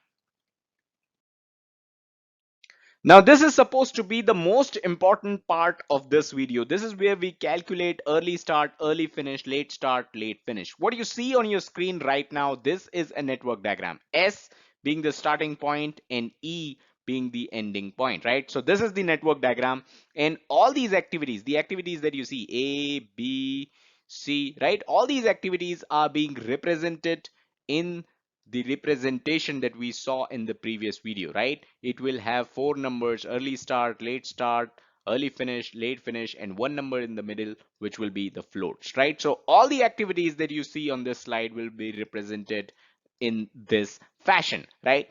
Now, the number that you see above each activity, here you see 4, this is the duration for that activity. So just like how we did calculate the critical path in our previous video on critical path, we simply go ahead and find out all the paths, and we add all the durations of those paths, the activities on those paths, and we are able to find the critical path. So these are the 4 paths that we have in this network diagram: A, B, C, G, A, B, F, G, D, E, F, G, and D, H, I. So these are the 4 paths. Once you add the values of duration of all the activities like A, B, C, G, which means 4, 3, 1, and 2, you get the sum as 10. So similarly, when you get the addition, the sum for all 4 paths, you find out that DEFG is the critical path because that has the highest value. So the project is ending on 17 unit of time. It could mean 17 months, it could mean 17 days, it could mean 17 weeks, 17 hours, whatever, but 17 is the last value. DEFG activity is on the critical path that is going to take the most amount of time, the longest activity, the activity which cannot be delayed, the activity with the float of 0. Remember our video on float calculation, right?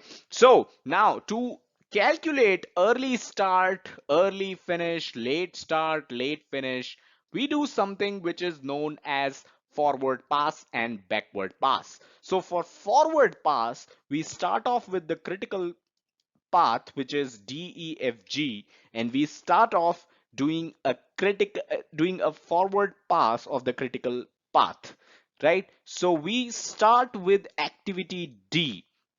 What should be the early start for activity D? That is the first activity. The early start should be 0, right?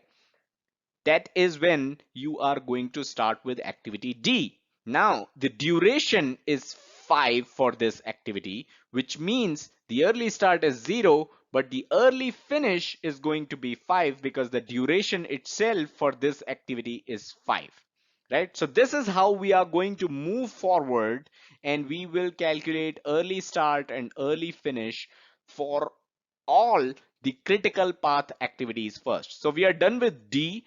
DEFG is our critical path. So let's move to activity E now. So E, when can it start? It can start only after D is done. So it can start on 5, right? 5 was when D ended. 5 is when E can start. And it'll end at 9 because the duration is 4, right? So 5 plus 4 is equals to 9. So it will end at 9. Similarly, we go further on the critical path activity of F. It starts at 9.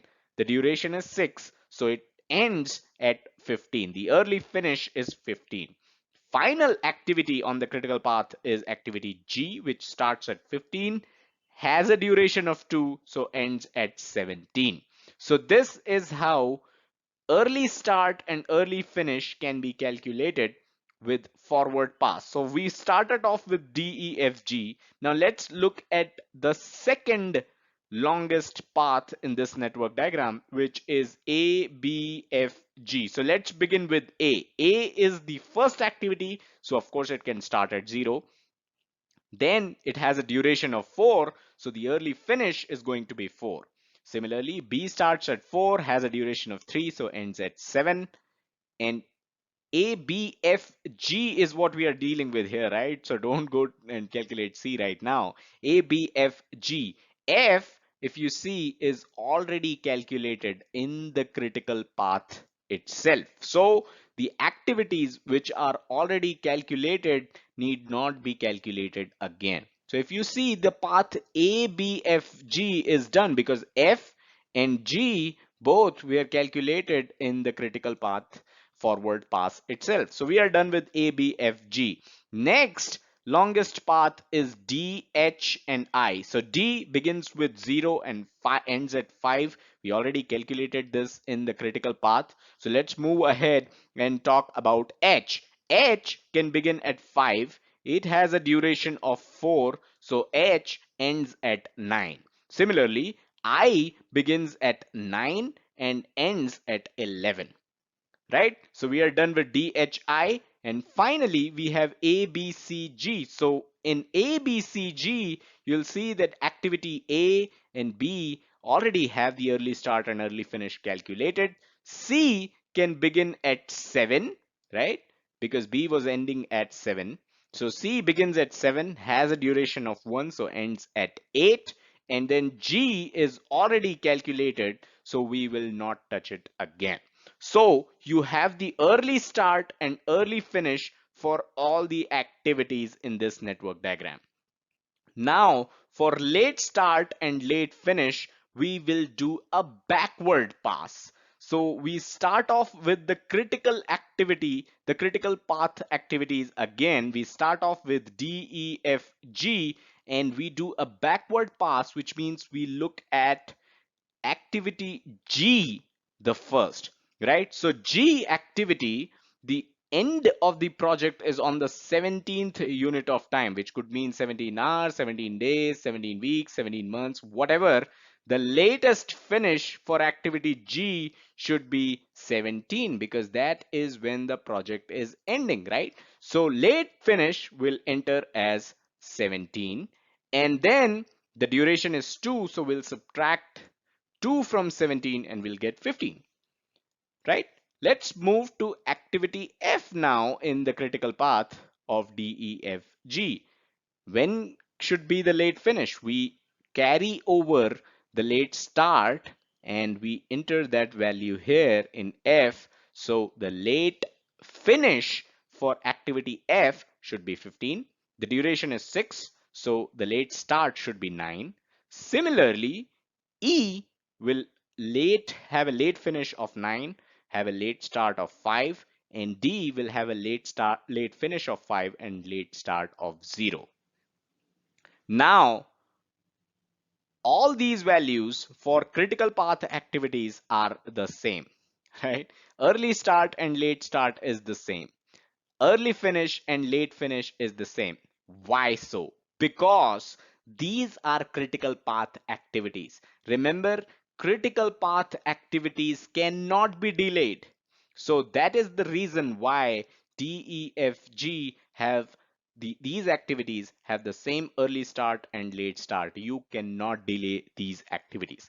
Let's look at the second longest path, which is ABFG, and let's do a backward pass of ABFG. Again, G already has all the values. You don't have to calculate anything.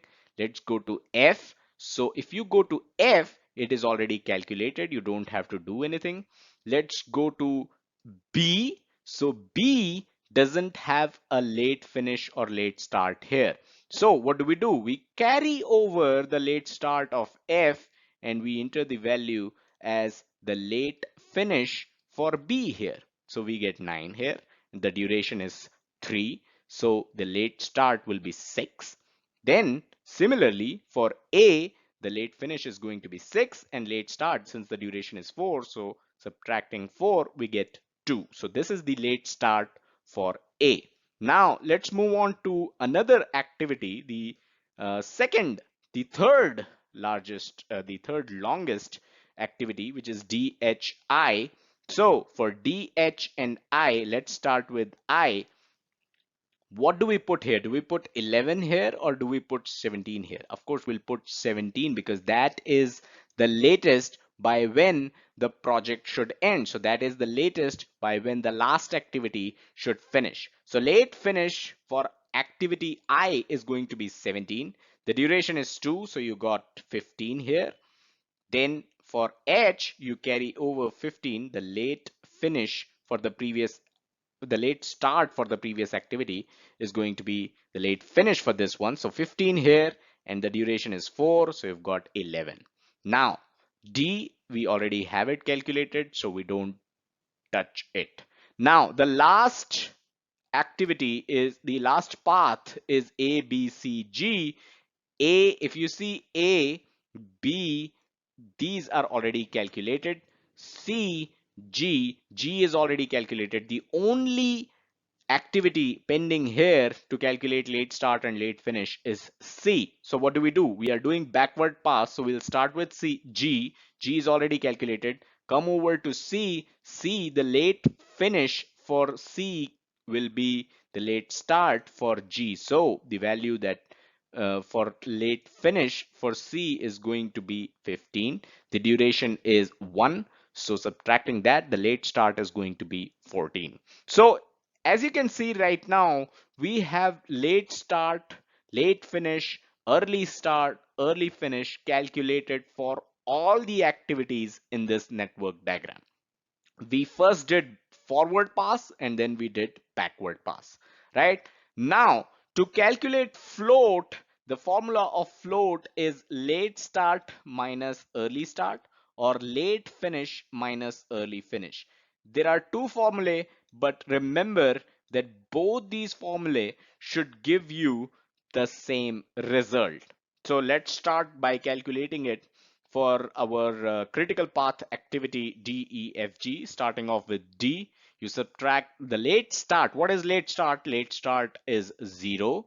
You subtract that with early start. Early start is also 0. So the value of float is 0, right? If you similarly subtract the late finish of 5 with the early finish of 5, you'll still get 0. So the float for activity D is 0. Similarly, float for other activities on the critical path D, E, F, G is going to be 0 because there is no free time for these activities. These activities are on critical path. They cannot be delayed, right? Now, if you calculate further, you'll find out the float for other activities as well. You are simply subtracting late start and early start or late finish and early finish. Both of these should give you the same answer for float.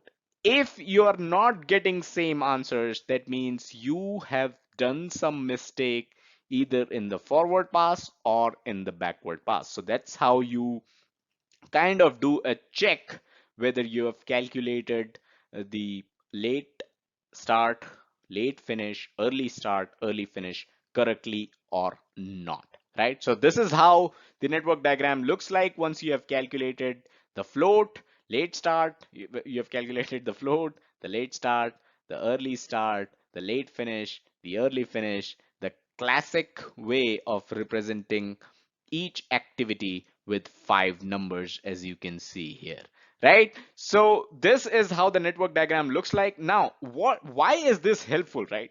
I'll tell you why it is helpful. So activity D, you already know that this is a critical path activity. So you need to start at 0. You have to finish at 5. This is a critical path activity. It cannot be delayed. Activity H has an early start of 5 but has a late start of 11. What does this mean? This means you need not start with activity H on fifth day or the fifth week. You can wait.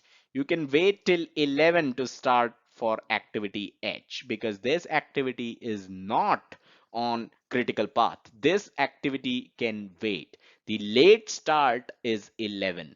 The early start, of course, is 5. That is where D was ending. But late start is 11, which means this is not something which is urgent. This activity is not something that you should be putting all your efforts into. This activity can wait. So to understand this dynamic of the schedule of the project schedule, it is very important that the project manager knows the early start, early finish, late start, late finish for every single activity in his or her project. So this is how you calculate everything. You calculate all the values. Like I said earlier in this video, you can definitely expect a question or two around the calculations of early start, early finish, late start, or late finish in your PMP exam. Otherwise, from real world perspective as well, you have softwares that are going to do this for you, but you should at least know how it works. You should at least know how these values are calculated. So that's all that we had in this video. Hope this was helpful. Hope you were able to follow and understand the calculation of early start, early finish, late finish. This is one of the most important topics from the PMP exam perspectives because you can definitely expect questions on these topic. Do hit the like button if you enjoyed the video, subscribe to the channel and hit the bell icon. As always, don't forget to check out the website pmclounge.com, your number one free PMP resource. Thank you. Hello and welcome to pmclounge.com. Before I say anything, before we begin with this video, let me remind you everything that we have talked about on critical path method is available in the playlist. The first link in the description is going to take you to that playlist. So that's something that you should check out. It has everything. It talks about what critical path is, what critical path method is, how you calculate float, how you calculate early start, early finish, late start, late finish with examples. We have also covered some of the questions that our viewers had. Now, one thing to note here, one thing that we did not cover yet is that there are actually two ways to calculate the early start, late start, early finish, late finish values. And it all is about whether you start with 0 or 1. What do we mean? Let's get started. Let's try to understand that. So you either start on day 0 or day 1. That's the whole crux of it. When you look at a network diagram, whether you start at day 0 or day 1 is going to change the game. It is going to change everything. It is also going to change the formula that you're going to use to calculate the early start and late start, early finish and late finish. So day 0 is something that we have discussed already. Like I said, first link in the description. You must visit that playlist. You must check those videos out. I can guarantee you that you will not have to study anything about critical path method, anything about those critical path method numericals if you go through that playlist at least once, right? So day 0 is something that we have discussed previously. Day 0 is something that personally I like and personally I learned when I cleared my PMP. So that is something which is simpler, that is something which is easier, and that is something which I prefer.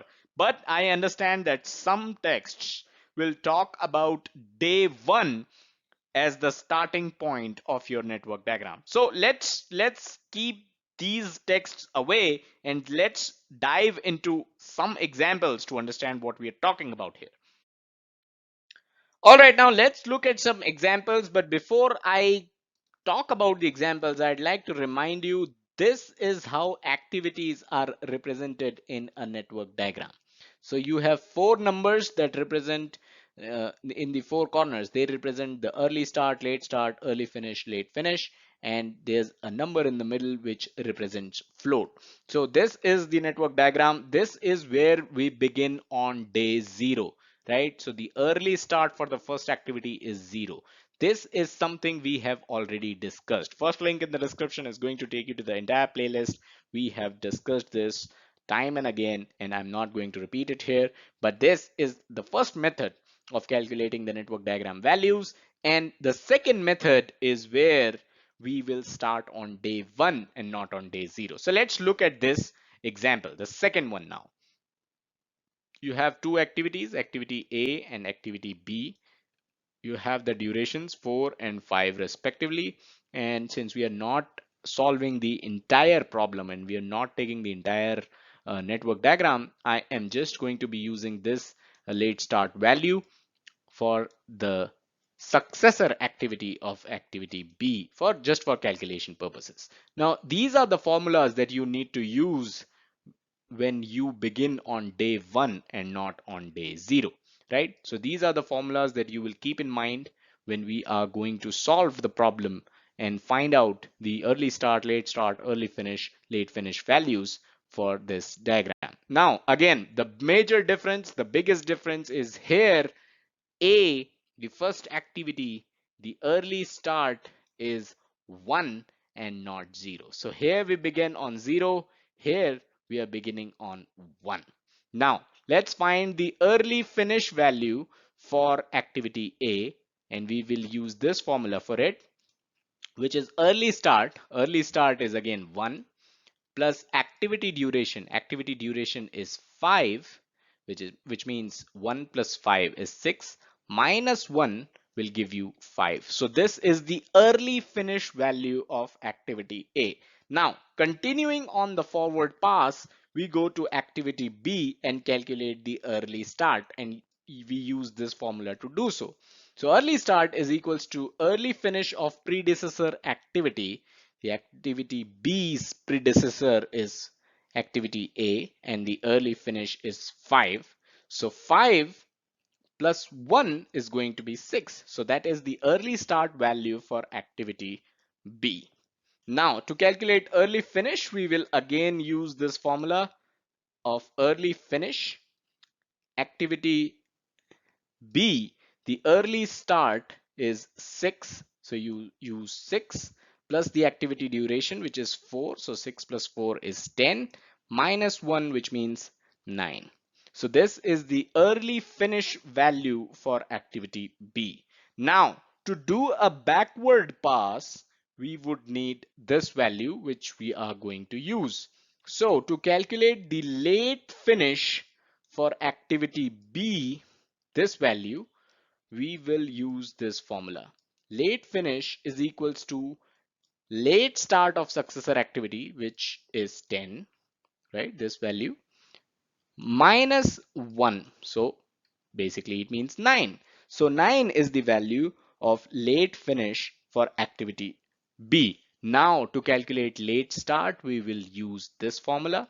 So late start for activity B is late finish, which is 9, minus activity duration, which is again 4. So 9 minus 4, you have 5, plus 1, which means 6. So this is the late start value for activity B. Again, using these formulas, you can calculate the late finish and late start for activity A as well. So these are the values, and if you see, you will realize that the early finish and late finish values, the early finish and late finish values in both these diagrams are same. 9, 9, 5 and 5. So these are same for both these diagrams. The only difference is in the early start and late start values. Now, what difference does this make, right? What is the difference that this has made? Actually, if you calculate float, float is equals to late start minus early start or late finish minus early finish. If you calculate float for activity B and activity A, you will realize that the float values for these two activities are actually the same. So whichever method you use, whether you use method 1 or you use method 2, the float values will always be the same. This is the method that we have already discussed, and this is the method which I prefer. This is the method which I learned when I cleared my PMP exam. But there are a lot of texts out there which talks about this method also. Like I said, the float value is going to be the same whichever method you use, but a lot of texts start on day 1 and then a lot of texts start on day 0 also. So just so you don't get confused if you read day 1 on a network diagram, I thought about creating this video and letting you know about it. So that is all that we had in this video. Hope it was helpful. I cannot stress enough on why you should check the first link in the description and check out the entire playlist, because that is going to be of immense help. Do hit the like button if you enjoyed the video, subscribe to the channel and hit the bell icon to stay notified whenever we upload a new video. And don't forget to check out the website pmclounge.com, your #1 free PMP resource. Thank you and have a nice day. Hello and welcome to pmclounge.com. Today we are talking about two techniques of schedule compression. They are called fast tracking and crashing. So where are we? Where are these techniques covered when it comes to PMP courseware? So this is part of the develop schedule process in the schedule management knowledge area. So the develop schedule process, the tools and techniques of develop schedule process One of them is schedule compression techniques. So these techniques, fast tracking and crashing, are part of the schedule compression techniques. So let's get started.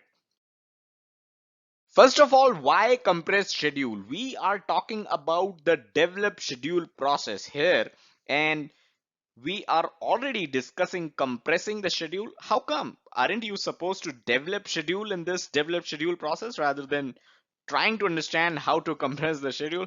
Well, from real world perspective, if you meet a project manager, or if you're already a project manager and you have managed multiple projects, you already know that delays in the project is basically the most common issues that you as a project manager will face. So it makes total sense, and it is important to understand how you can compress the schedule if required, so that you don't miss out on major milestones and the project timelines.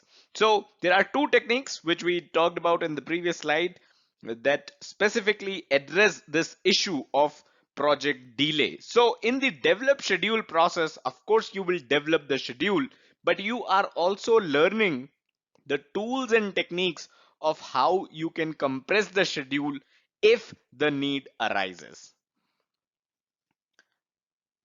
One very important point that I'd like to mention here is that these techniques, fast tracking and crashing, these do not impact the project scope. You are not cutting down on project scope at all when you are employing these two techniques. So keep that in mind. A lot of people think reducing the scope will help and compress the schedule. That is actually true, but then these two techniques do not deal with reducing the project scope at all. All right, so let's talk about crashing first. Crashing is again a schedule compression technique, one of the two which we are discussing today, and crashing has nothing to do with the literal meaning of the word crash. Now, crashing basically means adding more resources to do the job. As a project manager, can you identify some of your project activities wherein you can employ more resources, add more resources, be it human resources, be it infrastructure, be it any other kind of resources? If you add more resources to certain project activities, will they be able to finish earlier than their planned date? If yes, then this entire technique of crashing can be used. Let's look at an example. So if your development team is using Angular for the first time, now of course your development team has to be trained in Angular before you ask them to use Angular.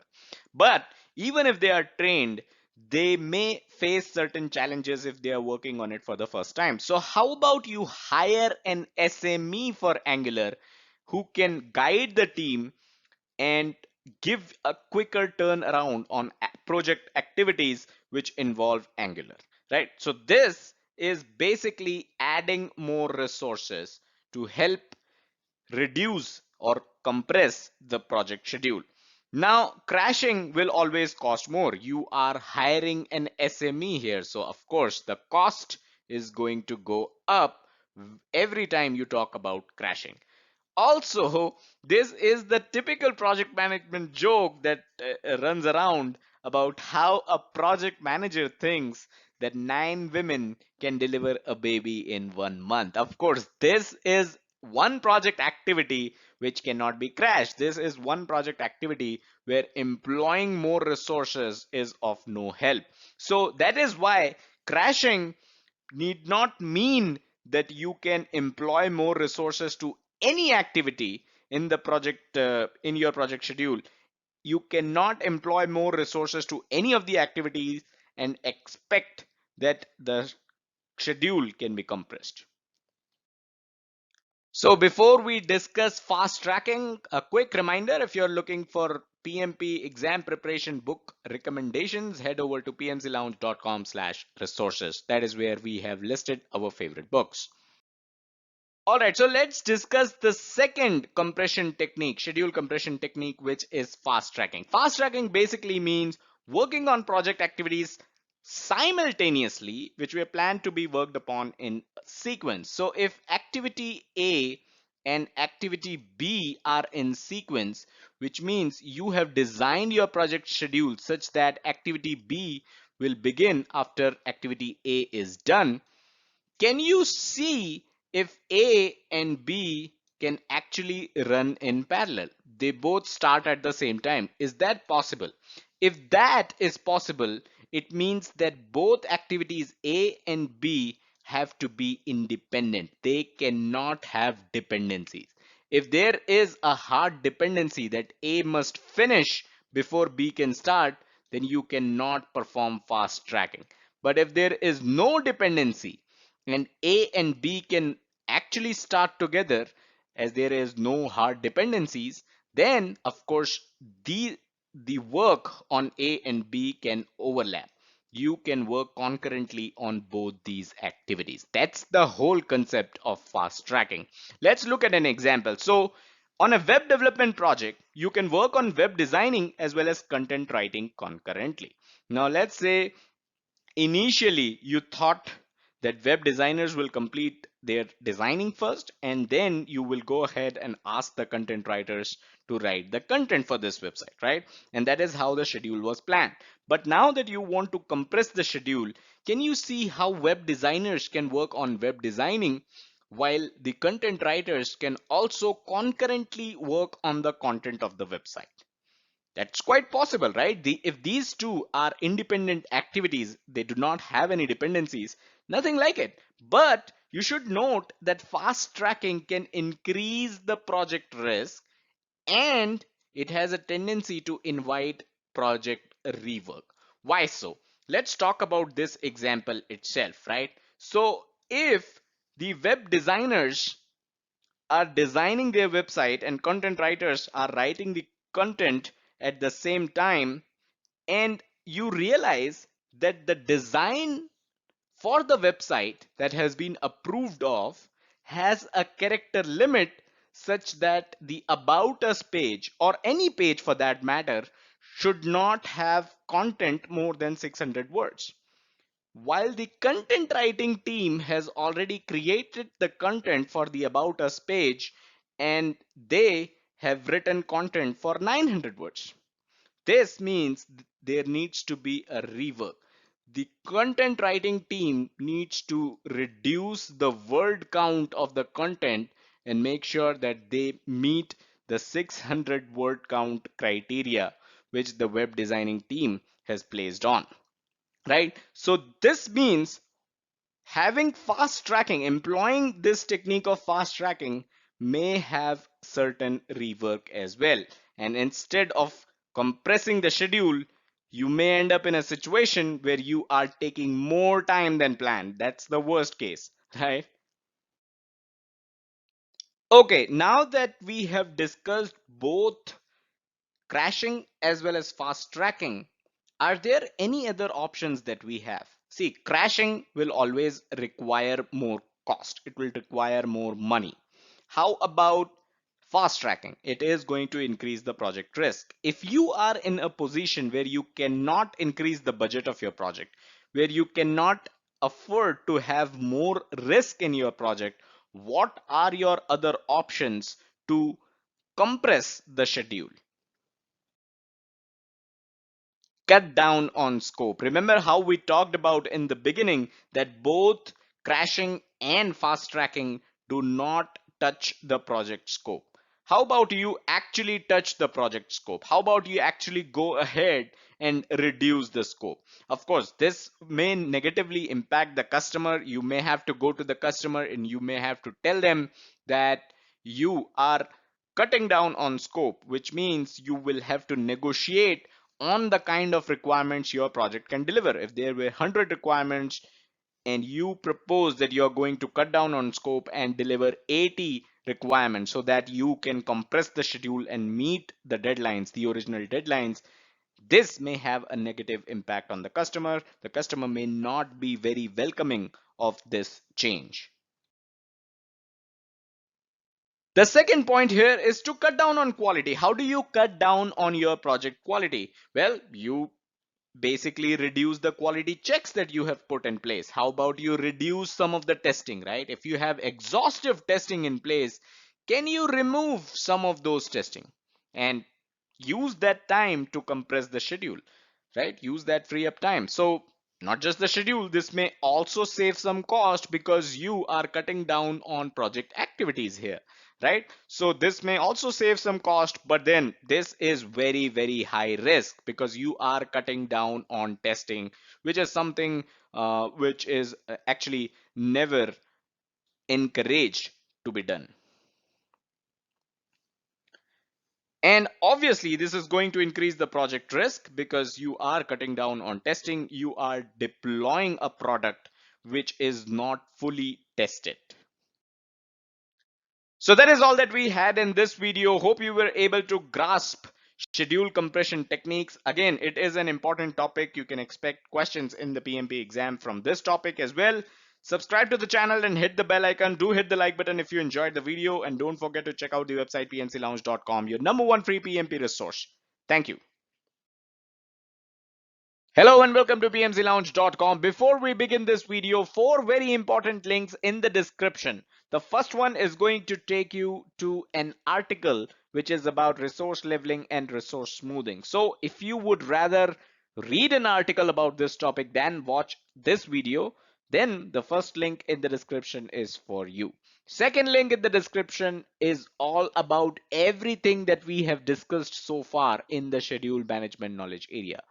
This very topic, resource leveling, resource smoothing, is part of the resource optimization techniques, right? There are two techniques for resource optimization: resource leveling and resource smoothing. This technique is actually a tool and technique of a process known as develop schedule process. This develop schedule process is part of the schedule management knowledge area, right? So the second link in the description will take you to every single thing that we have discussed so far on the schedule management knowledge area, all of it in the entire playlist. Third link is all about your frequently asked questions on schedule management knowledge area, while the fourth link is all about critical path method, everything that you should know about CPM, float, slack, early start, early finish, late finish, how to calculate all of these explained with examples. Fourth link is going to take you to that playlist. So these four are very important links, and all about critical path method. The fourth link is something that we assume you have already seen. We assume that you already know about critical path method, you already know about network diagrams, and thus you will be ready to talk about this topic: resource leveling, resource smoothing, the two concepts of resource optimization techniques. First up, why oh why? Rumor has it that the resource leveling technique, the resource leveling, the concept of resource leveling results in a change in the network diagram. So it was a difficult ride. You still learned how to create a network diagram. You still learned how to calculate critical path. You still learned how to calculate early start, early finish, late start, late finish for every single activity in the network diagram. And now you're telling me that making use of this process known as resource leveling, the resource optimization techniques, one of the resource optimization techniques, when you use it, the network diagram is going to change. Why do you want to do so? The first and the most important reason, which actually is the only reason that you should be aware of to use resource leveling technique, is that there could be times in your project when only the resource A, so there is just one resource, and that resource can perform a certain activity. Now, if in your network diagram there are two parallel activities that must run in parallel, and both these activities will be performed by resource A, then you just have one resource A. You don't have two of them, right? You just have one person. They cannot work, that one person cannot work on two parallel activities. And that is why there would be a need to change the project network diagram, because A, the resource A, cannot be assigned to both of them, because they are parallel activities. If they were to appear in different times during the project, then it would have been fine. But if these are parallel activities, as part of your network diagram, you require that these activities be performed in parallel. Of course, resource A cannot be assigned to both of them. Now here's an example. Here's a network diagram, and activity C and activity B, let's consider that these are two parallel activities. Resource A cannot be assigned to both these activities, right? Because these are parallel activities, and one resource cannot work on both activities at the same time. A resource can work on only one activity at one time. So what is resource leveling? Resource leveling evaluates all the resources, not just resource A, but all the resources to see if the network diagram or the critical path needs to change, right? So based on where the resources are assigned, the resource leveling is going to evaluate that. Now, this is of course done to accommodate resource assignment dependencies and ensuring resources aren't overbooked. You cannot have one resource booked for both activities which are parallel, right? So if there are any dependencies and if the resources are booked, doubly booked, or booked 3 times working on the same activities at the same time, which is impossible, then that is something that resource leveling checks. Now, resource leveling may result in change of the total project duration. This was why we were in the mood of biting the bullet in the beginning, because we got to know that although you created your network diagram, it may change once you apply resource leveling. Before we go to resource smoothing, don't forget to check out the link pmclounge.com/resources. This is where we have listed our favorite books for PMP exam preparation. Now, resource smoothing, although I'd like to let you know that in the next slide after this, we will be taking up an example of resource leveling and smoothing. So if you haven't understood what leveling is, and if you don't understand what smoothing is, even after this slide, then wait for the next slide, because that will make it much more clear in terms of what these two concepts are. So resource smoothing, once resource leveling is done, it is possible that there are days when resources aren't utilized as much as other days. Now, two important points to note here is that resource smoothing is something which is done after resource leveling. So this is a dependency here. You will do smoothing only after leveling is done. And the second thing is that resources aren't utilized as much as other days. So there could be times in your project when resources are working full force. They are giving their 100% because that is the project requirement.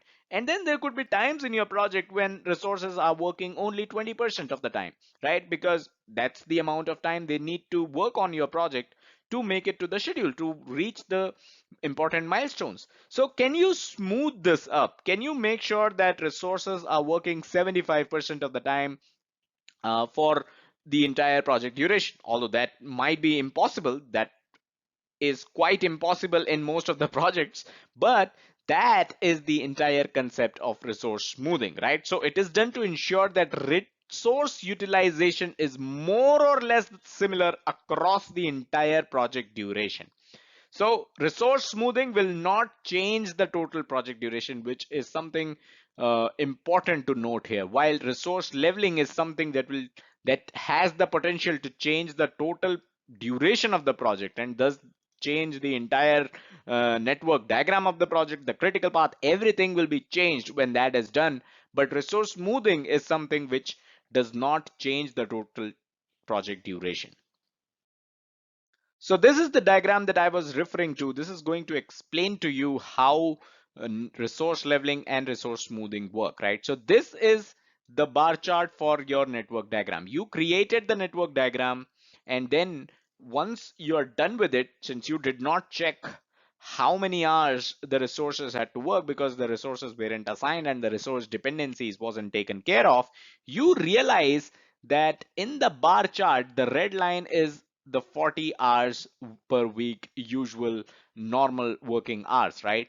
This axis is about the number of hours and this axis are the number of weeks. So the project lasts 4 weeks and you can see in week 1 you are expecting close to 60 hours of work, and then week 2 you're expecting close to 20 hours of work, right? So this is the network diagram. This is the bar chart that is created based on your network diagram because you did not pay attention, you did not assign resources, and you did not pay attention to the dependencies the resources had, or how much work was expected out of those resources. Now, once you employ the resource leveling technique, what happens is the 40-hour week is what every resource is going to work on. So the peaks that you saw here in diagram 1, right? All these peaks were broken down and you had your project duration go from 4 weeks to 5 weeks just to make sure that resources are assigned and resources have the time to work on the project. You are not double booking the resources, right? You are not expecting more than 40 hours a week of effort from the resources. Now, resource leveling, of course, it resulted in the change of total duration of your project. But still, the problem with resource leveling here is that in week 3, you see that resource is expected to work only 20 hours. In week 5, the resource is expected to work 25 hours. So there are positions here, there are time here which can be the chunks of time which can be utilized, right? So that the resource has more or less similar sort of engagement throughout the entire project rather than having these chunks of time which are free. And that is why you do resource smoothing. So once resource smoothing is done, you can see that throughout week 1, 2, and 3, the resource is engaged for 35 hours. Week 4 is a bit not extra, I'd say, because we are expecting 40 hours of work, and then week 5 is a little lighter, it has 30 hours of work. So this is how smoothing helps create the project histogram, makes sure that the resource utilization is done in a standardized manner and is not as haphazard as you see in the network diagram, the first diagram itself, right? So that is how leveling and smoothing helps in optimizing the resources on your project. So hope this video was helpful and you were able to understand leveling and smoothing. Note that these are not very important topics when it comes to the PMP exam, but the understanding of these topics is important when it comes to real life project management. Do hit the like button if you enjoyed the video, subscribe to the channel and hit the bell icon to stay notified whenever we upload new content. And don't forget to check out the website pmclounge.com, your #1 free PMP resource. Thank you. Hello and welcome to pmclounge.com. Now, if you have been following our coverage, if I may say so, of the develop schedule process, you already know that there's a lot to study and a lot to learn in this process. First link in the description is going to take you to a related article. If you would rather read an article than watch a video, head over to the first link. The second link is all about schedule management knowledge area. Everything that we have discussed, including everything from the develop schedule process area as well. So everything that you need to know from this process, it is available in that link. If you're looking for critical path method, third link in the description is going to take you and teach you everything that you should know about CPM. Now, with this video, let's round it all off. Let's finish the develop schedule process once and for all with all the tools that are left over. Whatever that we have discussed before this video, the tools and techniques that we have discussed, they were the most important from your PMP exam perspective.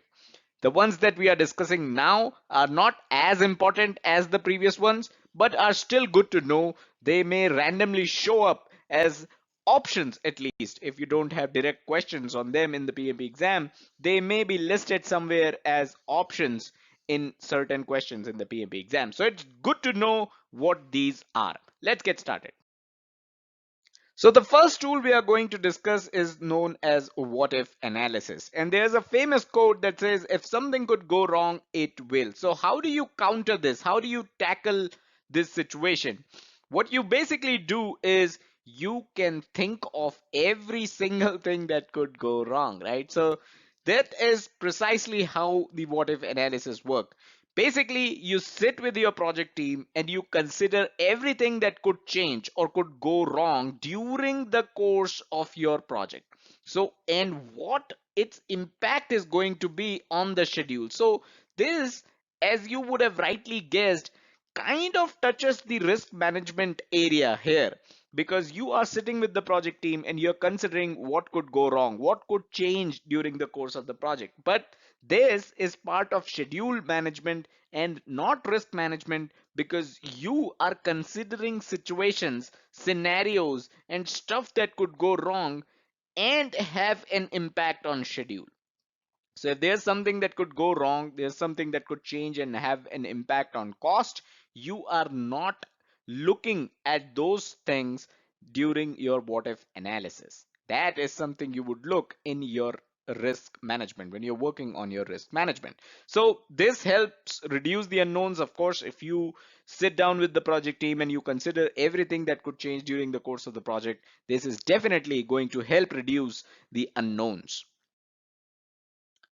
Second is Monte Carlo analysis. Now, this is also a type of what if analysis. The only difference here is you're using a computer modeling program to do the what if analysis for you. Now, what basically happens in Monte Carlo analysis is that this computer modeling program or the software is used to simulate the outcome of a project based on 3-point estimates for each activity as well as the network diagram, right? So you are making use of 3-point estimates here. By the way, 3-point estimates is something that we have already discussed. So head over to the description. The second link in the description is going to take you to the entire playlist of schedule management knowledge area, and you can go over and understand what 3-point estimates are. So let's consider an activity as an example here. So if you could recall from network diagram, each activity will have several values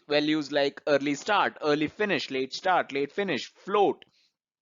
What Monte Carlo analysis is going to do is that it is going to enter random values using the 3-point estimates, of course, and generate several iterations of the project schedule, several iterations of how an activity would behave at different values of early start, early finish, late finish, and float, right? This way, by using the Monte Carlo analysis, you can find a better project network schedule diagram than the one that you have. So that is a possibility. It is not necessary, but that is a possibility, and that's the whole idea of the Monte Carlo analysis. Since you have computer program, you can make use of it, you can make use of the sheer computing knowledge that you possess, then why not do it? So that is why Monte Carlo analysis is used. Before we move further, head over to pmclounge.com/resources if you're looking for book recommendations on your PMP preparation. And then there are scheduling tools. So if your project schedule is designed using a software, there is always an opportunity to adjust the different elements of the schedule. And this will help you understand what are other possible schedule outcomes. So we are making use of the opportunity because we are using a software here. Remember, this is actually something similar to what we discussed in the Monte Carlo analysis. The only difference between Monte Carlo analysis and this tool is that Monte Carlo analysis makes use of a project schedule which is already created. This is something where we are using the different values, the elements, right? The different elements of the schedule. We are giving these elements different values during the creation of the project schedule itself. So Monte Carlo analysis, you already have a project schedule and you're playing around with the different values, putting different values in its activities, right?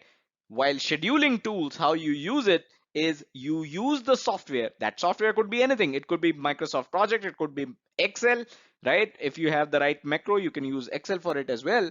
So while creating the schedule itself, you are inserting different values. You are making use of the computing power in hand and inserting different values for different project elements. Like the activities, you can make use of early start, early finish, late finish. You can play around with those values and see what are the possible outcomes of the schedule, right?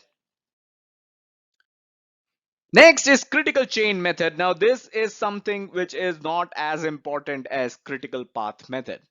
That's the first thing you should know about critical chain method. Okay, so when you use this method, you consider both activity as well as the resource dependencies. Remember, CPM only cares about the activities. It doesn't account for resource dependencies. So resource dependencies are accounted for in the critical chain method as well, and using this you find the critical path. So you need to add buffers and work backward from the delivery date into the project schedule. So how does a critical chain method, a network diagram using the critical chain method looks like? You can see that you have buffers here, you have feeding buffer, you have resource buffer. Remember we talked about this in our previous video as well.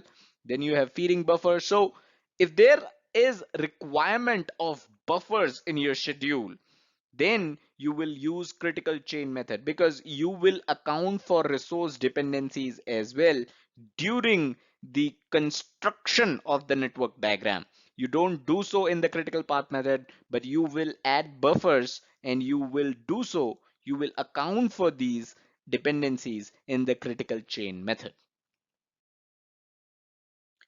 And here are some of the other tools and techniques which we have already discussed. So resource optimization techniques, we've talked about resource leveling and smoothing. Schedule compression techniques, we've already talked about fast tracking and crashing.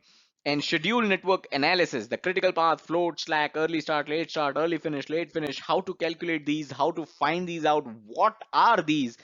All of these we have already discussed in our previous videos. Second link in the description takes you to the schedule management knowledge area playlist, and it will have everything, every single video on these topics available there. Third link will take you to everything that you should know about the CPM, the critical path method, and you can head over there and learn about CPM. So that completes our coverage on the develop schedule process. This is quite an important process, and you can definitely expect some questions in the PMP exam. I don't want to call out a number, so I said some of the questions in the PMP exam are definitely going to be from the develop schedule process. CPM is something you should definitely pay attention to. Third link in the description, go there, check that out, learn more about CPM.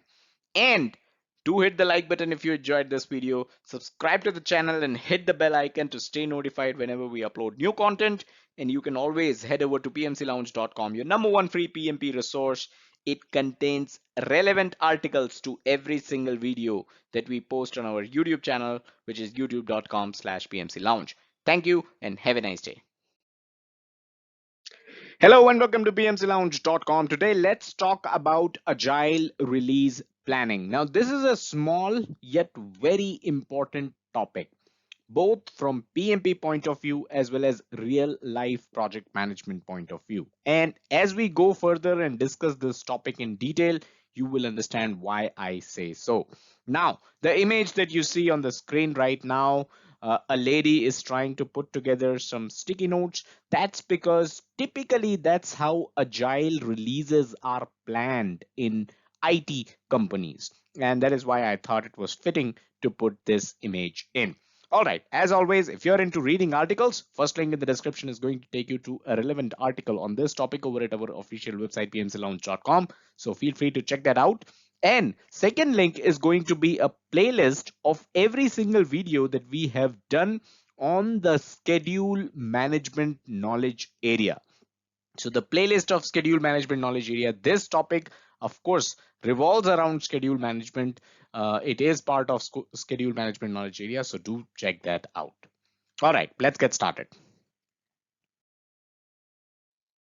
A quick reminder, do hit the like button before we proceed. That seems to be the only way YouTube is going to let you know every time we upload new content.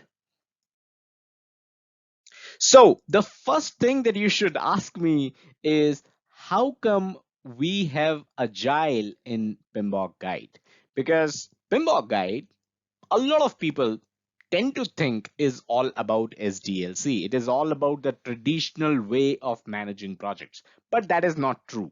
Agile is a big part of PMBOK Guide, and in fact, even for your PMP exam, we are going to see more and more questions related to Agile in the coming future. So, PMBOK Guide Edition 6, this was the first book by PMI that talked about Agile release planning, that introduced this topic of Agile release planning. And that is why we are discussing it. From PGKA mapping point of view, your process groups and knowledge area mapping point of view, like I said, Agile release planning is basically part of schedule management knowledge area. It is a tool and technique under the develop schedule process. So this is the PGKA mapping.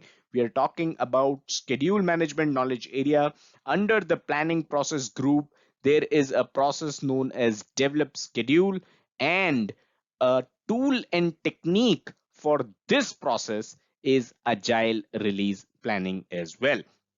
If you're looking to understand what this process is all about, if you're looking to understand what are the other tools and techniques of this process, we have discussed all of it. Second link, the playlist, that is going to come in handy. Now, essentially, there are two approaches to project management. Let's try to understand it before we can understand agile release planning. Let's take an example. Let's say you have to create an e-commerce website. The development of a new e-commerce website, that is what your project is all about. That's what you're trying to do. So there are two approaches that you can follow here. There are two ways of delivering the website. The first approach is the traditional approach. This is where you plan the entire project upfront, and once you have the plan in place, you go through the different phases of the SDLC, right? You go over requirements gathering, you do your designing, coding, testing, and then you deploy. So plan the work and work the plan. That's the nutshell of the traditional approach of project management. You plan the entire work required to create the website upfront, and then you work on that plan. The second approach is the agile way of doing things, right? This is where you are delivering smaller shippable parts instead of the whole product upfront. So instead of delivering the entire e-commerce website upfront, you are delivering in smaller chunks. And this, like I said, is more of an agile approach. Now, two concepts that you might recall here are adaptive lifecycle or the change driven lifecycle. This is something we've already discussed in the past. Third link will take you to a video on this topic. And next is rolling wave planning. This is also something that we have discussed in the past. Fourth link in the description to the video, right? So these are the two approaches of delivering a project that you have got about an e-commerce website, about delivering an e-commerce website. You can either deliver the whole thing or you can deliver smaller chunks, smaller shippable parts, parts that are going to run, right? It is not just like you deliver something that is not even usable to the end customer. You are delivering parts that work, that are shippable. That is what we mean when we say shippable. A quick reminder about the PMC Lounge community. Head over to pmclounge.com/community. That's where you will find hundreds of passionate project managers that share their experiences, testimonials, and we have Facebook and LinkedIn groups as well. Check that out. So let's continue our discussion on agile release planning. We just talked about how there could be two approaches for delivering a project, for delivering the e-commerce website. The second approach is something which is closer to the agile way of delivering projects. That is delivering smaller shippable parts of the entire product. Now, these deliveries of smaller shippable parts, these needs to follow a cadence or a time box, right? And agile teams use this cadence for delivery. Let's take an example. There could be a 3 months cadence for an agile release. What this means is every 3 months, the project team, the agile team is going to deliver a smaller part which is shippable, which works, smaller part of the entire e-commerce website. So every 3 months, there is going to be a delivery to the customer and the customer can check it, customer can provide feedback. And every 3 months, the agile team is going to deliver the smaller part of that e-commerce website. It's not like, delivering something which is not even working. It works. So they deliver stuff that is shippable, that is ship ready, that can be used by the end customer. So within this 3 months release cadence, there can be multiple iterations, right? So within this 3 months, there could be multiple iterations internally at engineering end. And each iteration, let's say 2 weeks, let's say a sprint, which is of 2 weeks, right? So each sprint is going to contain certain user stories. User stories are nothing but features. So each sprint of 2 weeks, you are going to deliver certain features of that e-commerce website. Now, how do you do that? How do you deliver features every 2 weeks? You do that by mapping the effort estimates required for these features against the upcoming milestone, upcoming iteration, upcoming sprint closure date, sprint completion date, right? Now, if you find this confusing, please hang around for the next slide because that is where we are going to look into this through a diagram. The project team or the product owner in agile terms, to be precise, the product owner has the ability to reprioritize user stories based on the value that they need to deliver to the customer. So if the customer is looking for a checkout option in the first release itself, remember you are delivering smaller parts of the entire e-commerce website. So if the customer wants the checkout option in the first release itself, the product owner has the ability to prioritize that feature and try to deliver it in the first agile release itself. Now, every time we are delivering the smaller shippable part of the website to the customer, we are basically doing a release. So during the course of you delivering the e-commerce website, you are going to do several releases, and that is why agile release planning is so important. Now, let's take a look at a diagram and stick with me here. Bear with me, you will be able to understand agile release planning in its totality once we are done with this diagram. So don't be overwhelmed by it. Let's go over it line by line. So the first line that you see is a product, the product vision or the long-term plan, or it could be something which is ongoing. So the long-term plan is that you are going to deliver a fully functional e-commerce website in the course of next 2 years. So if you are doing a release, that is you are shipping smaller parts of the website every 3 months, you are basically going to do 8 releases. And by the end of 2 years, you would have done 8 releases and you would have delivered everything that the customer wanted, right? So that's the second approach, the two approach that we talked about. Either you can have the customer hanging for 2 years and deliver the entire website at the end of 2 years, or you do 8 releases where the customer can look at how the project looks like, how the e-commerce website looks like, provide feedback, and that is where you can incorporate changes and make sure that in 8 releases you are done with the e-commerce website. The other thing is that this could be something which is ongoing. That is, you keep on doing releases every 3 months because the customer provides you features that they are looking for, and those features, those user stories remain in your backlog. Every 3 months you do a release with certain features that can be delivered in the course of 3 months, right? Take a look at Android operating system. You receive updates on your mobile phone. It is not something where they do it once and they are done with it. It is a continuous process. It is something which is ongoing. They are doing releases, let's say every month or every quarter, or any other time box or cadence that they may have. So the first line here, the first line item here is the product. What is the product all about? We have an e-commerce website. Then on the product roadmap, let's say you are chalking out a 1 year plan, what all you need to deliver in 1 year.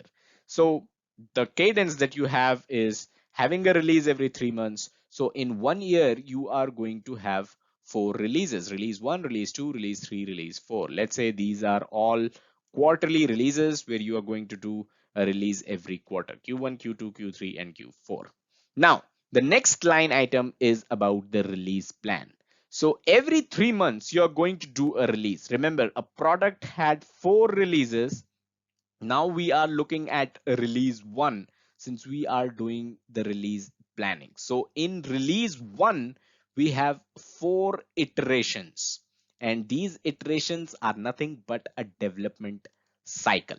So within one release, we are going to have 4 iterations. Now, when we look at an iteration plan, let's say the plan is for an iteration every 2 weeks.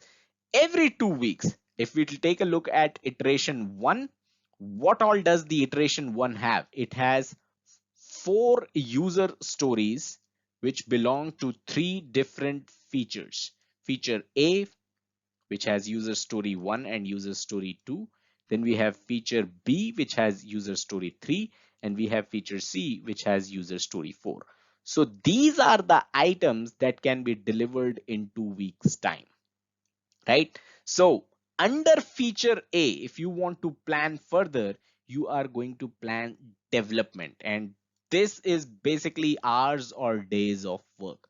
Within feature A, you have 3 tasks. How much time, how many hours, or how many days is are these 3 tasks going to take? That's something that you're going to plan. So this is how you plan an agile release. Now, one thing that you should have noted here is that if we have a release plan of 3 months and we do an iteration every 2 weeks, of course, we can have more than 4 iterations, right? We can have 6 iterations. So that's something that you can look into and plan accordingly.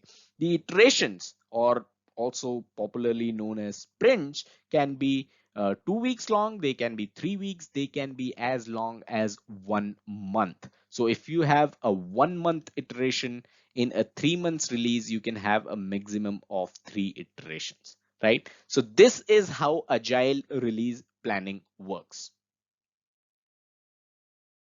So in conclusion, agile release planning basically provides a high level timeline of the release schedule, right? We talked about how we plan the release, and this is what agile release planning is all about: a high level timeline of the release schedule for your project. Now, this is based on the product vision or the product roadmap as well as its evolution. So the initial roadmap that we had was that we are going to deliver an e-commerce website over the course of 2 years by doing 8 releases. And we are going to do a release every 3 months. Every quarter we'll do a release, we'll take feedback, and we'll continue to do 8 releases for the next 2 years and deliver the entire e-commerce website, all the features that the customer had in mind initially. That was the second approach. The first approach, if you followed that, you would have not delivered anything to the customer and delivered the whole website at the end of 2 years. But let's forget the first approach since we are talking about agile releases here. Now, there could be evolution in the product. That is something that I want to talk about. When you are delivering shippable parts of the product to the customer every 3 months, the customer may have certain feedbacks. The customer might come back with certain feature requests and user stories of their own. And when they do so, it is possible that for you to be able to deliver those features, the 8 releases that you had in mind, that you had in your product roadmap, are not going to be sufficient. So you're going to plan more releases. And that's how it is also possible that it becomes an ongoing thing where the customer keeps on providing feedback and feature requests and user stories, and you keep on doing a release every 3 months. That is why I brought in the example of Android operating system. It is not something that is going to be complete in 2 years, because there are going to be feature requests, there are going to be user stories, and you are required to do a release every 3 months, every month, or every 2 weeks, whatever the time box uh, that is in place, whatever the cadence that is in place. Now, the number of iterations, or something which is popularly known as sprints, how many sprints you have in a release can vary. And the time box of these sprints, which could be 2 weeks, it could be 1 month as well, it could be 3 weeks as well. The time box for the sprints can also vary. And this is dependent on the estimates of the features that you're going to deliver, right? So if there is something that you cannot deliver in 2 weeks in one sprint and it is going to take a month, that sprint could be a month long as well. So the value that you need to deliver at the end of a release, right? When you do a release, you need to have a shippable part of the entire product ready. And when you do so, you need to deliver certain value. You cannot have a release that doesn't add any value. So if your sprint is too short, if it is 2 weeks and you're not able, your engineering team is not able to develop anything in those 2 weeks, then of course that sprint, the time box for that sprint is going to expand from 2 weeks to, let's say, 3 weeks, or even up to a month. It is totally dependent on the estimates that your engineering team basically gives you. Finally, question for this video: do you use agile methods of delivering projects, or do you use the traditional SDLC? This question is out of curiosity, so definitely let me know in the comments. Looking forward to your answers.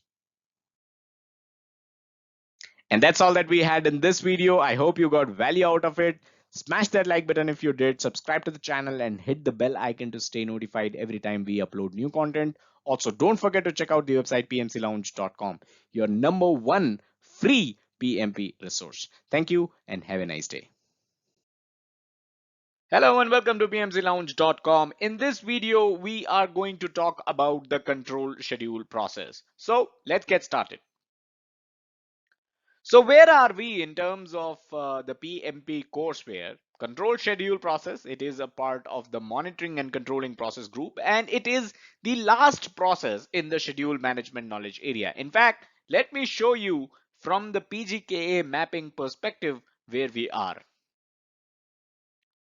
So this is the PGKA mapping, and we are only focusing on the project schedule management knowledge area. This is the knowledge area we are talking about. And this is the process group we are talking about, the monitoring and controlling process group. This is where control schedule process lies. And these are other planning processes, the processes of the planning process group, which we have already discussed, right? So second link in the description will be the entire playlist of all the videos that we have done on schedule management knowledge area. And third link will be the frequently asked questions that I received as part of this knowledge area. Also note that the first link in the description is going to take you to our website pmclounge.com, and the relevant article for this process. So if you would rather read an article about the control schedule process, first link in the description is your way to go.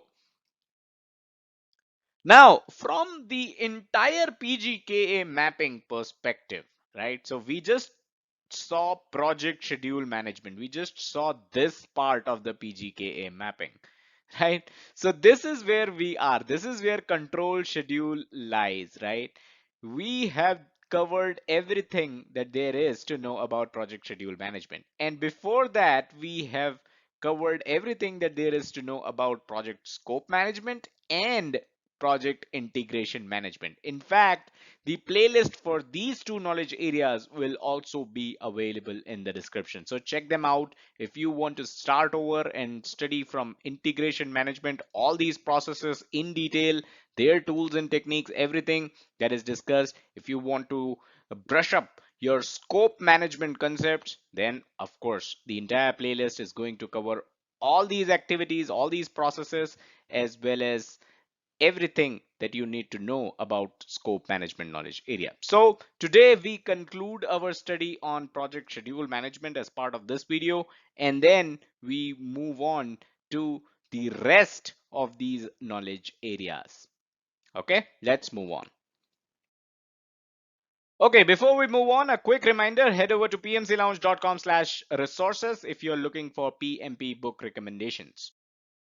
All right, so in this video, we will be doing an overview of the control schedule process. And in this overview, it is important to look at the three important aspects of this process. The first one is pretty simple. It is just to understand that you as a project manager, whatever that you're supposed to do in this process is pretty similar to what you would do in any other processes under the monitoring and controlling process group.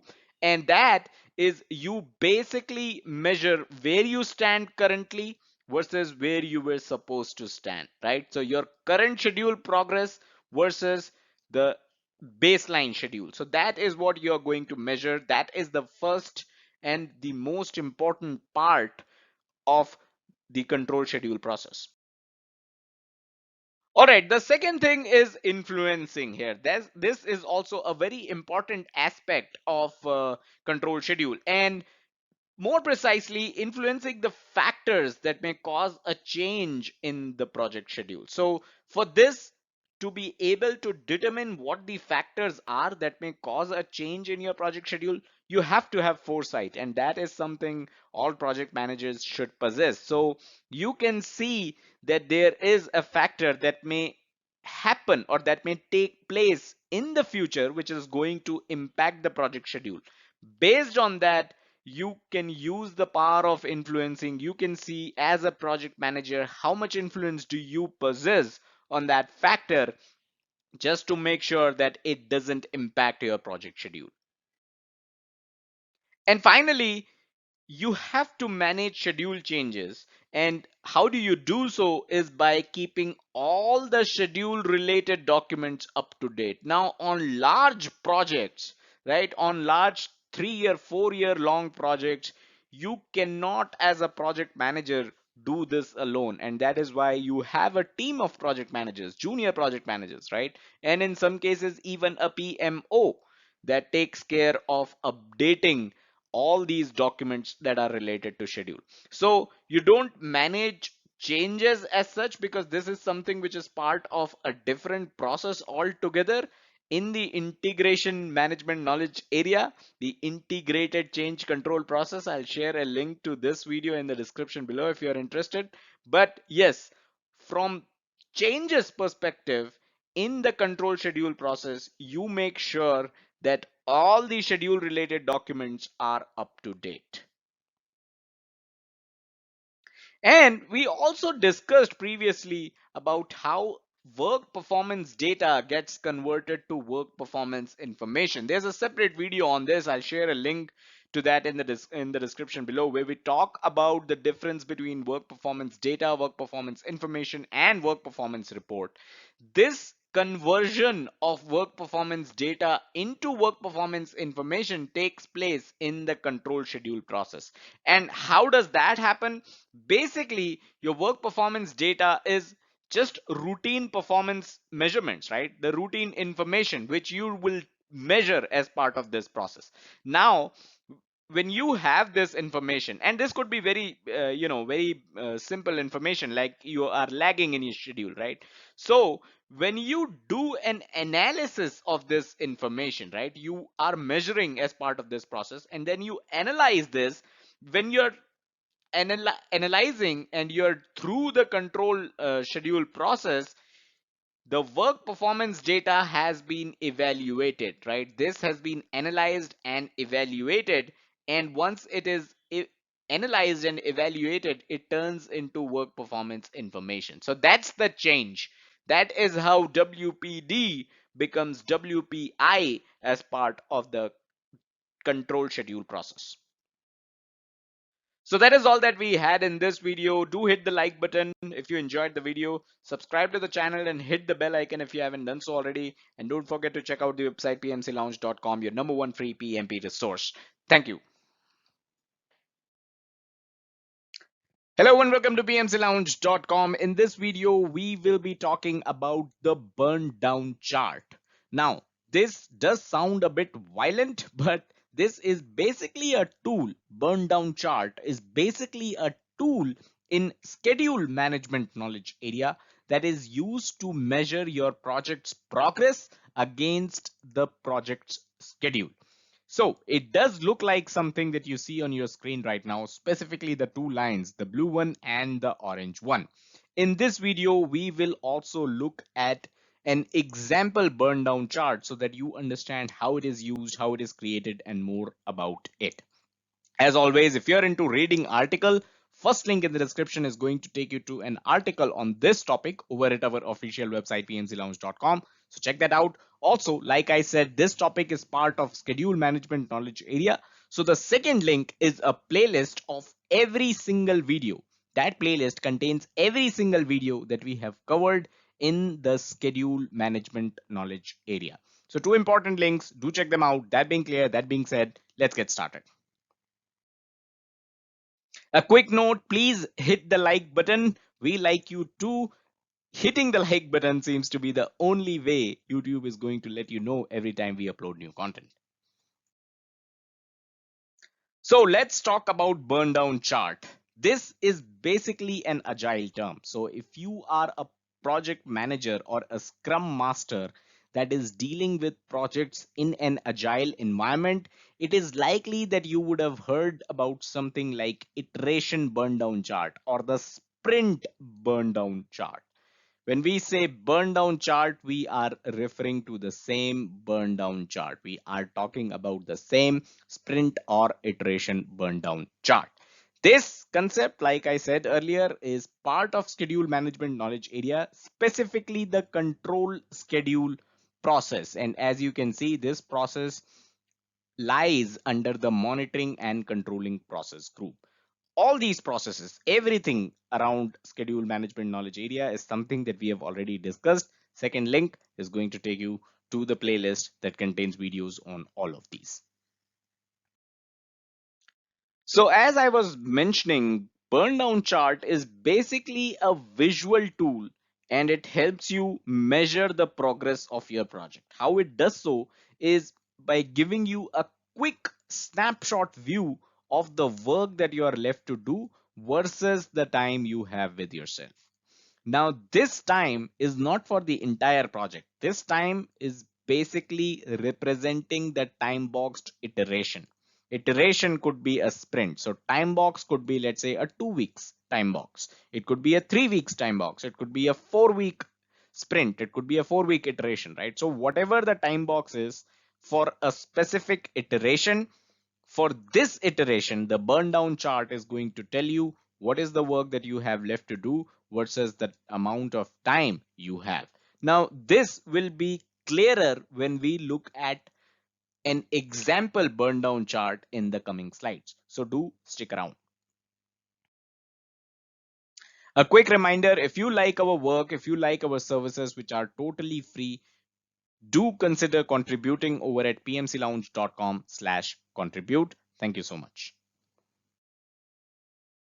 Okay, so let's take a look at a burn down chart example. Now, this is how a burn down chart looks like. First of all the features or the functionalities that your project team or your development team has committed to, it is estimated in terms of story points or basically tasks. And that is why you see ideal tasks remaining and actual tasks remaining. These are basically tasks that your engineering team has estimated the features or the functionalities of your project that needs to be delivered. Now, the total number of these tasks or total number of these stories, if you're coming from Jira world, so the total number of stories, story points, or tasks, this total number is basically the starting number on your y-axis. So this is the total number of tasks required to be accomplished for this time boxed iteration. Remember, this is not for the entire project. This is only for an iteration. It could be a 2-week sprint. It could be a 20-day iteration as well. So these are the total number of tasks that your project team needs to accomplish in this iteration. Now, the blue line represents the remaining number of story points or tasks if the team accomplishes the same amount of work each day. And this is an ideal scenario. And that is why you see this line is basically a straight line, because this line considers that your project team does the same amount of work every day, and as days goes by, right, as days go by in this axis, the x-axis, as days go by, your remaining number of tasks, they go down. This is the total number of tasks required to be accomplished, close to 30. And as days go by and project team starts to accomplish tasks, this line basically comes down. This is what blue line represents, and this is the ideal scenario of your project team accomplishing same number of tasks every day. Now the red line, which is not as straight as you can see, it basically represents the actual number of story points or the actual number of tasks, and you can see both of these in the legend here as well. So in the actual world, the project team might not be able to accomplish same number of tasks every day. And as you can see, when the actual tasks remaining is higher than the ideal tasks remaining, you are basically late. This is the scenario that I just talked about.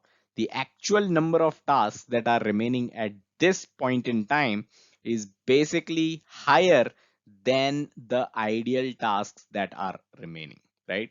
Then the planned tasks, then what your schedule says, right? The number of tasks that you are left with on this date is basically lesser than the actual tasks that you are left with. So this means every time you see the red line higher than the blue line, this is basically signifying or signaling that you are late. But every time that you see that the red line is below the blue line, that means your project team has actually accomplished more tasks than they had planned for. This is the scenario that I'm drawing here. This is the one, right? So your team planned for, let's say, some amount of tasks that will be done by this date, right? Day, I believe 8.5, day 8, let's say for understanding sake. If this is day 8, your team planned for certain number of tasks to be done by this date, but your team has actually accomplished more than that. Your team has actually accomplished more tasks than they were supposed to accomplish by day 8. So this is how a burn down chart looks like. This is how this example is illustrating both the cases. In one case, when the red line is above the blue line, this means you're late. When the red line is below the blue line, this means you are early. So this is how a burn down chart looks like. So here's the question for this video before I let you go. What tool do you use to create the Burndown chart? Do you use Jira? Do you use, let's say, Microsoft Project, Microsoft Excel, PowerPoint? What do you use to create your Burndown chart? Do you even create Burndown charts for your project? I think if you are working in an agile environment, you definitely would be creating them. So let me know in the comments, what tool do you use to do so?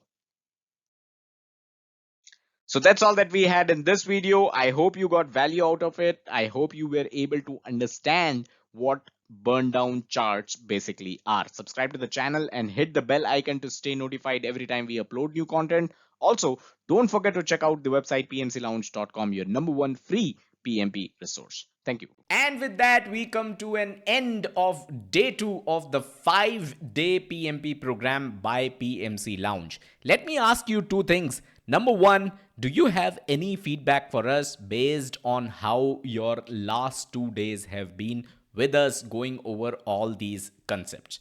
Drop that feedback in the comments below. And my question number two, have you subscribed to our channel by the way, or are you just watching these videos without subscribing? Not a good habit, I must say. So definitely consider subscribing. If you want premium content, head over to pmclounge.com/courses. You can always join this YouTube channel for more premium content, one-on-one virtual consultation with me as well. So, the homework for today is the Lounge Fever playlists, just like yesterday. They will be linked in the description below. It answers your FAQs. If you have questions that are not answered in the Lounge Fever videos, then drop those questions in the comments below. I will get back to you. So, that's all for today. I'll catch you tomorrow in day 3 of the 5-day PMP program.